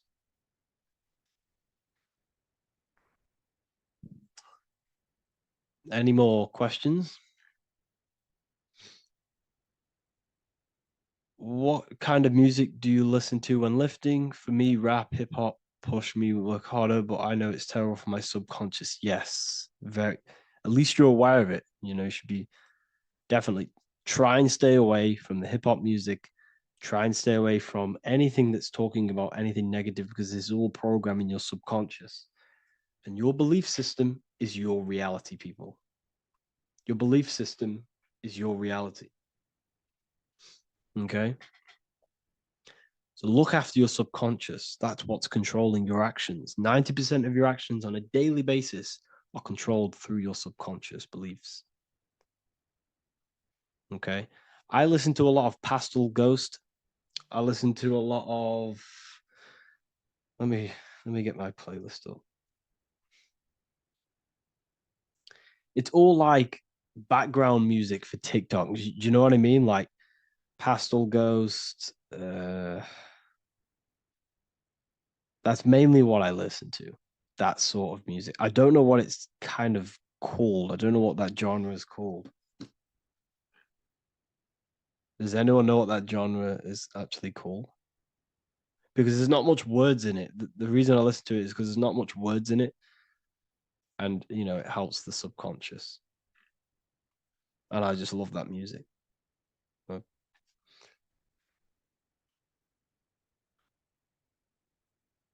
Like lo-fi, yeah, a bit of lo-fi.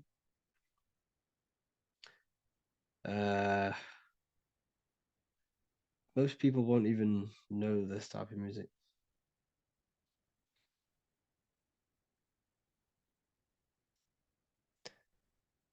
Can you tell us how you use cayenne pepper? So I mix it with freshly squeezed orange juice every morning. So the first thing I have, empty stomach, I have a teaspoon of cayenne pepper mix it in and just down it every morning and sometimes at night. The feeling you get in your stomach after putting cayenne pepper on an empty stomach is absolutely amazing. It tingles in your stomach. It kills parasites. It kills all horrible organisms.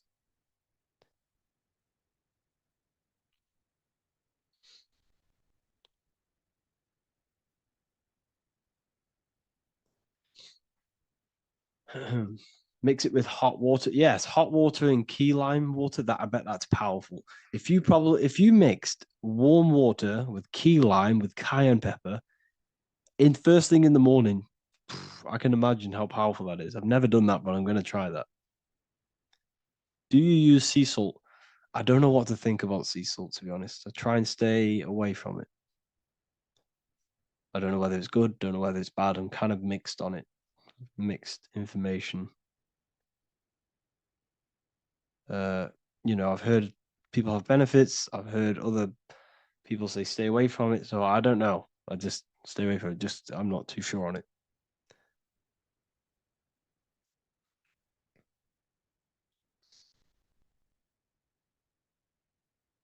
I drink fresh pressed celery juice every morning. Yeah, definitely. Is there any chance we could move to esoteric occult questions? The only reason I say that is because I might be posting this to YouTube, so it's I don't want them. I don't want them thinking I'm giving health advice, because I'm not. This is what I do. I'm not giving anyone medical advice. This is what I would do to myself. Because I can probably get in trouble for that. So the subconscious is the all-knowing. It is the all-seeing eye. The subconscious knows everything. Your conscious mind does not. Your subconscious knows every single cell in your body. Your subconscious is making your heart beat. It's talking to your heart. It's talking to every organ, every cell in your body is being connected and spoken to by your subconscious mind. It is the all-knowing. The subconscious has access to the astral plane, imagination, the fourth dimension. It has access to the mental plane, thoughts. It has access to the ethereal plane, energy. And has access to your physical body. It's the door. It's the portal. The subconscious is the portal to the divine. You must go through the subconscious in order to access the divine. Any coupon codes for book 2? Yes, inside the university, there will be a 50% off coupon code.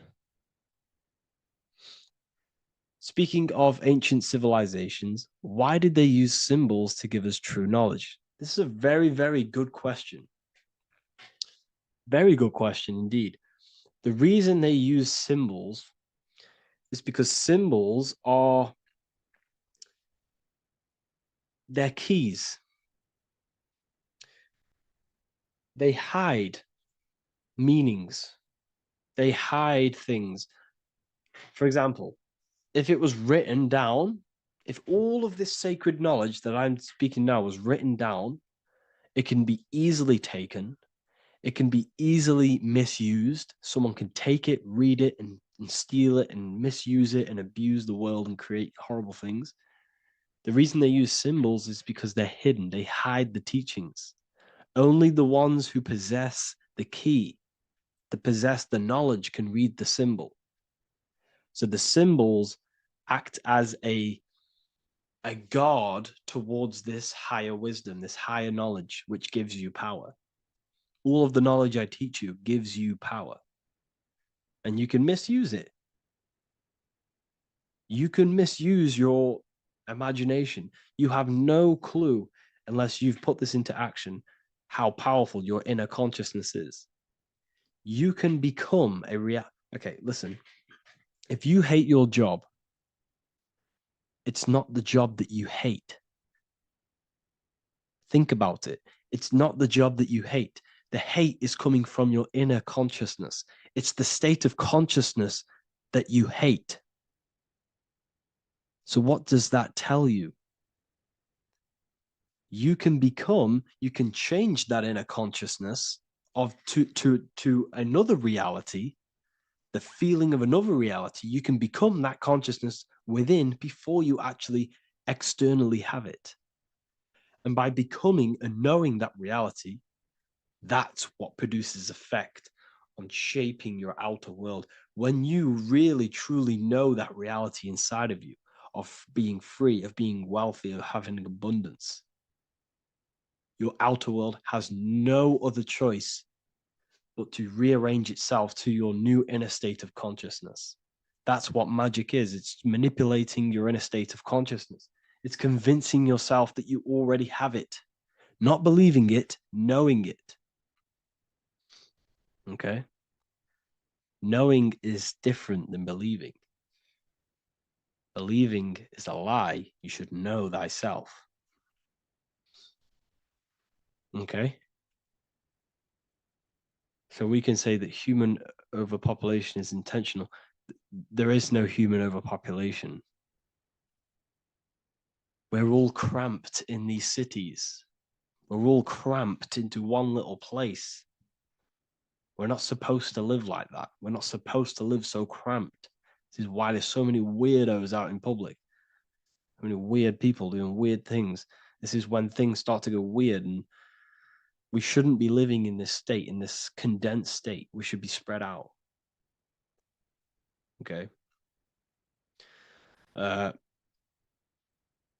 There is no overpopulation. It's just an illusion because we all lived in such. Have you ever been on a plane? Have you seen how much land there is? It's crazy. There's no overpopulation. And how many people do they say there's in the world? There's not that many people in the world that they say. I think it's like 8 billion. I think they say there's 8 billion people. There's not 8 billion people. There's probably more like 2 billion. And the reason I say that is because I have a friend who only has like 300K followers. So that's a lot of followers, okay? And he gets recognized everywhere he goes. And he's into all this stuff. And he says, listen, the population is definitely not 8 billion or whatever they say. I think it's like a couple billion. It's probably more like 1 billion. How to properly manifest intentions. Thought, emotion, and imagination are the key. You must know that you have that reality. Don't believe it. Become that reality within your consciousness. All day long, as much as possible. Feel it. Imagine it. Say it. And have zero doubt. How to have zero doubt. You can't, well, okay, so the doubt, that little voice that will seep into your mind saying, you can't do that. You can't do this. That's your old voice of your subconscious program. Listen, the reason why most people fail in life is because they have trained their subconscious that they will fail. They have told and believed that they will fail. The reason I will succeed for the rest of my life is because I have trained my subconscious to say, I will win, I will succeed, I will solve any problem. That's my belief system. And if my belief system is that, then my external reality, my conscious mind will seek a way to fulfill that belief. It will seek to control and create that belief in my external world. It will seek to solve any problem. I've trained my subconscious mind to know that I already have the reality, to know that I'm abundant, to know that I have everything that I already need. Therefore, if any problem comes, I can sort it straight away. But most people have a different belief. It's not your fault. We've been kind of manipulated and told this, that they will fail, that they can't do anything, that it's too hard. And that basically casts a spell on the conscious mind, where your conscious mind is just like, no, I can't do that, because of this subconscious belief that you hold. So you must reprogram your subconscious that you can do it, that you will solve any problem, and that you are abundant.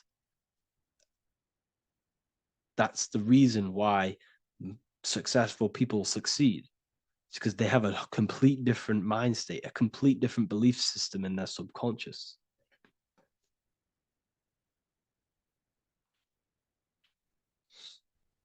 Do you offer mentoring? Yes, I do offer mentoring, but it's mainly for people who want to grow their online presence, and for the amount of value and transformation that I can place into your life, and the time that, well, the price of my time, it will be a higher price tag, but your life will completely change if you join my mentoring, because I will transmute your life. I will transmute your mind, and I will transmute your whole reality, because I could tell you exactly what you need to do. How to have super genius power pulling information from the source. Okay, so you can do this. I talked about this in Book of Wisdom Volume 2, if you've read it. This is a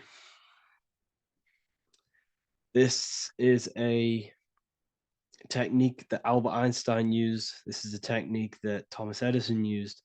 This is a technique that all of the ancient geniuses have used. So you get on a chair, you place metal below you or plates, and you hold a metal ball in your hand, and you fall asleep. And every time you fall asleep on the chair, you're going to drop the ball because your body will become unconscious, and you will basically drop the ball, and it will wake you up because it's going to hit and make a loud bang on the plate. And every time you go to sleep, basically what this is actually doing is shifting your consciousness from conscious into the subconscious. So from physical into the astral. Your consciousness is shifting between these two planes. And as you do this, you can bring down great ideas from these higher planes. So when you fall asleep, have an intention. And when you fall asleep, you'll drop the ball. And when you wake back up, you'll have an idea, and you just got to write it down.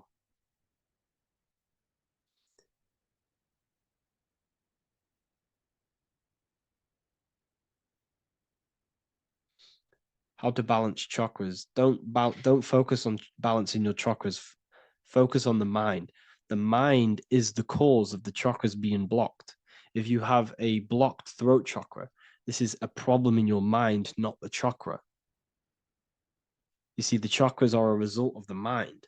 You transmute the mind, you can transmute the chakras and cleanse them.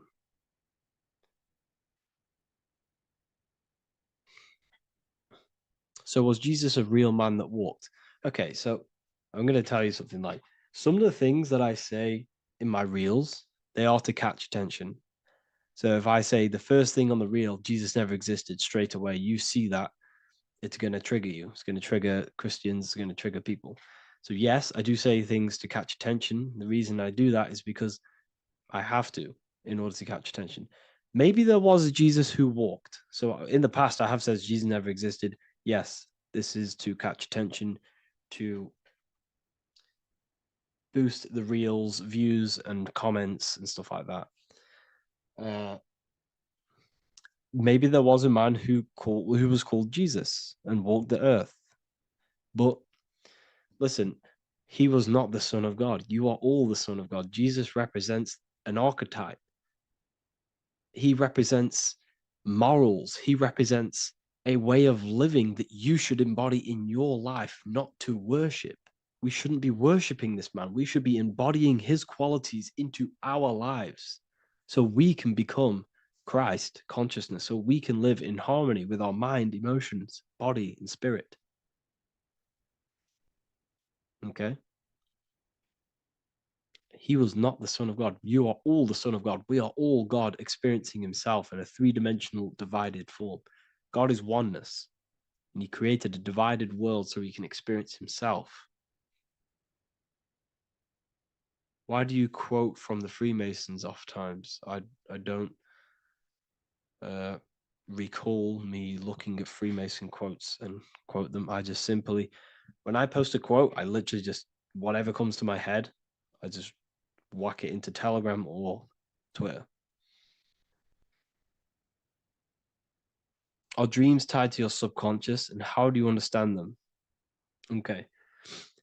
Dreams and astral projection are two different things. Astral projection is your soul leaving this plane into the collective consciousness, into the collective mind, the collective astral plane. But dreams are basically the astral plane, but it's your personal astral plane in your personal subconscious. So when you dream, you're entering your own consciousness, you're entering your own subconscious. Every character, every event that happens to you, everything that is said to you, everything that happens to you in your dream is yourself pushed outwards, and you're basically experiencing your own mind. If something scary comes up in your dream, this is your belief, this is something in the back of your mind materializing and coming to you and showing itself to you. So in order to understand your dreams, it's basically suppressed emotions, suppressed thoughts, all lingering in your subconscious materialized. Okay. A few months ago, I'd have concurrent dreams of getting in a car crash that lasted for months. Then one day out of nowhere, I got into a really bad accident, and that low-key bugged me out. I didn't know if my mind was trying to warn me or what. You can explain that. Okay. If you are having dreams about having a car crash, this is a belief. Okay, so let me tell you something. Let's say you're a drug dealer, okay? And you live in fear every single day of the police coming to you. This dealer every day is worried, he's scared, and he lives in fear of the police getting him. He was believing it. This fear, this emotion he was feeling on a regular basis, repetition, and the emotion is basically impressing your subconscious. It's impressed his subconscious that deeply that he now believes it. It's now become a belief. So one day the dealer gets caught and he goes to prison. Let me tell you something. He placed himself there because he created a program, a belief in his subconscious of the police. And his external reality is now in a prison cell. But that prison cell is just an external manifestation of the prison cell of fear he installed in his subconscious mind. The four walls he's now trapped in is just basically an externalization of his own belief system that he created through consciousness, through the subconscious. If you embedded your belief that you will be in a car crash, you will be in a car crash. He placed himself there. He materialized that reality through the thought, through the emotion, through the belief. He put himself there. You see?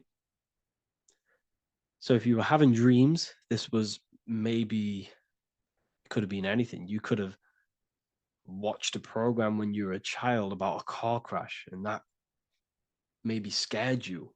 Or you saw a car crash when you were very young and that scared you and that impressed your subconscious. Then you had a dream about it. Then you started to believe it. And then one day, bang, it happens. That's the power of the subconscious mind. It holds control over you. It holds control over every aspect of your reality, of your being. So, I hope you all enjoyed this live. I'll see you all inside Ethereal University. I'll be posting another lecture this week. And yeah, let me hold on.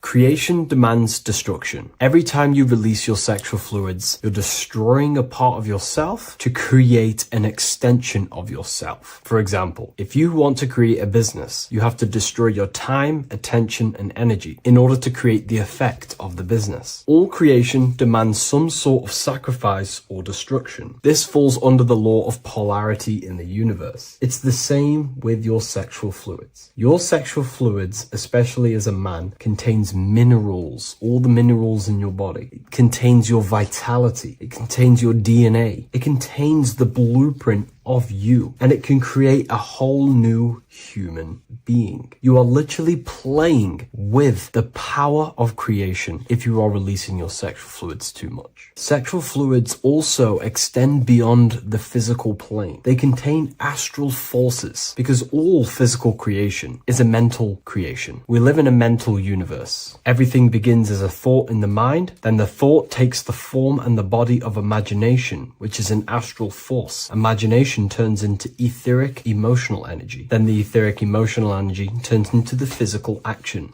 and the physical manifestation. We live in a mental universe. Therefore, these dimensions do not exist separately. They are permeating and mixing in with all. Your physical body has an astral body. Everything physical has astral forces behind it. Semen is known as the astral fluid of the soul. It feeds nerves, the channels of life force and consciousness within the body. And every time you release it, you're destroying a part of your vitality, your brain, your nerves, your energy levels, your creativity, and your DNA to create an extension of you. Therefore, it is a sacred fluid within your body and not something to be played with and to be released too much. Think about it. This is a very creative energy, your sexual fluids. It can create a whole new human being. This is how powerful it actually is. It is the power of creation, and the misuse of this power can destroy your own vitality and your life of your body, because that life you are giving in order to create an extension or a child is the same life you could keep inside of you and not waste to recycle and regenerate the body. Sexual energy has been for thousands of years associated with regenerating the body, longevity of life, and maintaining youth. Not only that, every time you release your sexual energy, it floods the brain with dopamine. Dopamine is the brain's reward system, created within the middle of the brain. It releases every time you've achieved something. However, sex or an orgasm is the most powerful feeling you can feel. It's the most amazing, intense feeling and release of dopamine you can possibly feel as a human. Therefore, if you flood your brain with this high amount of dopamine every single day, you are getting the epitome of human feelings every single day. Therefore, you will become numb to everything else in reality. You won't be able to enjoy the small things in life. And I know this firsthand because I experienced this myself. As soon as I stopped, this is when I started to enjoy the little things in life, seeing family, and I actually gained more energy, more ideas. We'll get into this a bit later. It is a creative energy. It creates a whole new human being. Therefore, if we maintain this energy, we can maintain our creative power within us, because that's what we are. We are all creative beings, moving energy from higher dimensions of consciousness, the mind, into lower dimensions of consciousness, the physical world. You hold the power to create. You are not in a world. The world is working through you. You do not possess a life. Life is working through you. You are not in a universe. You are the universe. It's moving through you. There is no past, present, and future. The present moment is you. When we release every single day or frequently throughout the week, like I said, we're triggering the brain's reward system, dopamine, which makes you feel as if you have already achieved something. And if your brain is telling you you have already achieved something by overusing your sexual fluids, then you will not have the motivation to achieve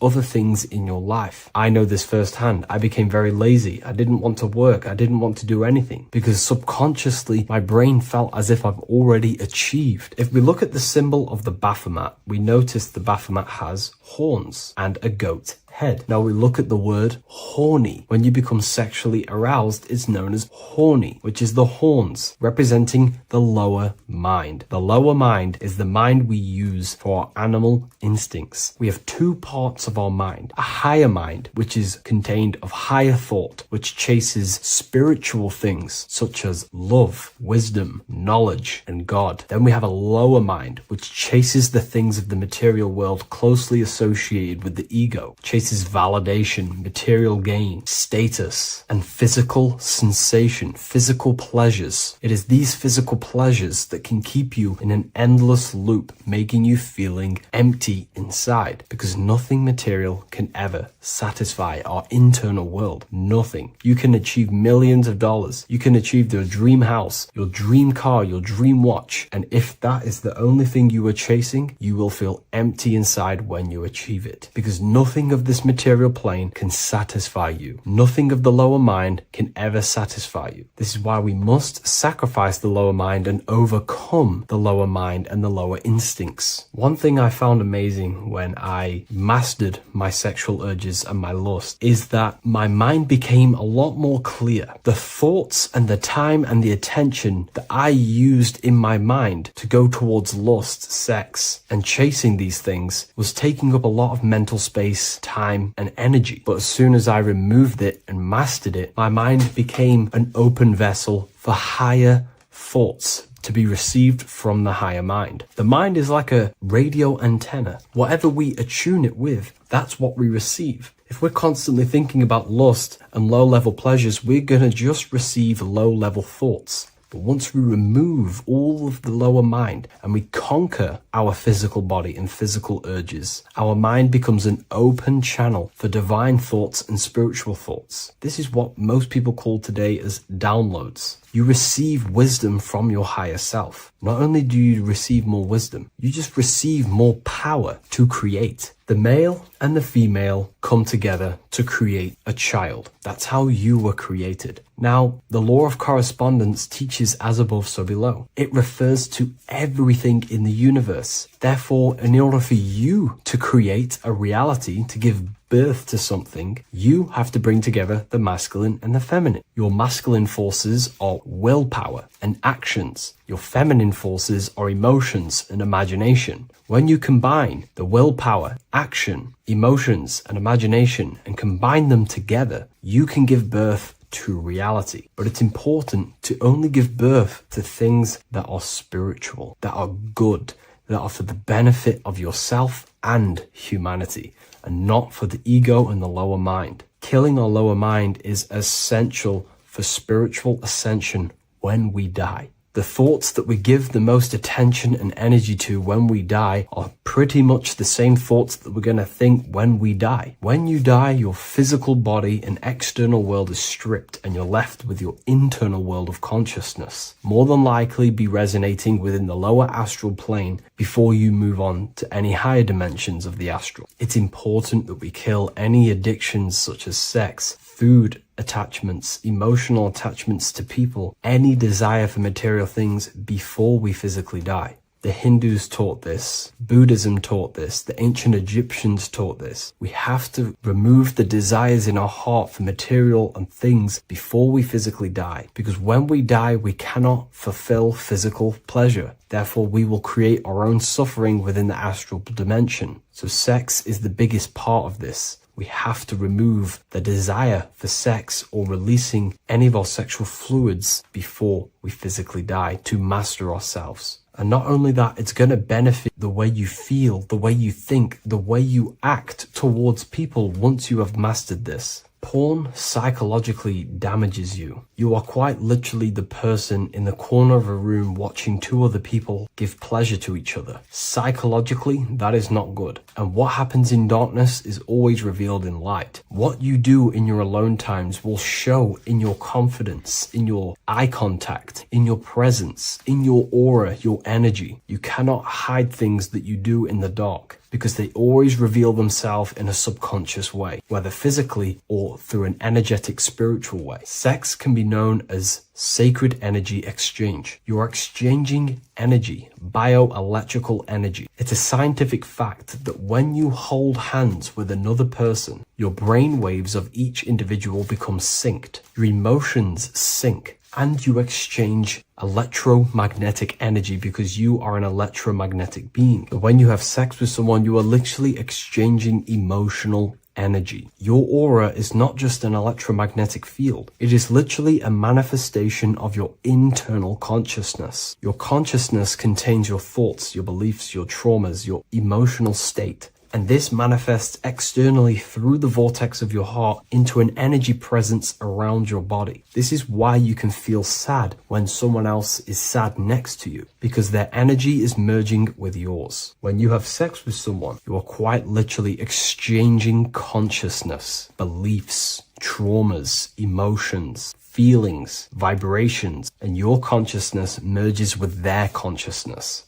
So be careful with just having casual sex. Now, I'm not here trying to say never release, never have sex with your partner. I'm not saying that. I'm saying take caution with these things. Take my teachings with a pinch of salt. If it benefits you, that's great. I'm not here to tell you how to live. I'm simply giving you my research and the things that have helped me in my life on my esoteric research, awakening, or spiritual path. I don't like calling it a spiritual path, because it's not spiritual. It's simply just life, the knowledge of consciousness and the self. So I hope this video helps. If you'd love to read this book, I'll leave a link in the description. This book I wrote myself called The Book of Wisdom, Volume 2. There is a massive mystery around the Freemasonic G, and in this video we're going to be discussing it. Some people call it geometry, God, gnosis, genesis, generation, but in fact it's all of these things, and all of these things relate back to one concept that links them all. And in this video, you will be discovering this secret force, which pretty much creates everything in your reality, in your life, and has done unconsciously, whether you are aware of it or not. The Freemasonic G is the 7th letter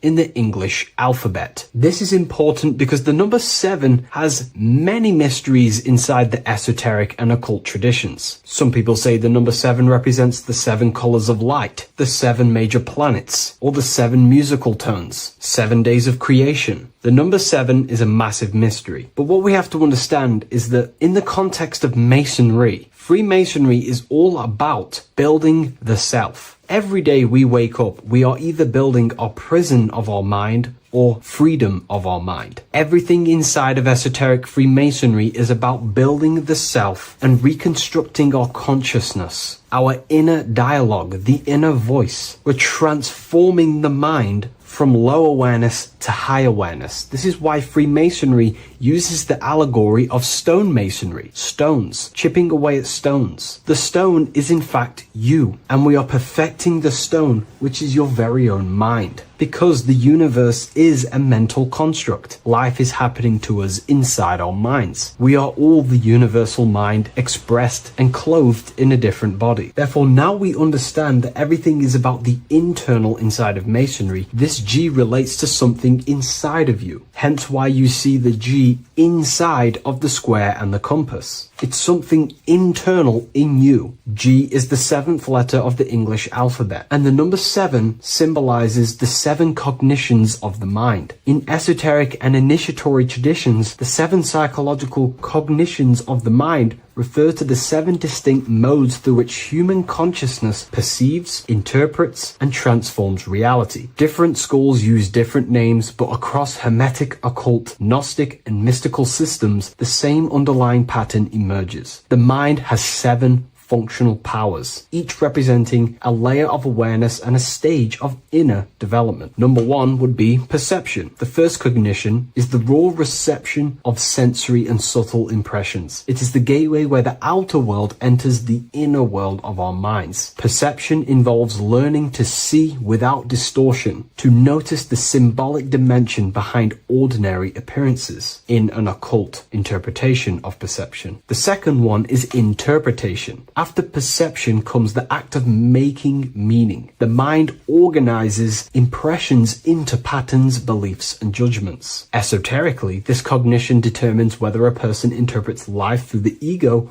or through the higher insight of their higher consciousness. The goal is to purify interpretations so that the intuition can speak through it, to clear our minds of the clutter, master it, and let our higher consciousness shine through it. Number 3 is the imagination. This is the creative faculty that produces images, symbols, and visions in the mind's eye. This is associated with the astral plane. We live in a mental universe of thought. Thought wraps itself inside of imagination. The thought alone has no true form, but then the thought wraps itself in a vehicle of consciousness, what we call imagination, and we give form to the thought. Imagination becomes active. Imagination becomes active imagination, the foundation for rituals, alchemy, meditation, and visionary insights inside of occult traditions. Working on your imagination is a key part on developing your consciousness, as it is literally the sight into the astral plane, your internal vision of the mind. The 4th cognition of the mind is emotion.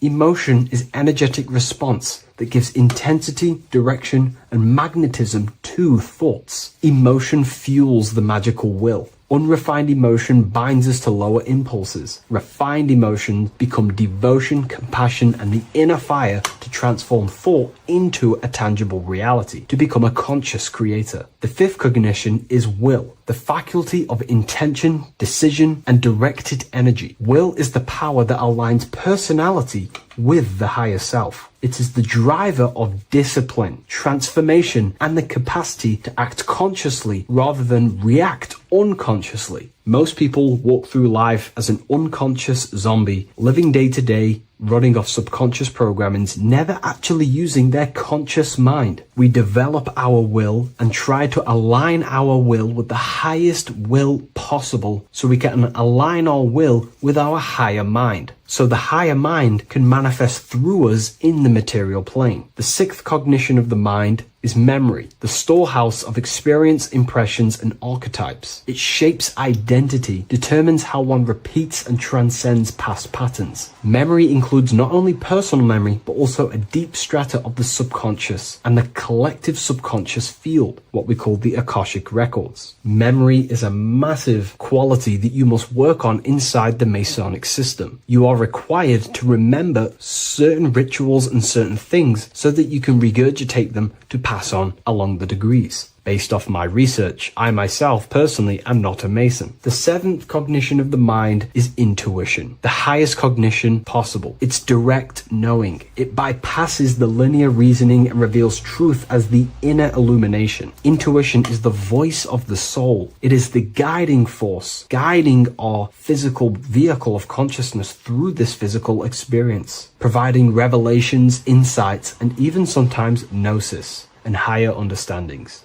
They are the 7 principles and cognitions of the mind that we should work on. Sometimes they're symbolized as 7 luminary planets, because lumen is light. The planets are light. Light is consciousness. Consciousness is light. Now moving on to the true understanding of the G, the higher understanding of the G, as I mentioned previously. This is what we call the generative principle, the care principle, the human heart principle, the female aspect of consciousness within yourself. All creation is built upon a care. All action is built upon a care. You only act on what you care about. You care about paying the bills and staying inside your house and looking after your family, for example. Therefore, you take the action to generate the reality and generate money to pay the bills. Them actions are driven by the force of care. If you care about a plant, you take the action to water the plant and it grows. If you care about your partner or relationship, you give them attention and care and love, and you grow the relationship. As soon as you stop providing care, watch the relationship crumble and the reality destroys itself. Care is the generative force of reality. This is the generative principle that generates your experience in this world. We are in a continual state of becoming. Each cause gives birth to an effect, and that effect gives birth to a new cause. The G is the generative principle that drives creation in the present moment. Reality is creating, unfolding in the present moment, and the G is the force inside of you that generates your experience. You're watching this YouTube video right now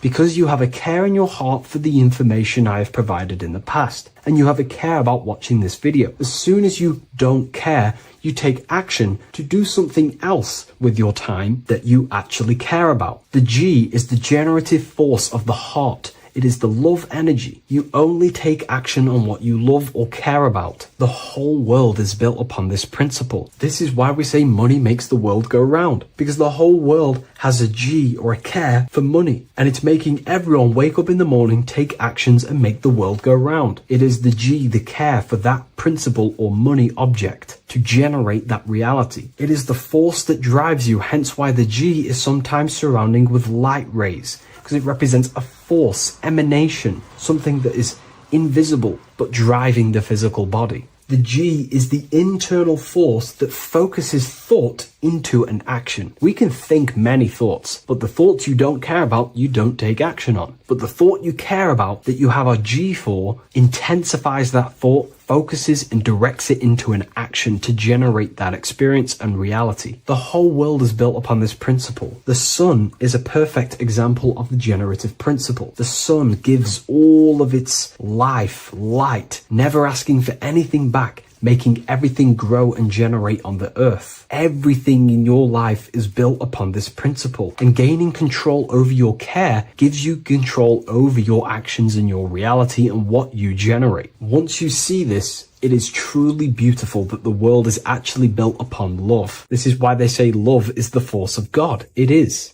Truly. This is the reason why God begins with a G. It's about Genesis. Genesis means creation. G, generation. Anything that generates and creates is all to do with a care or a love energy. But don't get me wrong, people can love sick and twisted things, and they act upon them sick and twisted things. This is why purification of ourselves is important by understanding this principle, as it is a very powerful principle to understand. This is the reason why the word gift begins with a G. You're giving something. I care. I'm going to give you something, a gift. Or guidance. This is what guides you into becoming something, what you love. This is why also gnosis begins with a G. Gnosis is not actually knowledge. Gnosis is knowledge obtained, attained by direct experience or through direct experience. For example, you're not believing you're watching this video right now. You know you're watching this. Know, gnosis, same phonetic sound. It's about knowing. Gnosis is about gaining knowledge of the self. Self-knowledge through direct experience.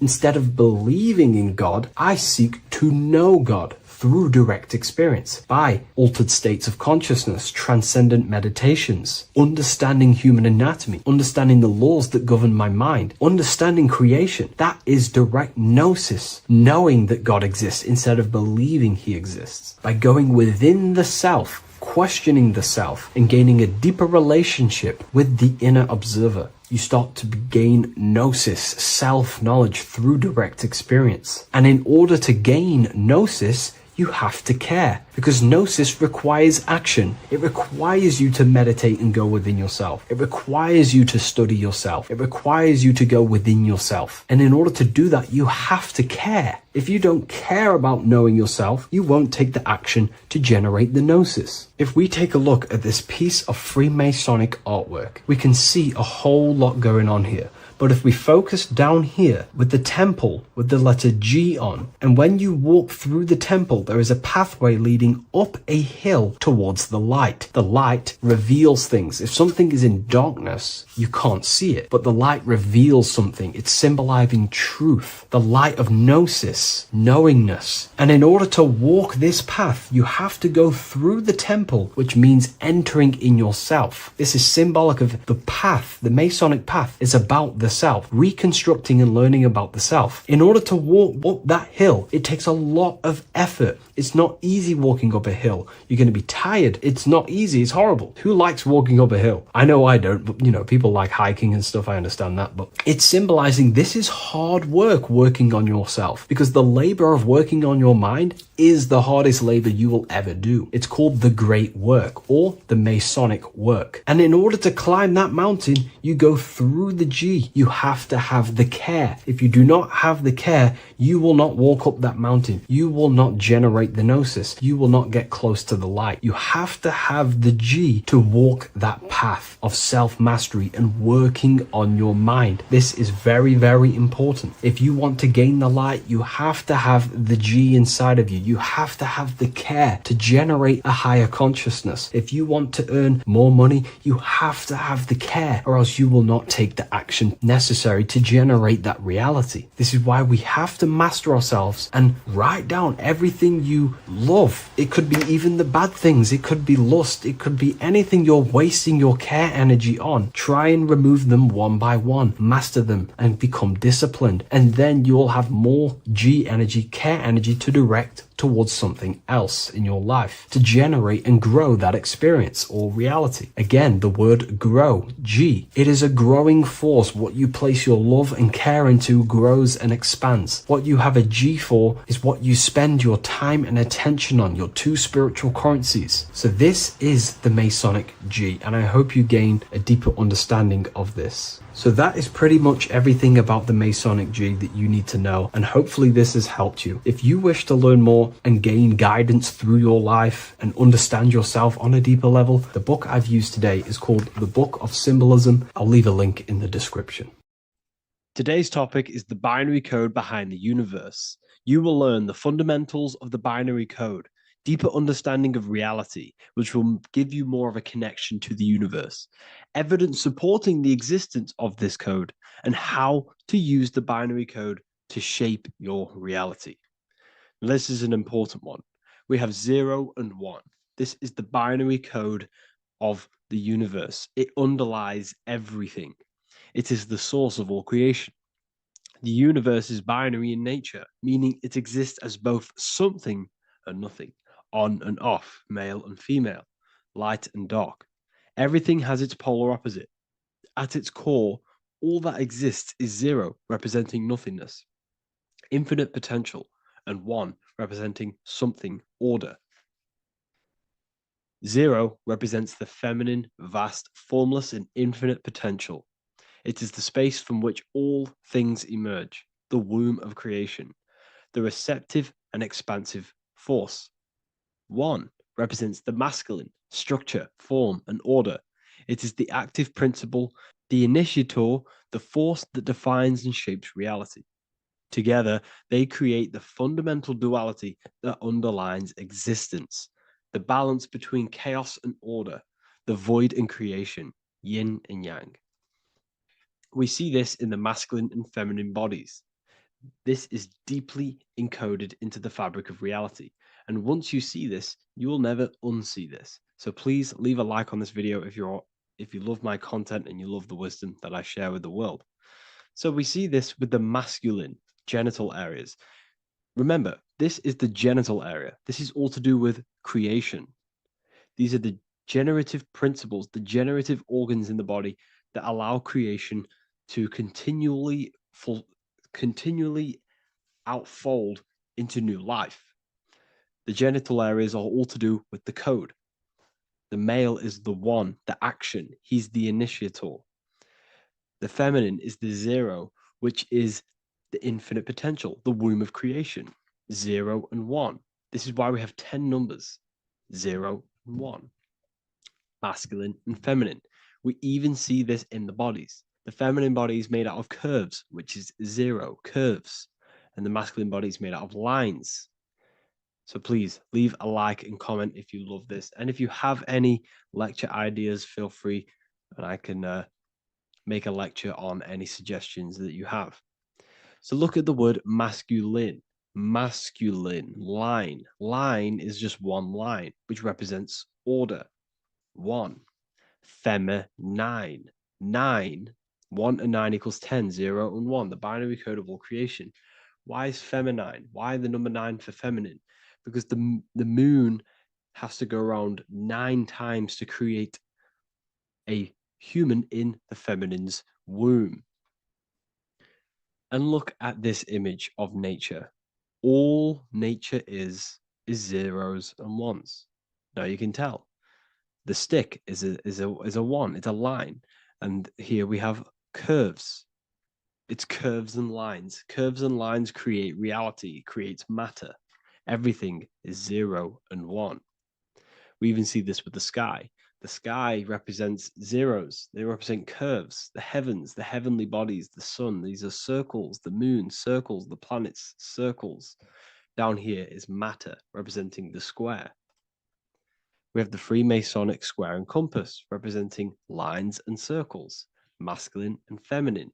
We see this with Leonardo da Vinci, with the circle representing the spirit, the void, the womb of creation, and matter, which is the body. This is the soul in matter, infinite potential in matter. This represents spirit over matter. This represents the architect of reality, zeros and ones, spirit and matter. This is all the same thing. Understanding this binary nature of the universe, where 0 feminine represents the infinite potential and 1 masculine symbolizes order and structure, can benefit you in several ways. Manifestation and creation is the first way it can benefit you. Now that you understand this, you understand that everything comes out of infinite potential. 0, infinite potential. 1, action equals manifestation equals creation. So you must pull things out of infinite potential. If you have ideas but don't take action, too much 0, nothing materializes. You'll never materialize if you sit there imagining all day, visualizing all day. You have to take action. They both come hand in hand. If you only take action without tapping into intuition and creativity, too much 1, your actions may feel hollow and misdirected. Using both effectively leads to greater success in life, work, and relationships. This is the 33rd degree motto, or this is on the 33rd degree of Freemasonry Scottish Rite logo, and it's called Order ab Chaos, order out of chaos. Chaos is the 0, infinite potential. Chaos is the dimension of the imagination. This is where this all ties in now. Imagination is the dimension of infinite potential, pure potential, formless creativity, and the realm of infinite possibilities. It is the void, the unmanifested energy that contains all that could ever be. That is the imagination. The imagination is the dimension that you are connected to, and you can pull any idea out of and materialize it into a reality. Matter, on the other hand, is order brought out of the imagination, chaos. It is when raw potential is structured, defined, and crystallized into form.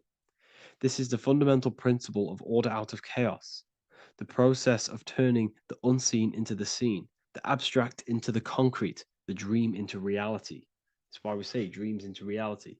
Dreams are in the imagination, infinite potential, and the human mind is connected to high dimensions of consciousness, which we can pull ideas, things out of and materialize it into our lives. Whether that's good or bad, that's completely up to you. But we have access to higher dimensions beyond the physical plane. And this is the secret that the human mind is connected to, and that you are not just a physical body. Okay? The universe itself was born from chaos. Before form, there was only energy and potential. Our minds function the same way.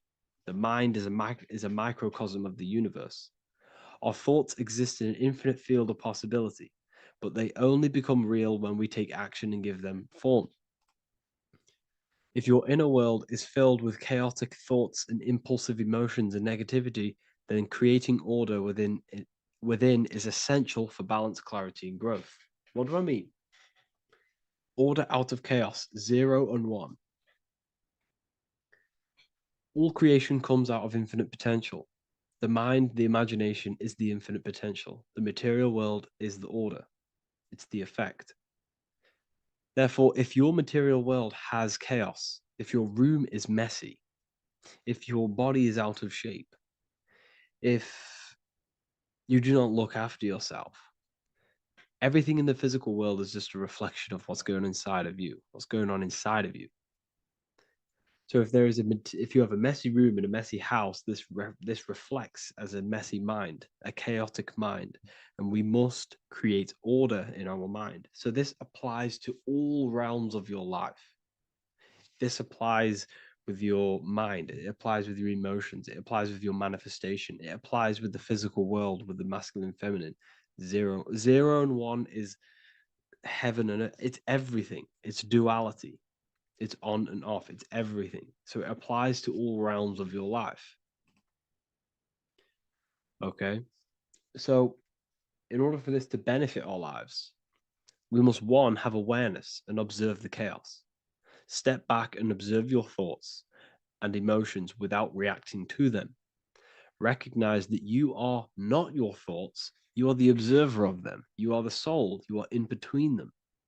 You are the midpoint between the left and the right, the 0 and the 1. You are the soul. Journaling or meditation can help you identify patterns and negativity and impulsivity. So it's important that we recognize these patterns, we recognize the chaos within us, and we transmute it. 2, implement structure, mental discipline, mindful practices, meditation, breath work, and slowing down your reactions. Cognitive reframing, replace destructive thoughts with constructive ones. This is so important. For every negative thought that you place attention to, place your attention onto 5 more positive. Never think about something that you don't want to manifest, because whatever you're placing attention on inside that mental field of consciousness, you're giving attention to, which then can manifest into your action, and that will materialize into your world. Routine and ritual. Create daily habits that anchor you. Morning routines, exercise, or creative outlets bring stability. We must master the inner world of thought and emotion. We must bring chaos into order. In order to create anything in your life, you're turning chaos into order. Order out of chaos. You're turning 0 into 1. This is the binary code. All things underlie it. 0 and 1.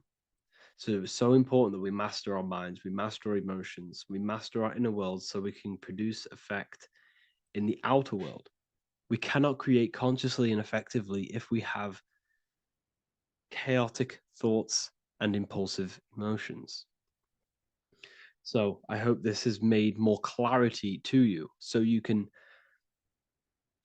implement this into your life. I know I haven't given you much strategic things to implement into your life, but now that you have a better understanding of how this world is pulled out of infinite potential, you can use that.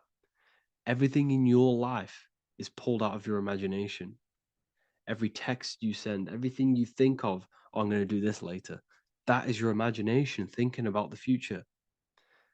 So you just have to do this on a mass scale to create something big in your reality. So I hope this gives you a better understanding of how the universe works and has benefited your life. If you have any comments or any suggestions or how this video made you feel, let me know in the comment section. I'd really appreciate it.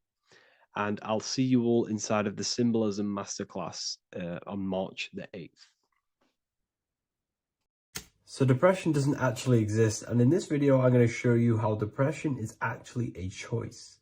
And I'm going to give you some solutions on how to deal with it. And this is probably going to change your life forever just by doing this alone.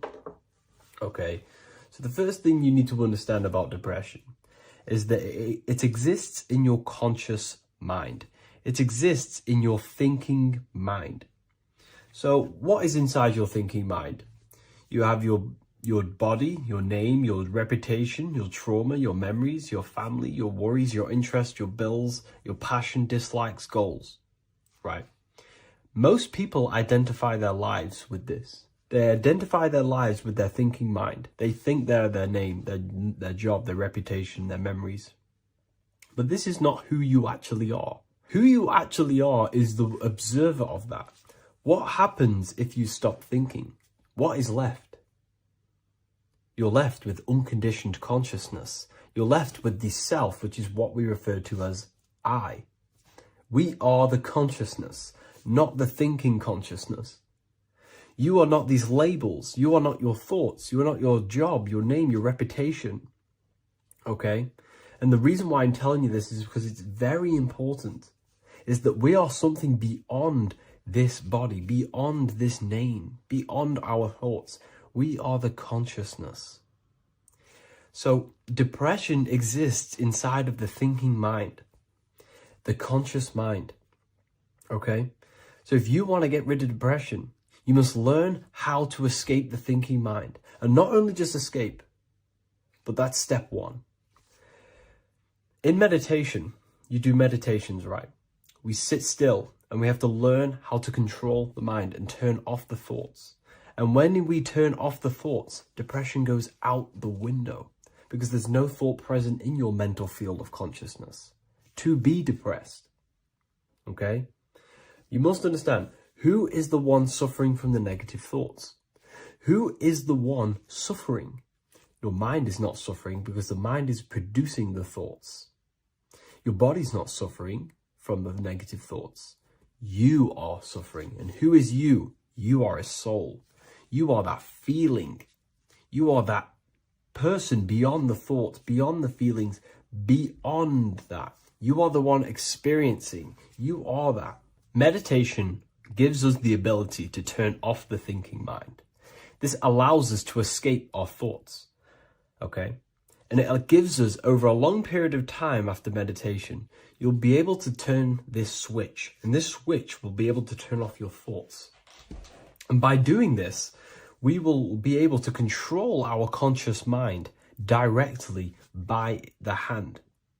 So when you notice yourself gaining them negative thoughts, we can then turn off the switch of turning off the conscious mind and rising to our authentic self and knowing the thoughts are just illusions.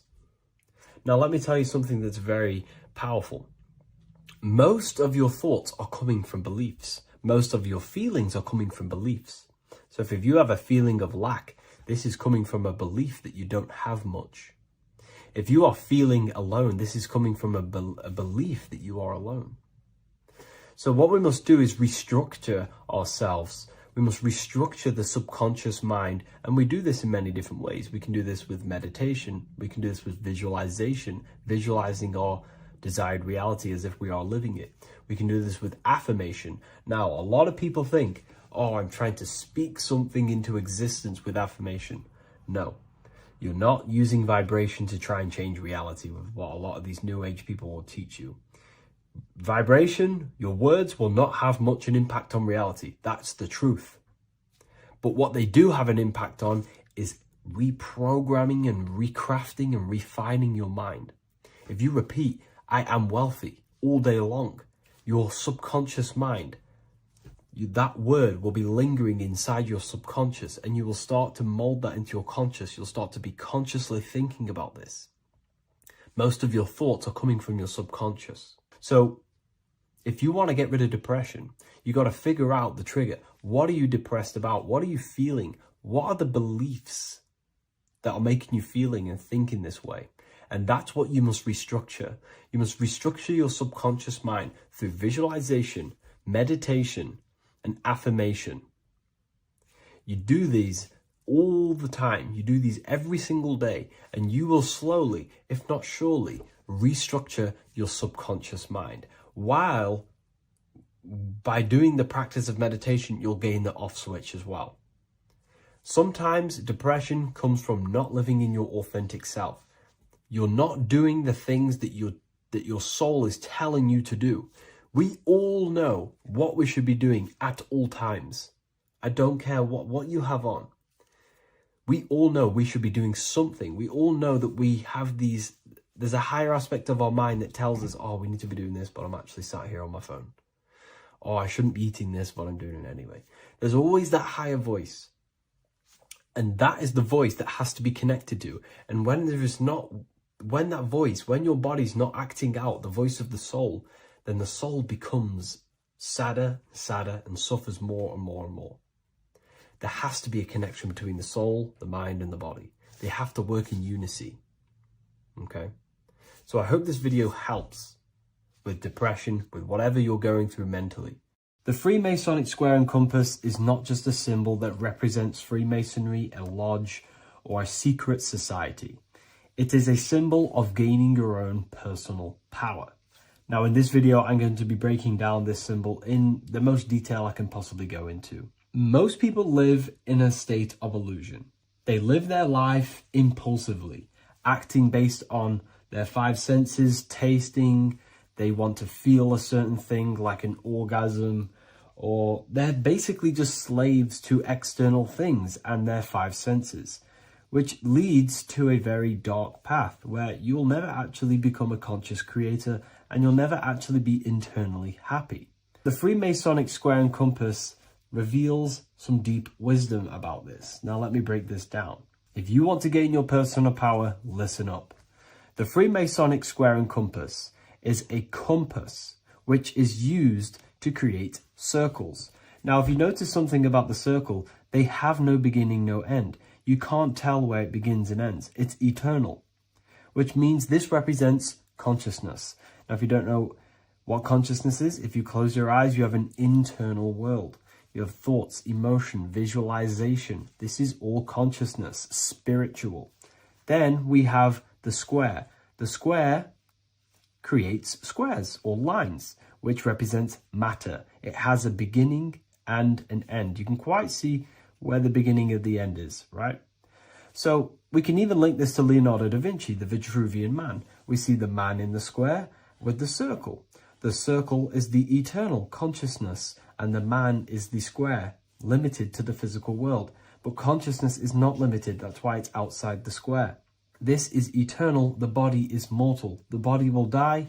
Consciousness will never die. If we look even closer at the symbol, we notice in this particular symbol, we have the compass overlapping the square. This is very, very symbolic. This represents spirit over matter, also known as mind over matter, consciousness over matter, the circle over the square. Like I mentioned earlier, most people are slaves to their senses. They go through their day and all they do is chase validation and feelings. They eat all day to feel good, which means they're a slave to their taste. They're slaves to their feeling. They masturbate, which means they're a slave to orgasms and external things.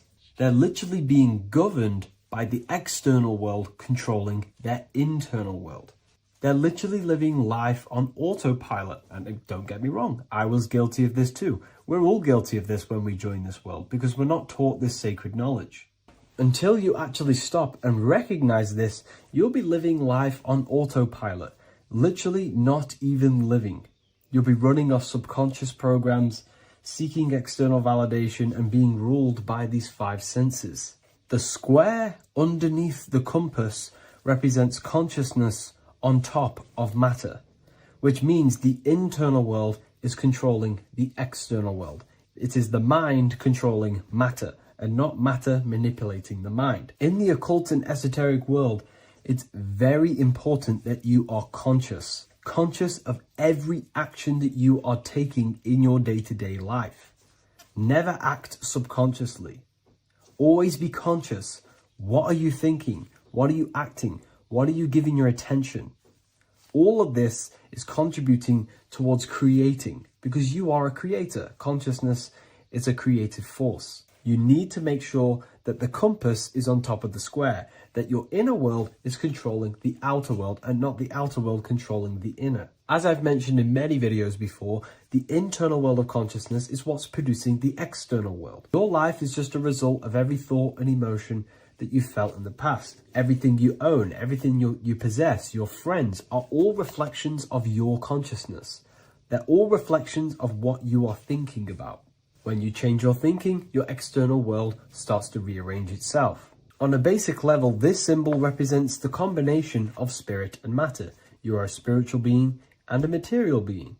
You are heaven, the sky, and earth, the ground. You are heaven and earth, spirit and matter infused into one. You are a bridge between the divine and the earthly worlds. And you can bring down these higher realms of consciousness, thought, imagination, and emotions into a physical, tangible reality. To do this consciously, we need to make sure the external world is not manipulating the inner world.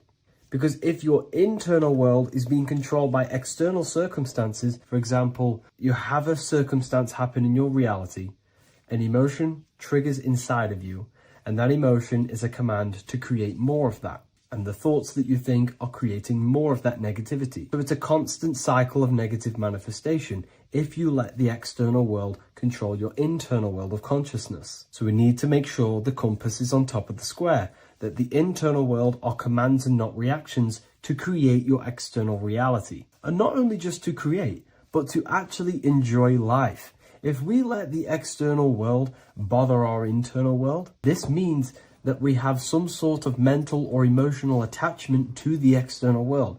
We need to detach from the external world. Why do I say that?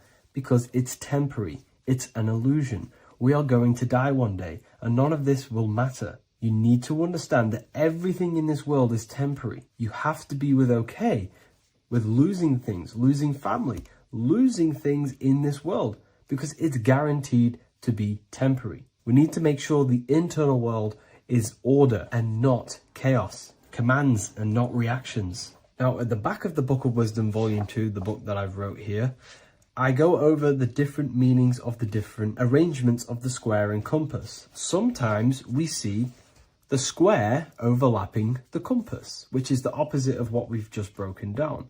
Or sometimes we see one leg of the compass on top of the square and one leg of the square on top of the compass. These are all highly symbolic. When we see the square overlapping the compass, this pretty much represents the beginning of the Freemasons' journey, when their internal world is being controlled by the external. They have a lot of spiritual growth and a lot of learning and inner work to do. Now, when we see half and half, one leg of the square on top and one leg of the compass on top, this represents the Masons' gradual emergence from the material realm into the spiritual. This interplay of symbols reflects the process of gaining greater light and knowledge as the Masons ascend from material concerns towards spiritual enlightenment. And of course, we've just broken down what this means. This represents spirit over matter. They're not chasing external physical things anymore. They're actually chasing and gaining validation and happiness from spiritual growth, more knowledge and deeper understanding of consciousness and themselves. Most people chase external material things, which actually don't make you happy in the long run. You could be given £1 million today. In a week's time, you would be back to the same original state of consciousness and actually chasing more and more millions of pounds. It's because nothing physical in this tangible world will ever satisfy your internal world of consciousness. So through spiritual growth, we can actually become happy and seek higher understanding, higher consciousness, which actually satisfies us eternally. So when we see the compass on top of the square, it symbolizes the triumph of spirit over matter. This arrangement not only signifies the mastery of spirit over the material realm, but also represents the resurrection, ascent, and dominion of spiritual principles over all earthly conditions. It's all about gaining personal power and spiritual growth. It's all about spiritual evolution, going from matter to spirit. The external world controlling the internal world, to the internal world ruling over the external world, where the mind becomes a powerful tool to actually create and command reality. The mind cannot create and command reality if it's being governed and tossed all over the place by external circumstances and thoughts. Here's a quick tip on how to know if your mind is controlling you. If your phone notification goes off and you're working on something and you instantly go to reach and pick up the phone as soon as the notification goes off, that is an indication that your mind is controlling you and you are not controlling it. The mind is the direction of consciousness. It directs the flow of your attention, your energy, your consciousness. So to practice to gain mind over matter is simply just meditation, allowing the mind to sit still and focus on one thing for long periods of time. And over time, this will gain mastery over your attention and your mind. If you are on your spiritual path, this should be your goal. Your internal world becoming the master. The mind becoming a vessel for you and not a vessel controlling you. It needs to become a command center and not a reaction. Please like, share this with a friend, and subscribe to the channel if you're new. Leave a link in the description for the Book of Wisdom Volume 2. Do the elites actually worship Saturn? In this video, we're going to be discussing the occult and esoteric meaning of the 7 planets and the abuse of the Saturnic energy within today's world. This will help you gain a deeper understanding of reality, yourself, how you create reality, and what these 7 planetary energies actually truly are. In order to understand anything within the universe, we have to understand the law of correspondence, the law of as above, so below. There is one consciousness expressed in infinite forms. Me, you, the squirrel, everyone who possesses consciousness within this universe is an expression of the one divine consciousness, what we like to call Source, God, or the grand architect of the universe. We have to understand there is a large scale, but the large scale is mirrored in the small scale. If we look at lightning, this is a large scale. This is the macrocosm. Then we go a bit smaller to the trees. We see the same pattern. Then we look a little bit smaller into the human body. We see the same pattern of the nervous system. Then if we zoomed into the microcosm, brain cells, we still see the same pattern. This reveals the universe is a fractal universe. The large is reflected in the small. And this is the symbol of the Fibonacci sequence, which represents this as above, so below principle. The big spiral represents the macrocosm, but then this spirals into the tiny spiral. This symbol goes for eternity, never touching, never finishing. The large is mirrored in the small. With understanding this, we can realize that we are a microcosm of God. We are our own universe. We are our own world. Your body is the earth. Your mind is the mind of God, just in a smaller version. You are a drop in the ocean of the vast collective consciousness. With that being said, everything you see outside of you is inside of you. As above, so below. The 7 planetary energies on a macrocosmic scale are the 7 energies that form the physical world. The physical dimension is crystallized thought. Everything you see around you was thought made manifest. Thought imagined, then created in the physical reality. Therefore, these 7 planetary energies are 7 astral forces that create and weave the material existence. For example, if we look at a tree has 7 categories of consciousness, 7 creational forces that create the tree. This is the reason why we have 7 days of creation in the Bible. This is the reason why we have 7 days of the week for the 7 planetary energies. Monday is for the moon, Mars is for Tuesday, Mercury for Wednesday, Jupiter for Thursday, which is Thor. Thor is Jupiter. Venus for Friday, Saturn day for Saturn, Sunday for the sun. This is also the reason why we have 7 major energy centers within the body. The 7 life forces that flow through the body to give physical existence to the physical form. Man is a microcosm of the universe. With that being said, if we look at a tree is nature, and nature is the macrocosm, the creation of God's mind. And if we look at the tree, we can see 7 creational categories that go into create the tree. For example, the stem of the tree, the trunk, represents the sun. The root system, the base of the tree, where the tree grows out of, is Saturn. If we look at the fruit of the tree, that represents Jupiter. The smell, the look, the colors of the tree, that's Venus. How the tree communicates with other trees through the root system is Mercury, the intellect, the intelligence, the communication. The leaves of the tree is the moon. The defense mechanism of the tree, how it defends itself from infections and other territories, is Mars. So we can see all physical matter, all physical creation demands these 7 categories of consciousness, these 7 planetary forces. But again, that is the macrocosmic scale. The macrocosm is reflected in the microcosm, which means you have access to these forces, these 7 planetary energies, and you use them to create anything in reality. You've been using them maybe unconsciously your whole life. For example, this book that I've created, the Book of Wisdom Volume 2, you can find it in the bio if you're interested in reading it. It has the 7 planetary forces that go into this tree, into this book. I used the sun, which is my passion and my drive to take actions. I used Mercury, which is my intellect, my thinking, my communication. I used Venus, the layout, the look, of the book. I use Mars, my defense of my work, my trademark, my copyright. I use Saturn. Saturn is my time, my discipline, my attention. I use Jupiter, which is the why, the reason why I created it. I used the moon, which is my care. My care is the generative force. Whatever you create in your reality is because you care. You care about keeping a house above your head. Therefore, you go to work and earn money. Care is the driving force to create anything in reality. What you see right now watching this video is because you care about watching this video. If you lose care about watching the video, you will turn it off and continue to do something else. All creation demands these 7 forces, hence why we have here a midsection. Sometimes we see the symbol of the earth, which is a circle and a cross in the middle, because these 7 forces create earth. But again, this video is specifically aimed to Saturn. We're going to be discussing Saturn's Saturnic energy because there is a lot of misunderstanding in today's world. And I'm going to give my perspective and my research on the energy of Saturn and how we use it and how it's being abused in today's world. Saturn externally, because remember, we have an external world, an internal world, a macro and a micro. Saturn externally in the material plane governs the foundational and enduring aspects of existence, such as the roots of plants, the bones of our body, even the insects that dwell beneath the ground. It represents the dull, hard, unyielding forces of life, symbolizing structure, limitation, and conditioning. Under Saturn's influence, things become rigid, bound by the god of time, bound by restriction and boundaries. In Roman mythology, Saturn is revered as the god of time, ruling over the cycles, beginnings, and endings. This connection with this emphasizes Saturn's role in marking the passages of life, aging,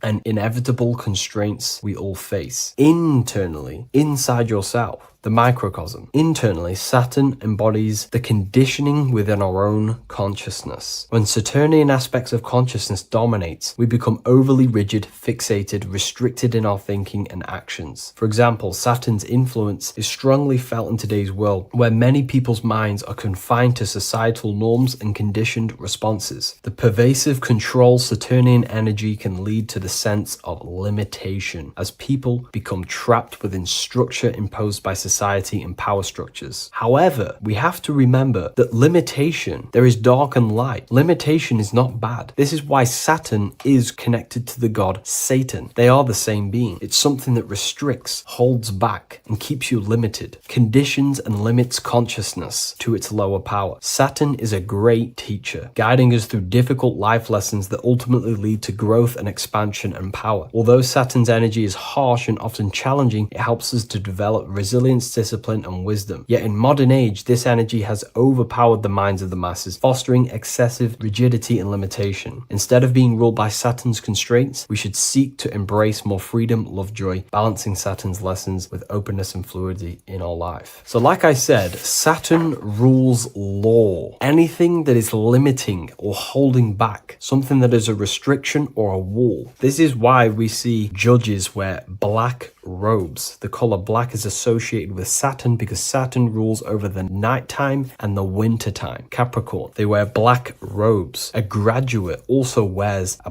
black robe with a black square cap on its head because black is associated with Saturn, restriction, limitation. University graduates wear this. Personally, not to offend anyone, these educational systems that we have in today's world are not here to give you power, to find you the power of consciousness or yourself. They are simply to restrict you, to keep the mind limited in a certain belief system. That's not to say the things in university are completely useless, but what I'm saying is it is a conditioning by the educational system. And if we actually look at the top of the hat, it's a square over a circle. And in Freemasonry, we see the compass on top of the square. In Freemasonry, we see the square underneath the compass on top of the square. The square creates squares and the compass creates circles. So this is symbolizing the square, which is matter, the circle, which is spirit, matter over spirit when it needs to be spirit over matter. This is a symbol of conditioning, limiting the mind into being locked in the 5 senses and base consciousness. Saturn's energy is keeping keeping people restricted. This is why there is so much Saturn symbolism in today's world, because Saturn is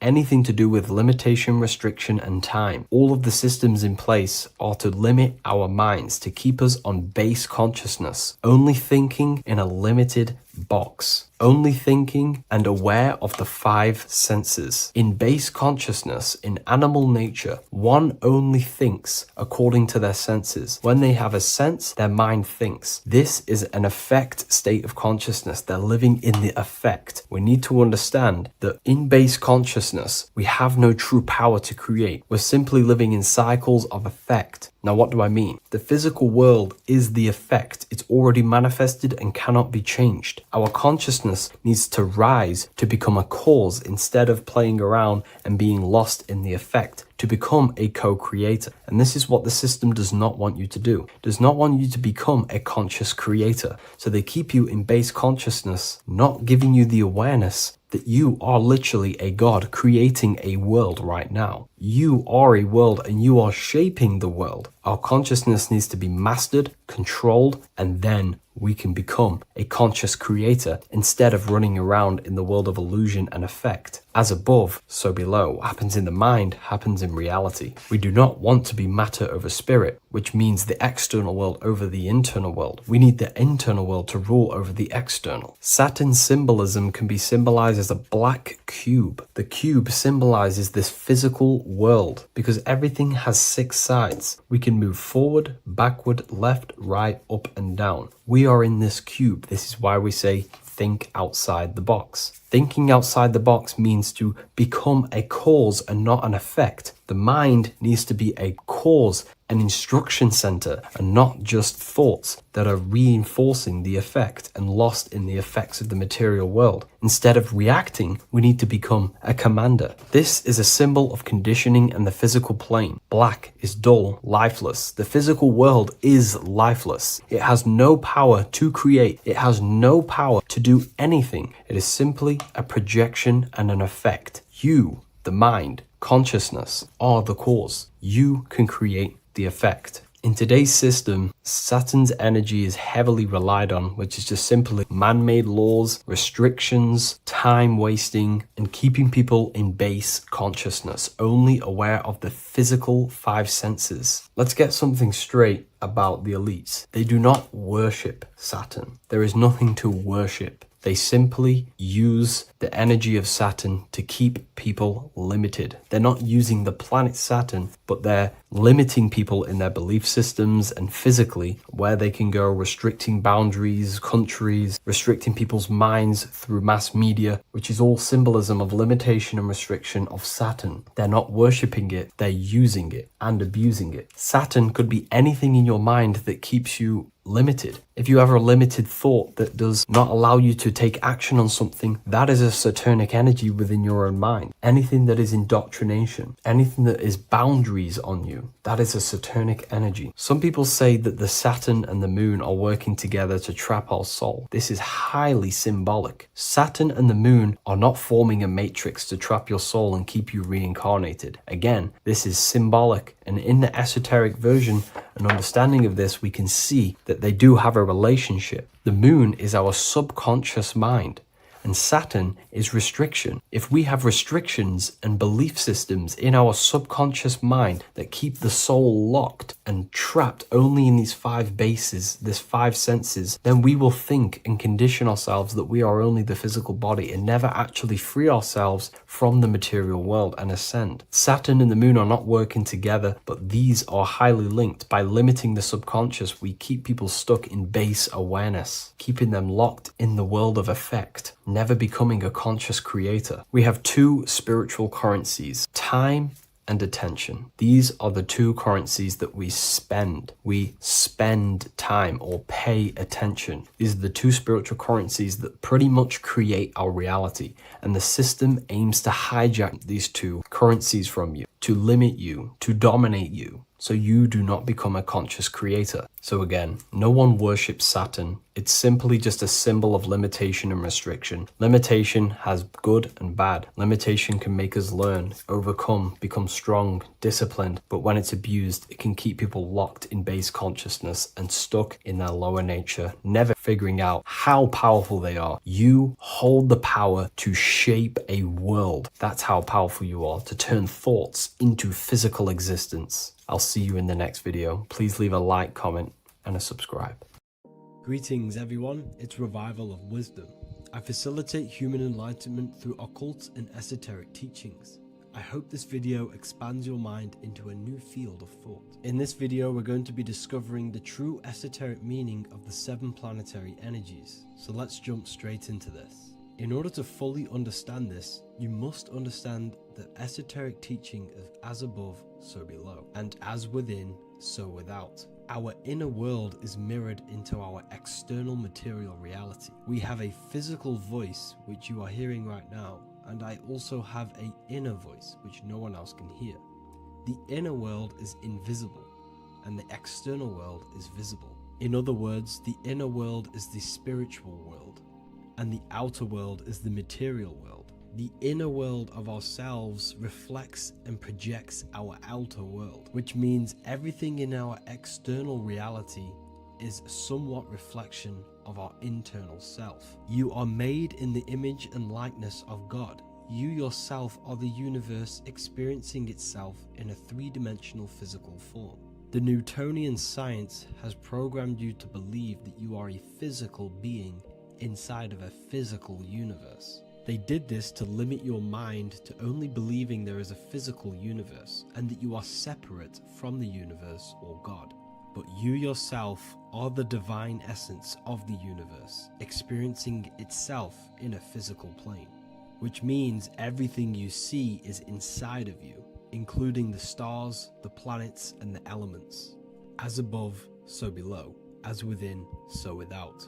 An example of this is the 4 physical elements: fire, earth, water, and air.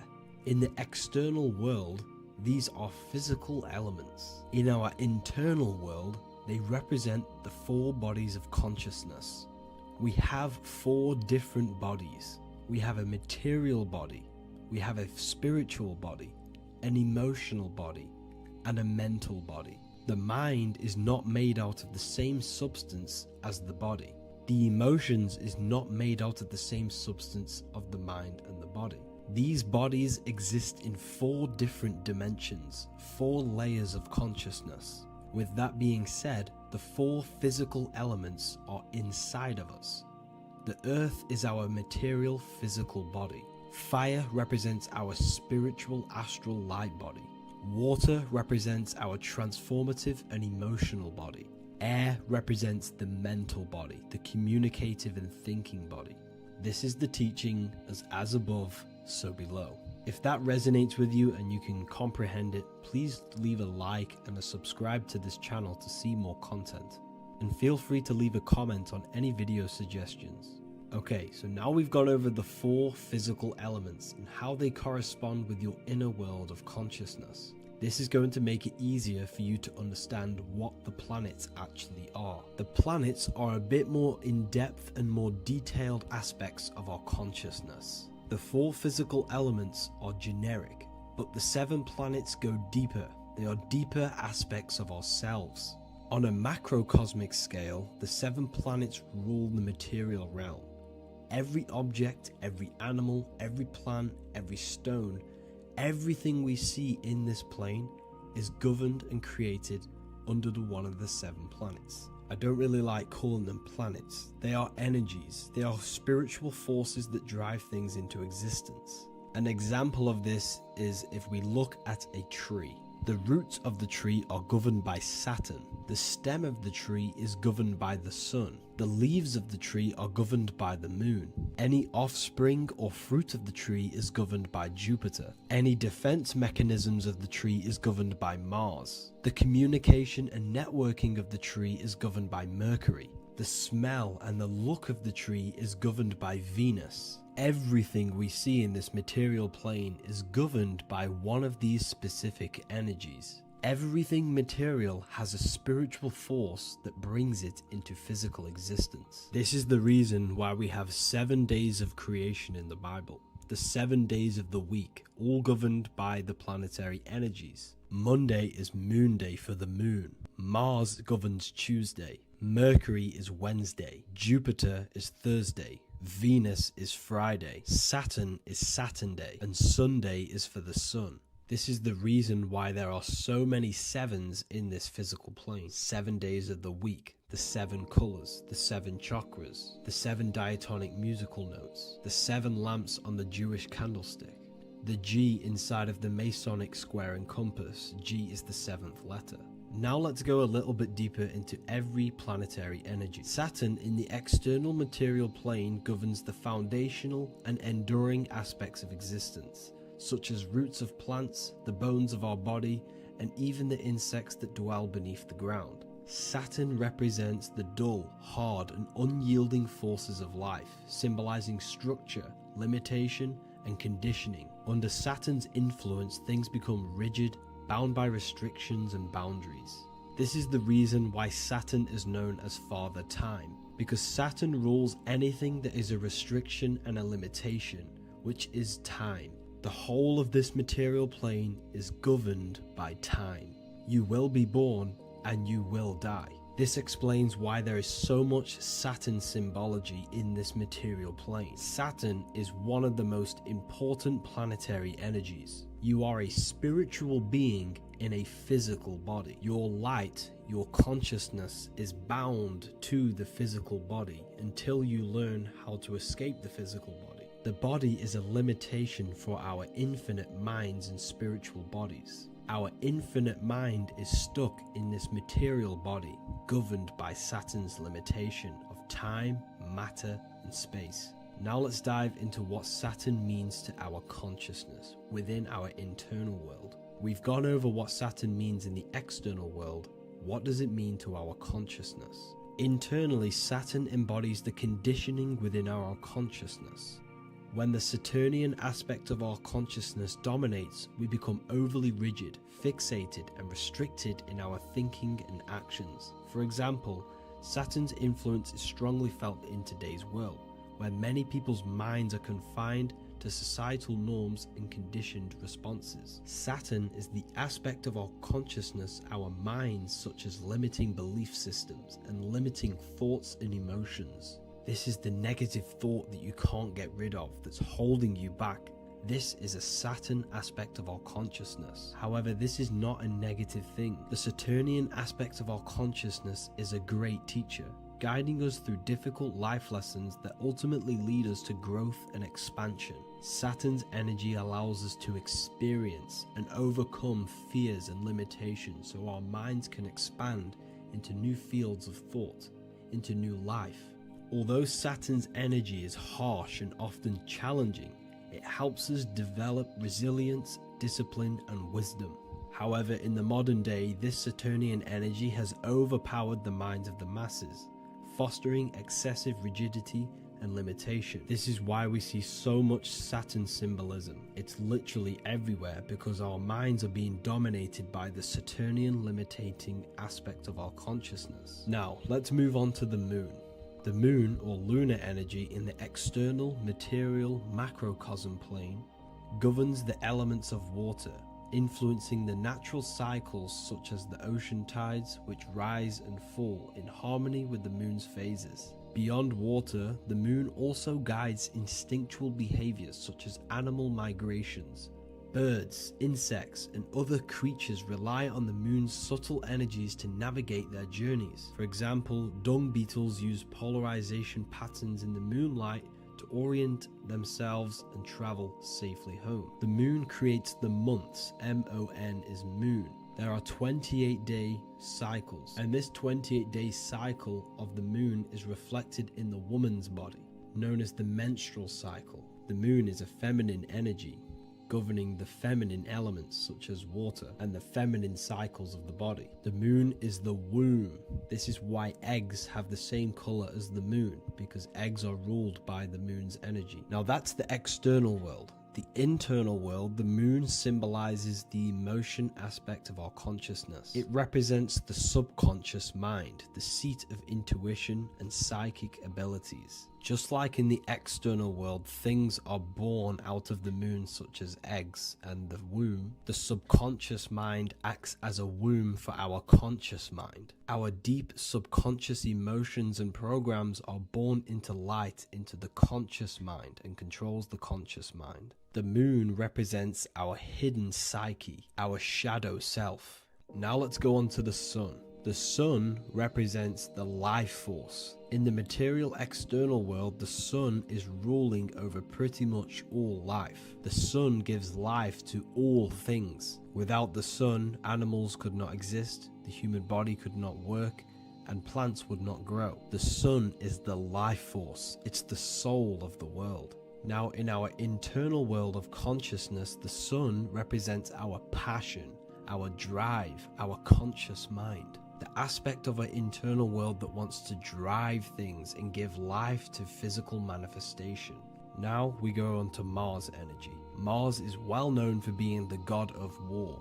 Mars energy manifests into the material plane through anything that seeks to protect or defend itself. For example, the holly tree. The holly tree leaves are very sharp and they defend itself. Anything that is protective in the material world has Mars energy and is governed by this specific aspect of consciousness. For example, any predators or animals such as hedgehogs with spines on their backs for protection. Mars represents all things that is driven by conflict, aggression and defense. Now internally, inside of our inner world, Mars symbolizes the aspect of our consciousness that is focused on self-preservation and protection. Mars governs our ego, the instinctual urges of anger or maintaining reputation. Mars is not evil, it's necessary. Sometimes it's necessary for us to protect ourselves. Mars is the aspect of our consciousness that is anger, rage, the desire to fight or conquer. When this energy is activated within our consciousness, we become defensive, assertive, and even combative, ready to dominate others and destroy obstacles in our way. Now let's move on to Venus energy. Venus in the external material world manifests its energy through the aesthetics of creation. This planet governs the beauty and harmony found in nature, including the nurturing environment of a mother's womb where life begins. Venus embodies the essential love, not only in romantic relationships, but also in the bonds between family members and all living beings. Venus represents relationships. We have relationships between plants, animals, they all depend on each other to give life. Plants provide food and medicine, while living creatures contribute to their own growth and pollination. Internally, Venus represents the aspect of our consciousness that yearns for relationships and connections with others. This is an aspect of our consciousness that encourages to care for our physical appearance and embracing beauty. Aesthetics play a role in our interactions and self-expression. This is why there is a beauty brand called Venus. Now let's move to Jupiter energy. Jupiter in the material plane manifests its energy as forces of fortune, abundance, and wealth. This energy manifests itself as plants, as fruits that we can consume and eat in abundance. Anything that is nourishing and cultivated by the earth for humanity and animals. Jupiter embodies the giving energy that provides for and sustains life, fostering growth and ensuring that resources are available to all. Its influence is seen in the natural cycles of abundance, where fruits must grow and ripen before they are enjoyed, symbolizing the importance of effort and patience.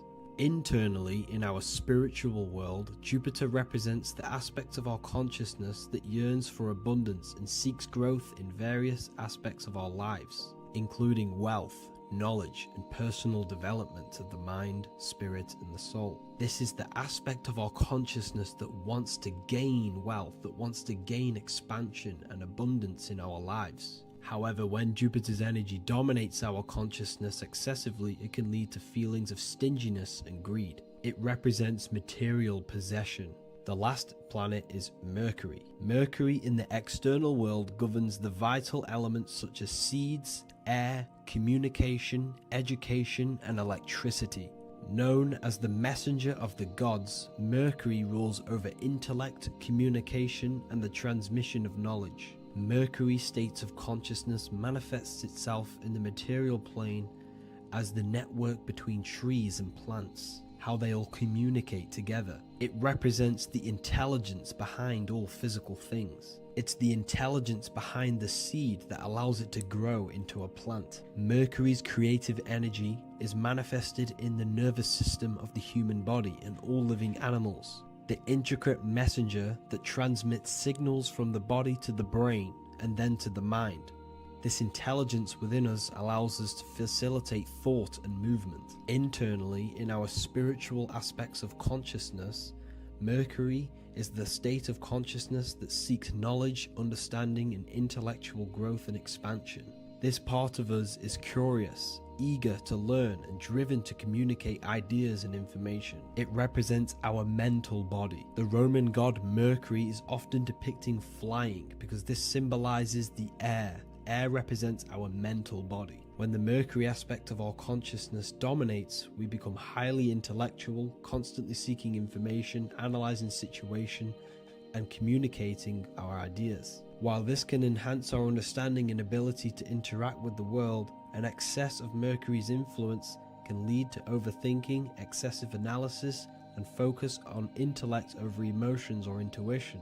Okay, so they are the 7 planetary energies in the external world and your internal world of consciousness. These energies are manifested in the Roman mythology as human beings. They are depicted as human beings, but this is nothing but symbolism. These gods never existed physically. They represent aspects of our consciousness and spiritual forces that govern the material plane. Every material object, every intelligence, every piece of life in this universe is governed and brought into existence by one of these spiritual forces. Now, I hope this video has expanded your mind into a new realm of thought. Make sure to leave a like, a comment, and subscribe to the channel for more occult and esoteric information. You can read more about this topic and many more occult and esoteric teachings inside of my books, the Book of Wisdom Volume 1 and the Book of Wisdom Volume 2. I honestly advise that not everyone reads these books. These are books which will completely transform your view on reality. You will feel a lot better reading these books because you will find a connection with yourself and the universe. Understanding truth and knowing thyself gives you a sense of well-being. Like I said, this is not just a book. This is a beginning of your journey of expansion and growth. Reading them can be life-changing. Inside my university, I host live calls where you can ask me questions, and you can watch all the pre-recorded live calls. You also gain the ability to manifest your own reality through the Manifestation Mastery course. There is also a library with all of the PDFs that I've read in the past of occultism, symbolism, and esotericism that you can gain access to. There is a whole lecture section where you can watch all of my occult lectures. This is a place of transformation. The price of the university will be going up very soon. If you join now, you will gain a free sexual alchemy course which will teach you how to transmute sexual energy into creativity. I'll leave all the links in the description for the university and also my website where you can get my books. I hope you enjoyed this video. Take care. What if I told you that the seasons don't just change the external world, they also change your internal world? They have a psychological and a spiritual effect on your consciousness. If you're new to esotericism, you may not really understand this. But if you have some deep understanding of as above, so below, you already know this. But today we're going to be explaining it in great detail. So tune in, take a pen and paper, maybe make some notes. So we have 4 seasons. The sun is the main source of life on the earth, and it changes the circumstances on the earth in 4 different ways. Of course, we have spring, summer, winter, and autumn. These are the 4 states of the earth due to the sun's cycle. Not only do they take place on the earth, they also take place on you, your body, your mind, your spirit, your consciousness. They change things. internally and externally. The first thing we need to understand is that we have a dual nature. We have a mind, and in that mind, we have an internal self. That's what we call the spiritual self. It is the individual that exists within their own mind, within their own consciousness. It is the self that imagines, thinks, feels. That's the spiritual self. And internally, that self is the true self.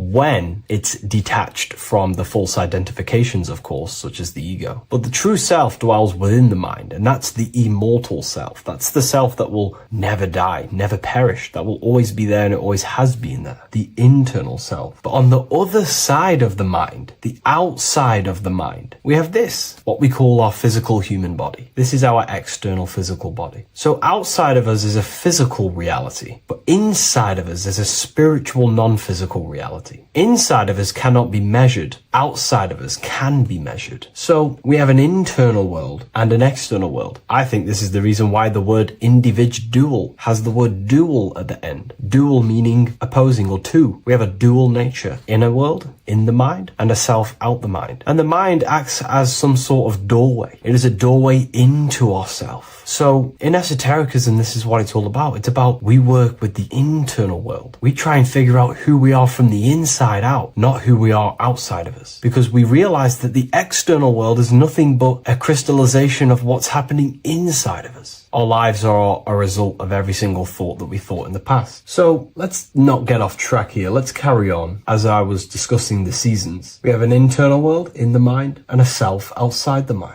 And this is reflected even in the cycles of the heavens. This is how you know the universe is intelligently designed, and the law of correspondence corresponds with everything. The law of correspondence is as above, so below. It's not a Hermetic principle. It's not a Freemasonic principle. The law of correspondence, as above, so below, is just the law of life of the universe. It is in everything. So the daytime, the sun, this is external impressions or expressions, should I say. We express ourselves outside the mind, in the outside world, in the material body, taking actions outside of us during this daytime. The sun represents outward expression, the daytime. This is when we wake up, we're conscious, we do things outside of our mind. But then the nighttime comes around and it becomes dark and the moon rules over the nighttime, and we return back to our internal world. We return back to the darkness. We return back to the internal self, the self in the mind. Really is fascinating. And this is as above, so below. This follows the correspondence. This follows the law. Although that the outside world has a cycle of day and night, so does our own mind have this cycle. As above, so below. As within, so without.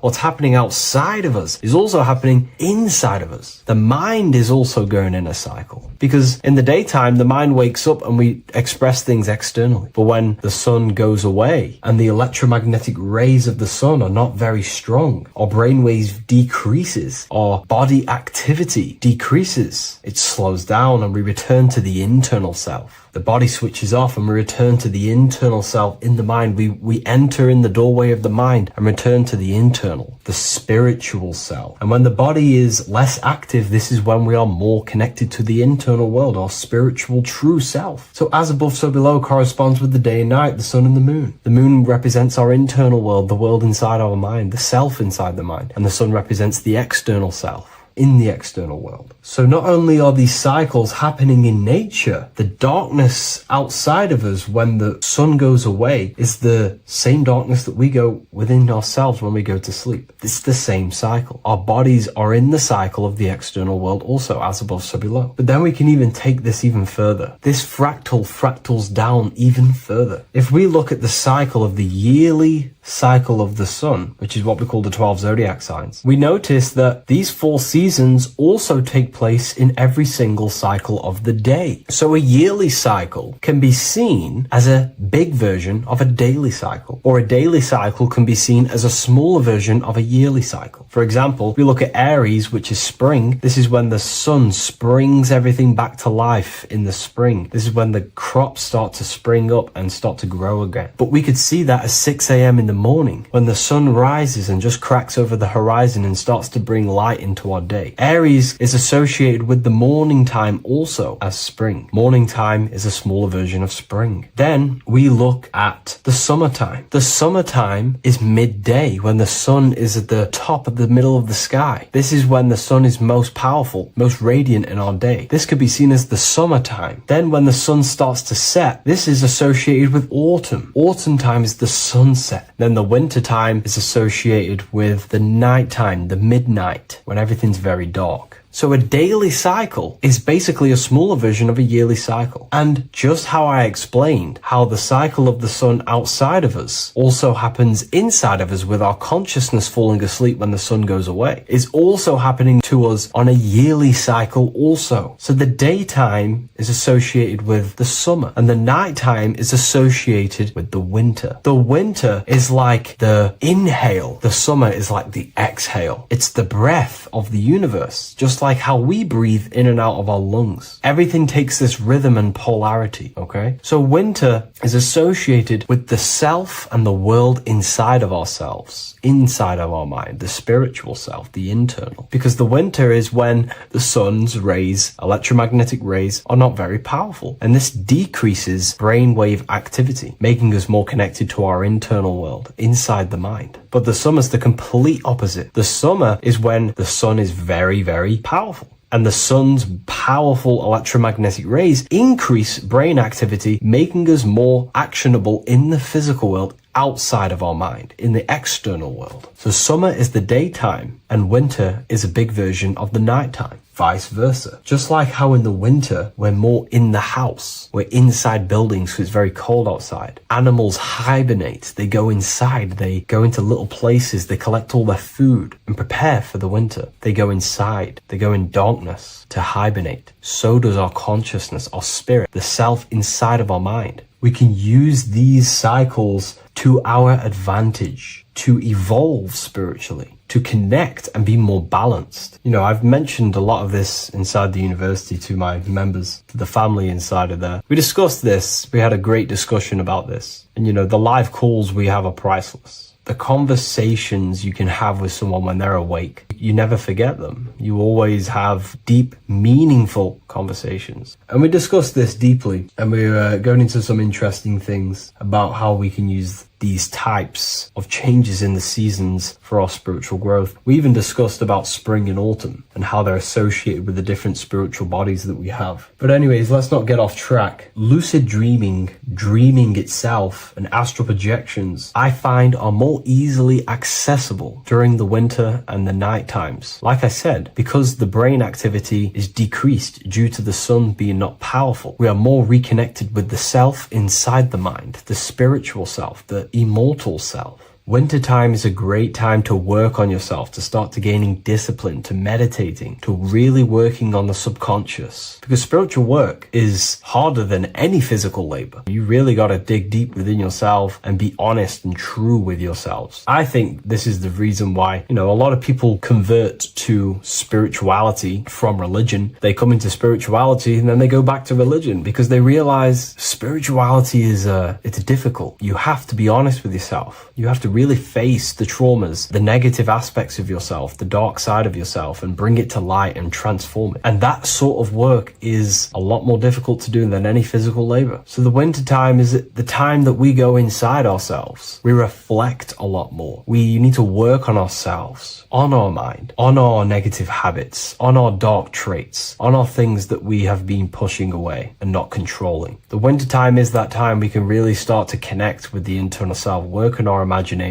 work on our mental willpower, work on all of these things like lucid dreaming, astral projections, and purifying ourselves, removing any mental barriers, any negative belief systems that may be subconsciously holding us back. It's easier to access the subconscious in the nighttime and in the winter, especially the winter. That's why I made this video, because we're in autumn now. We're transitioning into the winter. So I thought I'd share this with you all. And it's important to understand that you are a microcosm of God. Like I said, the law of correspondence associates with everything in the universe, people. Everything. And that's the best thing with the law of correspondence. And I've been using this for the past 3 to 4 years, right? The law of correspondence has determined and filtered out so many lies that was given to me, that's given to you, that's given to everyone in the world. The law of correspondence is like a filter. If someone gives you a piece of information, for example, gravity, and it does not apply with the law of correspondence, then you know it's a lie, because it's a universal thing. What happens inside of me also happens outside of me. What happens in my astral world happens in my material world, more than likely. As above, so below corresponds with everything. The same structure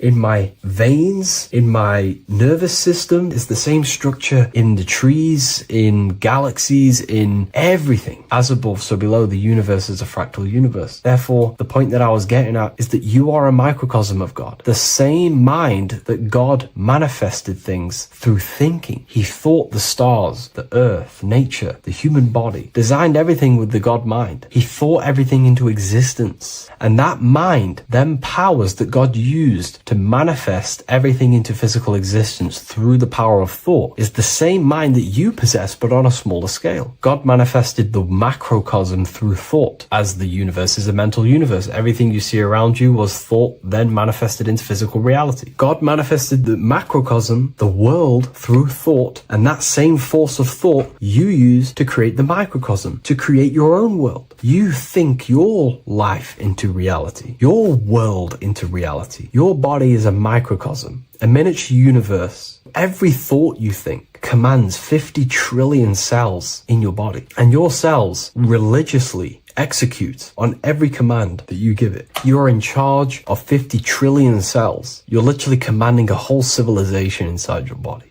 And this is how you are a reflection of the divine. The God mind created the macrocosm, the world, and you create your own world inside that world using the same power as thought. Very powerful. So everything that happens outside of you is also happening inside of you. The law of correspondence is the most important, the law that you could possibly learn, because it makes everything so clear for you in the universe. Makes life so clear. You see reality for what it truly is. It's a reflection of the higher dimensions. Just like how reality right now is a reflection of what's happening inside of people's minds and consciousness. We can't blame the elites for all the negative things that's happening in reality, because all the negative things that's happening in reality is the negative things that's happening in people's minds. We need to take control of ourselves. So with that being said, thank you all, everyone. If you wish to read more, 90% of you watching this video have already got this book. I want to say thank you for your support. It means the world to me. It makes me research more and write more books. And the book of symbolism is coming very soon. So thank you, everyone. I'll leave a link in the description for the university, for the live calls, and for the book if you wish to join. Have an amazing day.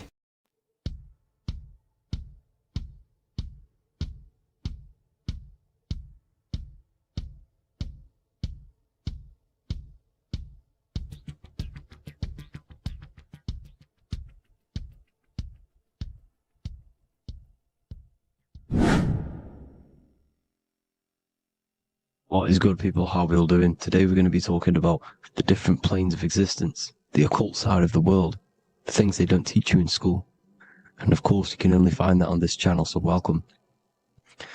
So you need to understand is that your consciousness moves through these different planes of existence, these different states of consciousness, which make up all of you. Okay?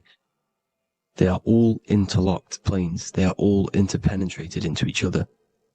They are all one. They melt into the plane above and below. You see, each plane is a product of each plane. As above, so below. Now, the higher you go, the more fluid, the more dreamy, the less dense it becomes. The lower you go, the more denser it becomes, the more solid it becomes. The lowest plane is the physical plane, which you are obviously aware of. You are inside of the physical plane now. But while you are in this inside of this physical plane, you are indeed inside of all these other bodies which you have not awakened yet. You have to awaken these different bodies. You have these bodies. Okay? It's like a ripple effect. And the center is the most dense, the most solid. This is earth, heart, the heart of the ripple. And the lower you, the further you go out from the center, the more dreamy, the less fluid, the more fluid, the more less dense it gets until you're one with the all. You see? And this is what it's like. This is what this system is. It's like a ripple effect. Now, let's jump straight into the planes. First, you have the physical plane made out of 4 elements. Five elements. The ether is the mother of the elements. It's the womb of the elements. It's the 5th element.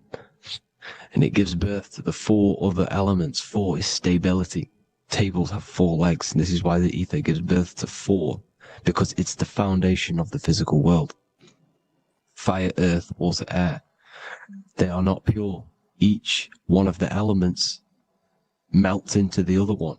For example, earth and water both share cold.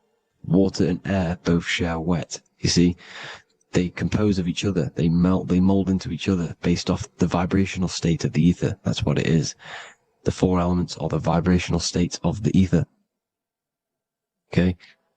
So you have the 4 physical elements making this, physical world. It's the lowest world. It's the world of effect. This world, whatever you see, whatever you experience, it's the effect. You can't change anything by manipulating this world. You got to manipulate the higher worlds to affect this world, you see? As above, so below. This is the lowest plane. It has 3-dimensional. It's the 3rd dimension. Space, height, and thickness. That's all it is. Front, backwards, upwards. You see, it's 3-dimensional. We cannot perceive the hidden side, which is the interior of this existence.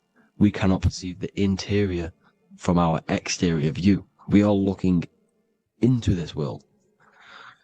Okay? This is the exterior view. We can't see what's inside of that. That's the 4th dimension, which is the next one. It's the most gross and dense plane.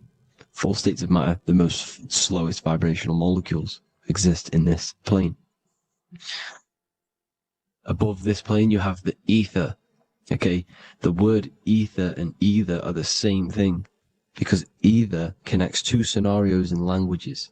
I either support Manchester United or Liverpool. Either is connecting them 2 scenarios. The ether is doing the exact same, as you can see here on the planes of existence. It connects the astral world, which is very important, to the physical world. It's connecting these 2 worlds. So it's the ether. It's the ether. The ether is pure potential. Energy flows through the ether. It is pure energy, pure potential. Okay?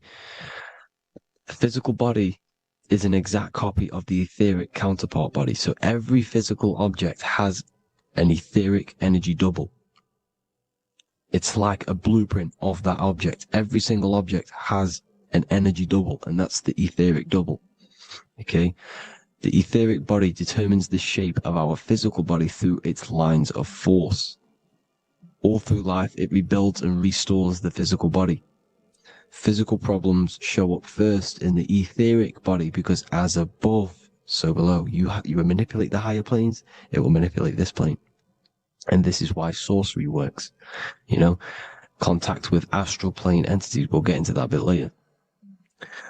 So the reason why we can't see this plane, this energy world, which is all around us, which we are inside of right now as we speak, is that the molecules that compose it are further apart than those of the physical plane, making it invisible to the 2 eyes. That we can't perceive it. Our eyes cannot physically suck in that sort of information, and our brain cannot decode it. This is why, they brainwash us with all these programs to keep us asleep, to keep these other bodies we have asleep, so we don't find out about these other bodies, and is to make you believe that everything's just a material. Only the material world exists. They don't want you to know is that everything that you see is a result of something you cannot see. As above, so below. There are realities within this reality. This is what I'm breaking down now, these different planes, on how this reality works. So your etheric double is your energy body. You can see here the physical, etheric, astral. Astral is your spirit. The ether is a part of the physical plane. It's like just above the physical plane, but it's still part. But then the astral plane is completely separate. It's another plane, but they're all interlocked. Don't think they're apart. They're all interlocked. They're all one. They all melt into each other. The chakras that we have are inside of our etheric body. They are our sense of organs which tune us to the 4th dimension. These 7 chakras connect us to the astral world, the 4th dimension. Okay?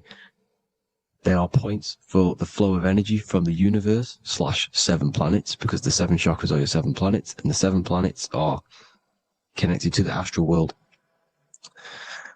They are feeding these 7 senses in our body. They connect us to the universe, to our etheric counterpart, and then to us, supplying the physical body. Because the energy comes from above. As above, so below. These 7 senses, these 7 etheric chakras, are being supplied with energy from the universe, the 7 planets, the solar system. Then it supplies the physical body. You see? So the ether is very important. And this is, that the ancients understood the science of the ether, and they could, harness free electricity from it, because it's all around us. The ether is all around us. And this is what they were doing. They were harnessing free energy using the ether. The astral plane, the 4th dimension, very important plane. Very, very important. We've all been there. Every single one of you has been there. Okay? The 4th dimension is unseen of what we see. It's the interior of the exterior that we see. We see the 3rd dimension, but we cannot see beyond what's making this 3rd dimension. This is the 4th dimension. Okay? It's the dream world. This is where you go when you dream. Okay? This is where you go when you dream. It's the place of disembodied spirits or ghosts, entities, whatever you want to call them. When you hear ringing in your ears, that is not tinnitus. That is an entity around you. Okay? That is an entity around you. The 4th dimension is where thought forms exist. Mental images. Thought forms as in what you see in your mind when you think of an image, because the mind is the highest plane of existence. Mind is the highest plane of existence. And it manipulates all of the planes below. So it goes the mental plane, then the astral plane. So the thought is in the mind, the mental plane. That just the thought alone, no image, but then the form depiction, the thought form exists. It manifests in the astral plane as a sort of image, an entity, a living conscious being. So this is why thoughts are things. You see, thought forms exist within the 4th dimension. So when you imagine something, when you are, for example, right now, look into your hand and imagine there's an apple in your hand. If you can see that, you are seeing into this 4th dimension. You can only see into this 4th dimension using the mind's eye, not the 2 eyes, the mind's eye. When you shut off the 2 eyes into darkness, the 3rd eye opens. The mind's eye is open. And you can see, this is astral travel. You got to work on astral travel. And you will see this astral plane, this 4th dimension. And there are 3 different sections to this astral plane. Higher, middle, or lower. So yes, there is a kind of a heaven and hell. And a mid-God. Heaven being the higher vibrational entities manifesting higher vibrational thought forms existing there. The lower vibrational thought forms existing in the astral plane. But these thought forms are beings. You can create these beings. They're called elementals. Okay? If you entertain specific thoughts for long enough, this will plant a seed and it will grow. If you keep, so for example, you have a bad feeling or whatever, what's a good example? Unforgiving someone. You keep that energy inside of you for long enough, it will manifest in the 4th dimension. You entertain that thought long enough, it will manifest. And it will create an etheric body, and it will be an entity which will harm you. It will feed off you, this low vibrational energy. Your mind is so powerful. It creates thought forms, and these thought forms can take consciousness, can take bodies, etheric bodies. Now, that's why it's very important that you master your mind, master your thought patterns. So this 4th dimension is the astral world. So when you have a nightmare, this is the lower astral plane. You're in the lower astral plane. Whilst this physical body rests at night, your consciousness, you awaken this other body, your consciousness goes inside of this other body, whilst the physical body lays asleep. You see? So it's all inside of you. This is what you need to understand. You just haven't awakened these bodies yet. You can awaken them. You just got to awaken them. Okay? The next is the mental plane. This is the mind, the source, pure cause, pure motion, the most less dense, the most fluid. No form. There's no form to the mind. Astral plane is the first plane where a form takes existence, pretty much. The mental world has no form. It's pure mind, pure intelligence. Thoughts alone exist here without any images or manifestation.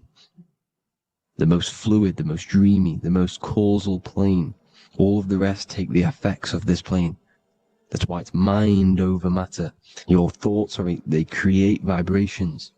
Each vibration is vibrating on a specific frequency, which creates mental images, creates effects down here on this physical plane. This is why it's so important to master your mind. Master what you think. Master your mind. It's the hardest thing to master. You could conquer the world, but it's probably harder to conquer your own mind than to conquer the whole world. I can promise you that, because the mind can play tricks on you. You got to listen to that inner guide within you that will constantly manifest the good things. So anyways, people, hope you learned a lot from this. Please work on trying to activate these other bodies. I will maybe do another video on trying to activate these bodies if you wish. Please comment down below if you would like to see that. And have an amazing day. Please like, subscribe, comment down below any video ideas you want me to do, any information you want me to spit. Thank you all. Have an amazing day.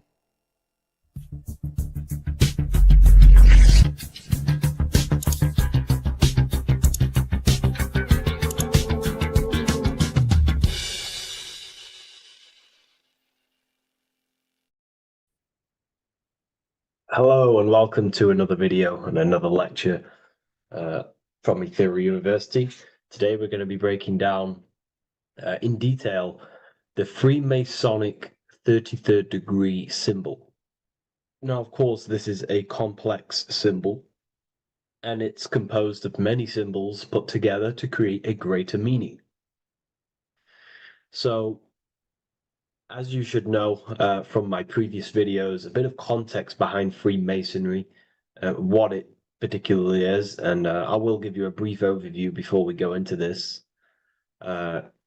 It's definitely important to know what Freemasonry is before we break down this symbol, okay? Because without the knowledge of Masonry and what it is, it's difficult to understand what the symbol truly means.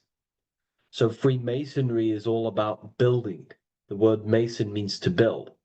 And we're either building with light or we're building with darkness. So that we have good Freemasonry, we have good Masons, people who want to spread the truth, people who want to help people awaken their mind and liberate them and bring them up to higher consciousness. Or we have Masons who want to divide, keep the knowledge to themselves, create walls, build walls in people's minds, construct illusions in people's minds for their own personal gain. Okay, so we're either building with light or you're building with darkness. You're either building with light or bricks, spirit or matter. God and the devil, same thing. You're either uplifting people or dividing people. Each and every single one of you is a Freemason. Well, a Mason. Not a Freemason, but a Mason. You are a builder. And you're either constructing division in you and other people, or you're either creating oneness. Everyone is doing this. Everyone is building. Everyone is contributing towards the world and building our reality. So Masonry is a craft, and that craft is to craft a better mind and heart, a higher consciousness, a higher understanding of the self, building a higher perception of yourself, getting to know who you actually are. why you are here. Every action, behind every single action, behind every single cause is choice. You chose to be here. Whether you know why you are here or whether you do not know.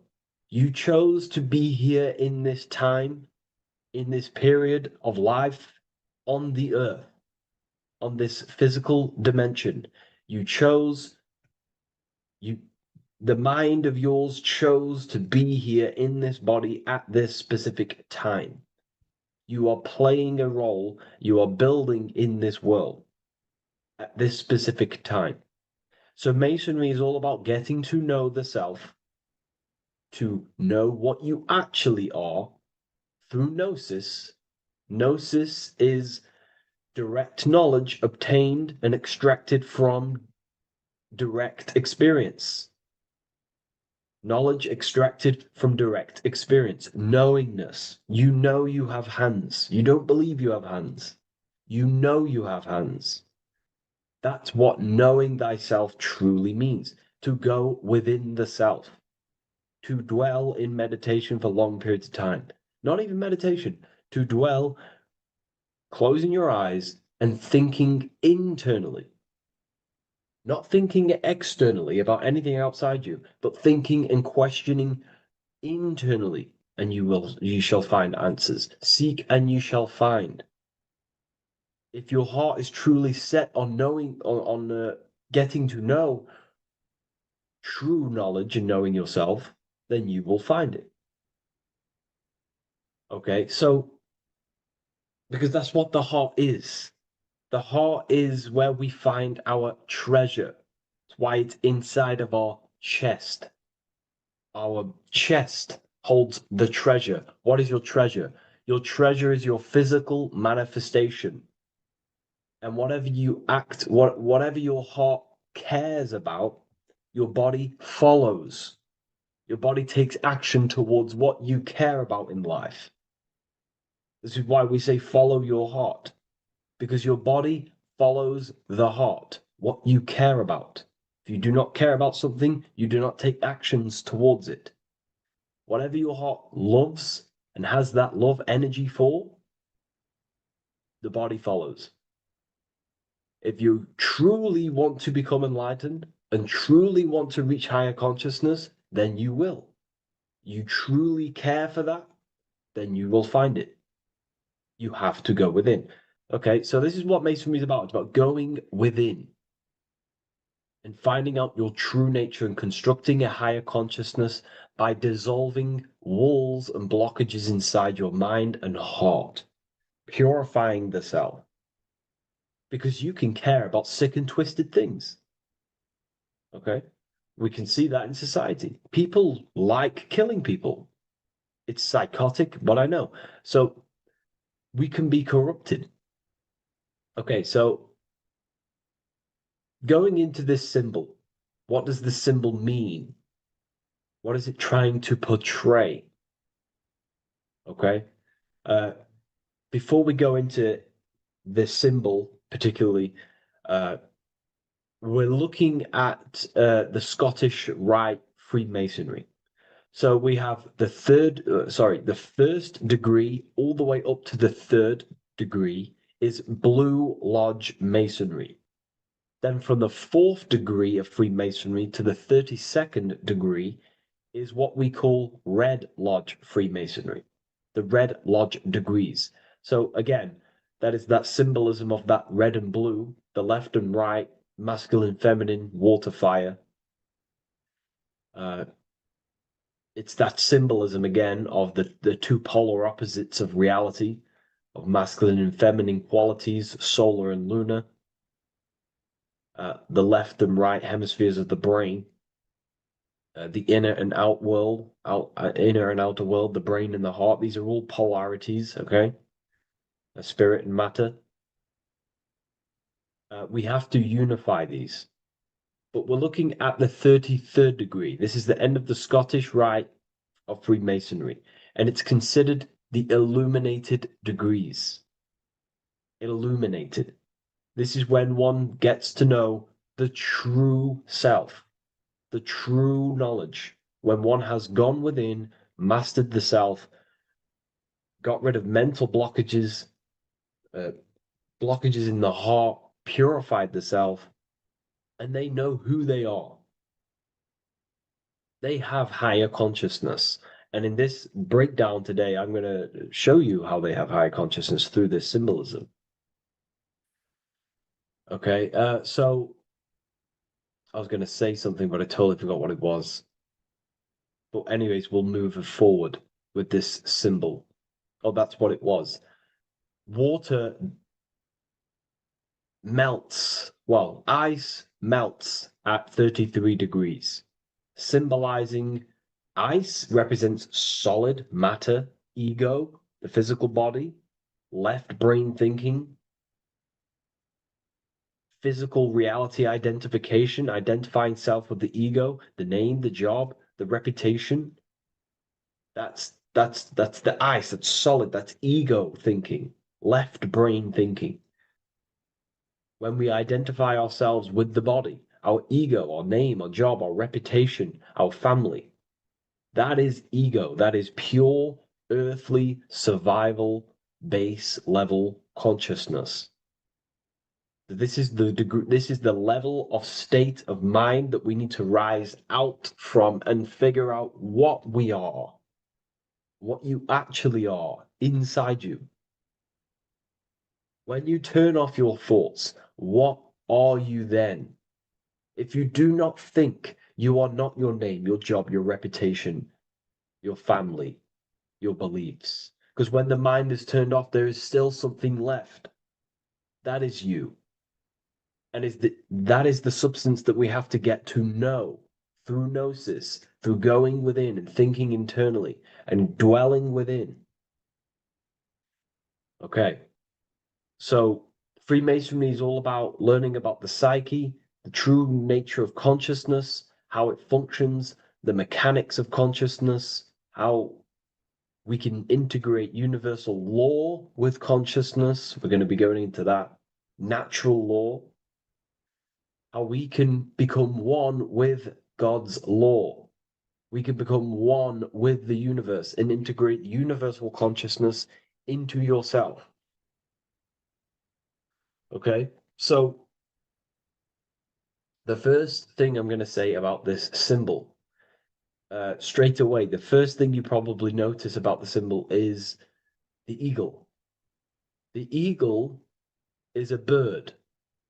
Okay, what do birds do? They are high in the air. They are above the earth, which represents rising consciousness, rising the mind out of the lower mind, earth-based survival, impulsive, reactive, egotistical mind. And we're pulling us out, we're rising from that. The earth represents that lower base survival consciousness, ego-driven thoughts. And we're rising up. The bird is free. It's free from the earth. Okay? It's free. It's elevated. It looks down upon the earth. So the eagle is a bird which represents higher view of self, a higher understanding of the self. It's elevated. We have a higher view of myself when I reach the 33rd degree. That is what it's showing you. That is what it's symbolizing. Okay? It's above the earth. It is free. It looks down. When you have higher consciousness, you become enlightened. It's impossible not to look down. You do look down on people, but not in a bad way. Not in a bad way. That sounds bad. I understand if that sounds bad, but that's not a bad way. I don't mean that in a bad way or a bad-hearted way. I mean that as when you have higher consciousness, you can see people who are living and dwelling in zombie mode, low-level earth-based consciousness. They think they're the body, they think they're their name, their job, their reputation, their family. So it represents looking down because I have higher awareness of myself. I know what I truly am. The water is flowing at the 33rd degree. The water melts at the 33rd degree, representing the flowing of consciousness, the flowing of the mind, flowing of light energy entering the body. Because when we reach higher consciousness, when you raise your consciousness, which is just an easier way of saying mastering thoughts, mastering yourself. We no longer give attention to negative thoughts because we understand what thoughts are and why would you let your own mind take away your own power? So again, Freemasonry is about gaining personal power, not in a bad way. Well, it can be used for bad. Gaining mental power, a strong mind. Most people have very, very, very weak minds in this world. Very weak minds. This world is a mental world. We have to gain strength in the mind. It's a mental universe. The stronger the mind, the better your reality. The less affected you are by external things. Nothing external should ever bother you. Okay?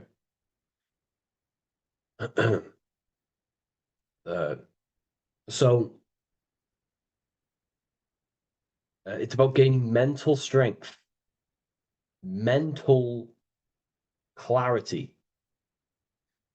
So again, the bird is elevated, it looks down, it has a higher awareness, it sees things from above, it sees the world for what it truly is. That's the eagle. Okay? It's the higher view. This is the illuminated degrees.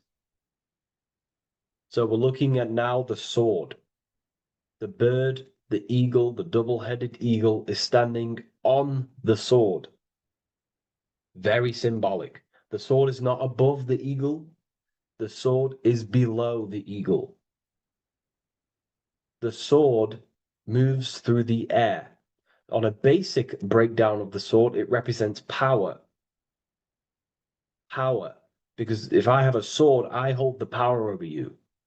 That's what it symbolizes. In war, you have a weapon bigger than someone else and more destructive than someone else, you hold the power.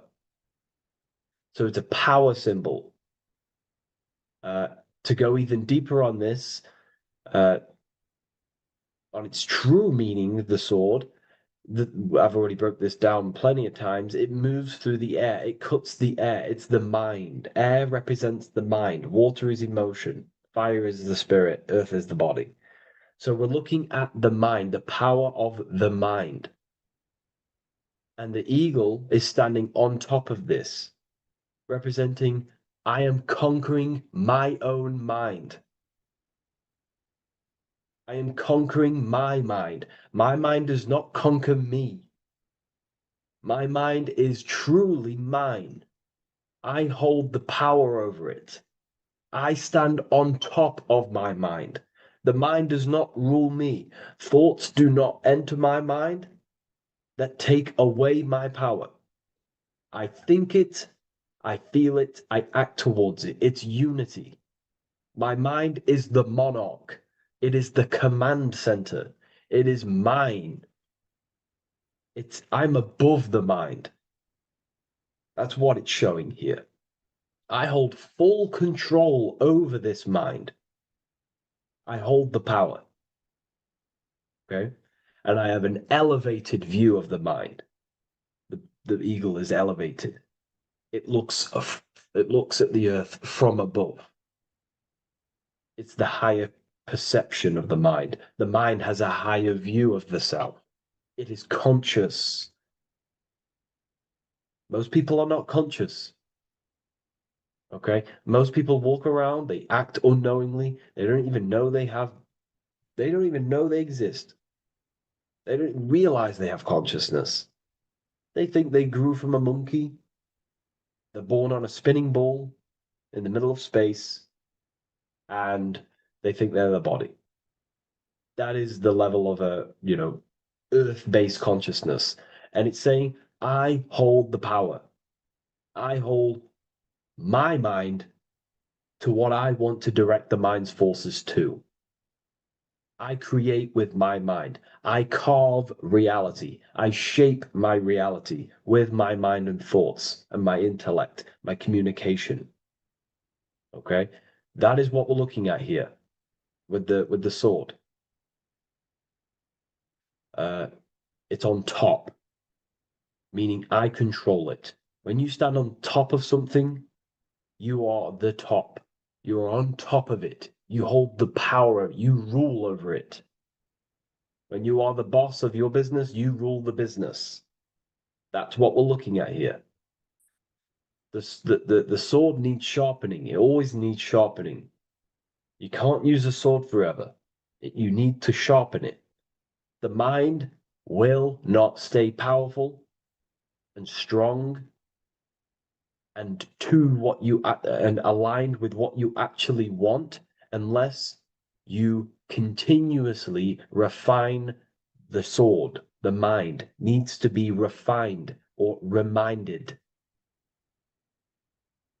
If you stop doing affirmations, the mind will fall back to old ways of thinking.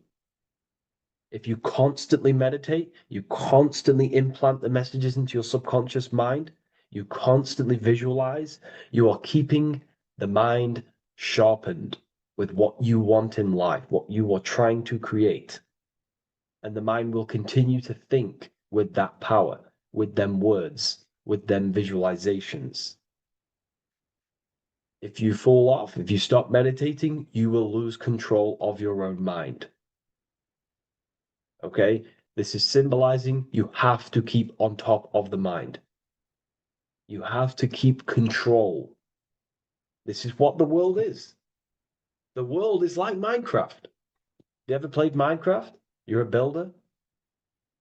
Okay? What do? You control the man in the world. That's what you are. You need to control this body in the world. It's all about control. You are in a game. It's like Grand Theft Auto. You don't know how to use the buttons. You're going to create chaos, and you're not going to have that much fun in the world in GTA if you don't know how to work the buttons. Same with this world. You are in a world, and you need to learn the buttons of the body, the mind, the soul, the heart. How will these things function so you can actually live a better life and create what you want in the world? Aligned with natural law, of course, unless you want to walk down the path of Satanism. So this is what we're looking at with the sword. Now, moving on, we're looking at this little banner here. This says "God and my right" in Latin. God and my right. What is your right? Natural law is your right. What is natural law? You already know the natural laws. We all intuitively know the natural law. What is natural law? Do good. We all subconsciously, on a soul level, we know to do good. We know to do right. It is wrong to hurt people. It is wrong to control people.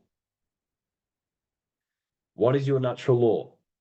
What are the forces that you hold power over, that you have full control over? You have full control over what you think, what you feel, what you act. Thought, emotion, action. If you start to try and control things outside of them three forces, that is now you breaking natural law. If I try to control and manipulate someone else, that is now breaking natural law. I'm going against my inner law. My soul tells me what is right and wrong through emotion.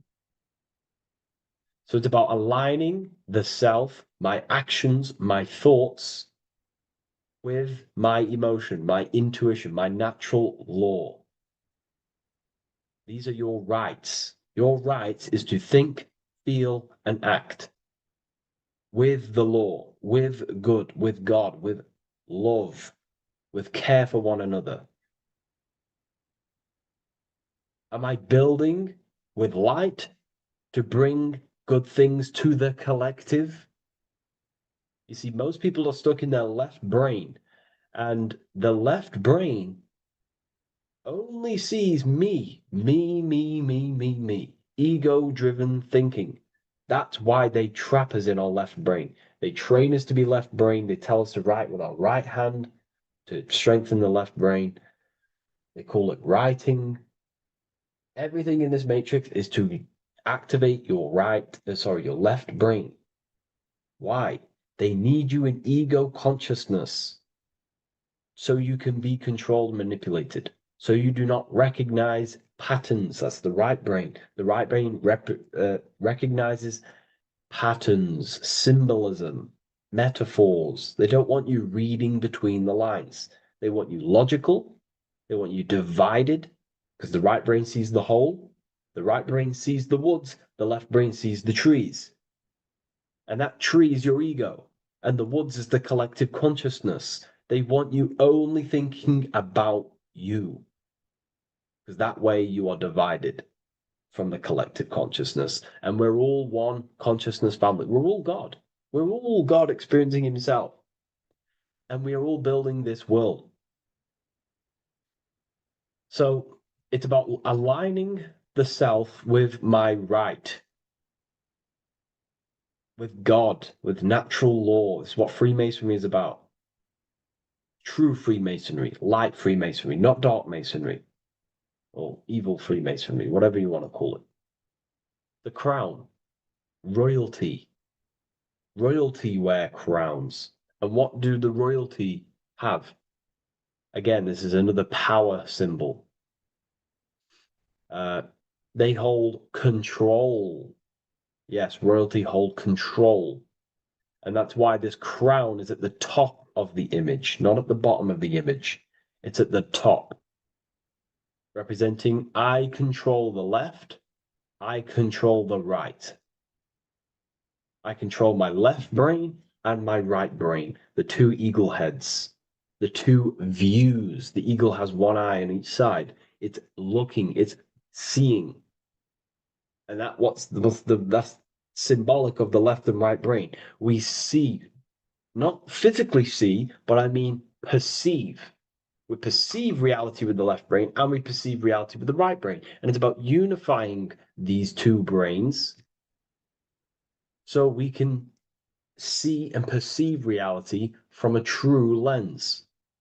Because if we see reality only from the left brain, and a left brain dominated brain, we see everything as divided. But if we see everything from a right brain perspective, we see everything as whole. When everything is in the middle, you need to see reality from the middle. Yes, I have my own personal consciousness, and yes, there is a collective consciousness.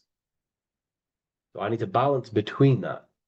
I need to see reality between the line, between the left and right brain, and align this worldview, and align my thoughts, align my actions with this. Because if you're left-brained, dominated, you're only going to take action on ego. You're only going to take action on me. You're only going to think about me. But if you're right hemisphere brained, you're only going to take action for the collective, which is, yes, that's good, but you also need to think about yourself. Why did you come here? Your life has a meaning as well. It's not just about the collective, it's about you as well. But we need to balance this. You see? This is what we're looking at.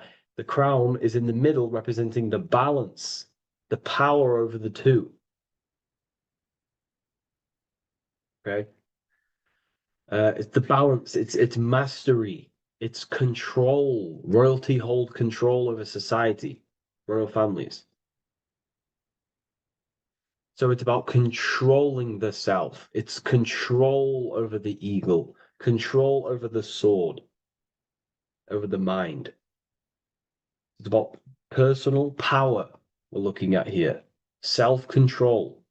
Now we're looking at a upright triangle, which represents the element of fire, which is masculine. Masculine is all to do with action. action, the physical body. We're looking at fire, which represents spirit or transformation. Fire is a very transformative element. It transforms things. Okay, so we're looking at self-transformation through action. This is what we're looking at here. Fire is a very, very masculine force, a very penetrating and transformative force. So we're looking at transforming the self, not through knowledge, but through action. We have transformed the self, 33rd degree. I've reached the 33rd degree and I have now fully transformed. Now, there are higher degrees than 33rd degree, but we're just breaking down the symbol. That's a whole of a lecture. But this represents full transformation. 3, another, if you watch my video on numerology, you know 3 is all about what? Transformation. Thoughts, emotions, actions. These are the transformative forces that turn and create reality. Jesus dies and dies and resurrects after 3 days. Transformation from dead to the awakened. Brahma, Vishnu, Shiva. God is threefold. 3, 3, 3, 3, 3, 3. Electricity, magnetism, dielectricity. The 3 forces that pretty much create physical matter. Transformation is 3. So we're looking at transformation through action. Action is a very transformative force. There's no point learning this knowledge if you're not going to act upon the knowledge.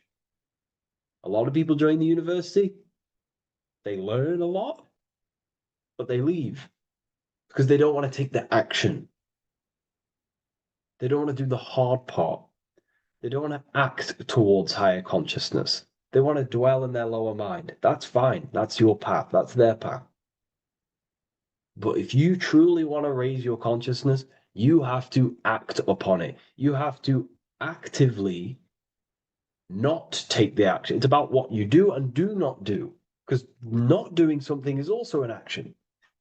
If you are not participating in the low-level pleasures like sex, casual sex, masturbation, going out and getting blind drunk. These are low-level pleasures. It's going to keep you on a low-level frequency and a low-level consciousness. That is also an action, not doing that. It's about what you not do as well, which is very important. You have to act upon it to reach this degree. You will not reach this degree if you have not taken a lot of action towards reaching higher consciousness, reaching self-mastery over the mind, controlling the mind. This is what, again, it's about taking action on actually controlling the mind, controlling the self, gaining your power. Okay? Okay. This is another fascinating part about the eagle head and wings. It also represents the past, present, and future. The crown is, again, symbolic of the crown chakra. This is all to do with knowledge. So we're looking at knowledge of the past, the eagle on the left looking behind, and the eagle on the right looking forward. So we're looking at the crown, knowledge of the past and the future. Looking at your past is very powerful.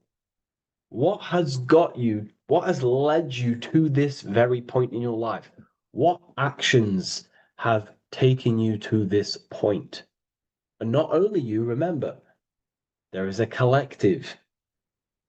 Remember, you always have to keep that in mind. Every action you take, you have to always align it with the collective consciousness. It's not just you in the world. We have a collective. So how did you and how did the collective get to this point in life, in this present? How did we get here? How did we get into this mess? Humanity is in a mess. A straight up chaotic mess.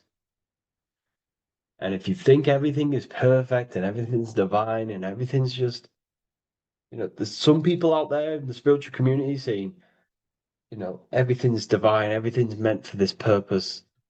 No, there are people actively manipulating and using mind control methods to control this reality. How have we got into this mess?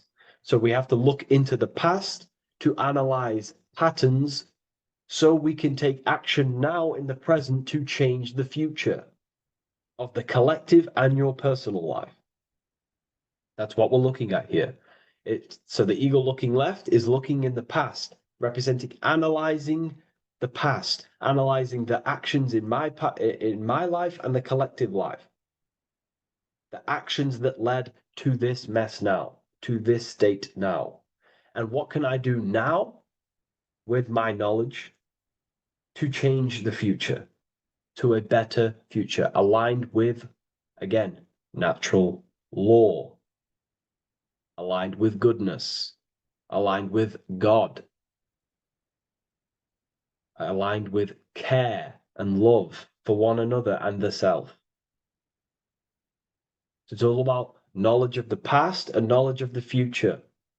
And what I can do now to take action, the triangle pointing at the middle, which is the present, what can I do now to change the future?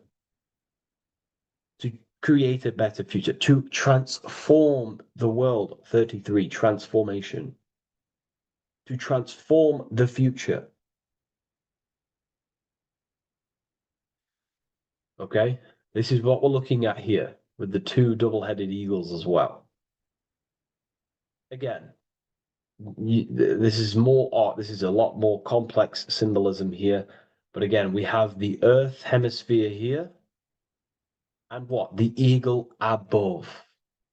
It is raised above the earth, above material pleasures, above the material thinking self, above the ego.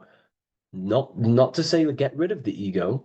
We need the ego, but balancing, control, power over the ego, power over the two hemispheres of the brain, power over my past and my future, power over time. What am I using my time towards? Time is your spiritual currency. Okay? It's elevated. It sees things from a higher perspective. It is higher consciousness. We're also looking at the astral body. Birds on a deeper level represent the astral body. So symbols have layers of meaning. The deeper you get into the occult. So when you join the first degree, you get, a good interpretation, and the higher degree you go, the more deeper the symbol reveals. As the more deeper you know yourself. So we're looking also at the astral body, the light. What is the light? Light is a massive symbol in Freemasonry. It's knowledge, gnosis. When you're very intelligent, you call someone, they're a bright child. They have enlightenment, light in the mind. Looking at light, a lot of knowledge, a lot of self-knowledge of the self, of the psyche, how I function, what I am, knowledge of the astral body, rising above the earth, astral projection, exploring your true nature, exploring consciousness. This is what we're looking at here. And in order to explore your astral body and explore the astral realm, you have to control the sword, the mind. And you can then explore. You are free like a bird to fly. This is all symbolic of rising consciousness. All symbolic. So I hope this video has gained a bit more clarity on this symbol and giving you some insights. And I will see you in the next one. Thank you for tuning in today.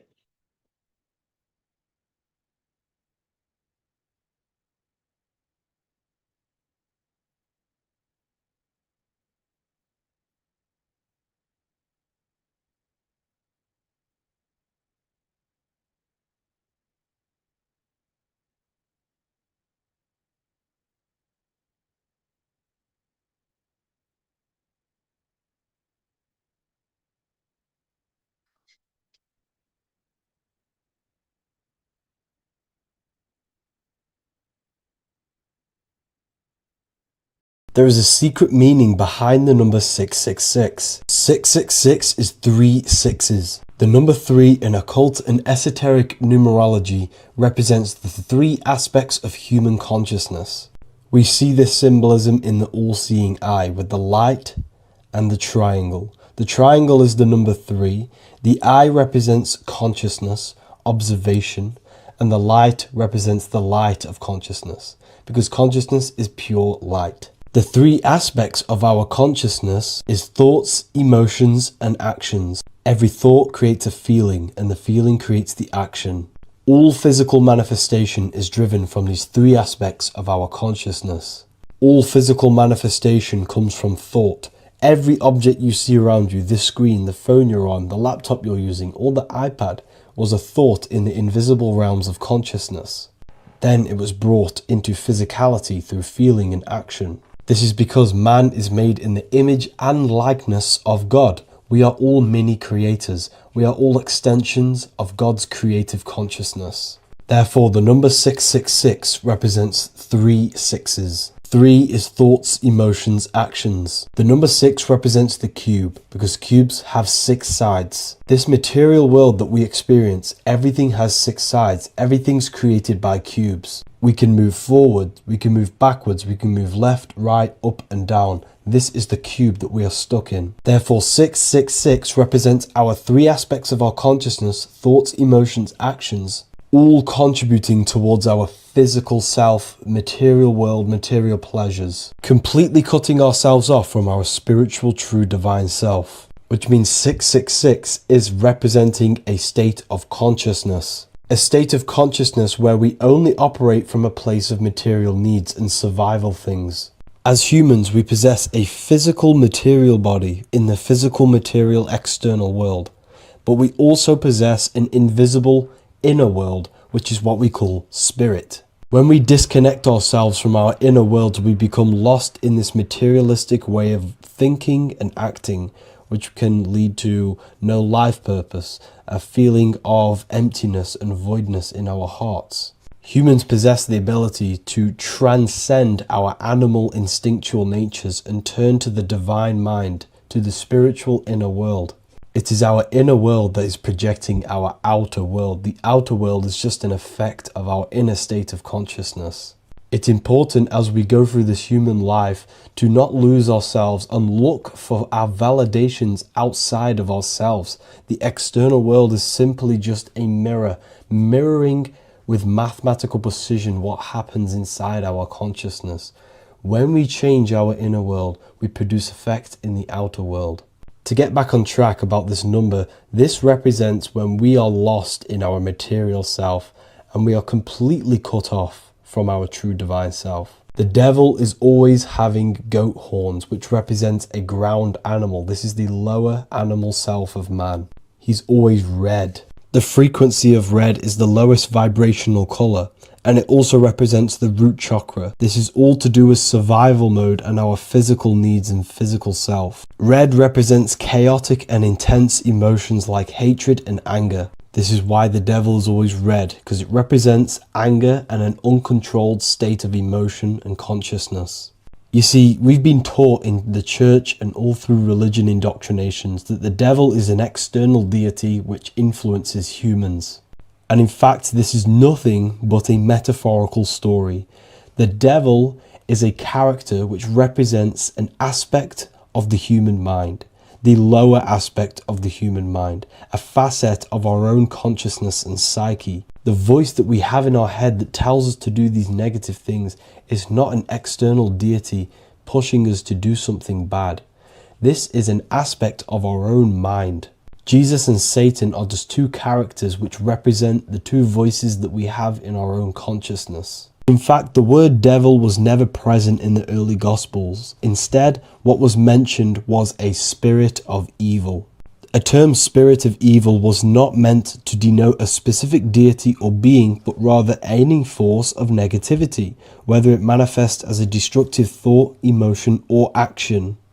The spirit of evil represents the darker sides of our mind, the part that leads us astray and brings forth negativity in our lives. The reason why they want you to believe in a devil is because they don't want you taking responsibility for your creations. They don't want you to realize that the external world is truly a mirror of your inner state of consciousness. Instead, when something bad happens in your life, you blame it on some external devil or Satan who tempted you. Everything is your creation in your life. When you realize this, you take full control and you begin to reshape your external world by changing your inner state of consciousness. Welcome to Revival of Wisdom. Welcome people, we're back with another video. Please make sure to hit that like button, subscribe, and turn on notifications to never miss a video. The Earth is a giant torus field consisting of a positive and a negative pole. The Sun being the cathode with a positive charge and the Moon being the anode with a negative charge. This is why the Sun rules over the day, giving you lots of energy, and the Moon taking your energy from you, making you go to sleep. Now, the plane that we live on is called the plane of inertia. And at the center of this plane of inertia is the North Pole. This is where the two electromagnetical energies meet. Now this is where the most electromagnetic energy is stored. This is why all compasses will point north, because it's the most magnetic place in this reality. So the Sun and the Moon is spinning around this center point, which is stirring the ether of this reality and making everything move in circles, meaning this is a cycle. Everything's recycling itself. It's an organic simulation.